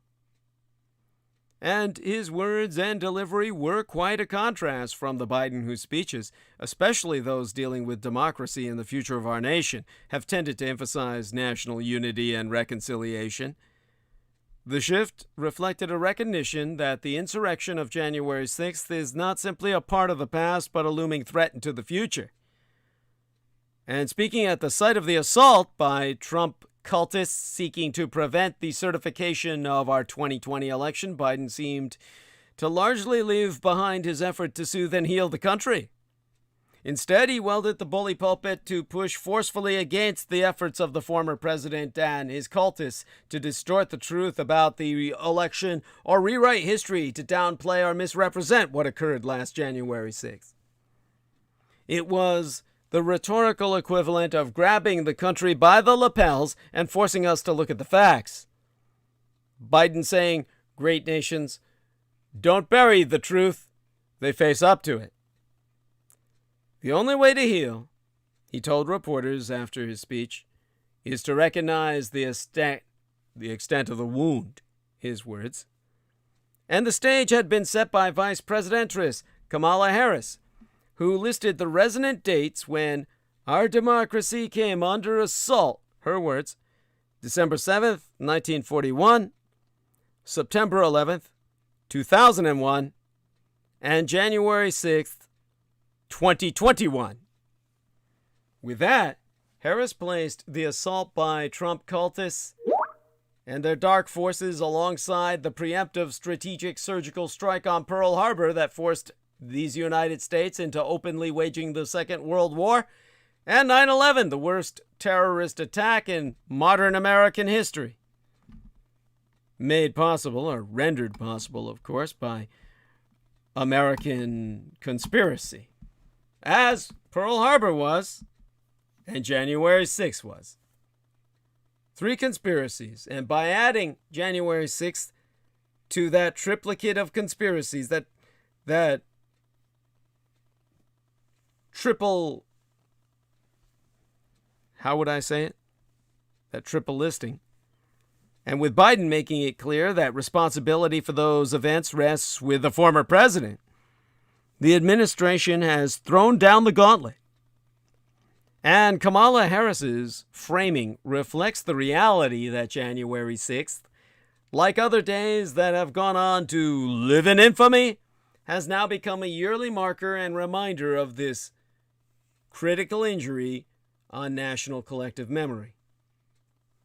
Biden had campaigned and took office on a promise to bring Americans together after the tumultuous, divisive Trump presidency. His speech in National Statuary Hall, the heart of our American capital, suggests he has come to the realization that a different strategy is needed. The effort to restore normalcy and end the threat to democracy has not been sufficient in the face of the relentless campaign by the former president and his cultists to rewrite our history of the last election and set the stage for a more effective push to seize power, for a successful coup d'etat if they lose at the ballot box next time. Biden pointed implicitly at Donald Trump and his Russell collaborationist red Republican insurgent cultists as culpable for January 6th and its ongoing repercussions. Those who stormed this Capitol and those who instigated and incited and those who called on them to do so held a dagger at the throat of America, at American democracy. And having laid out the gravity of the threat, Biden vowed in soaring words to take it on with all his might. He declared, "I did not seek this fight, but I will not shrink from it. He promised, I will stand in this breach. I will defend this nation. I will allow no one to place a dagger at the throat of democracy. This was a historic address. One that not only marks an important pivot point, at least a rhetorical one for his presidency. Biden's appeal that Americans work to make January 6th the beginning of a renaissance of liberty and fair play begs the question, how is that going to happen? The very personal allusions to Donald Trump, coupled with Attorney General Merrick Garland's speech the day preceding, when he said the Justice Department will hold all January 6th perpetrators at any level accountable under law, whether they were present that day or were otherwise criminally responsible for the assault, should make the former president very nervous. Biden has taken the mantle of the warrior in the effort to lead our country out of the very existential crisis he described. Now he has to show how exactly he plans to win that battle for the soul of America, the campaign to save American democracy from an ongoing menace. This is what brings us to the hollowness of Biden's January 6th speech. I mean, cathartic. That's what it was. Paged through the whole dictionary looking for a better word to describe President Biden's speech on the first anniversary of the violent insurrection at our American Capitol, and you will not find one. The address, delivered from Statuary Hall, which was so memorably besieged 1 year agone, was an act of catharsis, a purging of emotional toxins built up from too much time hearing too many lies, too brazenly told by those who seek to deny or minimize what happened. The insurrectionists were patriots, they say. The violence was peaceful, they say. The things we saw we didn't see, they say. And down is left, and up is sideways, and monkeys drive rainbow-powered cars, and flowers sing reggae, and yada, yada, yada. Republicans and their media henchmen shoveling diversionary bullshit by the metric ton. Biden wasn't having it. In Thursday's speech, he cut through it all like a blowtorch through butter, calling out the former president. He never used the Florida retiree's name, for weaving a web of lies. To quotist Biden directly, he's done so because he values power over principle, because he sees his own interest as more important than his country's interest, and because his bruised ego matters more to him than our democracy or our Constitution. He can't accept he lost. Some of us needed that. One suspects the president did too.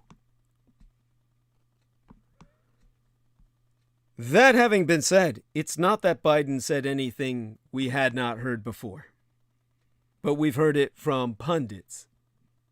The relief felt on Thursday lay in the fact that the president was the one saying it, that he brought to bear the authority and prestige of his office to speak the truth bluntly and sans equivocation. He scolded, "You can't love your country only when you win." And there was an urge, as when the preacher gets going good in a black Baptist church, to tap your foot and say amen. Yet, invigorating as it was to hear the president take a rhetorical clawhammer to the ex-president and his enablers, the speech was also sobering. Biden said, "We are in a battle for the soul of America, facing an inflection point in our national life, and called upon to answer a question, what kind of nation are we going to be?" That this even bears asking reflects the fact that American democracy is in mortal peril. And when you consider how quickly, we're talking about 5 years, that assessment has risen from fringe fear to mainstream consensus, you get a chilling sense of the speed at which events are moving. What kind of nation are we going to be? For generations, the answer was a given. I'm not talking about the reality. I'm talking about the ideal.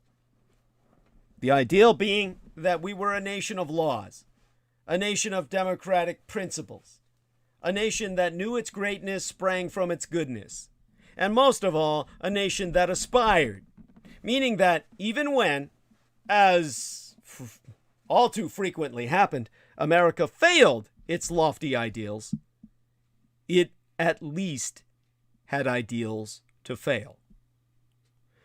If that was the answer not so long ago, things have since changed. Now a headline in the New Yorker magazine asks, "Is a civil war ahead?" And what's remarkable is that it's not remarkable at all. That it accurately reflects the zeitgeist I've been trying to articulate for over a decade. What kind of nation are we going to be? For most of us, the answer would be the same as that given by generations before us, in terms of indoctrinated pablum. But the point of this anniversary and of Biden's speech is that last year, Republicans gave another answer, and it was starkly at odds with all our aspirational ideals. They showed us what kind of nation they want us to be. Heaven help us if they get the final word, because many of us will be dispatched there by their machine guns. But it's far from clear that the bully pulpit is powerful at all. Historically, there's been little evidence that presidential speeches have advanced legislation or changed the opposing parties or the public's mind on major issues.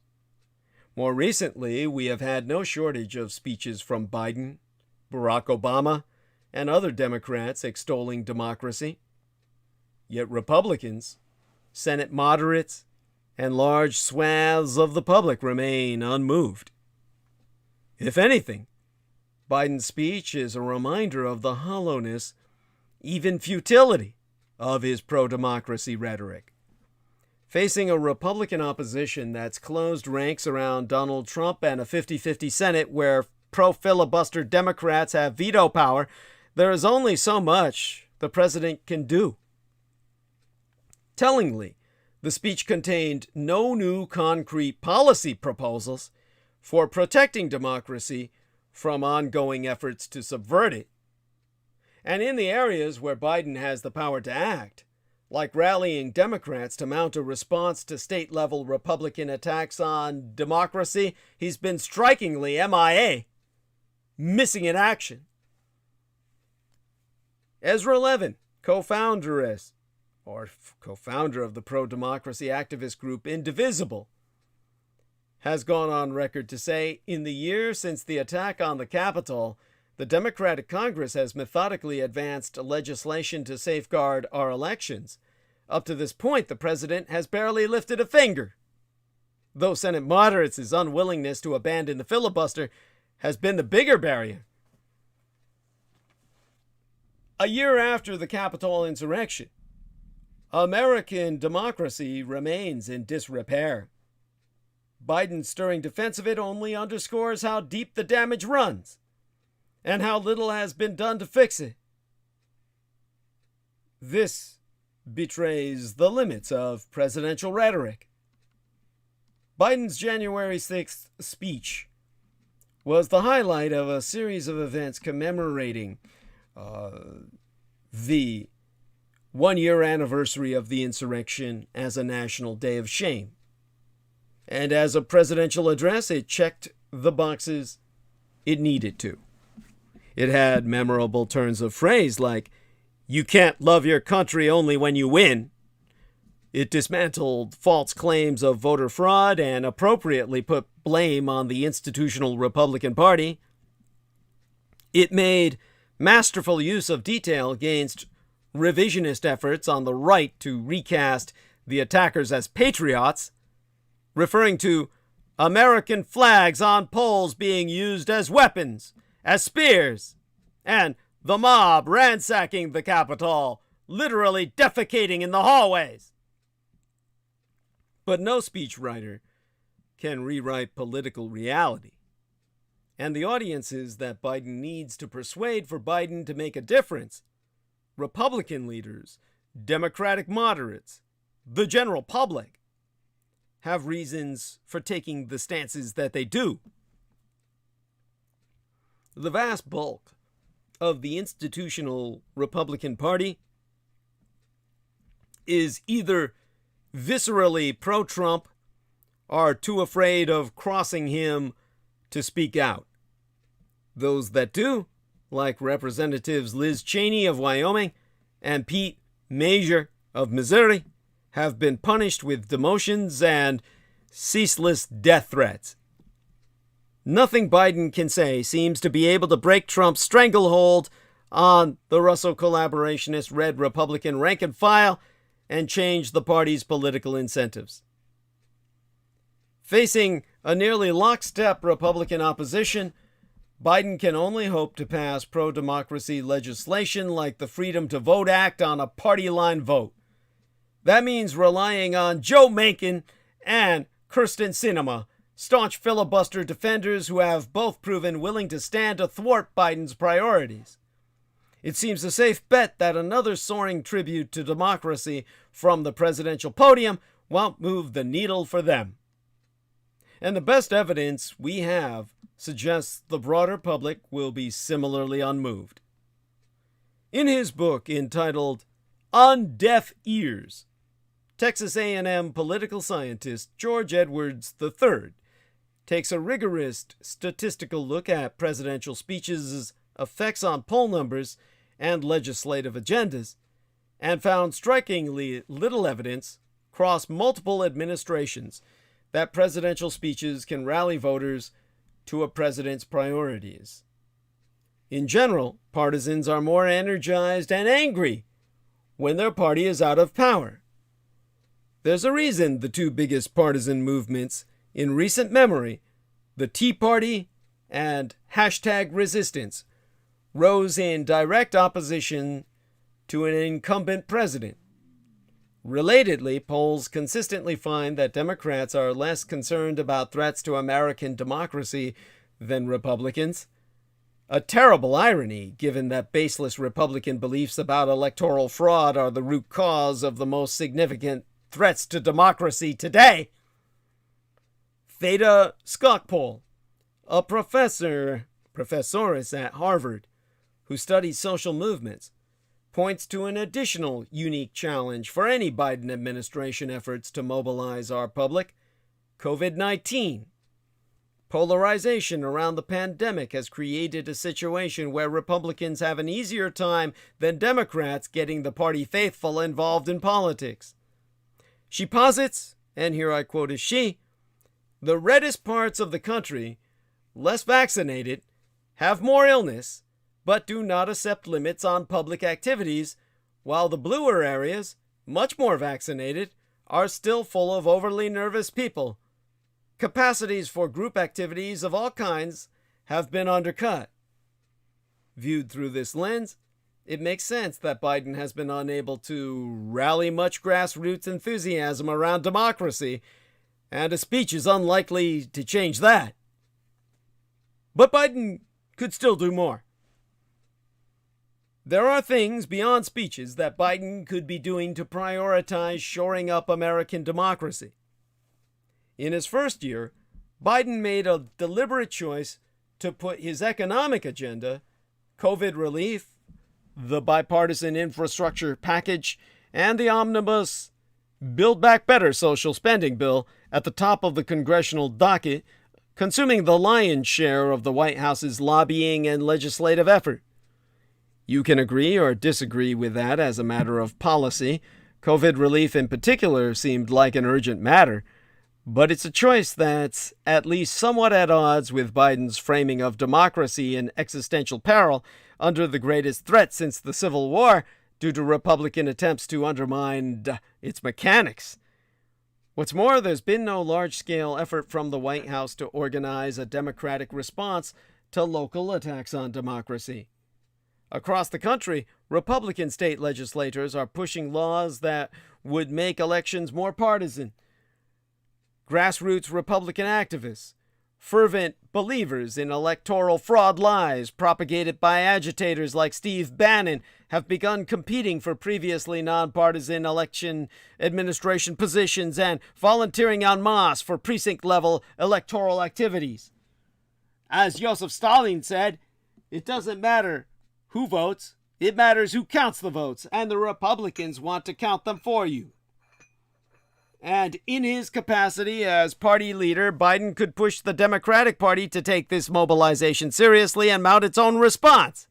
So far, there's little evidence that they've made such headway. Much headway at all, for what attempts they've made.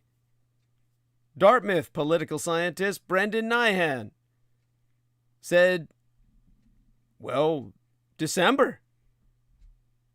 He said, the Democratic coalition is focused on normal coalition politics and governing, which is understandable in some ways, but also neglects the gathering threat.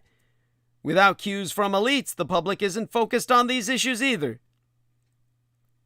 Now, the question posed by Biden's January 6th speech, then, is not whether it will persuade anyone important to think about these issues differently. The odds are that it won't. Instead, the question is whether it's a signal of a course correction, that the Biden administration will live up to its own lofty rhetoric and start taking more concrete steps to combat the mounting threats to democracy. That, more than the speech itself, will determine the Biden administration's role in the history of American democracy. Because the Trump menace is darker than ever, and it's snapping at Biden's heels. The problem with coverage of this week's anniversary of the events of January 6th, circa 2021, is that too much of it was written in the past tense. True, the attempted insurrection that saw a violent mob storm Capitol Hill in order to overturn a democratic election, was a year ago, but the danger it poses is clear and present and looms over our future. For the grim truth is that while Donald Trump is the last U.S. president, he may also be the next. What's more, the menace of Trumpism is darker now than it ever was before. This grim prognosis rests on two premises. The current weakness of Joe Biden and the current strength of his predecessor. Start with the latter, evidence of which comes from the contrast in how Trump's fellow Republican politicians talked about January 6th at the time and how they talk or don't talk about it now. At the time, they were clear that the outgoing president had crossed a line, that he was practically and morally responsible for the rioters who had marched on Congress and built gallows for those politicians who stood in their way. Many of those Republicans had pleaded with Trump, sending text messages begging him to call off the mob. Now, however, they say nothing, refusing even to show up for a moment's silence in memory of those killed on January 6th. Or instead, they rush to apologize for having rightly branded that day a violent terrorist attack.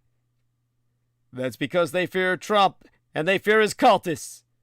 In order to not to rouse their fury, they have to mouth the new shibboleths.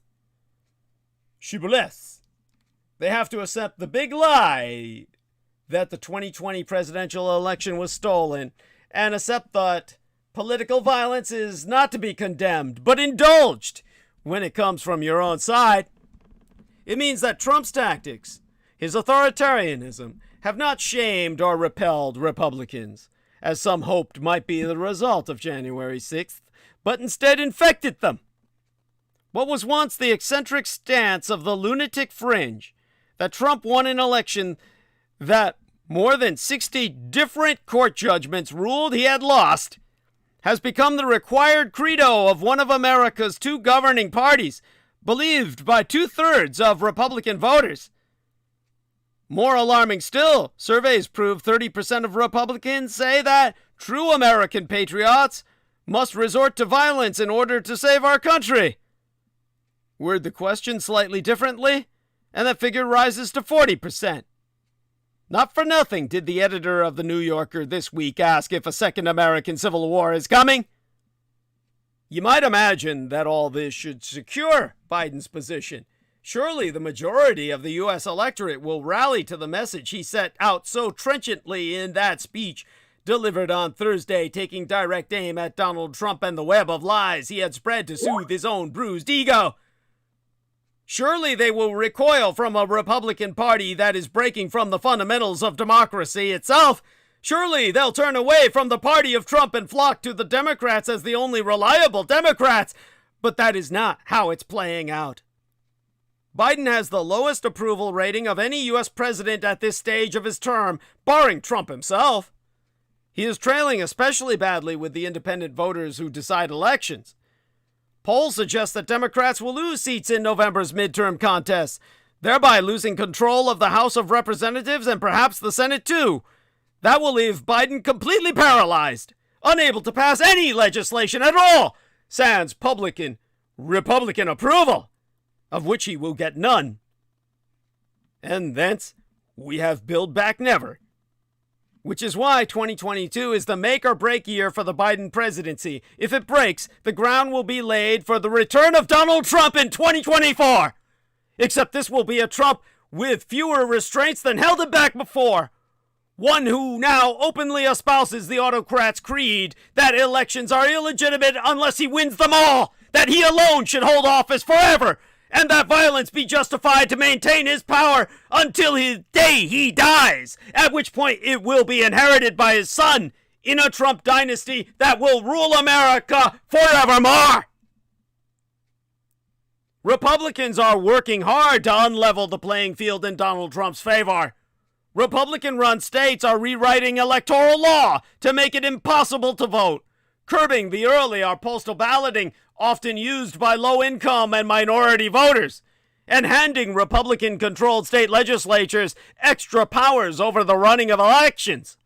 They want to remove the one safety mechanism that ensured the integrity of the 2020 contest, fair-minded electoral officials. To that end, they are setting about filling those all-important positions with Trump cultists. Put simply, they want fewer people voting and their own people counting. Exactly as Joseph Stalin said, and Peter Moon constantly repeats, it does not matter who votes, but who counts the votes. Current Republican strength is a combination, then, of both the resilience of public support, despite the party's submission to Trumpism, and its ability to game our system in its favor. But it is also a function of Biden's weakness. It's worth recalling here how shaky the president's position was from the start, seeking to govern with a diminished, razor-thin Democratic majority in the House and a 50-50 deadlocked Senate. Despite that, he has passed some major bills and made some big, even transformative moves. As the former speechwriter to George W. Bush, David Frum, so puts it, in 11 months, Biden has done more with 100 Democratic senators than Barack Obama ever did with 57. And yet, it's not enough. Biden passed a vital infrastructure bill, but his larger package of social spending and action on the climate crisis is stalled. His poll ratings took a hit with the speed of the Taliban takeover of Afghanistan after August's chaotic American withdrawal. And his July 4th, his 4th of July declaration that America could celebrate its independence from COVID-19 now looks horribly premature. 2022 is the third year of the pandemic. But Delta was a wave. Omicron might be an ice pick. The Omicron variant has hit these United States and much of the rest of the world like a brick, bringing about a record-high surge of new cases that looks absolutely ridiculous compared to previous waves, so it looks like 2022 will be another busy pandemic year. But there's a silver lining. Although the new virus is spreading like wildfire, it seems to be milder than Delta. New COVID cases in these United States are up more than 204% compared to 2 weeks ago, with over 850,000 new daily cases being reported in recent days. Next week, we'll likely see daily cases peak over 1 million. That's simply staggering, and a sign that we're not out of the woods yet. But the good news is that Omicron seems to be less severe than previous variants, which should lead to fewer overall ICU, intensive care unit admissions and deaths. Part of that is because Omicron is less prone to infecting the lungs, where it can cause serious disease, and another part is that more people have some prior immunity, whether through prior infection or vaccination. The vast majority of Omicron patients in ICUs are unvaccinated or have severely compromised immunosystems, which was also the case with Delta. An analysis of patients in Houston found that Omicron patients were only about 1/3 as likely to need hospitalization as Delta patients. Across the pond, in Great Britannia, people with Omicron were about half as likely to require hospital care. The government has so reported under Boris Johnson. But although children still have the lowest rate of hospitalization of any group, the share of hospital admissions in this group have risen, signaling that Omicron may be more virulent among children than previous attacks. This may be due to the fact children aged 0 and 4 years haven't been vaccinated at all. Now, according to research cited by the New York Times, before Omicron, a typical vaccinated 75-year-old who contracted COVID had a roughly similar risk of death, around 1 in 200, as a typical 75-year-old who contracted the flu.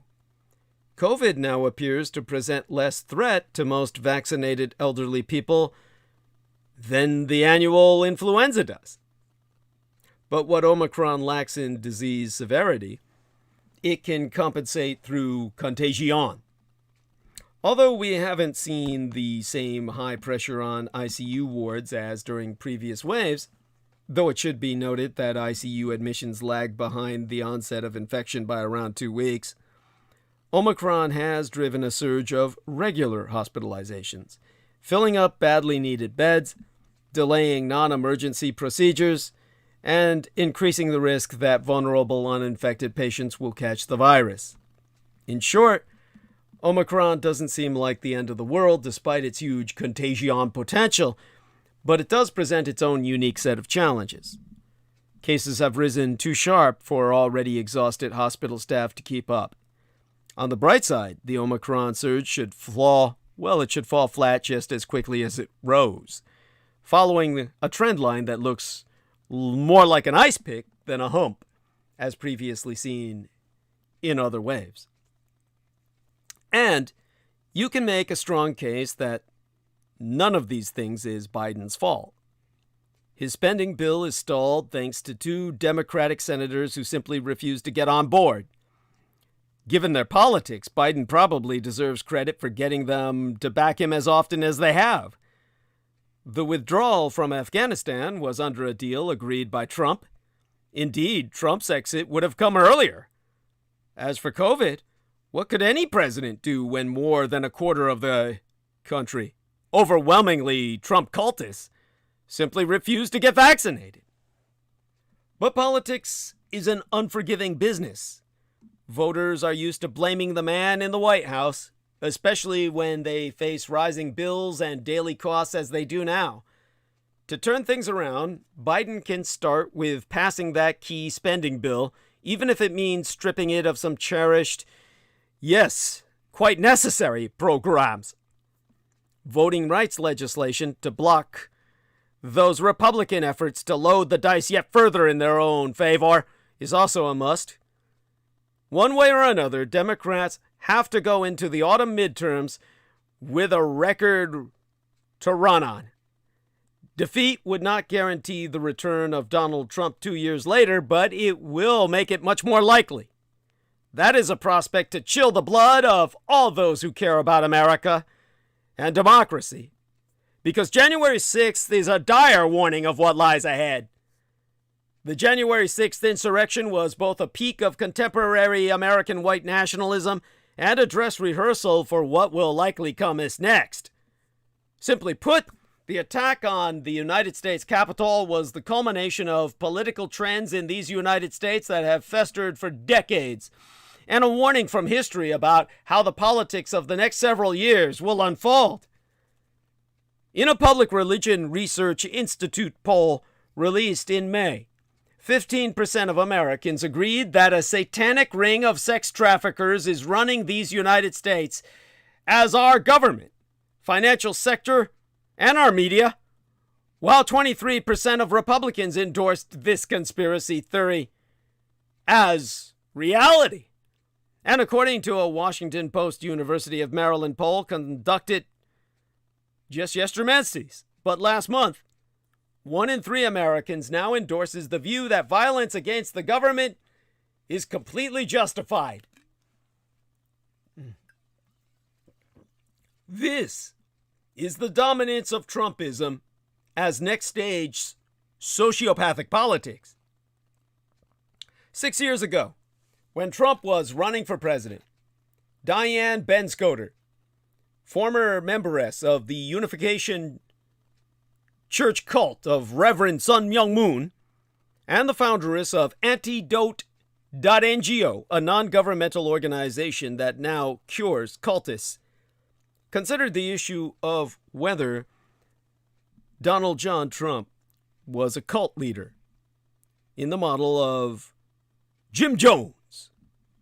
To answer that question for myself, I turned to the classic 1999 study entitled The Ayn Rand Cult by Canadian journalist Jeff Walker.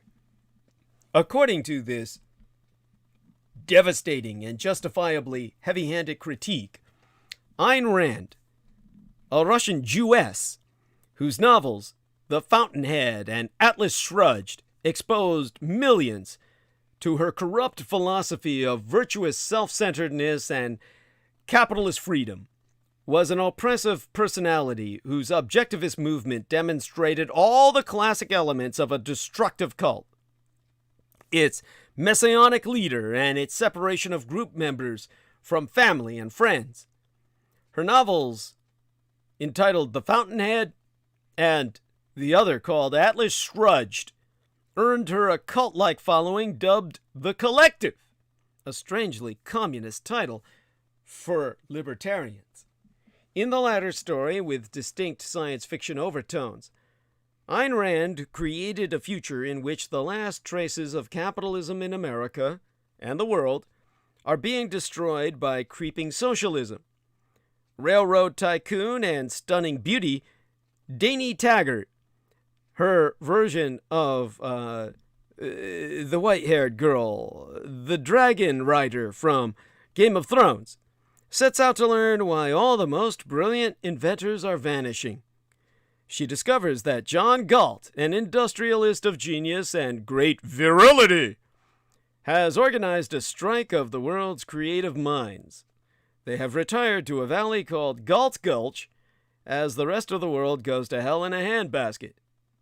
In the Ayn Rand cult, the study of her cult case, published by Open Court Books in 1999, Jeff Walker reports that Greenspan, the man who ran our economy to the ground, perused the book with cautious ecstasy. Alan Greenspan, the former chairman of the Federal Reserve, was a longtime member of Rand's inner circle and one of her lovers. And in a definitive chapter on Federal Reserve Chairman Alan Greenspan, not just a one-time member of Rand's inner circle, mind you, but a physical intimate, Walker incontrovertibly proves that this banker's inflation-obsessed policies grew out of Ayn Rand's theories. Greenspan told the novelist, "On reading this, one tends to feel exhilarated." Yes, as Jameson says, he's talking about the physical repulsiveness of Ayn Rand. It's hard to imagine any man could get it up with that bitch, but there you go. By 1955, Ayn Rand was at work on a 60-page speech in which John Galt explained, on the radio, why he had organized the strike.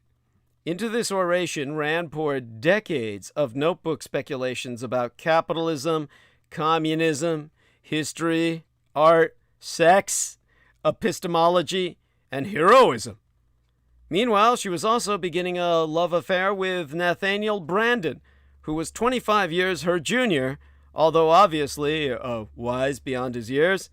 Their affair was kept secret from the collective, but not from their spouses, who were expected to realize that the passion of Ayn and Nathaniel was rational and undeniable, like that of Ayn Rand's heroes and heroines. Barbara went along glumly. Frank, Barbara being the wife of, the male cuckold, and Frank being the husband of Ayn Rand, was also compliant and went to a nearby bar to begin drinking himself into decline. The novel appeared in 1957, its dedication page bearing the names of both Rand's husband and her lover. The Soviet spy turned Catholic neoconservative Whittaker Chambers reviewed it for William F. Buckley's National Review. Someday soon I'll give an entire transmission over to that son of a bitch, or a large part of it. Buckley complained that Rand's anti-communism barely concealed yearnings of a technocratic and indeed totalitarian nature. Chambers wrote, "From almost any page of Atlas Shrugged, a voice can be heard, from painful necessity, commanding, 'Stop! A gas chamber, go!' Other comments were not much friendlier. Russell Kirk, the conservative philosopher, groused that people read her novels for the fornicating bits. She indeed used to be an authoress of lesbian pornography. You could see why the lesbianism emerged, because her looks were just not acceptable for any man to maintain a hard-on with. Rand fell into a severe depression after the criticism, exhausted after 14 years' work on Atlas Shrugged, and convinced that the culture was so hopeless that no one could appreciate her accomplishment. Not even the collective's adulation lifted her spirits. In 1958, Nathaniel Branden offered to present the quintessence of Rand's vision, the philosophy embodied in her novels, in a course of 20 public lectures titled Basic Principles of Objectivism. Rand herself was not enthusiastic about the idea, but gave the project her blessing anyway. It was an unqualified success. Other members of the class of 43 began to speak all over the country on how Rand's philosophy applied to psychology, art history, and economics. Only those so designated by Rand herself were allowed to call themselves objectivists. But students of objectivism around the country rented tapes from the Nathaniel Branden Institute in New York City and studied the philosophical essays Rand began publishing as she emerged from her doldrums. Walker presents his subject as an arrogant, dogmatic bully who brooked no criticism, and as a repressed narcissist who feared her own emotions and hid behind a glorification of reason. He exposes that Rand was no more than a third-rate pop novelist of propaganda fiction, and that her vulgar Nietzschean philosophy's obsessive concern with the overachiever, who requires protection via absolutized individual rights, contributed to the movement's cultish aspects. Walker also savages self-esteem guru Nathaniel Branden, who was Rand's protege and extramarital lover. Their explosive breakup in 1968 pulverized the objectivist movement, whose contemporary schisms and cross-currents he ploddingly tracks. Those who find Rand's self-styled philosophy alter may not find much of interest in this scathing, albeit clumsy expose. Others will find it a useful corrective to the Rand mystique. For your information, Branden's tell-all account of his affair with Rand and his role in the objectivist movement was reissued in a new edition that year of 1999 as My Years with Ayn Rand, subtitled The Truth Behind the Myth, published by Josie Bass, 480 pages. While he does criticize Rand personally, his treatment differs from Walker's in that he still reveres her as a philosopher. Regardless, Ayn Rand's cult aimed to govern every aspect of life. She was a dedicated smoker, and her followers were instructed that they had to smoke as well. Not only did Ayn Rand smoke, she employed a cigarette holder, so that when she addressed large audiences of the faithful, 1,000 cigarette holders would move in unison. Ayn Rand became the New Right's version of Karl Marx. Her psychopathic ideas made billionaires feel like victims and turned millions of followers into their doormats. It has been a fair claim to be the ugliest philosophy the post-war world has ever produced. It contends that selfishness is good, altruism, evil, empathy and compassion are irrational and destructive. The poor deserve to die. The rich deserve unmediated power. It has already been tested and has failed spectacularly and catastrophically. Yet the belief system constructed by Ayn Rand, who died 30 years agone, nay, 40 years by now, has never been more popular or influential. Indeed, the reason I said 30 years ago as opposed to 40 was because 10 years agone was when it became established as the official philosophy of the radicalized right.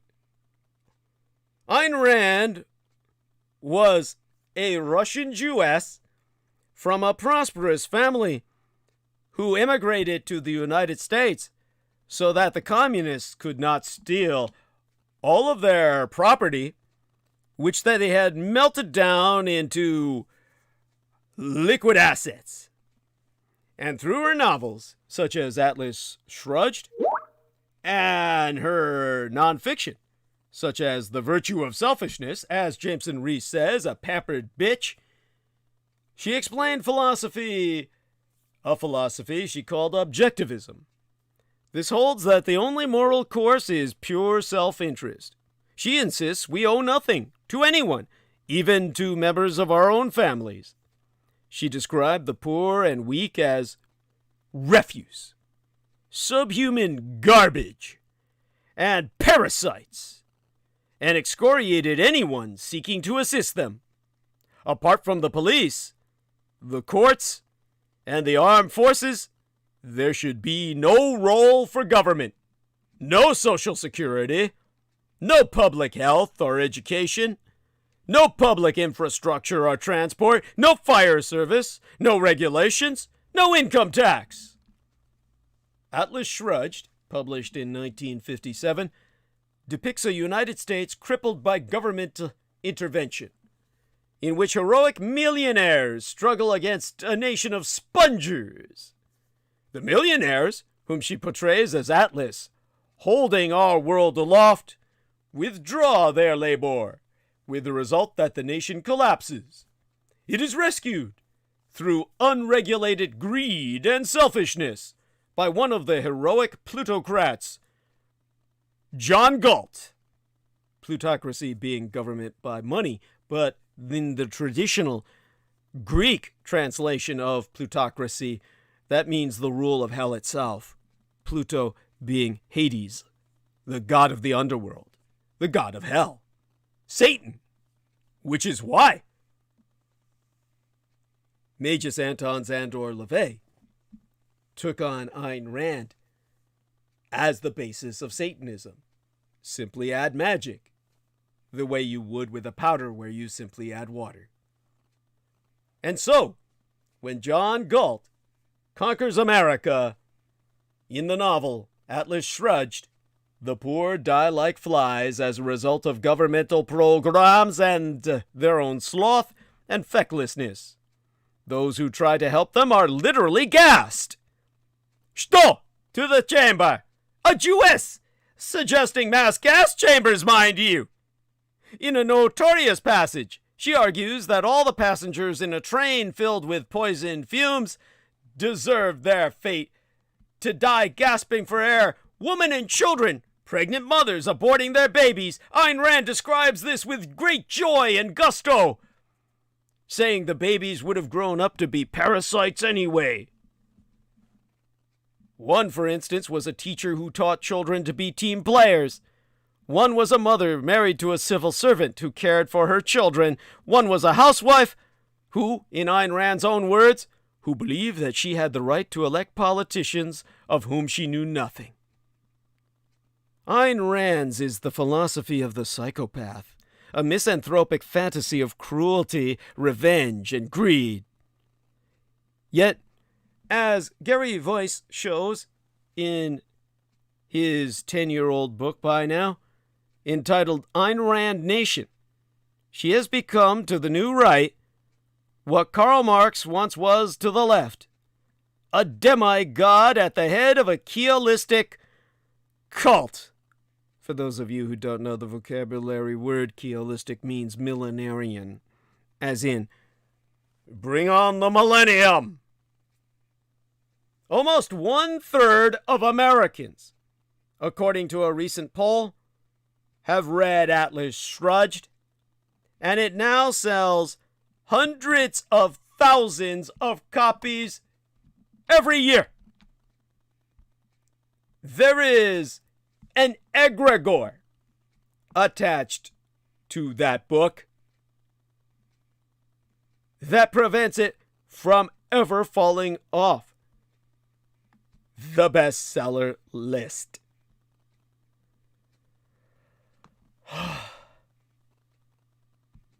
I am left where I have to breathe. I am left where I've got to gather myself to even go here. Because it's simply so disgusting. Jameson Reese is saying, dude, at this point, the Vox Arcana would be a merciful choice. Don't tempt me. Just don't tempt me. With what we're dealing with at this point, you may be right. Again, let me breathe, gather myself to try it and express myself, and we might be able to get through this. Now, in terms of the book, Ayn Rand Nation, we're talking about how long's it been since this bitch died? I used to be able to do this shit in my head. I gotta grab the calculator now. Now, it's been 39 years. 39 years after her death in March of 1982. And here we are, almost 4 decades later, and Ayn Rand's ideas have never been more important. Unfettered capitalism, unregulated business, bare bones government providing no social services, the glorification of selfishness, the complete and total disdain for both Jewish and Christian morality. I'm not going to use the term Judeo-Christian. That's a propaganda term. These are all the tenets of Ayn Rand's harsh philosophy. And in the book Ayn Rand Nation, Gary Weiss explores the people and institutions that remain under the spell of this Russian-born Jewish novelist. He provides new insights into Ayn Rand's sinister inner circle in the last years of her life, with revelations of never-before-publicized predictions by Ayn Rand that still resonate today. Weiss charts Ayn Rand's infiltration of the Tea Party and libertarian movements, and provides an inside look at the radical belief system that has exerted a powerful influence on the Republican Party and all its presidential candidates. It's a repellent rogues gallery, a cast of characters that ranges from Glenn Beck to Oliver Stone, and includes Ayn Rand's most influential disciple, Alan Greenspan, the man who made the American economy. Weiss describes in penetrating detail how Greenspan became a stalking horse for Ayn Rand, slashing and burning regulations with ideological zeal, and then seeking to conceal her influence on his life and thinking and his impact on your own life via the economy he created.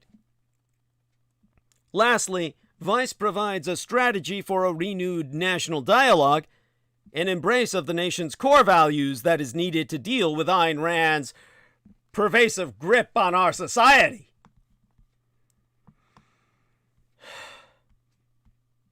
Oh God, I'm just trying to, again, get myself together for this. This is so painful for me to talk about. It's like describing a disease. Now, again, for anyone who remembers Ayn Rand, who lived from 1905 to 1982, the founderess of objectivism and the prophetess of unfettered capitalism, only from her late 1950s days of glory to her relegation to the intellectual sidelines a decade later, did Vice offer a book full of surprises that described what became her rebound to dominate our lives today like a specter in her death. And this is what leaves us in such despair. Rand's works actually sell like frozen peas, especially her two famous novels, The Fountainhead, first published in 1943 in the middle of World War II, and Atlas Shrugged, published in 1957, polls showing that about a third of Americans have read the latter. But The Virtue of Selfishness, published in 1964, wherein Randian dogma demands, inter alia, that social welfare programs like Medicare, and indeed the government itself, except for policing, be abolished, and other nonfiction tomes are also selling briskly, as if there were a mass market machine that just kept them going. Aside from Rand's overall resurgence, part of a rise of libertarian thinking in these United States and Canada, there is her particular appeal to the Tea Party. She's as much a part of the Tea Party's soul as Ronald Reagan, Glenn Beck, and the all-white Jesus Christ. Now, Vice is not effusing here. He is speaking in alarm. He himself is a leftist financial journalist. And that's certainly surprising because Tea Partiers are overwhelmingly religious, while Ayn Rand's atheism is strident enough to make Christopher Hitchens' assault on Mother Teresa look tepid. Then there's the disproportionately Canadian presence among her chief acolytes, especially during Rand's own lifetime, some of whom later became objectivism's chief heretics. But nothing's more surprising than the way Vice occasionally finds himself in kind of, sort of, oh my God, she's right, agreement with Ayn Rand. He does emerge with his core principles intact. A Randian United States, in his own words, would resemble the lands from which our ancestors immigrated. But he recognizes the root of her appeal. Preaching rugged individualism taps into deeply held American values, and so too does the way Ayn Rand's adherents make moral arguments, declaring policies right or wrong rather than prudent or reckless.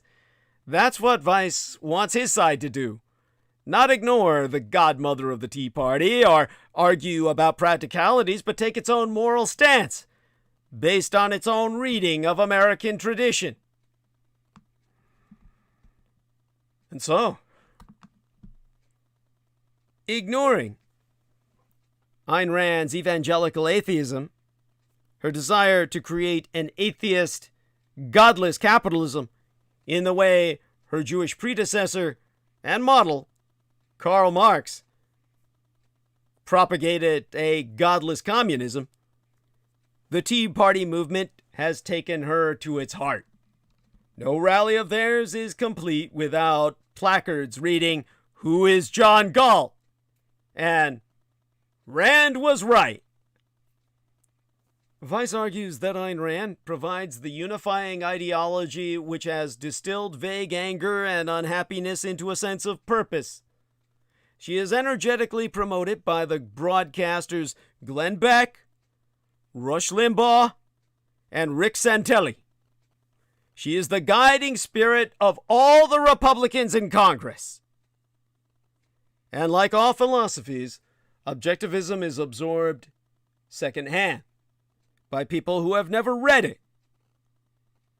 I believe it is making itself felt on both sides of the Atlantic, in the clamorous new demands to remove the 50-pence tax ban for the very rich, for instance, in England, or among the sneering, jeering bloggers who write for the Telegraph and the Spectator, mocking compassion and empathy, attacking efforts to make the world a kinder place, or attacking kind words at all. Even verbal support is deemed laughable. You are to give the weak nothing, most of all, never a sense of hope. And kind words will do that, because words cast spells. It's not hard to see why Rand appeals to billionaires. She offers them something that is crucial to every successful political movement, a sense of victimhood. She tells them that they are parasitized by the ungrateful poor and oppressed by intrusive, controlling government. It's harder to see what it gives to ordinary teabaggers who would suffer grievously from a withdrawal of government. But such is the degree of misinformation which saturates this movement, and so prevalent in the United States is Willy Loman syndrome, the gulf between reality and expectations, that millions blithely volunteer themselves as billionaires' doormats. I wonder how many would continue to worship at the shrine of Ayn Rand if they knew that towards the end of her life she signed on for both Medicare and Social Security. She had railed furiously against both programs, as they represented everything she despised about the intrusive state. Her belief system was no match for the realities of age and ill health. But they still have a more powerful reason to reject her philosophy. As Adam Curtis's BBC, our British Broadcasting Company documentary, proved a decade agone, the most devoted member of her inner circle was Alan Greenspan, former head of the United States Federal Reserve. Among the essays he wrote for Ayn Rand were those published in a book he co-edited with her called Capitalism, subtitled The Unknown Ideal, and herein, starkly explained, you'll find the philosophy he brought into government. There is no need for the regulation of business, even builders or big pharma, he argued, as the greed of the businessman, or more appropriately, his profit-seeking, is the unexcelled protector of the consumer. For pharmaceuticals, this man said. Therefore, there be no need to monitor who produces the pills you take. As for bankers, their need to win the trust of their clients guarantees that they will act with honor and integrity. Unregulated capitalism, Alan Greenspan did maintain, is a superlatively moral system. He maintains that today. Yes, the fucker's still alive. Once in government, Alan Greenspan applied his guru's philosophy to the letter, cutting taxes for the rich, repealing all the laws constraining banks, refusing to regulate the predatory lending and the derivatives trading, which eventually brought the system down. Much of this is already documented, but in his book on Ayn Rand, Weiss proves that in the United States, Greenspan has successfully airbrushed history. Despite all the many years he spent at her side, literally sucking her twat, despite his previous admission that it was Ayn Rand who persuaded him that capitalism is not only efficient and practical but also moral, he mentioned her in his memoirs only to suggest that it was a youthful indiscretion. And this, it seems, is now the official version. Vice presents powerful evidence that even today Greenspan remains her loyal disciple, having renounced his partial admission of failure to the United States Congress. Saturated in her philosophy, the new right on both sides of the Atlantic continues to demand the rollback of the state, even as the wreckage of that policy lies all around us. The poor go down, the ultra-rich survive and prosper. Ayn Rand would have approved. This is her world now we have inherited. And this certainly seems to describe Donald Trump and Trumpism circa 2015. But there was one key trait of Randroid leaders that Trump had only begun to embrace back then. Ayn Rand's novels The Fountainhead and Atlas Shrugged, fiction written to present the author's ideas to a mass audience, have been wildly popular among a certain demographic since their appearance. However, once institutes and organizations popped up around the new philosophy of objectivism, first Rand and then her successors have seemed to suppress dissent, shun those considered heterodox, and viciously attack other philosophers and political parties. In the other book entitled The Ayn Rand Cult that I recommend, Canadian journalist Jeff Walker makes the case that this world can indeed be called a cult, and that it has wrecked lives and destroyed marriages and friendships. He makes use of countless interviews and published material. Walker's survey begins in the 1950s, when a group of New York pseudo-intellectuals enamored with the Fountainhead gathered round Rand to discuss her ideas. Already in the beginning, Rand showed herself to be utterly intolerant of all other opinions, and those who continued to profess ideas were banned from the group. Even those who maintained friendships with those banned were themselves banned.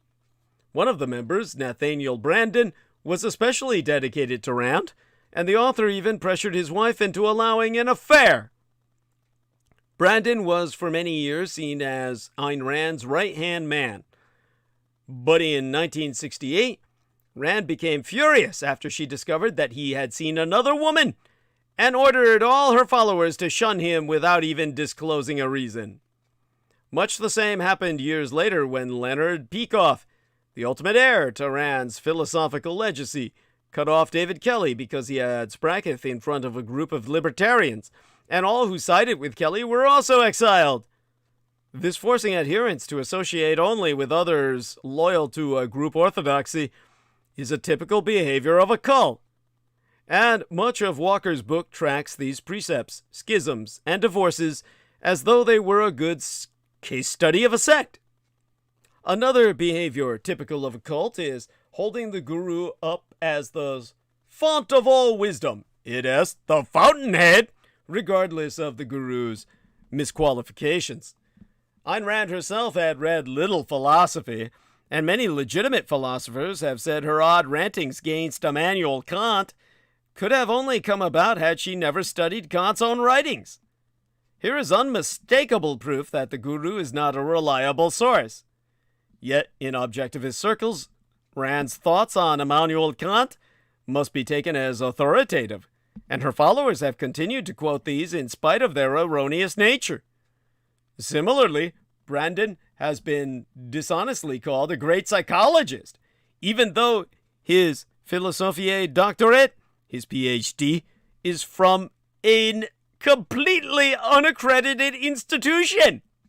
He got it out of the mail, and he has not been permitted to practice in any state in union. In other words, he is considered a fraud in every state in these United States. The Ayn Rand cult leaves little doubt that objectivism is dangerous and ruins lives. While her novels have an especial charm for adolescents, and one frequently runs into posters on internet forums holding her up as a great expert, there is little peril for many. Yet deeper activity in Rand's thought can entrap the idealist, and Walker's book serves as a good dose of reality. It is not ad hominem to list Rand's shortcomings as a philosopher and arrogance as a guru. That's an essential part of the thesis. The Ayn Rand cult can prove useful from dissuading people from taking this pop philosopher and her risible novels seriously. In point of fact, at one point, Ayn Rand referred to her own work as propaganda. It is militantly capitalistic. She vigorously campaigned for the demolition of the common good. She energetically promoted selfishness and wrote to root out altruism. Not only is her whole program diametrically opposed to liberal values, Ayn Rand's ideals are profoundly undemocratic, anti-democratic. She doesn't just describe a world that was unfortunately Darwinian, but urges that it should be that way. She always puts strength above morality. Force majeure, divine right of force, and might makes right rather than right makes might. She despised the average man. In a letter that was unearthed by Jeff Walker, she wrote, "I am becoming more antisocial." No shit, bitch. Actually, I don't understand how she could ever become more antisocial. Maybe she was basically saying she was at that point sacrificing children. Now Walker, as her biographer, researched her personal journals and found an entry written when she was but 30 years of age. "One puts oneself above all and crushes everything in one's way to get the best for oneself. Fine! All this in the pursuit of happiness." That's how she interpreted your Declaration of Independence. That's why I said it was always a criminal contract by a bunch of men who, if you translate that into the Chinese, it basically reads, "Fuck everybody, every man for himself." This is belligerent contempt for your fellow man. Your happiness against his. That your happiness actually is based on his suffering. A lifetime of schadenfreude. Aggressively pushing your impulses at the expense of your group is not normal behavior. It destroys human bonds. It corrupts community. It destroys trust. There's a psychiatric diagnostic for this condition. It is sociopathic. Sound familiar? Yes, because Ayn Rand's ideology still saturates today's conservative thinking.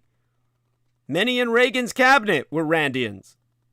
Alan Greenspan, ex-chairman of the Fed, was a student and a lover who contributed essays for her nonfiction book entitled Capitalism.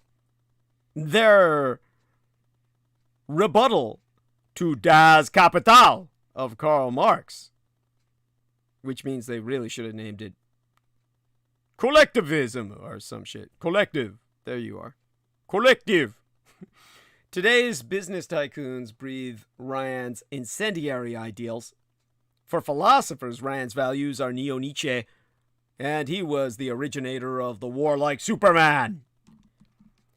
Selfishly putting yourself ahead of the needs of other people, of your group, or the community or society you live in, is anti-society?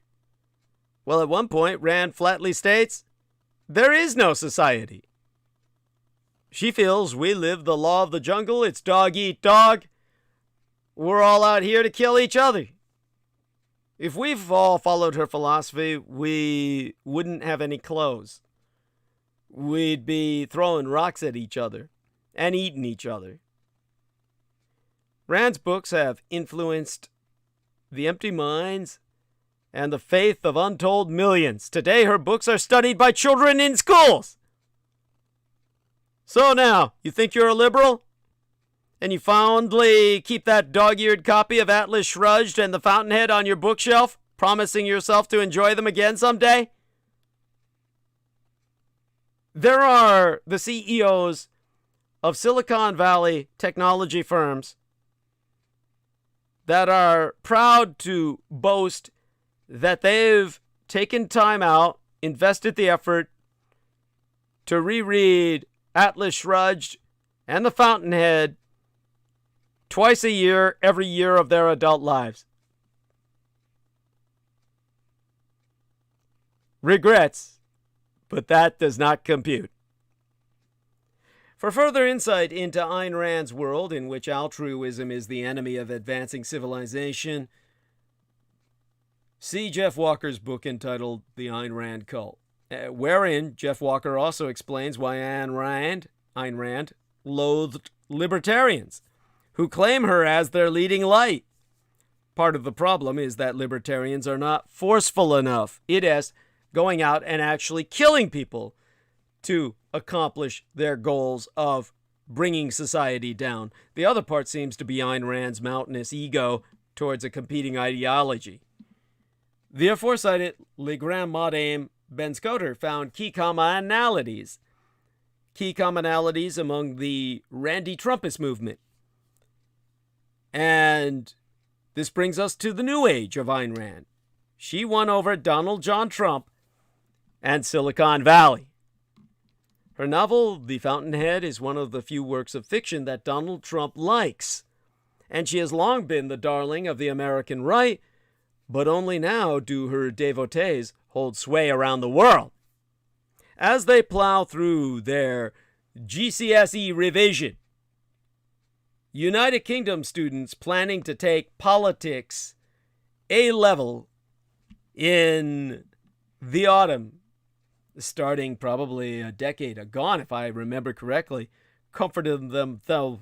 Well, they could comfort themselves with this thought that they would be studying one thinker who does not belong in the dusty archives of ancient political theory, but is achingly on trend. For the curriculum of GCSE, for those of you who don't remember, that's an acronym for General Certificate of Secondary Education, highly valued by schools, colleges, and employers.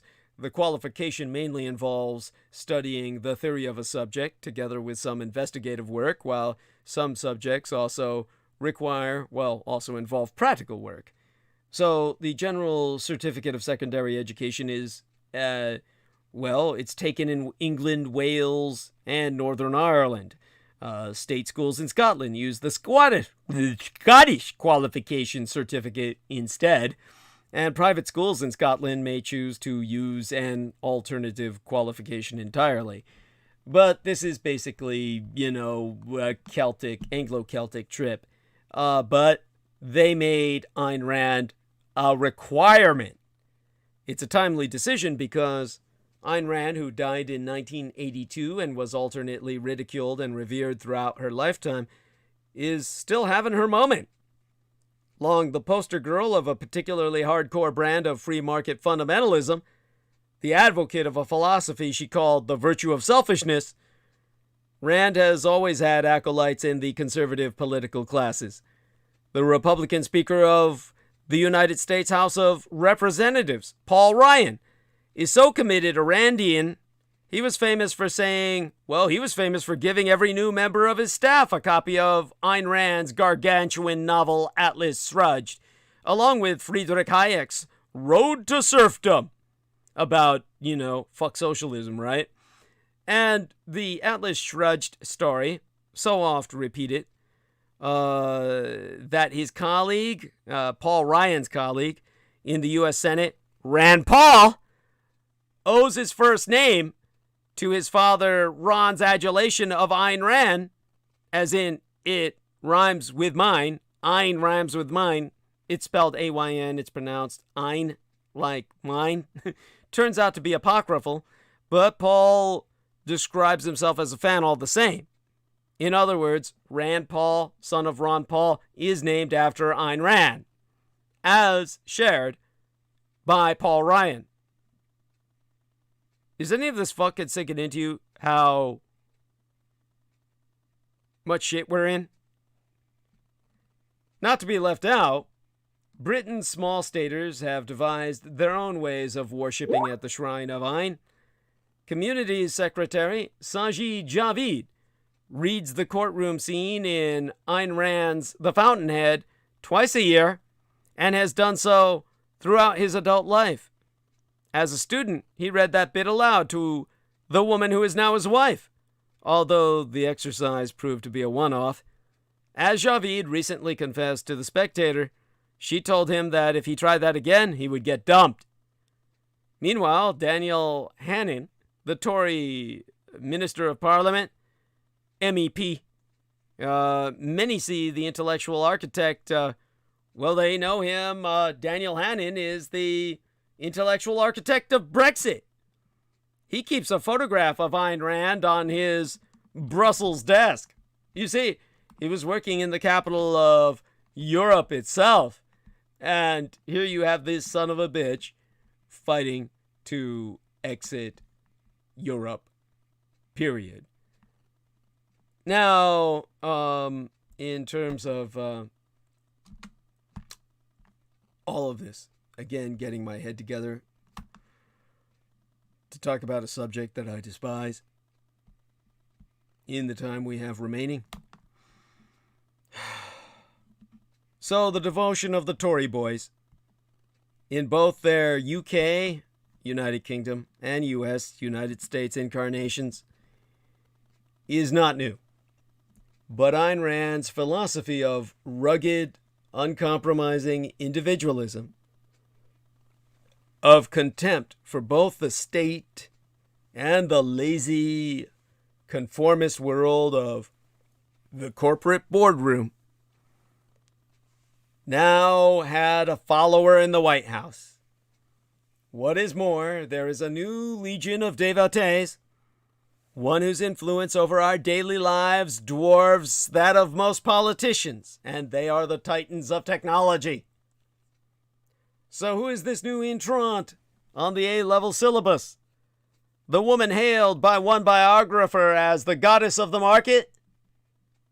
Born Alicia Zhinovievna Rosenbaum in 1905 in St. Petersburg, Russia.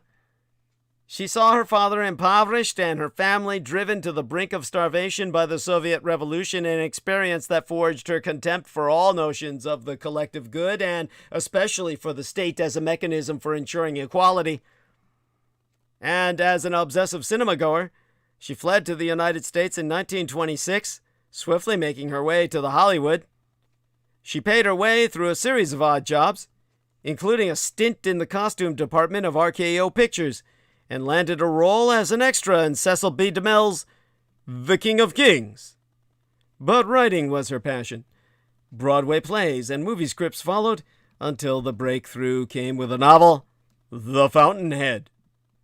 Published in wartime, circa 1943, it tells the story of Howard Rourke, an architect dedicated to the pursuit of his own vision, a man who would rather see his buildings dynamited than compromise on the perfection of his designs. All around him are mediocrities, representing either the dead hand of the state, bureaucrats serving some notional collective good, or second-handers, corporate parasites who profit from the work and vision of others. Then in 1957 came Atlas Shrugged, whose Penguin Classic edition stretches to 1,184 pages. Here Rourke giveth way to John Galt, another capitalist genius, who leads a strike by the men of talent and drive, thereby depriving society of the motor of the world. In those novels, and in the essays and lectures she turned to afterwards, Ayn Rand expounded, at great and repetitive length, her philosophy, later taught to A-level students alongside Hobbes and Burke. Objectivism, she called it, distilled by her as the belief that man exists for his own sake, that the pursuit of his own happiness is his highest moral purpose, that he must not sacrifice himself to others, nor sacrifice others to himself. She had lots to say about everything else, too, An avowed atheist, she was dismissive of any knowledge that was not rooted in what you could see in front of your eyes. She had no patience for instinct or intuition or any form of just knowing. The Fountainhead was serially rejected and published to ambivalent reviews, but it became a word-of-mouth hit. Over the coming years, a cult following arose around Rand, as well as something very close to an actual cult among her inner circle, known, no doubt ironically, as the Collective. Her work struck a chord with a particular kind of reader, adolescent, male, and thirsting for an ideology brimming with moral certainty. As the New Yorker said, circa 2009, most readers make their first and last trip to Galt's Gulch, the hidden valley paradise of born-again capitalists featured in Atlas Shrugged, its solid gold dollar sign standing like a maypole, sometime between leaving Middle-earth and packing for college. But for some, objectivism sticks. Perhaps her most significant early follower was Alan Greenspan, later to serve as chairman of the United States Federal Reserve for 19 years. In the 1950s, Alan Greenspan was not only one of the Collective, not only was his nose buried so far up her ass that it was a miracle he didn't suffocate whenever she broke wind, he would be among the mourners at her funeral in 1982, where one floral wreath was fashioned into that same 6-foot dollar sign, now understood to be the logo of Randism, the worship of the almighty American dollar. If I were to try and think of a caricature of Judeophobia, I couldn't do better than that. The Jews worship money.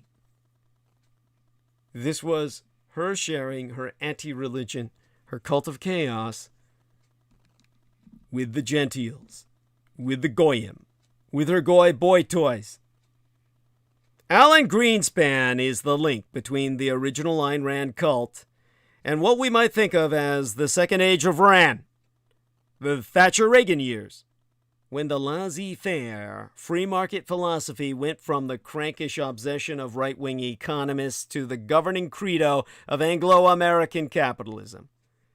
Greenspan, appointed as America's central banker by Ronald Reagan, circa 1987, firmly believed that market forces, unimpeded, were the best mechanism for the management and distribution of society's resources. That view, which Greenspan would rethink after the crash of 2008 through 2009, rested on the assumption that economic actors behave rationally, always acting in their own self-interest. The primacy of self-interest rather than altruism or any other non-material motive was, of course, a central tenet of Randian thought. Put more baldly, the reason why Republicans and British conservatives started giving each other copies of Atlas Shrugged in the 1980s was that Ayn Rand seemed to grant intellectual heft to the prevailing ethos of the time. Her insistence on the morality of rational self-interest and the virtue of selfishness sounded like an upmarket version of the slogan derived from Oliver Stone's Wall Street that defined the era, "Greed is good." Ayn Rand was Gordon Gekko with A-levels. The third age of Ayn Rand came with the financial crash and the presidency of Barack Obama that followed. Spooked by the fear that Obama was bent on expanding the state, the Tea Party and others returned to the old-time religion of rolling back government. As Ayn Rand biographeress Jennifer Burns told Quartz magazine, in moments of liberal dominance, people turn to her because they see Atlas Shrugged as a prophecy as to what's going to happen if the government is given too much power. In that context, it seemed only natural that one of the success stories of the 2012 presidential campaign was a bid for the Republican nomination by the ultra-libertarian and Rand-admiring Texas Congressman Ron Paul, father of Senator Rand Paul, named after this bitch on wheels, whose insurgent movement was a forerunner for much of what would unfold in 2016. Paul offered a radical downsizing of the federal government. Like Ayn Rand, he believed the state's role should be limited to providing an army, a police force, a court system, and nothing else. But Rand presented a problem for American Republicans otherwise keen to embrace her legacy. She was a devout atheist, withering in her disdain for the non-objectivist mysticism of religion. Yet inside the Republican Party, those with libertarian leanings have only been able to make headway by riding pillion with social conservatives and, specifically, white evangelical Christians. This is why Calvinists are known to be cruel. The dilemma was embodied by Paul Ryan, named as Mitt Romney's running mate in the 2012 contest. Ryan moved fast to play down the Rand influence, preferring to say his philosophy was inspired by St. Thomas Aquinas. What of the more contemporary moment, shaping up to be the fourth age of Ayn Rand? The Randian politicians, all the Randroids, are still in place. Ryan is now boosted by a cabinet crammed with objectivists. Secretary of State Rex Tillerson named Atlas Shrugged as his favorite book, while Donald Trump's first choice, later dropped as Labor Secretary, Andrew Pojder, is the CEO of a restaurant chain owned by Rourke Capital Group, a private equity fund, named after the hero of the Fountainhead, no less. CIA Director Mike Pompeo is another reactionary who says Atlas Shrugged really had an impact on me. Of course, this merely makes these men like their boss. Godfather Trump is notoriously no reader of books. He has only ever spoken about liking 3 works of fiction. But, inevitably, one of them was The Fountainhead.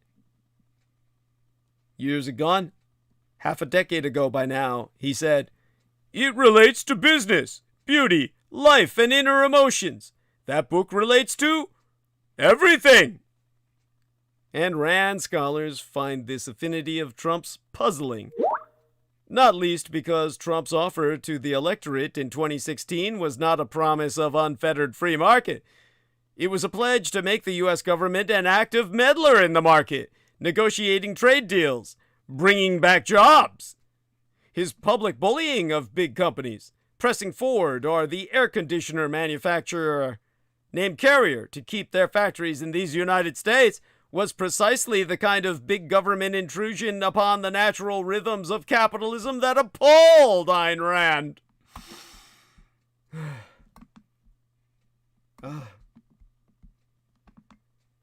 So why does Trump claim to be inspired by her? The answer surely is that Ayn Rand lionizes the alpha male capitalist entrepreneur, the man of action who towers over the little people and the pettifogging bureaucrats and gets things done. As Jennifer Burns puts it, for a long time, she has been beloved by disruptors, entrepreneurs, venture capitalists, people who see themselves as shaping the future, taking risky bets, moving out in front of everyone else, relying only on their own instincts, intuition, and knowledge, and going against the grain. Which brings us to the new wave of Randroids. Outside both politics and conventional conservatism, they are the princes of Silicon Valley, the masters of the startup, a cadre of young Rourkes and Galts, driven by their own genius to remake the world and damn the consequences. So it should be no surprise that when Vanity Fair surveyed these tycoons of the digital age, many of them pointed to a single guiding star. Ayn Rand, the magazine proved, might just be the most influential figure in the high technologies industry. When the CEO, Chief Executive Officer of Uber, Travis Kalanick at the time, had to choose an avatar for his Twitter account in 2015, he opted for the cover of the Fountainhead. Peter Thiel, Facebook's first major investor, and a rare example of a man who straddles both Silicon Valley and Trump world, is a devout Randian. A Randroid with pride that he has sacrificed his humanity on behalf of rendering himself the man who rules the world. Meanwhile, Steve Jobs was exposed by his Apple co-founder, Steve Wozniak, to have regarded Atlas Shrugged as the guiding light of his entire life. Among all these new masters of our universe, the Rand influence is manifest less in party political libertarianism than in a single-minded determination to follow a personal vision regardless of the impact. No wonder the high-tech companies don't mind destroying, say, the taxi business or the traditional news media. Such concerns are beneath the young, powerful men at the top. Even to listen to such concerns would be to betray the singularity of their own pure vision of pure selfishness. It would be to break Ayn Rand's golden rule, by which the visionary must never sacrifice himself unto others, that all others must be sacrificed for his sake. So Ayn Rand, 39 years dead, lives again, her dead hand guiding the rulers of our age in both Washington and San Francisco. Hers is an ideology that denounces altruism, elevates individualism into a faith, and gives spurious moral license to raw selfishness. That it is having a moment now is no shock. Such an ideology will find a ready audience for as long as there be human beings who feel the rush of greed and the lure of unchecked power, longing to succumb to both without guilt, which is to say, forever. And after Trump lost the 2020 presidential election, he seemed more willing than ever before to call for violent action.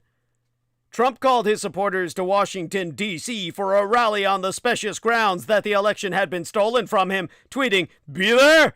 We'll be wild!" Thousands of his cultists gathered on January 6th, where Trump further goaded them on by saying, "You'll never take back our country with weakness. You have to show strength. You have to be strong. Ayn Rand strong." As his cultists went on to attack the key symbol of American democracy, the American Capitol, Trump did nothing to stop them, despite the pleas of his own family members and his reliable cheerleaders at Fox News to call off his cultists. After approximately 3 hours, Trump finally told his cultists to go home in a video in which he continued to lie that the election was fraudulent. Months later, Trump described the most spectacular attack on American democracy in decades as a manifestation of spirit and faith and love.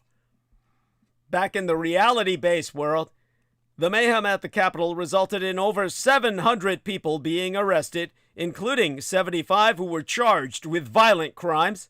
Some 140 police officers were critically injured in the melee, according to the head of the Capitol Police Officers Union, which confirmed they required hospitalization.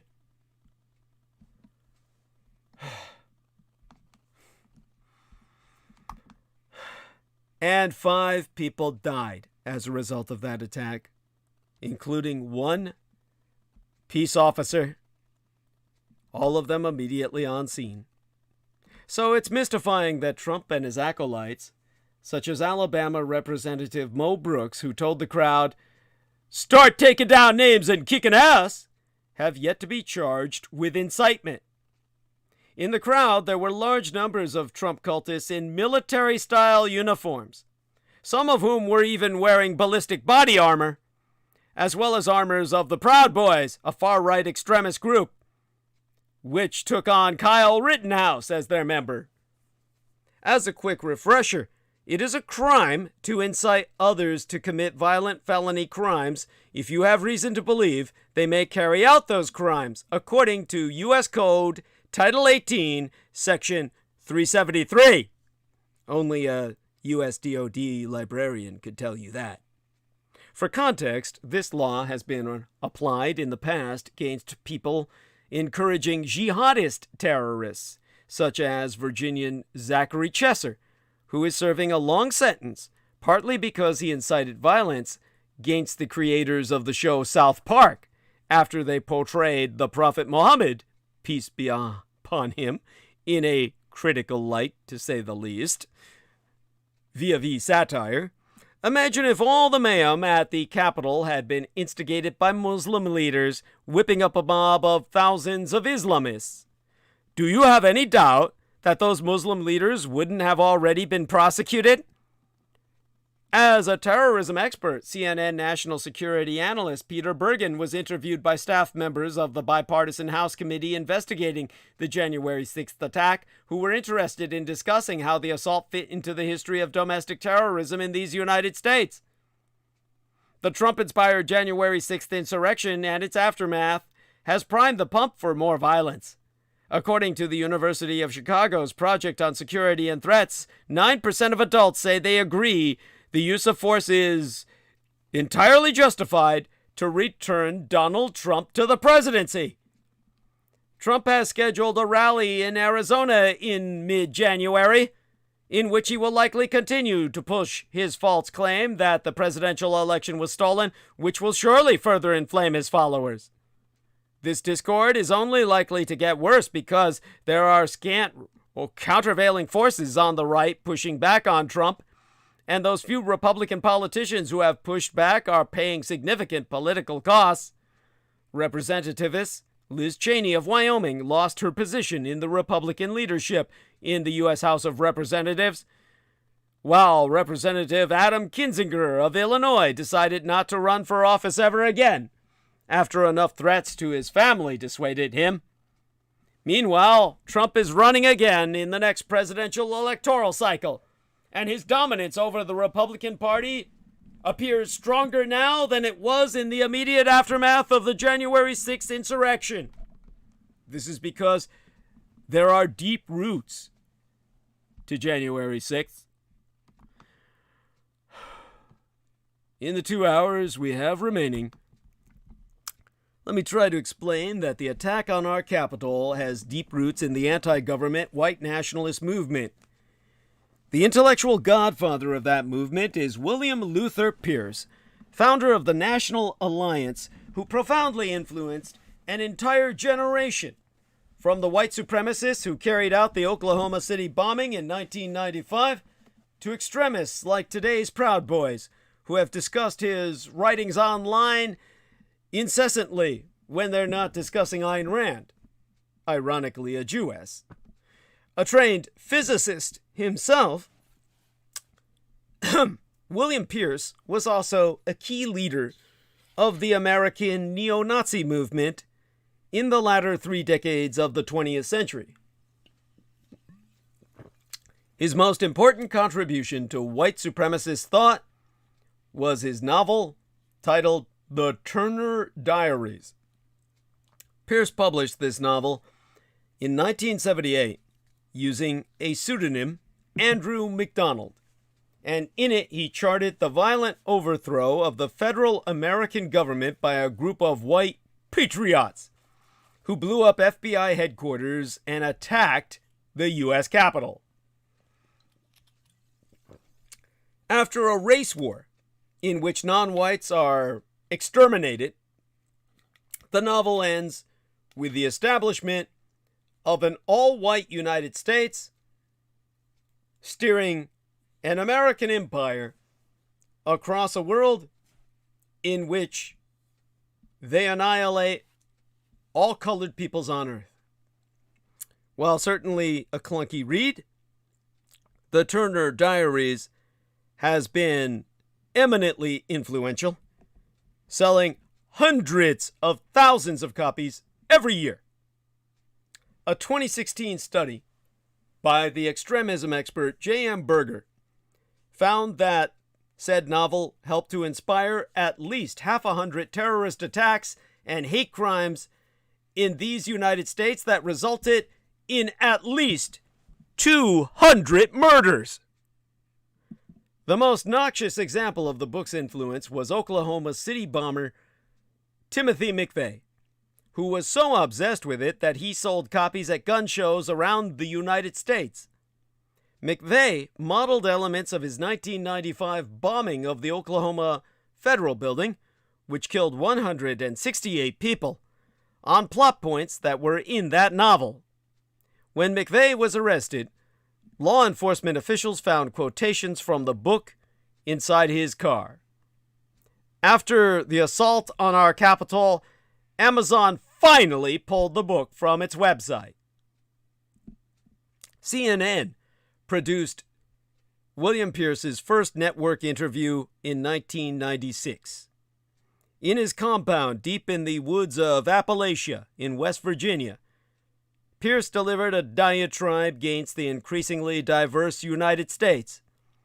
The bespectacled Pierce was an owlish presence holding his cat in his lap as he was served tea by his younger wife, who addressed him only as Sir. A pair of male acolytes guarded Pierce's lair, hanging on his every word. Pierce explained that his novel was designed to be a call to action for white supremacists, telling CNN that perhaps the most important idea expressed in his book is that each person has to be an active participant in what is happening in the world around them. Good advice for all of us. Pierce died in 2002, but his bigoted ideas live on. Like many white supremacists, he was obsessed with the idea that white people were being replaced by other ethnic groups and that they had a duty to fight back. Those ideas continue to animate white supremacists and white nationalists, such as those who attended a racist rally in Charlottesville, Virginia in 2017, where they chanted, "The Jews will not replace us!" Except for Ayn Rand. Now fast forward to January 6th, 2021. Members of far-right groups, such as the Proud Boys, the 3%ers, and the Oath Keepers, who all played a role in the assault on the Capitol, framed their attack in similar terms to the plot of the Turner Diaries, calling it a planned insurrection against tyrants and race traitors who needed to be mass executed, it est, exterminated. Another strand of the white nationalist movement that could be seen in the assault on our U.S. Capitol is leaderless resistance, a concept advocated by the prominent American racist Louis Beam, Grand Dragon of the Texas realm of the Knights of the Ku Klux Klan in the early 1990s. It was a technique designed to enable his fellow racists to struggle against the American government sans fear of being targeted by law enforcement agencies. Beam explained in online writings that the point of leaderless resistance was to keep individuals and groups operating independently, without any central headquarters or single leader, much like the groups pivotal to the January 6th attack. While there were certainly members of far-right groups who played a role in the Capitol assault, hundreds of the assaulters had no connection to any organization, which made them harder to be tracked by law enforcement. They were indeed ordinary Americans, seemingly radicalized by what they read and saw on the internet and in right-wing media. This brings us to the aftermath of January 6th. The white nationalist roots of January 6th go deep, but its future repercussions are also significant. A CNN poll released in September found that over 3/4 of Republicans falsely believe Joe Biden never won the 2020 presidential election, and more than 100% of Republicans think that there is evidence to support this completely lunatic assertion. This means that irrespective of the actual results, Trump has misleadingly set himself up well for the presidential election in 2024. he will win the 2024 election outright should he gain the Republican nomination.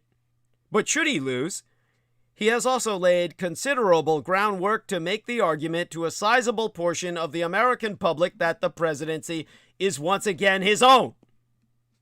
Such claims will produce considerably more violence than what we saw at the Capitol a year ago, especially since millions of Americans now pridefully approve of violence as a means to restore the Trump presidency. Yet, even so, parts of Trump's base are turning on him, fueled by discontent with stances on vaccines and the Capitol riot. In recent weeks, a rift has opened between Trump and some of his most hardline supporters. Championing of COVID-19 vaccines and axing a speech on January 6th sparked the discontent. All experts concur that the Republican base is adopting ever more extreme views. In the wake of the January 6th riot, many commentators believed Donald Trump's political career was over. Instead, his cultists, by all evidence, grew ever more loyal. However, as the first anniversary of the insurrection loomed, some of his base appear to be turning on him, believing him to be not extreme enough.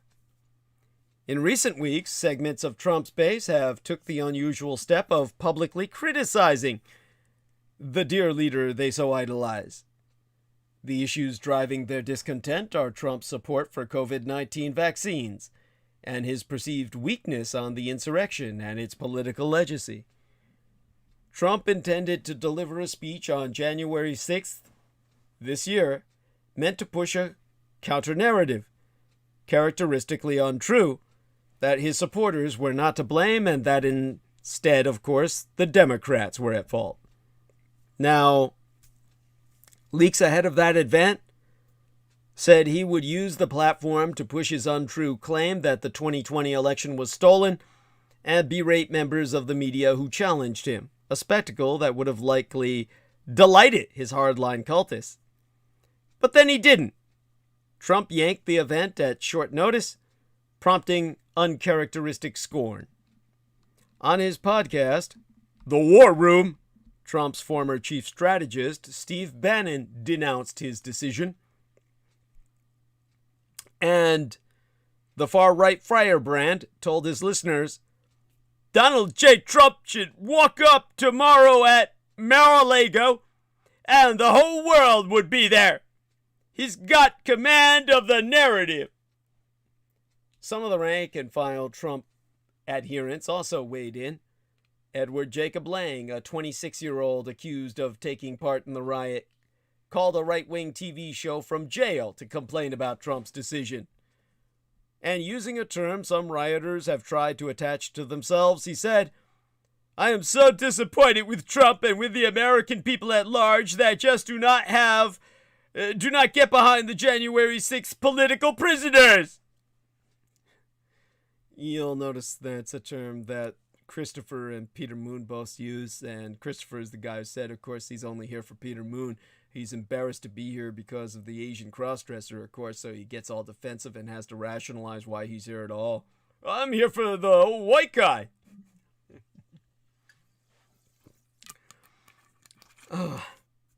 Another factor driving frustration with Trump has been his disconnect with his cultic base on his support for vaccination against COVID-19. Now, Trump, whose administration oversaw the swift development of the two most effective vaccines by American firms, has claimed the milestone as part of his legacy, growing increasingly clear on the issue as the pandemic dragged on. Meanwhile, resistance to the vaccines has become a core rallying point of the Republican Party's, well, the entire party, radicalized as it is by the far right. So consequently at a recent event, Trump was jeered by sections of the audience when he said he'd received a COVID booster shot. When he defended the vaccines in an interview with right-wing personality Candace Owens, he was furiously attacked afterwards by far-right conspiracy theorist Alex Jones, usually a stalwart meat puppet, sock puppet ally. Owens herself later suggested Trump was misinformed.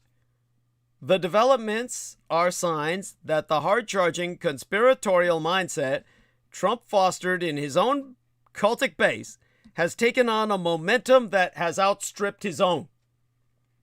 Experts have long been warning that the Republican Party will continue to drift into extremism, with Trump at the helm or not. In an essay for 538 published just before last year's election, Lee Drutman, a senior fellow in the political reform program at New America, suggested some reasons why.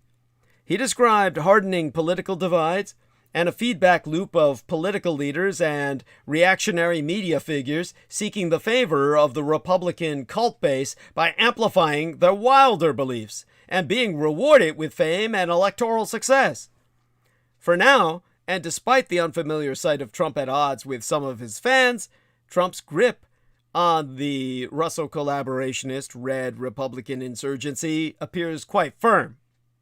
A Quinnipiac poll last October proved that 86% of Republicans want him to run for the presidency again as he stirs rumors of a 2024 bid. On core issues, notably his conspiracy theory that the 2020 election was stolen from him, he is in lockstep with his base. Whether the twain will diverge any further remains to be seen. But what I can tell you is that regardless, the threat to the country didn't end with their storming of the Capitol. Every day is January 6th now.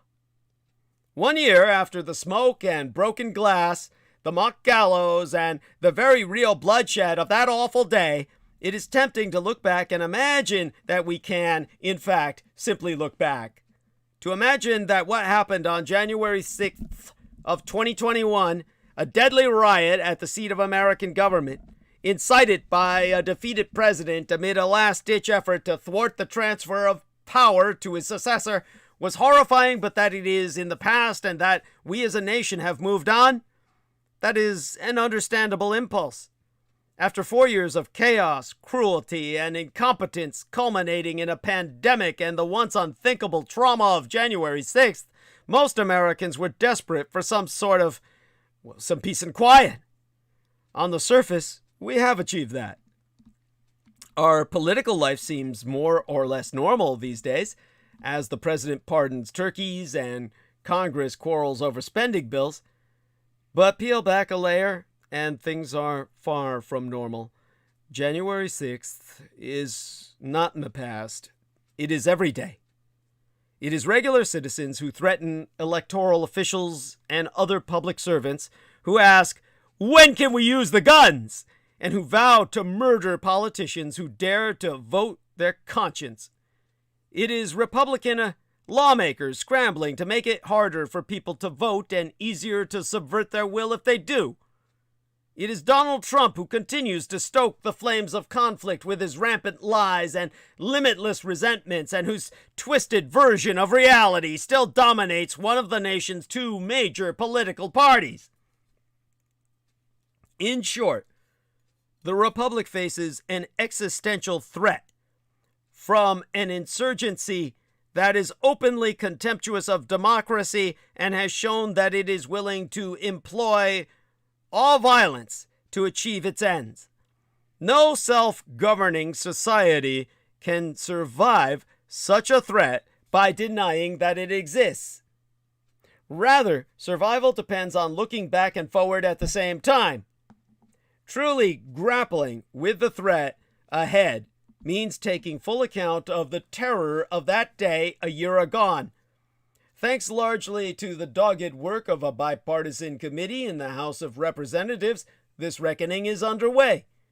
We know now that the violence and mayhem broadcast live around the world was only the most visible and visceral part of the effort to overturn our election. That effort extended all the way into the Oval Office itself, where Mr. Trump and his allies plotted a constitutional self-coup. We know now that top Republican lawmakers and right-wing media figures privately understood how dangerous the riot was and pleaded with Mr. Trump to call a halt to it, even as they publicly pretended otherwise. We know now that those who may have critical information about the planning and execution of that attack are refusing to cooperate with Congress, even if it means being charged with criminal contempt. For now, the committee's work continues.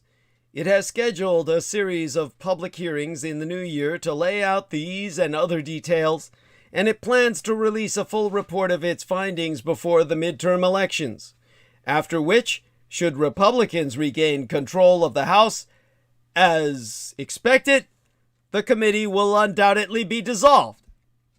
This is where looking forward comes in.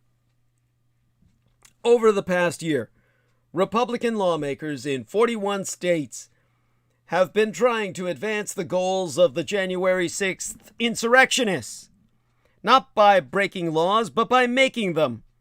Hundreds of bills have been proposed and nearly 36 laws have been passed that empower state legislatures to sabotage their own elections and overturn the will of their own voters, according to a running tally by a nonpartisan consortium of pro-democracy organizations.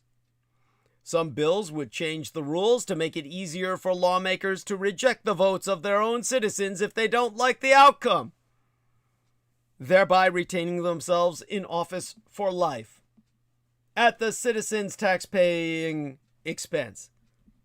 Others replace professional election officials with partisan actors who have vested interests in seeing their preferred candidate win.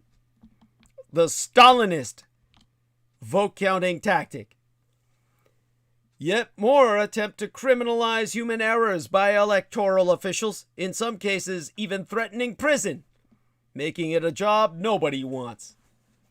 Many of these laws are being proposed and passed in crucial battleground states like Arizona, Wisconsin, Georgia, and Pennsylvania. In the aftermath of the 2020 election, the Trump campaign targeted voting results in all these states, suing for recounts or trying to intimidate officials into finding missing votes. The effort failed, thanks primarily to the professionalism and integrity of electoral officials. Many of those officials have since been stripped of all their power, are pushed out of office, and replaced by people who openly say the last election was fraudulent. Thus, the Capitol riot continues in state houses across the country in a bloodless, legalized form that no police officer can arrest and that no prosecutor can try in court. The Republicans are taking over. This isn't the first time state legislatures have tried to wrest control of electoral votes from their own people, nor is it the first time that the dangers of such a ploy have been pointed out. In 1891, President Benjamin Harrison warned Congress of the risk that such a trick could could determine the outcome of a presidential election. The Constitution guarantees to all Americans a Republican form of government. And Harrison so said, "The essential features of such a government are the right of the people to choose their own officers and to have their votes counted equally in making that choice. Our chief national danger is the overthrow of majority control by the suppression or perversion of popular suffrage.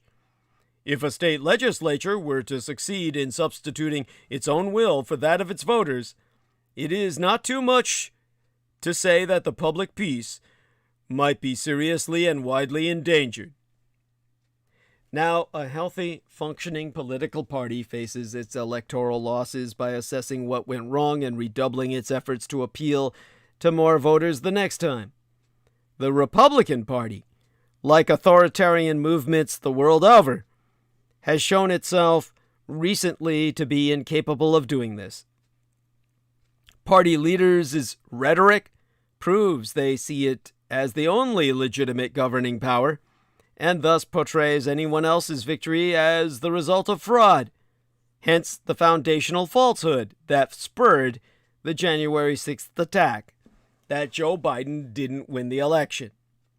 Representative Adam Kinzinger, one of the vanishingly few Republicans in Congress who remain committed to empirical reality and representative democracy, said, "The thing that's most concerning is that it has endured in the face of all evidence.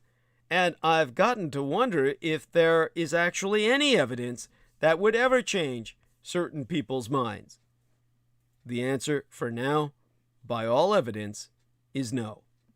Polling proves that the overwhelming majority of Republicans believe that President Biden was not legitimately elected, and that about a third approve of using violence to achieve their political goals.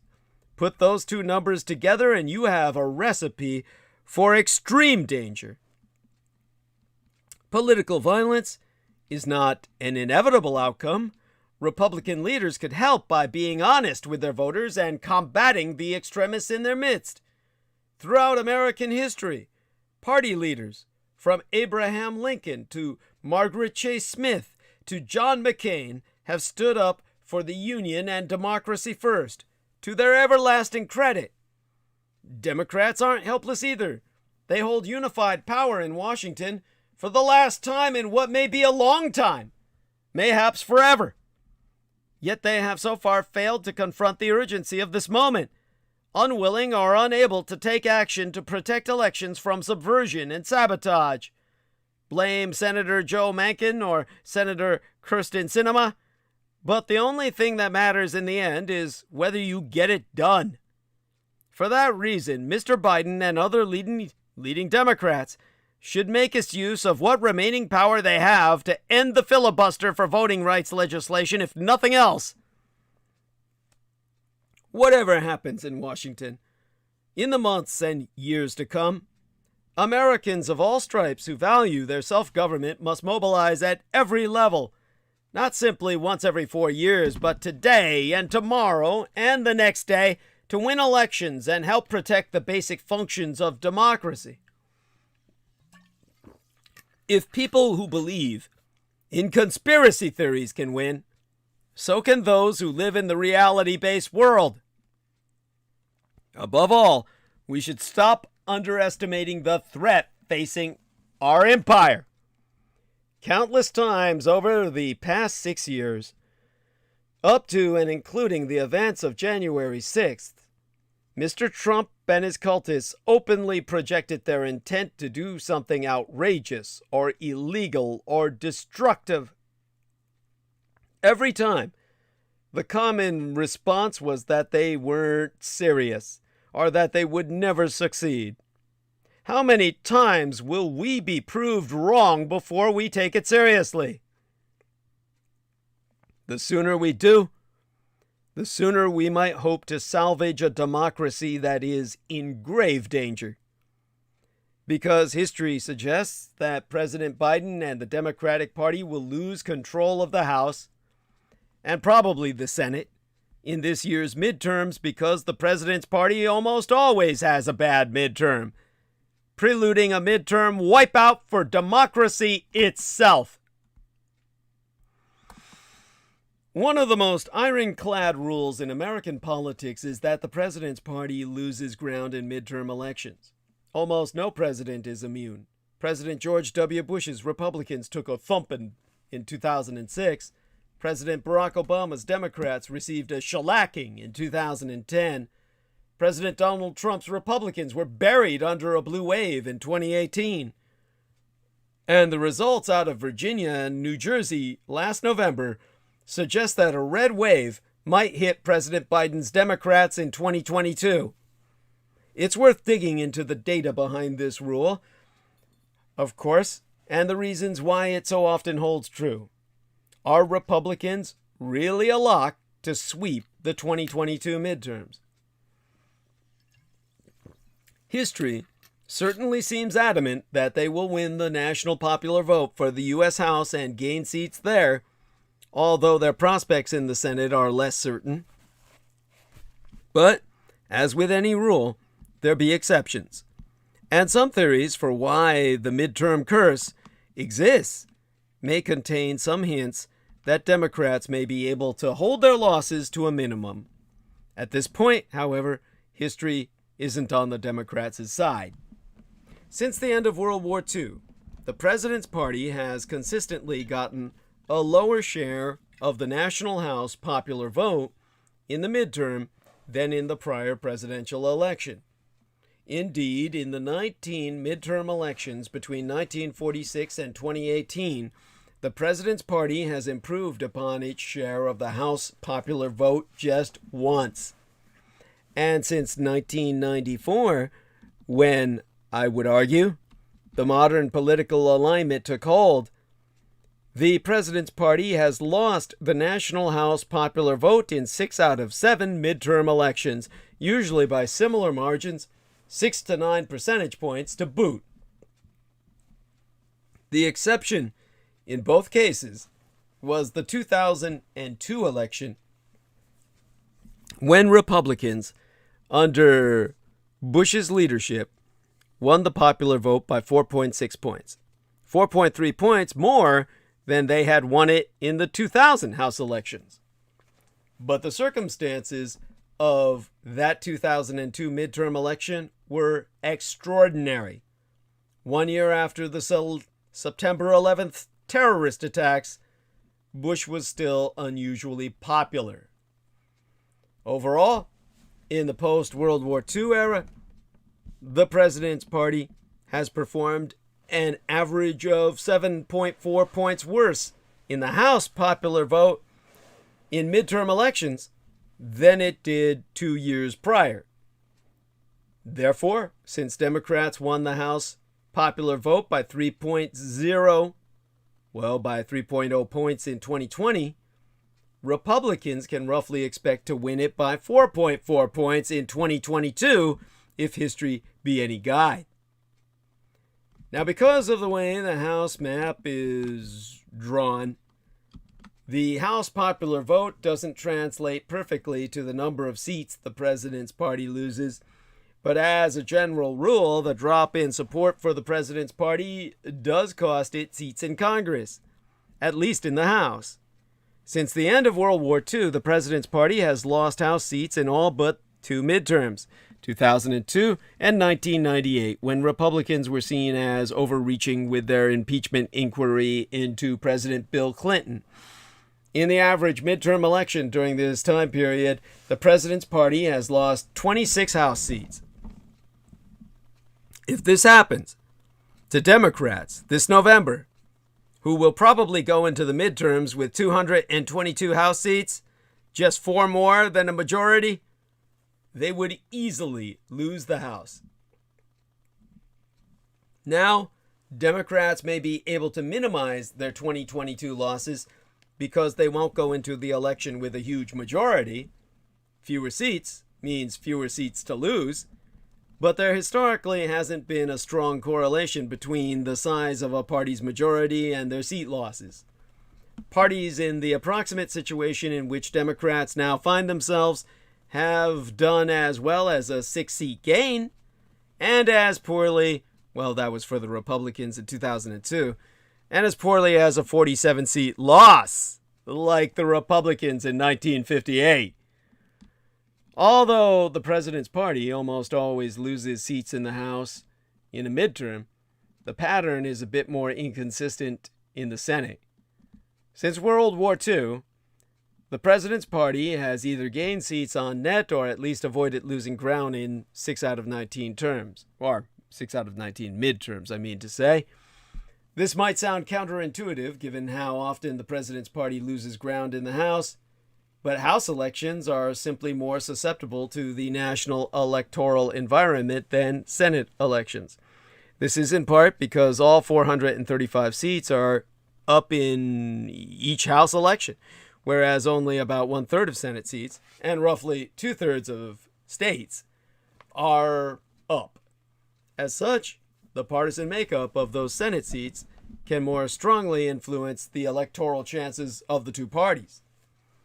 Moreover, Senate elections are statewide contests where incumbents have sometimes had a larger edge than their House counterparts, in part because a distinct personal brand can still somewhat override trends running against the incumbent's party. In fact, the House and Senate have moved in opposite directions 3 times over the past 75 years, most likely in 2018, or rather most recent. Why the asymmetry? Well, in many cases, the president's party flipped seats in states the president had carried handily 2 years earlier. Take the 2 independents who caucused with the party, and 10 of those were in states that Trump carried in the 2016 election. In the end, the Russo collaborationist Red Republican insurgency won 4 of those 10 seats, 3 of which were in deeply red states like Indiana, Missouri, and North Dakota. The other was traditionally swingy Florida, while still losing swing state seats in Arizona and Nevada. Looking ahead, through 2022, it's less likely we'll see the Senate and House move in different directions. As Republicans have only 2 Biden-won seats to defend, Pennsylvania and Wisconsin, which are states Biden won, he won them by less than 2 points, meaning Democrats have little in the way of easy pickings. By contrast, the Russo collaborationist Red Republican Party will likely have more opportunities for pickups, as they can expect, to challenge Democratic-held Senate seats in battleground states such as Arizona, Georgia, and Nevada, each of which Biden won by fewer than 3 points. If the electoral environment proves strong for Republicans, they also could capture a state like New Hampshire, which Biden won by 7 points, even though the Grand Old Party Governor, Chris Sununu, Republicans' most hoped for Granite State candidate, announced he isn't running. He's not going to run. And if things go really well for Republicans in 2022, an even bluer state like Colorado, which Biden won by 13.5 points, might be in play too. That may sound crazy, but recall that in 2010, the Russo collaborationist Red Republican insurgency flipped a seat in Illinois. 2 seats, 2 years after Obama had carried his home state by 25 points. Okay, I've told you all about how the president's party often loses in a midterm election, but why exactly does this happen with such regularity, especially in the House?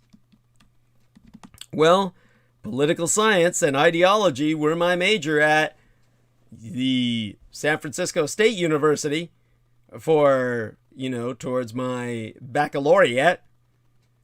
And political science has offered a number of explanations for what's going on under the hood, all of which may contribute, at least in part, to the presidential party's midterm curse.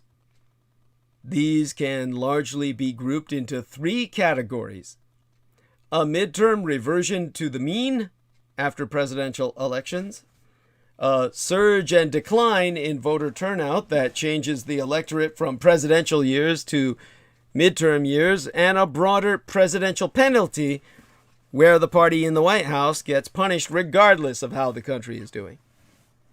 The least convincing of these arguments is probably that midterms are simply a reversion to the mean, as it posits that the party that won the presidential election overperformed expectations, and thus their performance slips as a result in subsequent elections. But if this were true, we'd expect especially strong performances by the party in the White House to be followed by sizable losses in the following midterm year, only this pattern doesn't really show up. While there was a 17-point swing against Democrats in 2010, after Obama won the 2008 presidential election, other presidential to midterm cycles directly contradict this idea. Democrats saw only a small swing against them after Clinton's nearly 9-point victory in 1996, for instance. Similarly, Republicans experienced a 5-point backlash in 1986 after President Ronald Reagan's 18-point landslide win in 1984. Rather, there may be more to the idea of a surge and decline from presidential to midterm elections. Midterm elections consistently have lower turnout than presidential contests, and students have found that, with all else being equal, the average voter from the out party is more likely to vote in a midterm election than the average voter from the presidential party, a concept known as differential turnout. You see, hatred is a powerful motivator in politics. And accordingly, those who oppose the incumbent party tend to be more motivated to show up and register their frustration with the status quo. This could be an especially strong factor when there's a Democratic president too, because people of color and young voters who are disproportionately Democratic in their political leanings are less likely to vote in non-presidential elections. We don't know how the recent surge in Republican-backed voting restrictions might affect turnout among people of color either. Maybe it will depress turnout because it's harder for them to vote, or maybe it will energize turnout because they are determined not to let themselves be disenfranchised. It's also possible Democrats' improvement among white voters with a college degree, who usually make up a larger share of the electorate in midterms compared with presidential elections, could help Democrats at the ballot box. However, this may not do that much to mitigate Democrats' losses if they continue to lose ground among white voters without a college degree, as seems to have happened in Virginia's gubernatorial election last November. But probably the most compelling explanation for the midterm curse is the presidential penalty, whereby some voters change their minds and vote against the president's party.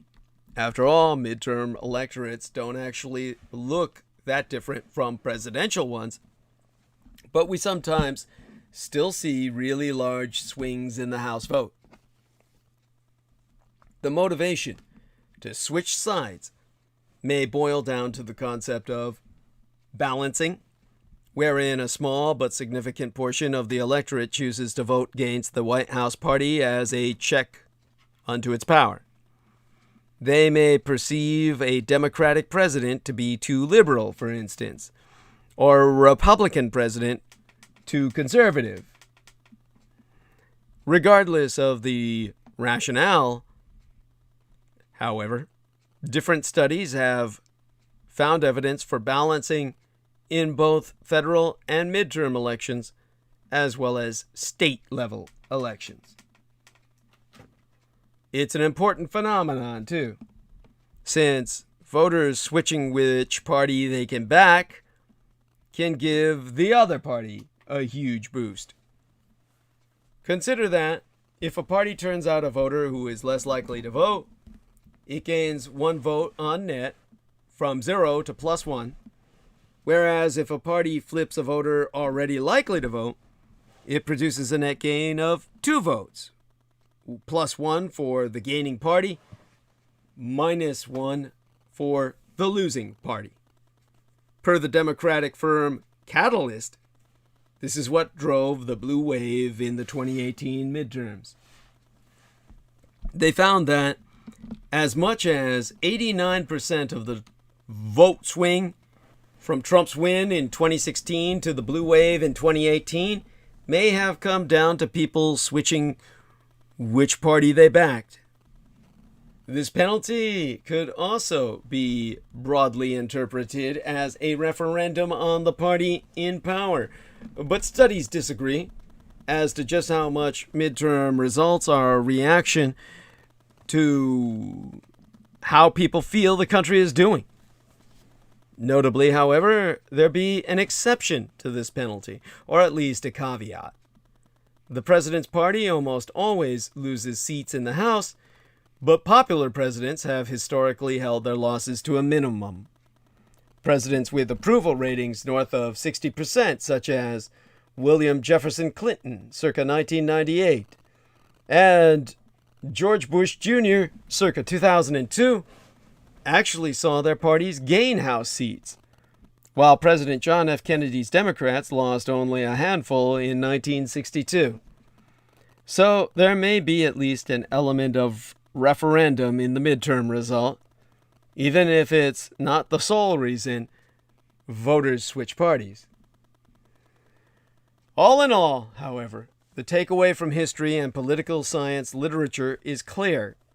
The president's party is almost always cursed with midterm losses in congressional elections. This reality maketh Republicans the favorites to win full control of Congress in 2022, pretty much regardless of what happens over the next year. Although the Brexit of the GOPS advantage, the grand old party of the Russell collaborationist Red Republican insurgency, their advantage could shrink or grow depending on how Biden is doing as president.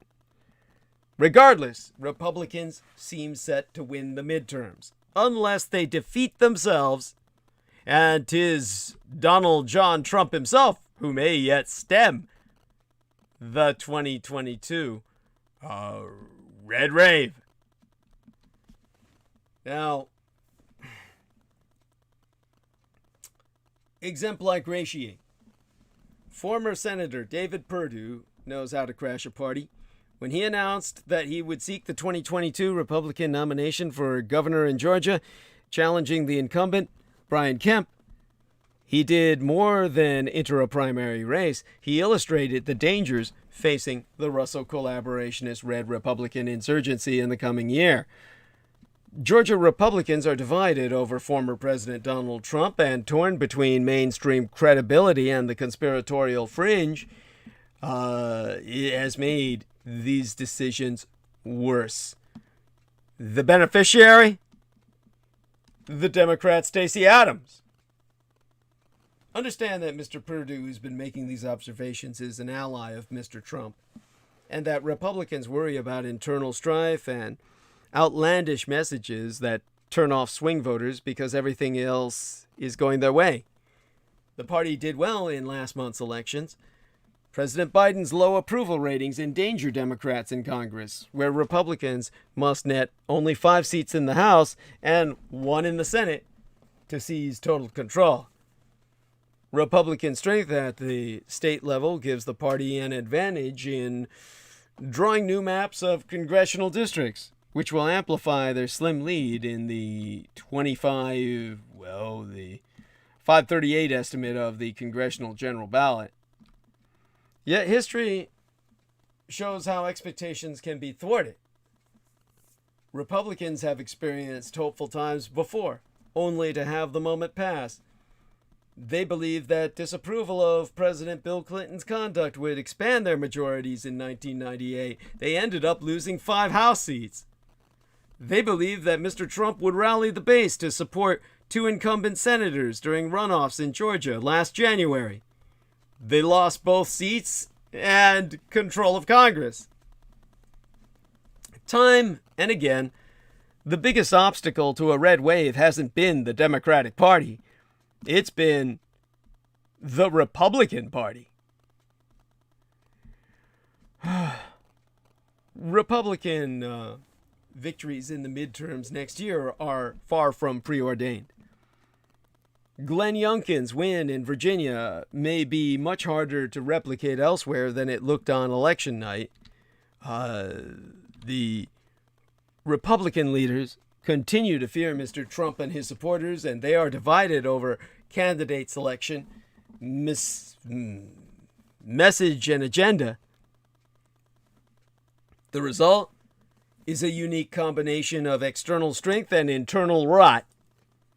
An enthusiastic and combative Republican Party that, despite its best efforts, may soon acquire power it has nothing to deserve.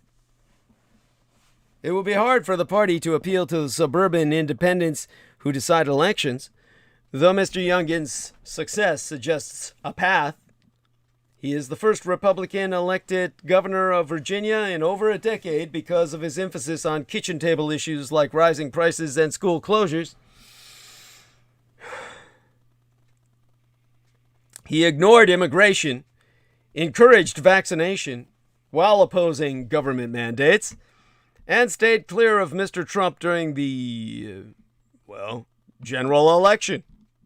He focused on parental involvement in education and planted himself firmly in the center-right of the political mainstream. When asked about a Trump rally where the Pledge of Allegiance was recited to a flag supposedly connected to the January 6th riot at the U.S. Capitol, Mr. Youngkin called it weird and wrong. One Republican senator joked in private that Mr. Youngkin had figured out how to hold Mr. Trump's hand under the table and in the dark. Now, other candidates won't be as skilled or as lucky as Mr. Youngkin. Republicans lost winnable seats in 2010 and 2012 because of flawed nominees like Sharon Angle in Nevada, Christine O'Donnell in Delaware, Todd Akin in Missouri, and Richard Mourdock in Indiana. Past may be prologue if Republicans nominate Trump allies whose record or rhetoric are questionable and extreme. Last month, one Trump-endorsed candidate for Senate, Sean Parnell of Pennsylvania, suspended his campaign after he lost a custody battle against his estranged wife. The Trump-endorsees, Kelly Tshibaka of Alaska and Herschel Walker of Georgia, are untested on the campaign trail. In races where Mr. Trump hasn't yet endorsed, Black Lives Matter, the Black Masters of Arizona, Eric Greitens of Missouri, and J.D. Vance of Ohio may secure the MAGA base by forfeiting viability in the general election.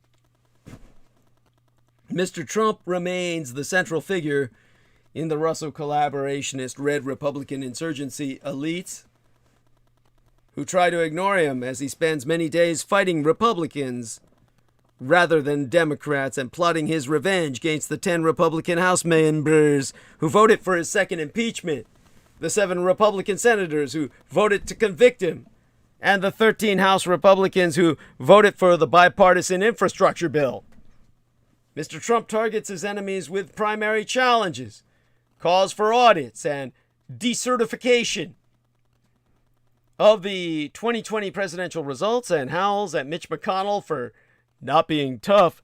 His administrators within the party are a font of endless infighting and controversy, and they undermine the authority of the House Republican leader, Kevin McCarthy. Mr. Trump would have it no other way. The former president himself was content to keep a distance in this year's races for governor status. He won't be so quiet next year, especially if he concludes that a successful midterm is a key step to his restoration to power in 2024. A more visible and vocal Trump has the potential to help Republicans in solid red states, but doom them in purple or blue ones. Purple being, of course, the transitional land zones between the red and blue. Yet control of the Senate hinges on the results in Nevada, Arizona, Georgia, Washington, Pennsylvania, and New Hampshire. All states Mr. Trump lost in 2020. Mr. Youngkin proved that a positive message attuned to middle-class priorities repels Democratic attacks. If Republicans emerge on a unified message that applies conservative principles to inflation, the border, crime, education, and healthcare, they might be able to avoid being tagged as the party of extremism, conspiracy, and loyalty to Donald Trump. Their mission is that they have no such message. Mr. McConnell has reportedly told Senate Republicans that they won't release an agenda before the midterms. He's worried that specific proposals are nothing but fodder for Democratic attacks. What should worry him more are rudderless Republican candidates who allow their Democratic opponents to define them negatively. And then, if they still win, take office in January of 2023 with no idea what to do. In an ideal world, more Republicans would think seriously about how best to provide individuals and families with the resources necessary to flourish in today's America. They would spend less time attacking one another and more time offering constructive approaches to inflation and dangerous streets.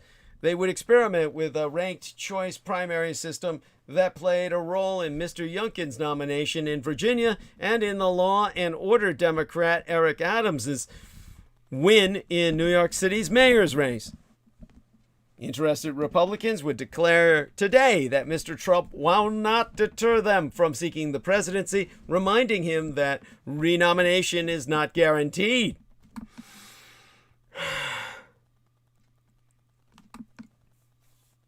But that's not the world we live in. Republicans appear either unwilling or unable to treat the former president as a figure from the past whose behavior has done the party more harm than good. They take false comfort in the idea that midterm elections are thermostatic, the inevitable repudiation, climatic in nature, of the governing party. They assume that they will win next year without doing anything of significance. And they may be right. But my over 100 years of experience in life has taught myself that 11 months can be a lifetime in the business of politics. What seems inevitable today can vanish overnight. Now, with that caveat, and unless Republicans defeat themselves, every reliable political indicator today points toward overwhelming Republican victories in the 2022 midterm. President Biden's poll numbers are at almost record lows in every conceivable category. Vice Presidentress Kamala Harris's numbers are even worse. Inflation is rising more rapidly than any time in 3 decades.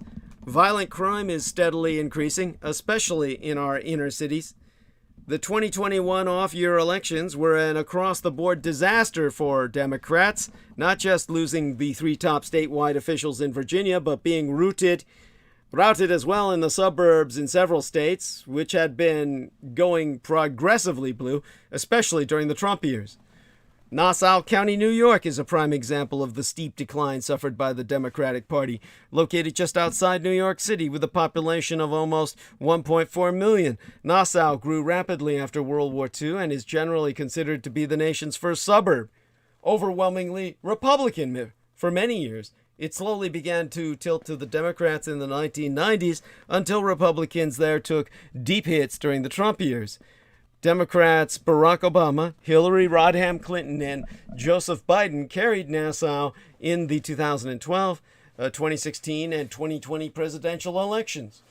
Going into this year's elections, Democrats held 3 of the top 4 county-wide offices and controlled local municipalities within the county, including the town of North Hempstead, with a population of more than 250,000, and the city of Glen Cove, where the Democrats held the mayor's office and all 6 council seats. Yet on Election Day earlier this month, Republicans once again swept Nassau, not just winning back the county-wide positions of county executive, district attorney, and comptroller, but also electing the North Hempstead supervisor for the first time since 1989, and winning the mayor's office and 5 of 6 council seats in Glen Cove. The issues in all of these races were taxes, crime, and Joseph Biden. The results were similar in the neighboring Suffolk County, where Republicans won back the county legislature for the first time in years and defeated a popular Democratic district attorney. If the suburbs are the new national political battleground, Republicans seemingly could not be better positioned for the 2022 midterms, unless they take their focus off of Biden form circular firing squads, and attempt intra-party purges similar to those in which Democrats have engaged the past year. Democrats want to make the next race about Donald Trump instead of about Biden and congressional Democrats, which makes sense since Trump polls in most opinion samplings only marginally better than Biden. Now, against that backdrop, it would be political malpractice to follow the crazy idea of Mark Meadows, former Republican congressman from North Carolina and Trump's last chief of staff, that Republicans should support Trump for the next Speaker of the House. If they were to do so, Republicans would be lucky to break even in next year's midterms instead of picking up an extra 60 to 70 House seats and taking back control of the Senate, as many political analysts now predict will happen. Similarly, it is madness for Trump and his supporters to be threatening primaries against House Republicans who voted for an infrastructure bill which benefits their very competitive districts, and which pressed the Senate with 69 voters thanks to the support of Senate Republican leader Mitch McConnell from Kentucky and other conservative senators such as Roy Blunt of Missouri and Roger Wicker of Mississippi.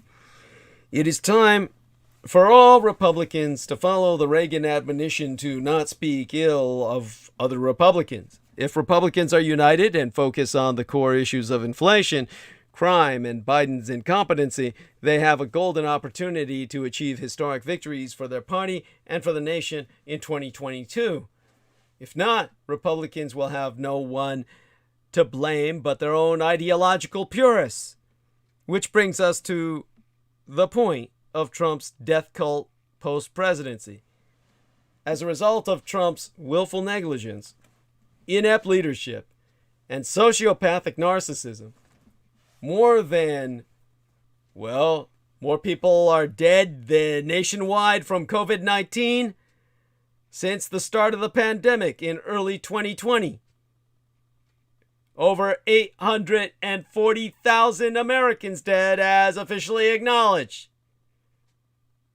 More than Americans nationwide from COVID-19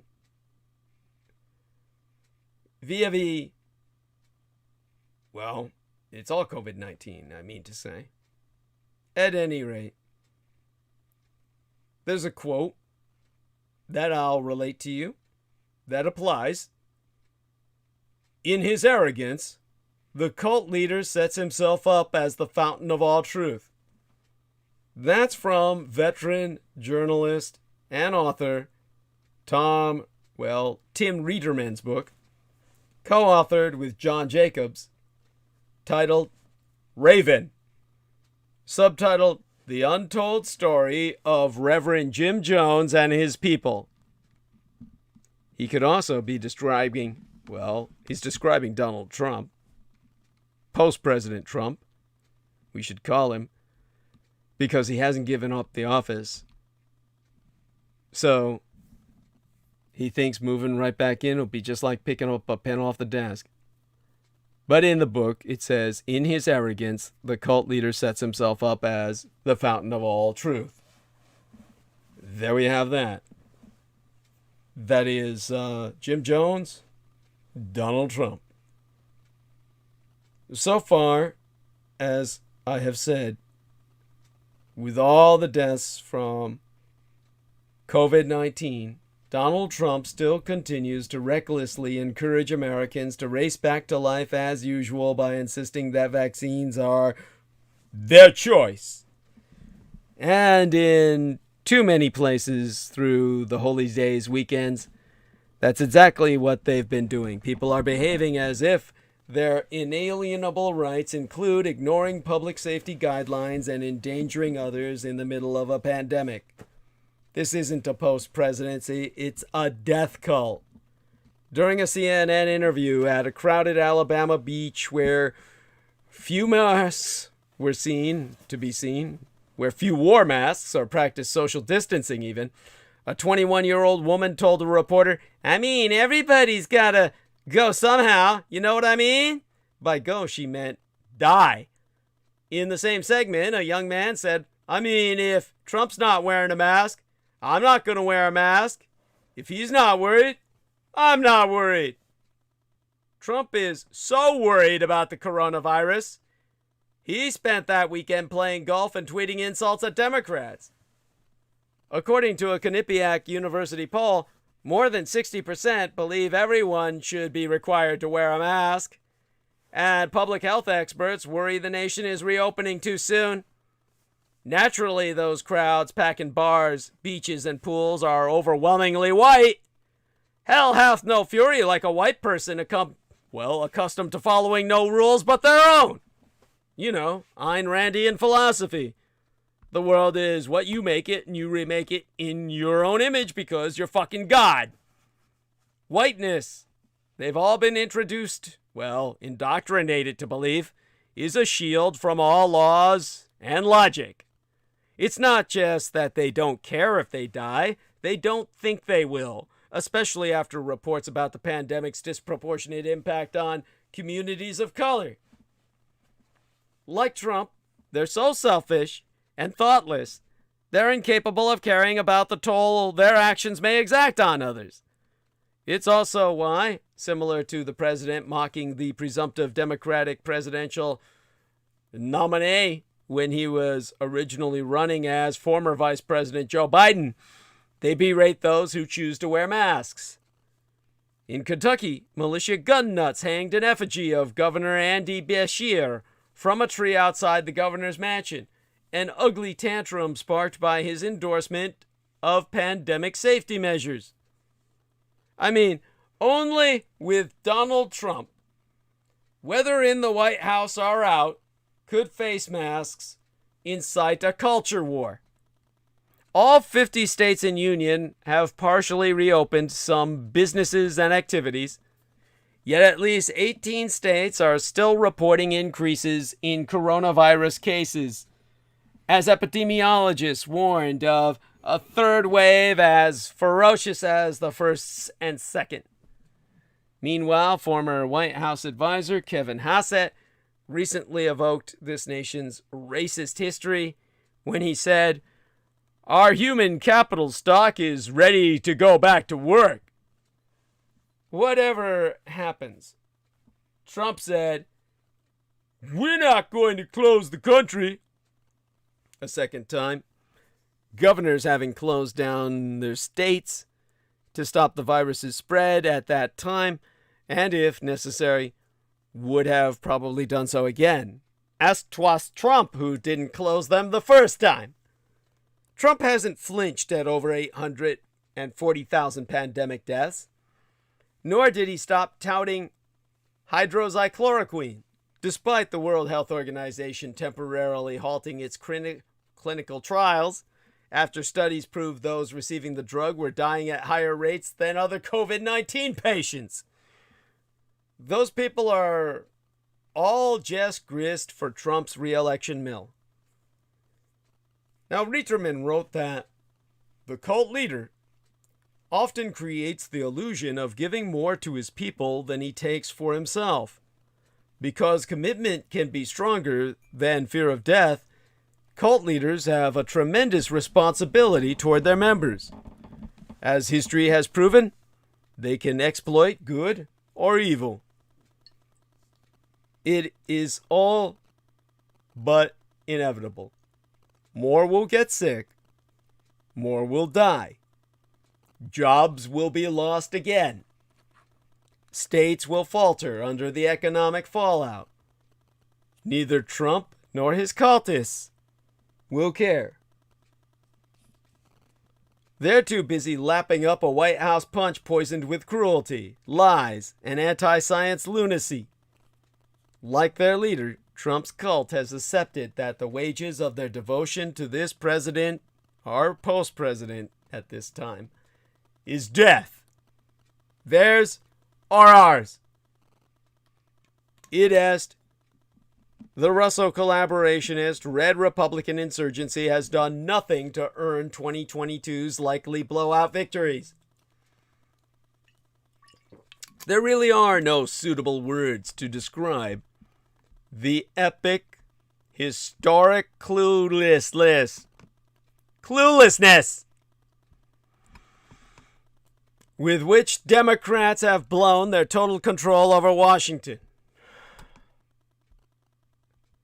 Every time you think they might change course and put a lid on their passive naivete, their optimism, a new and embarrassing mega blunder emerges out of left field, to use a pun.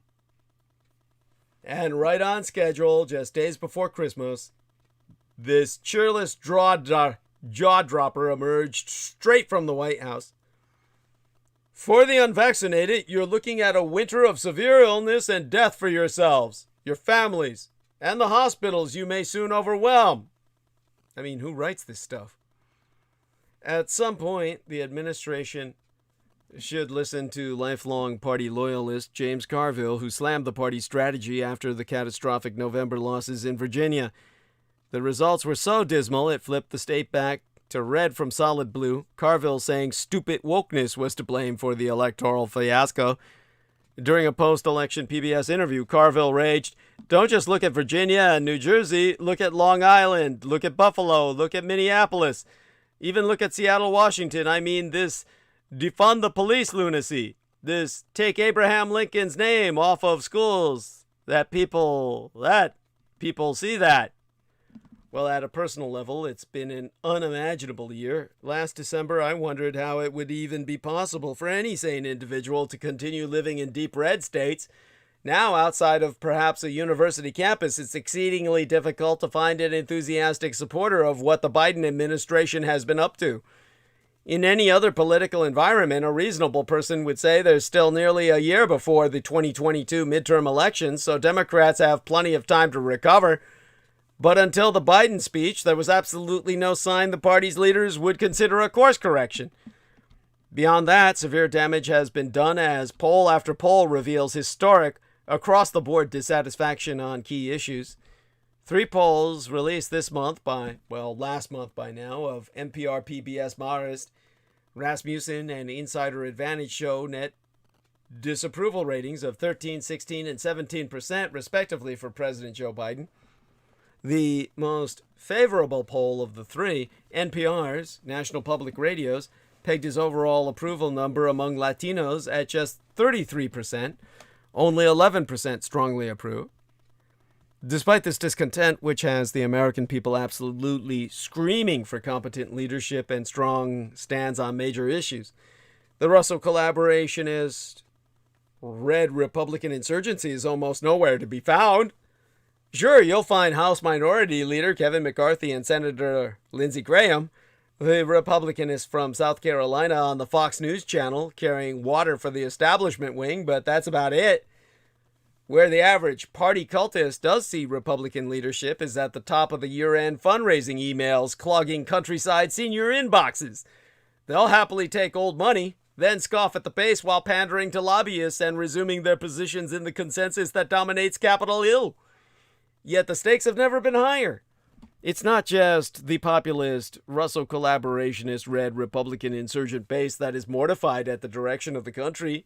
It's independents, Hispanics, and even some normally steadfast Democratic Party supporters.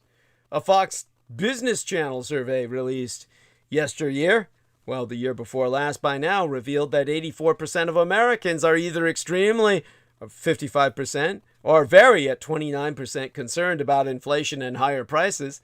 It's everywhere and impossible to miss. 77% were extremely, 41%, or very at 36%, unhappy with higher crime rates across the country, while the amount you pay in taxes was causing distress for 71% of voters. The soaring federal deficit scored 69% disapproval, and being able to pay your bills worries 63%. All of these issues are tailor-made to be squeezed, seized upon to be squeezed by Republicans, who should have clear answers about what can be done and who is to blame. Instead, the Red Party, our Team Red, seems to cower in fear for reasons known only to themselves. I mean, is there something we should know about? Are they genuinely afraid of Nancy Pelosi? Sad if true.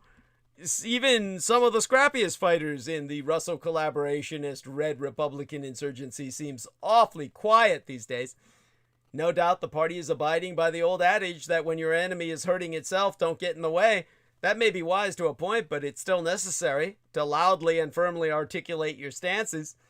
In the historic Republican sweep of 1994, whether you supported the contract with America or not, you always knew clearly where the party stood and could choose accordingly on Election Day. Americans are deeply worried about the rapid deterioration of our country and want answers. Neither party on Capitol Hill seems to have a clue what's going on outside of the Beltway, nor are they interested in finding out.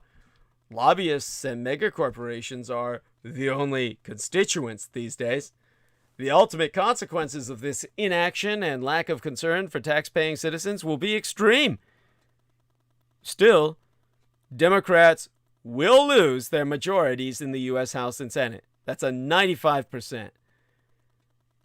Midterm elections are fairly predictable.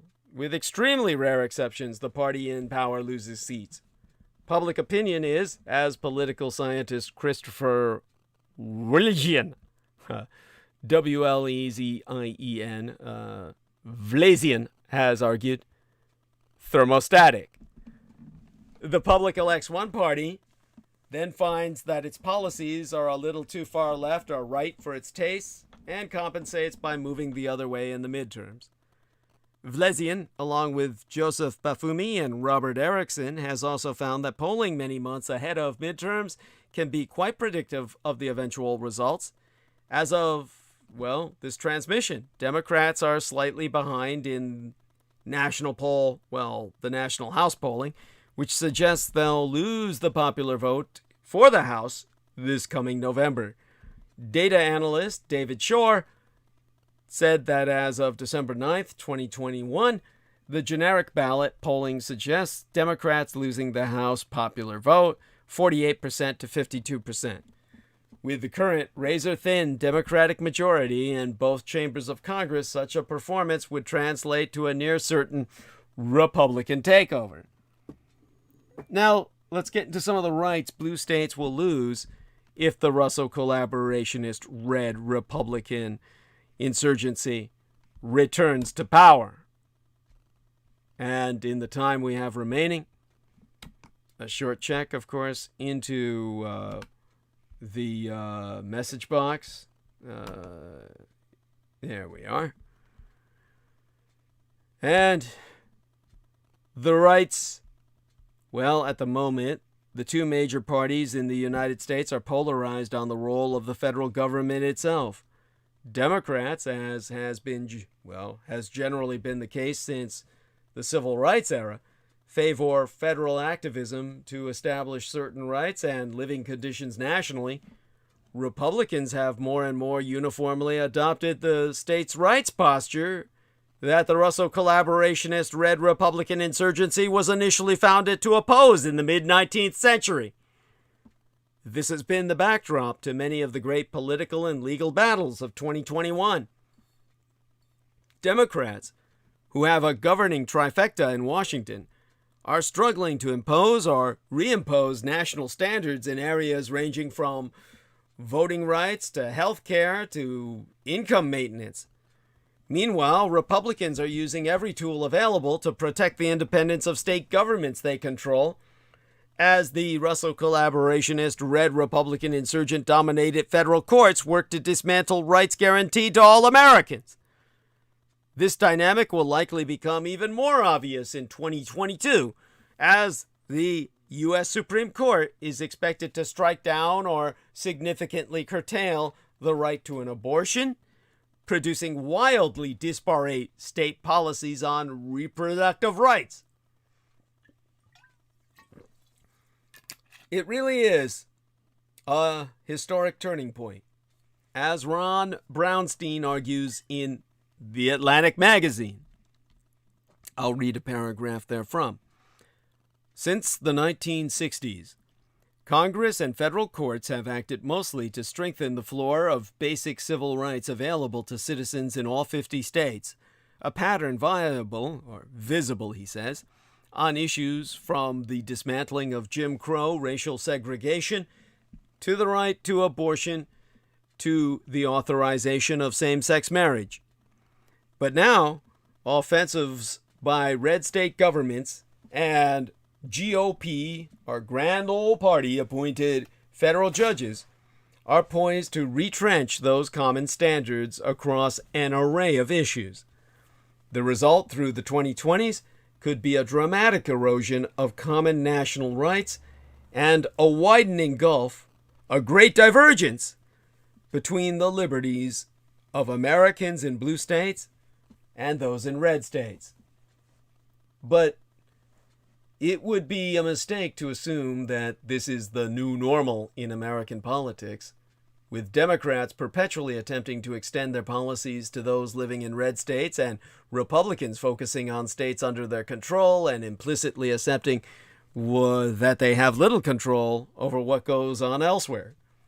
If Republicans secure their own governing trifecta, which could happen as soon as 2024, they will be tempted to abandon their passion for states' rights, and impose the policies they favor nationally, a development that Brownstein calls the darkest scenario for Democrats. Now, there's a 55% chance that Stephen Breyer will retire from the Supreme Court. In September, Supreme Court Justice Stephen Breyer, the court's oldest and most senior member, published a book warning against politicizing the court. To me, this is absurd. The court has always been, and always will be, a political institution. Indeed, his colleague Ruth Bader Ginsburg's willful obliviousness to partisan political concerns will likely soon cause the overturn of Roe and the undermining of one of her biggest legacies. Partially as a reaction to Ginsburg's colossal mistake, I predict Breyer will buckle to public pressure to retire before the 2022 midterms. Without a Democratic Senate, President Biden cannot replace Breyer with a like-minded jurist. Breyer is not a fool. He knows this is the dynamic, and while it likely pains him to be seen as responding to political concerns, I suspect he will ultimately let Biden pick his successor. Regardless, there are some types of federal laws and regulations that Republicans could very conceivably enact in that scenario, which would curb rights even in blue states. Here comes a national fetal rights policy. Fetal personhood protections that restrict abortion nationwide. The Supreme Court will overturn Roe v. Wade. That's a 65%er. For nearly half 100 years, anti-abortion activists have engaged in a highly organized campaign to appoint judges willing to overturn Roe v. Wade and allow states to enact outright bans on abortion. The savvy opinion has traditionally been that conservative jurists will seek to narrow, not overrule, Roe by gradually allowing more and more restrictions short of outright bans. I think this is mistaken. While Chief Justice John Roberts may be pragmatic enough to take that option, my sense is that the other 5 Republican appointees genuinely believe Roe was wrongly decided and likely believe overturning it will be an admirable part of their legacy. The court is currently weighing Dobbs versus Jackson Women's Health Organization, a case considering Mississippi's ban on abortions after 15 weeks. After oral arguments, court observers like Ian Millhiser were confident that all the conservatives but Roberts were ready to overturn Roe. The prediction market at Fantasy SCOTUS concludes the same. I defer to their expertise and think 2022 will see the emergence of a divide between red states where abortion is outright banned and blue ones where it is legally protected and funded. Now, 16 years after the country became the first in the world to legalize the procedure, communist dictator Joseph Stalin made abortion illegal in the Soviet Union circa 1936. So the United States can learn from Stalin's abortion ban.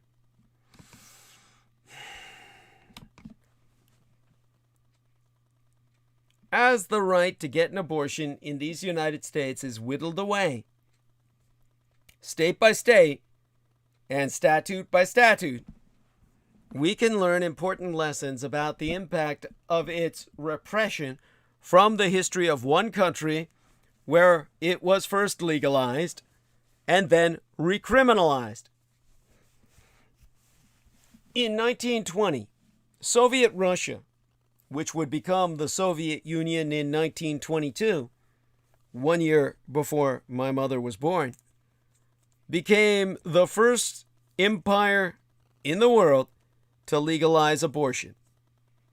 In an unprecedented decree, the state noted that punishing women or doctors for abortion had no positive results. It drives the operation underground and makes women the victims of greedy and often ignorant abortionists who profit from this secrecy. After the Russian Revolution of 1917, governmental leaders were committed to building a new society in which men and women would have equal rights and opportunities, full employment, and free health care and education. Through new laws, they established divorce at the request of either spouse, abolished the legal conception of illegitimacy, and soon recognized cohabitation as the juridical equivalent, the juridical equal of civil marriage. It was the most liberating legislation for women that the world had ever seen. Yet, as progressive as these new laws were, Soviet leaders saw abortion less as an individual human right than an evil resulting from poverty and oppression. The reasoning behind the United States legalization of abortion was different. In Roe v. Wade, the U.S. Supreme Court decided that abortion was protected by the right to privacy, implicitly guaranteed by the 14th Amendment. Soviet leaders believed that once women were fully emancipated, they would no longer have any need for abortion. Soviet women, however, did not share this perspective. They recognized that poverty and unemployment played a role in women's decisions not to bear a child, but they also supported abortion for other reasons. Statistical data from the late 1920s proves that typical abortion patients were not poverty-stricken, unemployed, or unmarried. Women got abortions for many reasons. They wanted to continue their education, to work outside the home, and to provide better care to the children they already had. As one jurist noted, women attempted to control their fertility less because of poverty than the simple wish not to have a child. As millions of women entered the labor force during the industrialization drive of the early 1930s, Soviet officials became increasingly concerned about the impact of abortion on the birth rate, which fell from 45 births per 1,000 people in 1927 to 30 in 1935. In 1936, Joseph Stalin consolidated power, and the state once again made abortion illegal. According to the new law, those who performed abortions could be sentenced to up to 3 years in prison. Women who chose to abort could be subject to fines.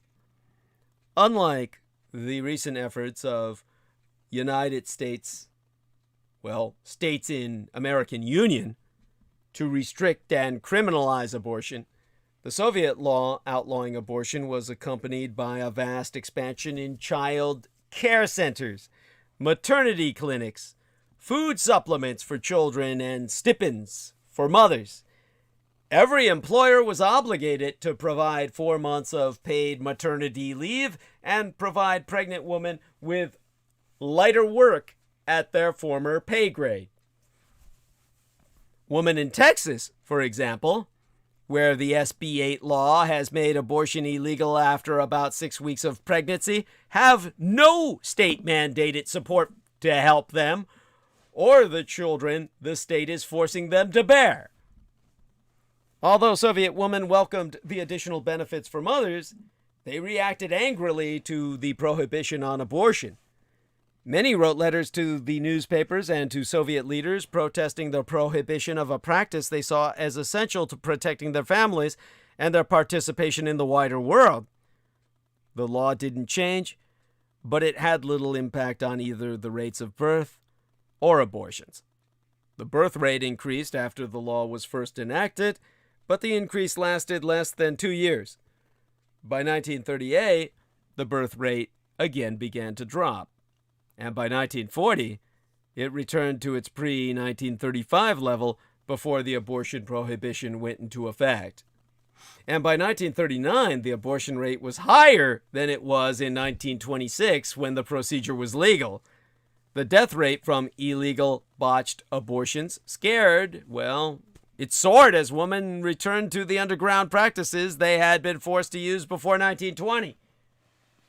So many of them began to die. In 1955, 2 years after Stalin's death, abortion was once again legalized in the Soviet Union and remains legal in Russia to this day, although various nationalist organizations seek to criminalize it once again. Your average Russian woman averages herself, 4 to 8 abortions in her lifetime. And, of course, the Russian race is teetering on extinction. So, hard choices to be made, but overturning Roe v. Wade and returning abortion policy to the states has long been a primary goal for an anti-abortion movement that has formed a strong partnership with the Republican Party. But the ultimate objective, enshrined in the Russo-collaborationist Red Republican insurgency platform since 1980, is a federally established fetal personhood right that bans any state from allowing abortion. And there are abundant signs that this perspective could become dominant in conservative circles once the great white whale of Roe has been harpooned. One important indicator is the recent omission of rape and incest exceptions from many state abortion bans, including the Texas and Mississippi laws now before the Supreme Court. These exceptions were once considered politically obligatory, and forcing pregnancies caused by rape or incest to be carried to term remains very unpopular, to say the least. The prospect of raising fetal personhood to a federal constitutional right is still remote, given the extreme difficulty of enacting even popular constitutional amendments and the ground even a conservative Supreme Court would have to cover before considering it. But a federal statute imposing personhood rights on the states is entirely feasible if there is a Republican trifecta in Washington that first disposes of the obstacle imposed by the Senate filibuster, which I'll get back to in Arc of Narrative. I doubt before we end transmission, but let me try. Christ, 20 minutes left. Now, we're going to see election integrity laws that keep states from expanding voting rights. Beginning in 2013, after a conservative Supreme Court majority gutted the key enforcement provision of the Voting Rights Act of 1965, Republicans rapidly abandoned the commitment to federal voting rights that most of them, outside the Deep South, had embraced all the way back to the Eisenhower administration. This became most evident in 2021 when only one Senate Republican, Lisa Murkowski, was willing to support the John Lewis Voting Rights Advancement Act, aimed at restoring the voting rights provisions that Republicans once supported, but, all but universally. Ergo, in 2006, when Senate Republicans all voted for, and George W. Bush then signed, the VRA extension, Voting Rights Act. But what happens to be gaining, what appears to be gaining steam, thanks to encouragement from Donald Trump and some conservative ideologues, is the idea that America needs federal legislation to shore up election integrity. This could include banning state laws, expanding access to the ballot via liberalized early voting, particularly by mail, ex-felon reenfranchisement, and simplified or automatic voter registration. Similarly, Republicans are showing signs of favoring standardized election administration rules to prevent a repeat of what MAGA folk regard as the theft of the 2020 presidential election by Democratic state and local election officials. It's no accident that two of Trump's closest allies in Congress, Senator Josh Hawley and Congressman Mike Kelly, introduced the Protect Election Integrity Act of 2020, or PEIA, right after the last election to address both of these alleged problems. And of course, we're going to get parental rights laws that undermine national education standards.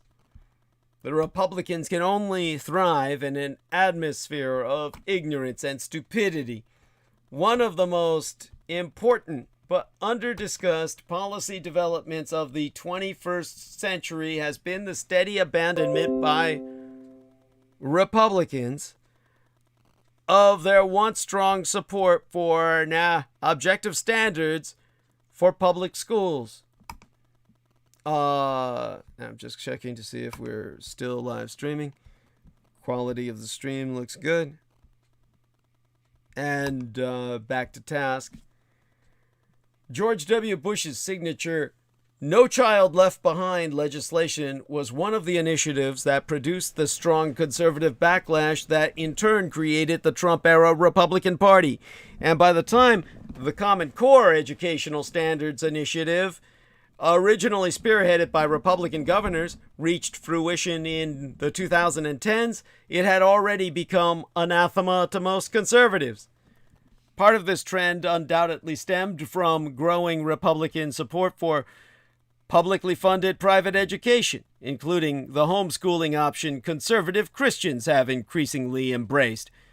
But most recently, even those rank-and-file Republicans still utilizing public schools have become so hostile to teachers' unions and the education bureaucracy that a party-wide parental rights movement has mobilized both those who want public funds to go directly to parents to use for private and home schools, and those who want to control what and how public schools teach. Because the parental rights movement treats state and local education authorities as inherently untrustworthy, there's no particular reason its Republican allies should value states' rights or local autonomy in education.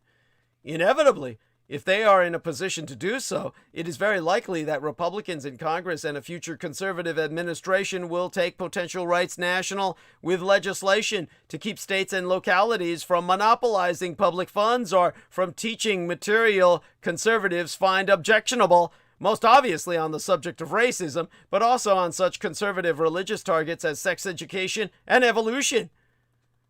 Russo collaborationist Red Republican insurgent administrations for years have promoted federal school voucher programs as a way to undermine public school funding. A broader attack on teachers' unions and bureaucrats is inevitable. And then we're going to get bans on state and local efforts to stop climate change.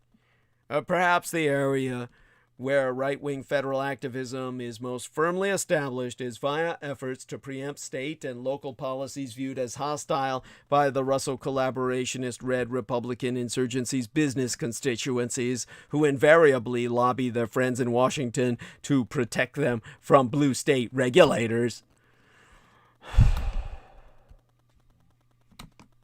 Federal anti-climate change activism was on full display during the Trump administration, particularly in its wide-ranging war in the federal courts on California's anti-pollution policies.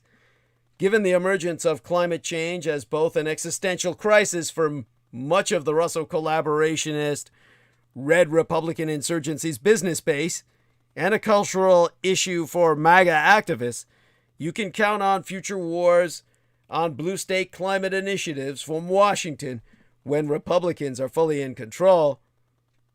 And, of course, filibuster reform that further empowers the Russell collaborationist red Republican insurgency is what we're going to get.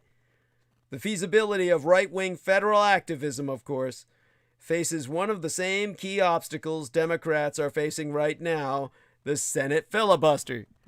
Mitch McConnell has been adamant in his defense of the filibuster, which currently gives him the power to veto any Democratic initiatives that aren't packed into a workaround like reconciliation.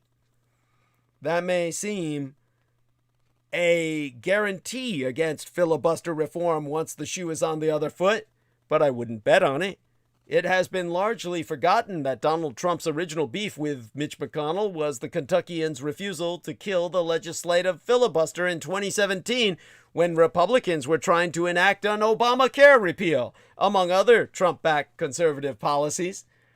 Trump ranted about this McConnell decision endlessly until the loss of the House by Republicans in the 2018 midterms made the issue largely moot.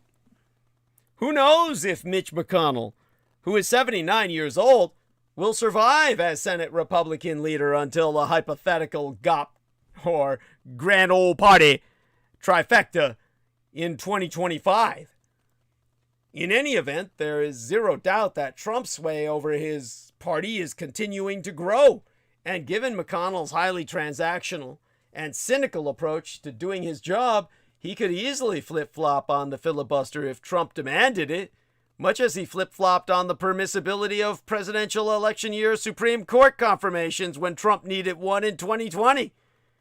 Indeed, looking at the list of issues on which Republicans, and particularly Donald Trump, may soon want sweeping federal action, the odds of the traditional filibuster surviving the next Republican trifecta are next to none. Because one-party rule is now the credo of Trump and all his cultists. With the passing of the first anniversary of the invasion of the Capitol, our cold civil war grows hotter by the day, and the numbers tell the story. A majority of Republicans view the attack as a defense of freedom, 56%, and just under half, 47%, cast it as an act of patriotism. For good measure, 1 in 6 Americans approve of the events of January 6, 2021, including nearly a quarter of all Republicans. America's battleship Potemkin continues to corrode. A staggering 64% of Americans believe democracy here is in crisis and at risk of failing. Beyond that, 2/3 of Republicans agree that voter fraud helped Joe Biden win the 2020 election. Disturbingly, but not surprisingly, the Republican Party's credo is now heads I win, tails you lose. Then again, the last time a non-incumbent Republican won the presidential popular vote was George H.W. Bush in 1988. The fact that recent Republican-backed post-election audits have failed to yield a different outcome has not dulled the party faithful's devotion to the false and Trump-driven proposition that the election was stolen. From the look of things, the Republican Party's fealty to democracy appears tenuous at best, no longer willing to accept the finality of the ballot box or the courts. Even after the insurrection, the majority of congressional Republicans opposed certifying the election, and the cultic base is definitely with them. Donald Trump leads all challengers for the 2024 Republican nomination. He leads his closest rival, Florida Governor Ron DeSantis, by more than 40 points. Trumpism is more than a cult. It is a movement. In that spirit, Representatives Marjorie Taylor Greene, Louis Gohmert, and Matt Gaetz lie at the party's enraged and performative core. During the last 13 months, these attitudes have managed to congeal and fester. Liz Cheney and Adam Kinzinger are outliers in a party driven by and suffused with grievance. Cheney is dead on when she says the choice is between the Constitution and Donald Trump, but it is only the coastal elites who are listening. During the 2016 campaign, Paul LePage, then governor of Maine, thought Trump needed to show some authoritarian power. The Republican Party knew who it was getting and what it wanted. With President Joe Biden's sinking approval numbers and Vice Presidentress Kamala Harris's deep unpopularity, the Democratic presidential field that was so crowded in 2020 now appears nearly bare. Back in the day, Republican congressional leaders ushered Richard Nixon to the door. Now, crossing Trump is met with the prospect of a primary or the inevitable resignation. In Georgia, Trump is supporting the opponents of Brian Kemp, the incumbent Republican governor, and Brad Raffensperger, the incumbent Secretary of State, because they declined to bend to his will. In the aftermath of the election, they refused to find votes for Trump where there were none to be found, despite relentless pressure from the White House to overturn the will of their state's voters. Indeed, Trump's phone call to Raffensperger was a key event in Trump's second impeachment. Fittingly, on Monday, opening the work week before last, Trump opened said work week by issuing his complete support and endorsement for the re-election bid of Viktor Orbán, Hungary's prime minister and an outright proponent of illiberal democracy. In office, Orbán has curbed the press and tilted his country's constitution and laws in his personal favor. One-party rule is his goal. Think of Mar-a-Lago along the Danube and you get the picture. Beyond that, Orbán has thrust blood, soil, and Christianity into the forefront of Hungarian politics, to the approval of name-brand Republicans.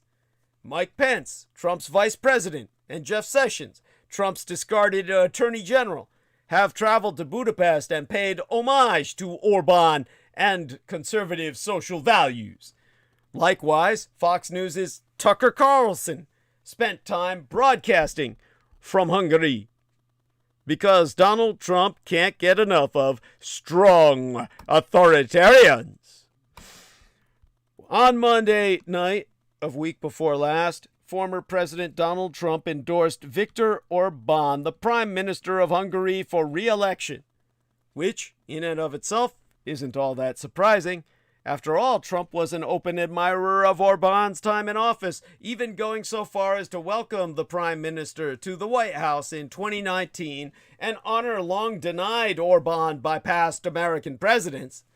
And Orbán will be up for a fourth term sometime this spring, which explains the Trump endorsement timing. But the words that Trump used to endorse Orbán are worth spending some time on because they are so revealing about what the former president values in a leader. Here's the Trump endorsement. Viktor Orbán of Hungary truly loves his country and wants safety for his people. He has done a powerful and wonderful job in protecting Hungary, stopping illegal immigration, creating jobs, trade, and should be allowed to continue to do so in the upcoming election. He is a strong leader and respected by all. He has my complete support and endorsement for re-election as Prime Minister. Let me draw your attention to two adjectives in particular that Trump used in that endorsement: powerful and strong. And let me suggest that Trump is drawn to Orbán not in spite of his authoritarian tendencies, but because of them. Consider what Orbán has done in recent years to consolidate power and establish himself in the mold of a prototypical authoritarian. Number 1, seized control of the university system in the country. Number 2, changed election laws. Number 3, altered textbooks to reflect his anti-immigration stance. Number 4, cracked down on independent media. Oh, there's more. Lots more. But you get the general gist. Orbán, over the past decade, has sought to consolidate power and eliminate both his opposition and the country's free media. And Trump admires him for it. And it's not just Orbán. During Trump's time as a candidate for president and then in office, he regularly praised authoritarian leaders for their strength and toughness. We'll get back to that in our next transmission. We'll shut down stream for tonight.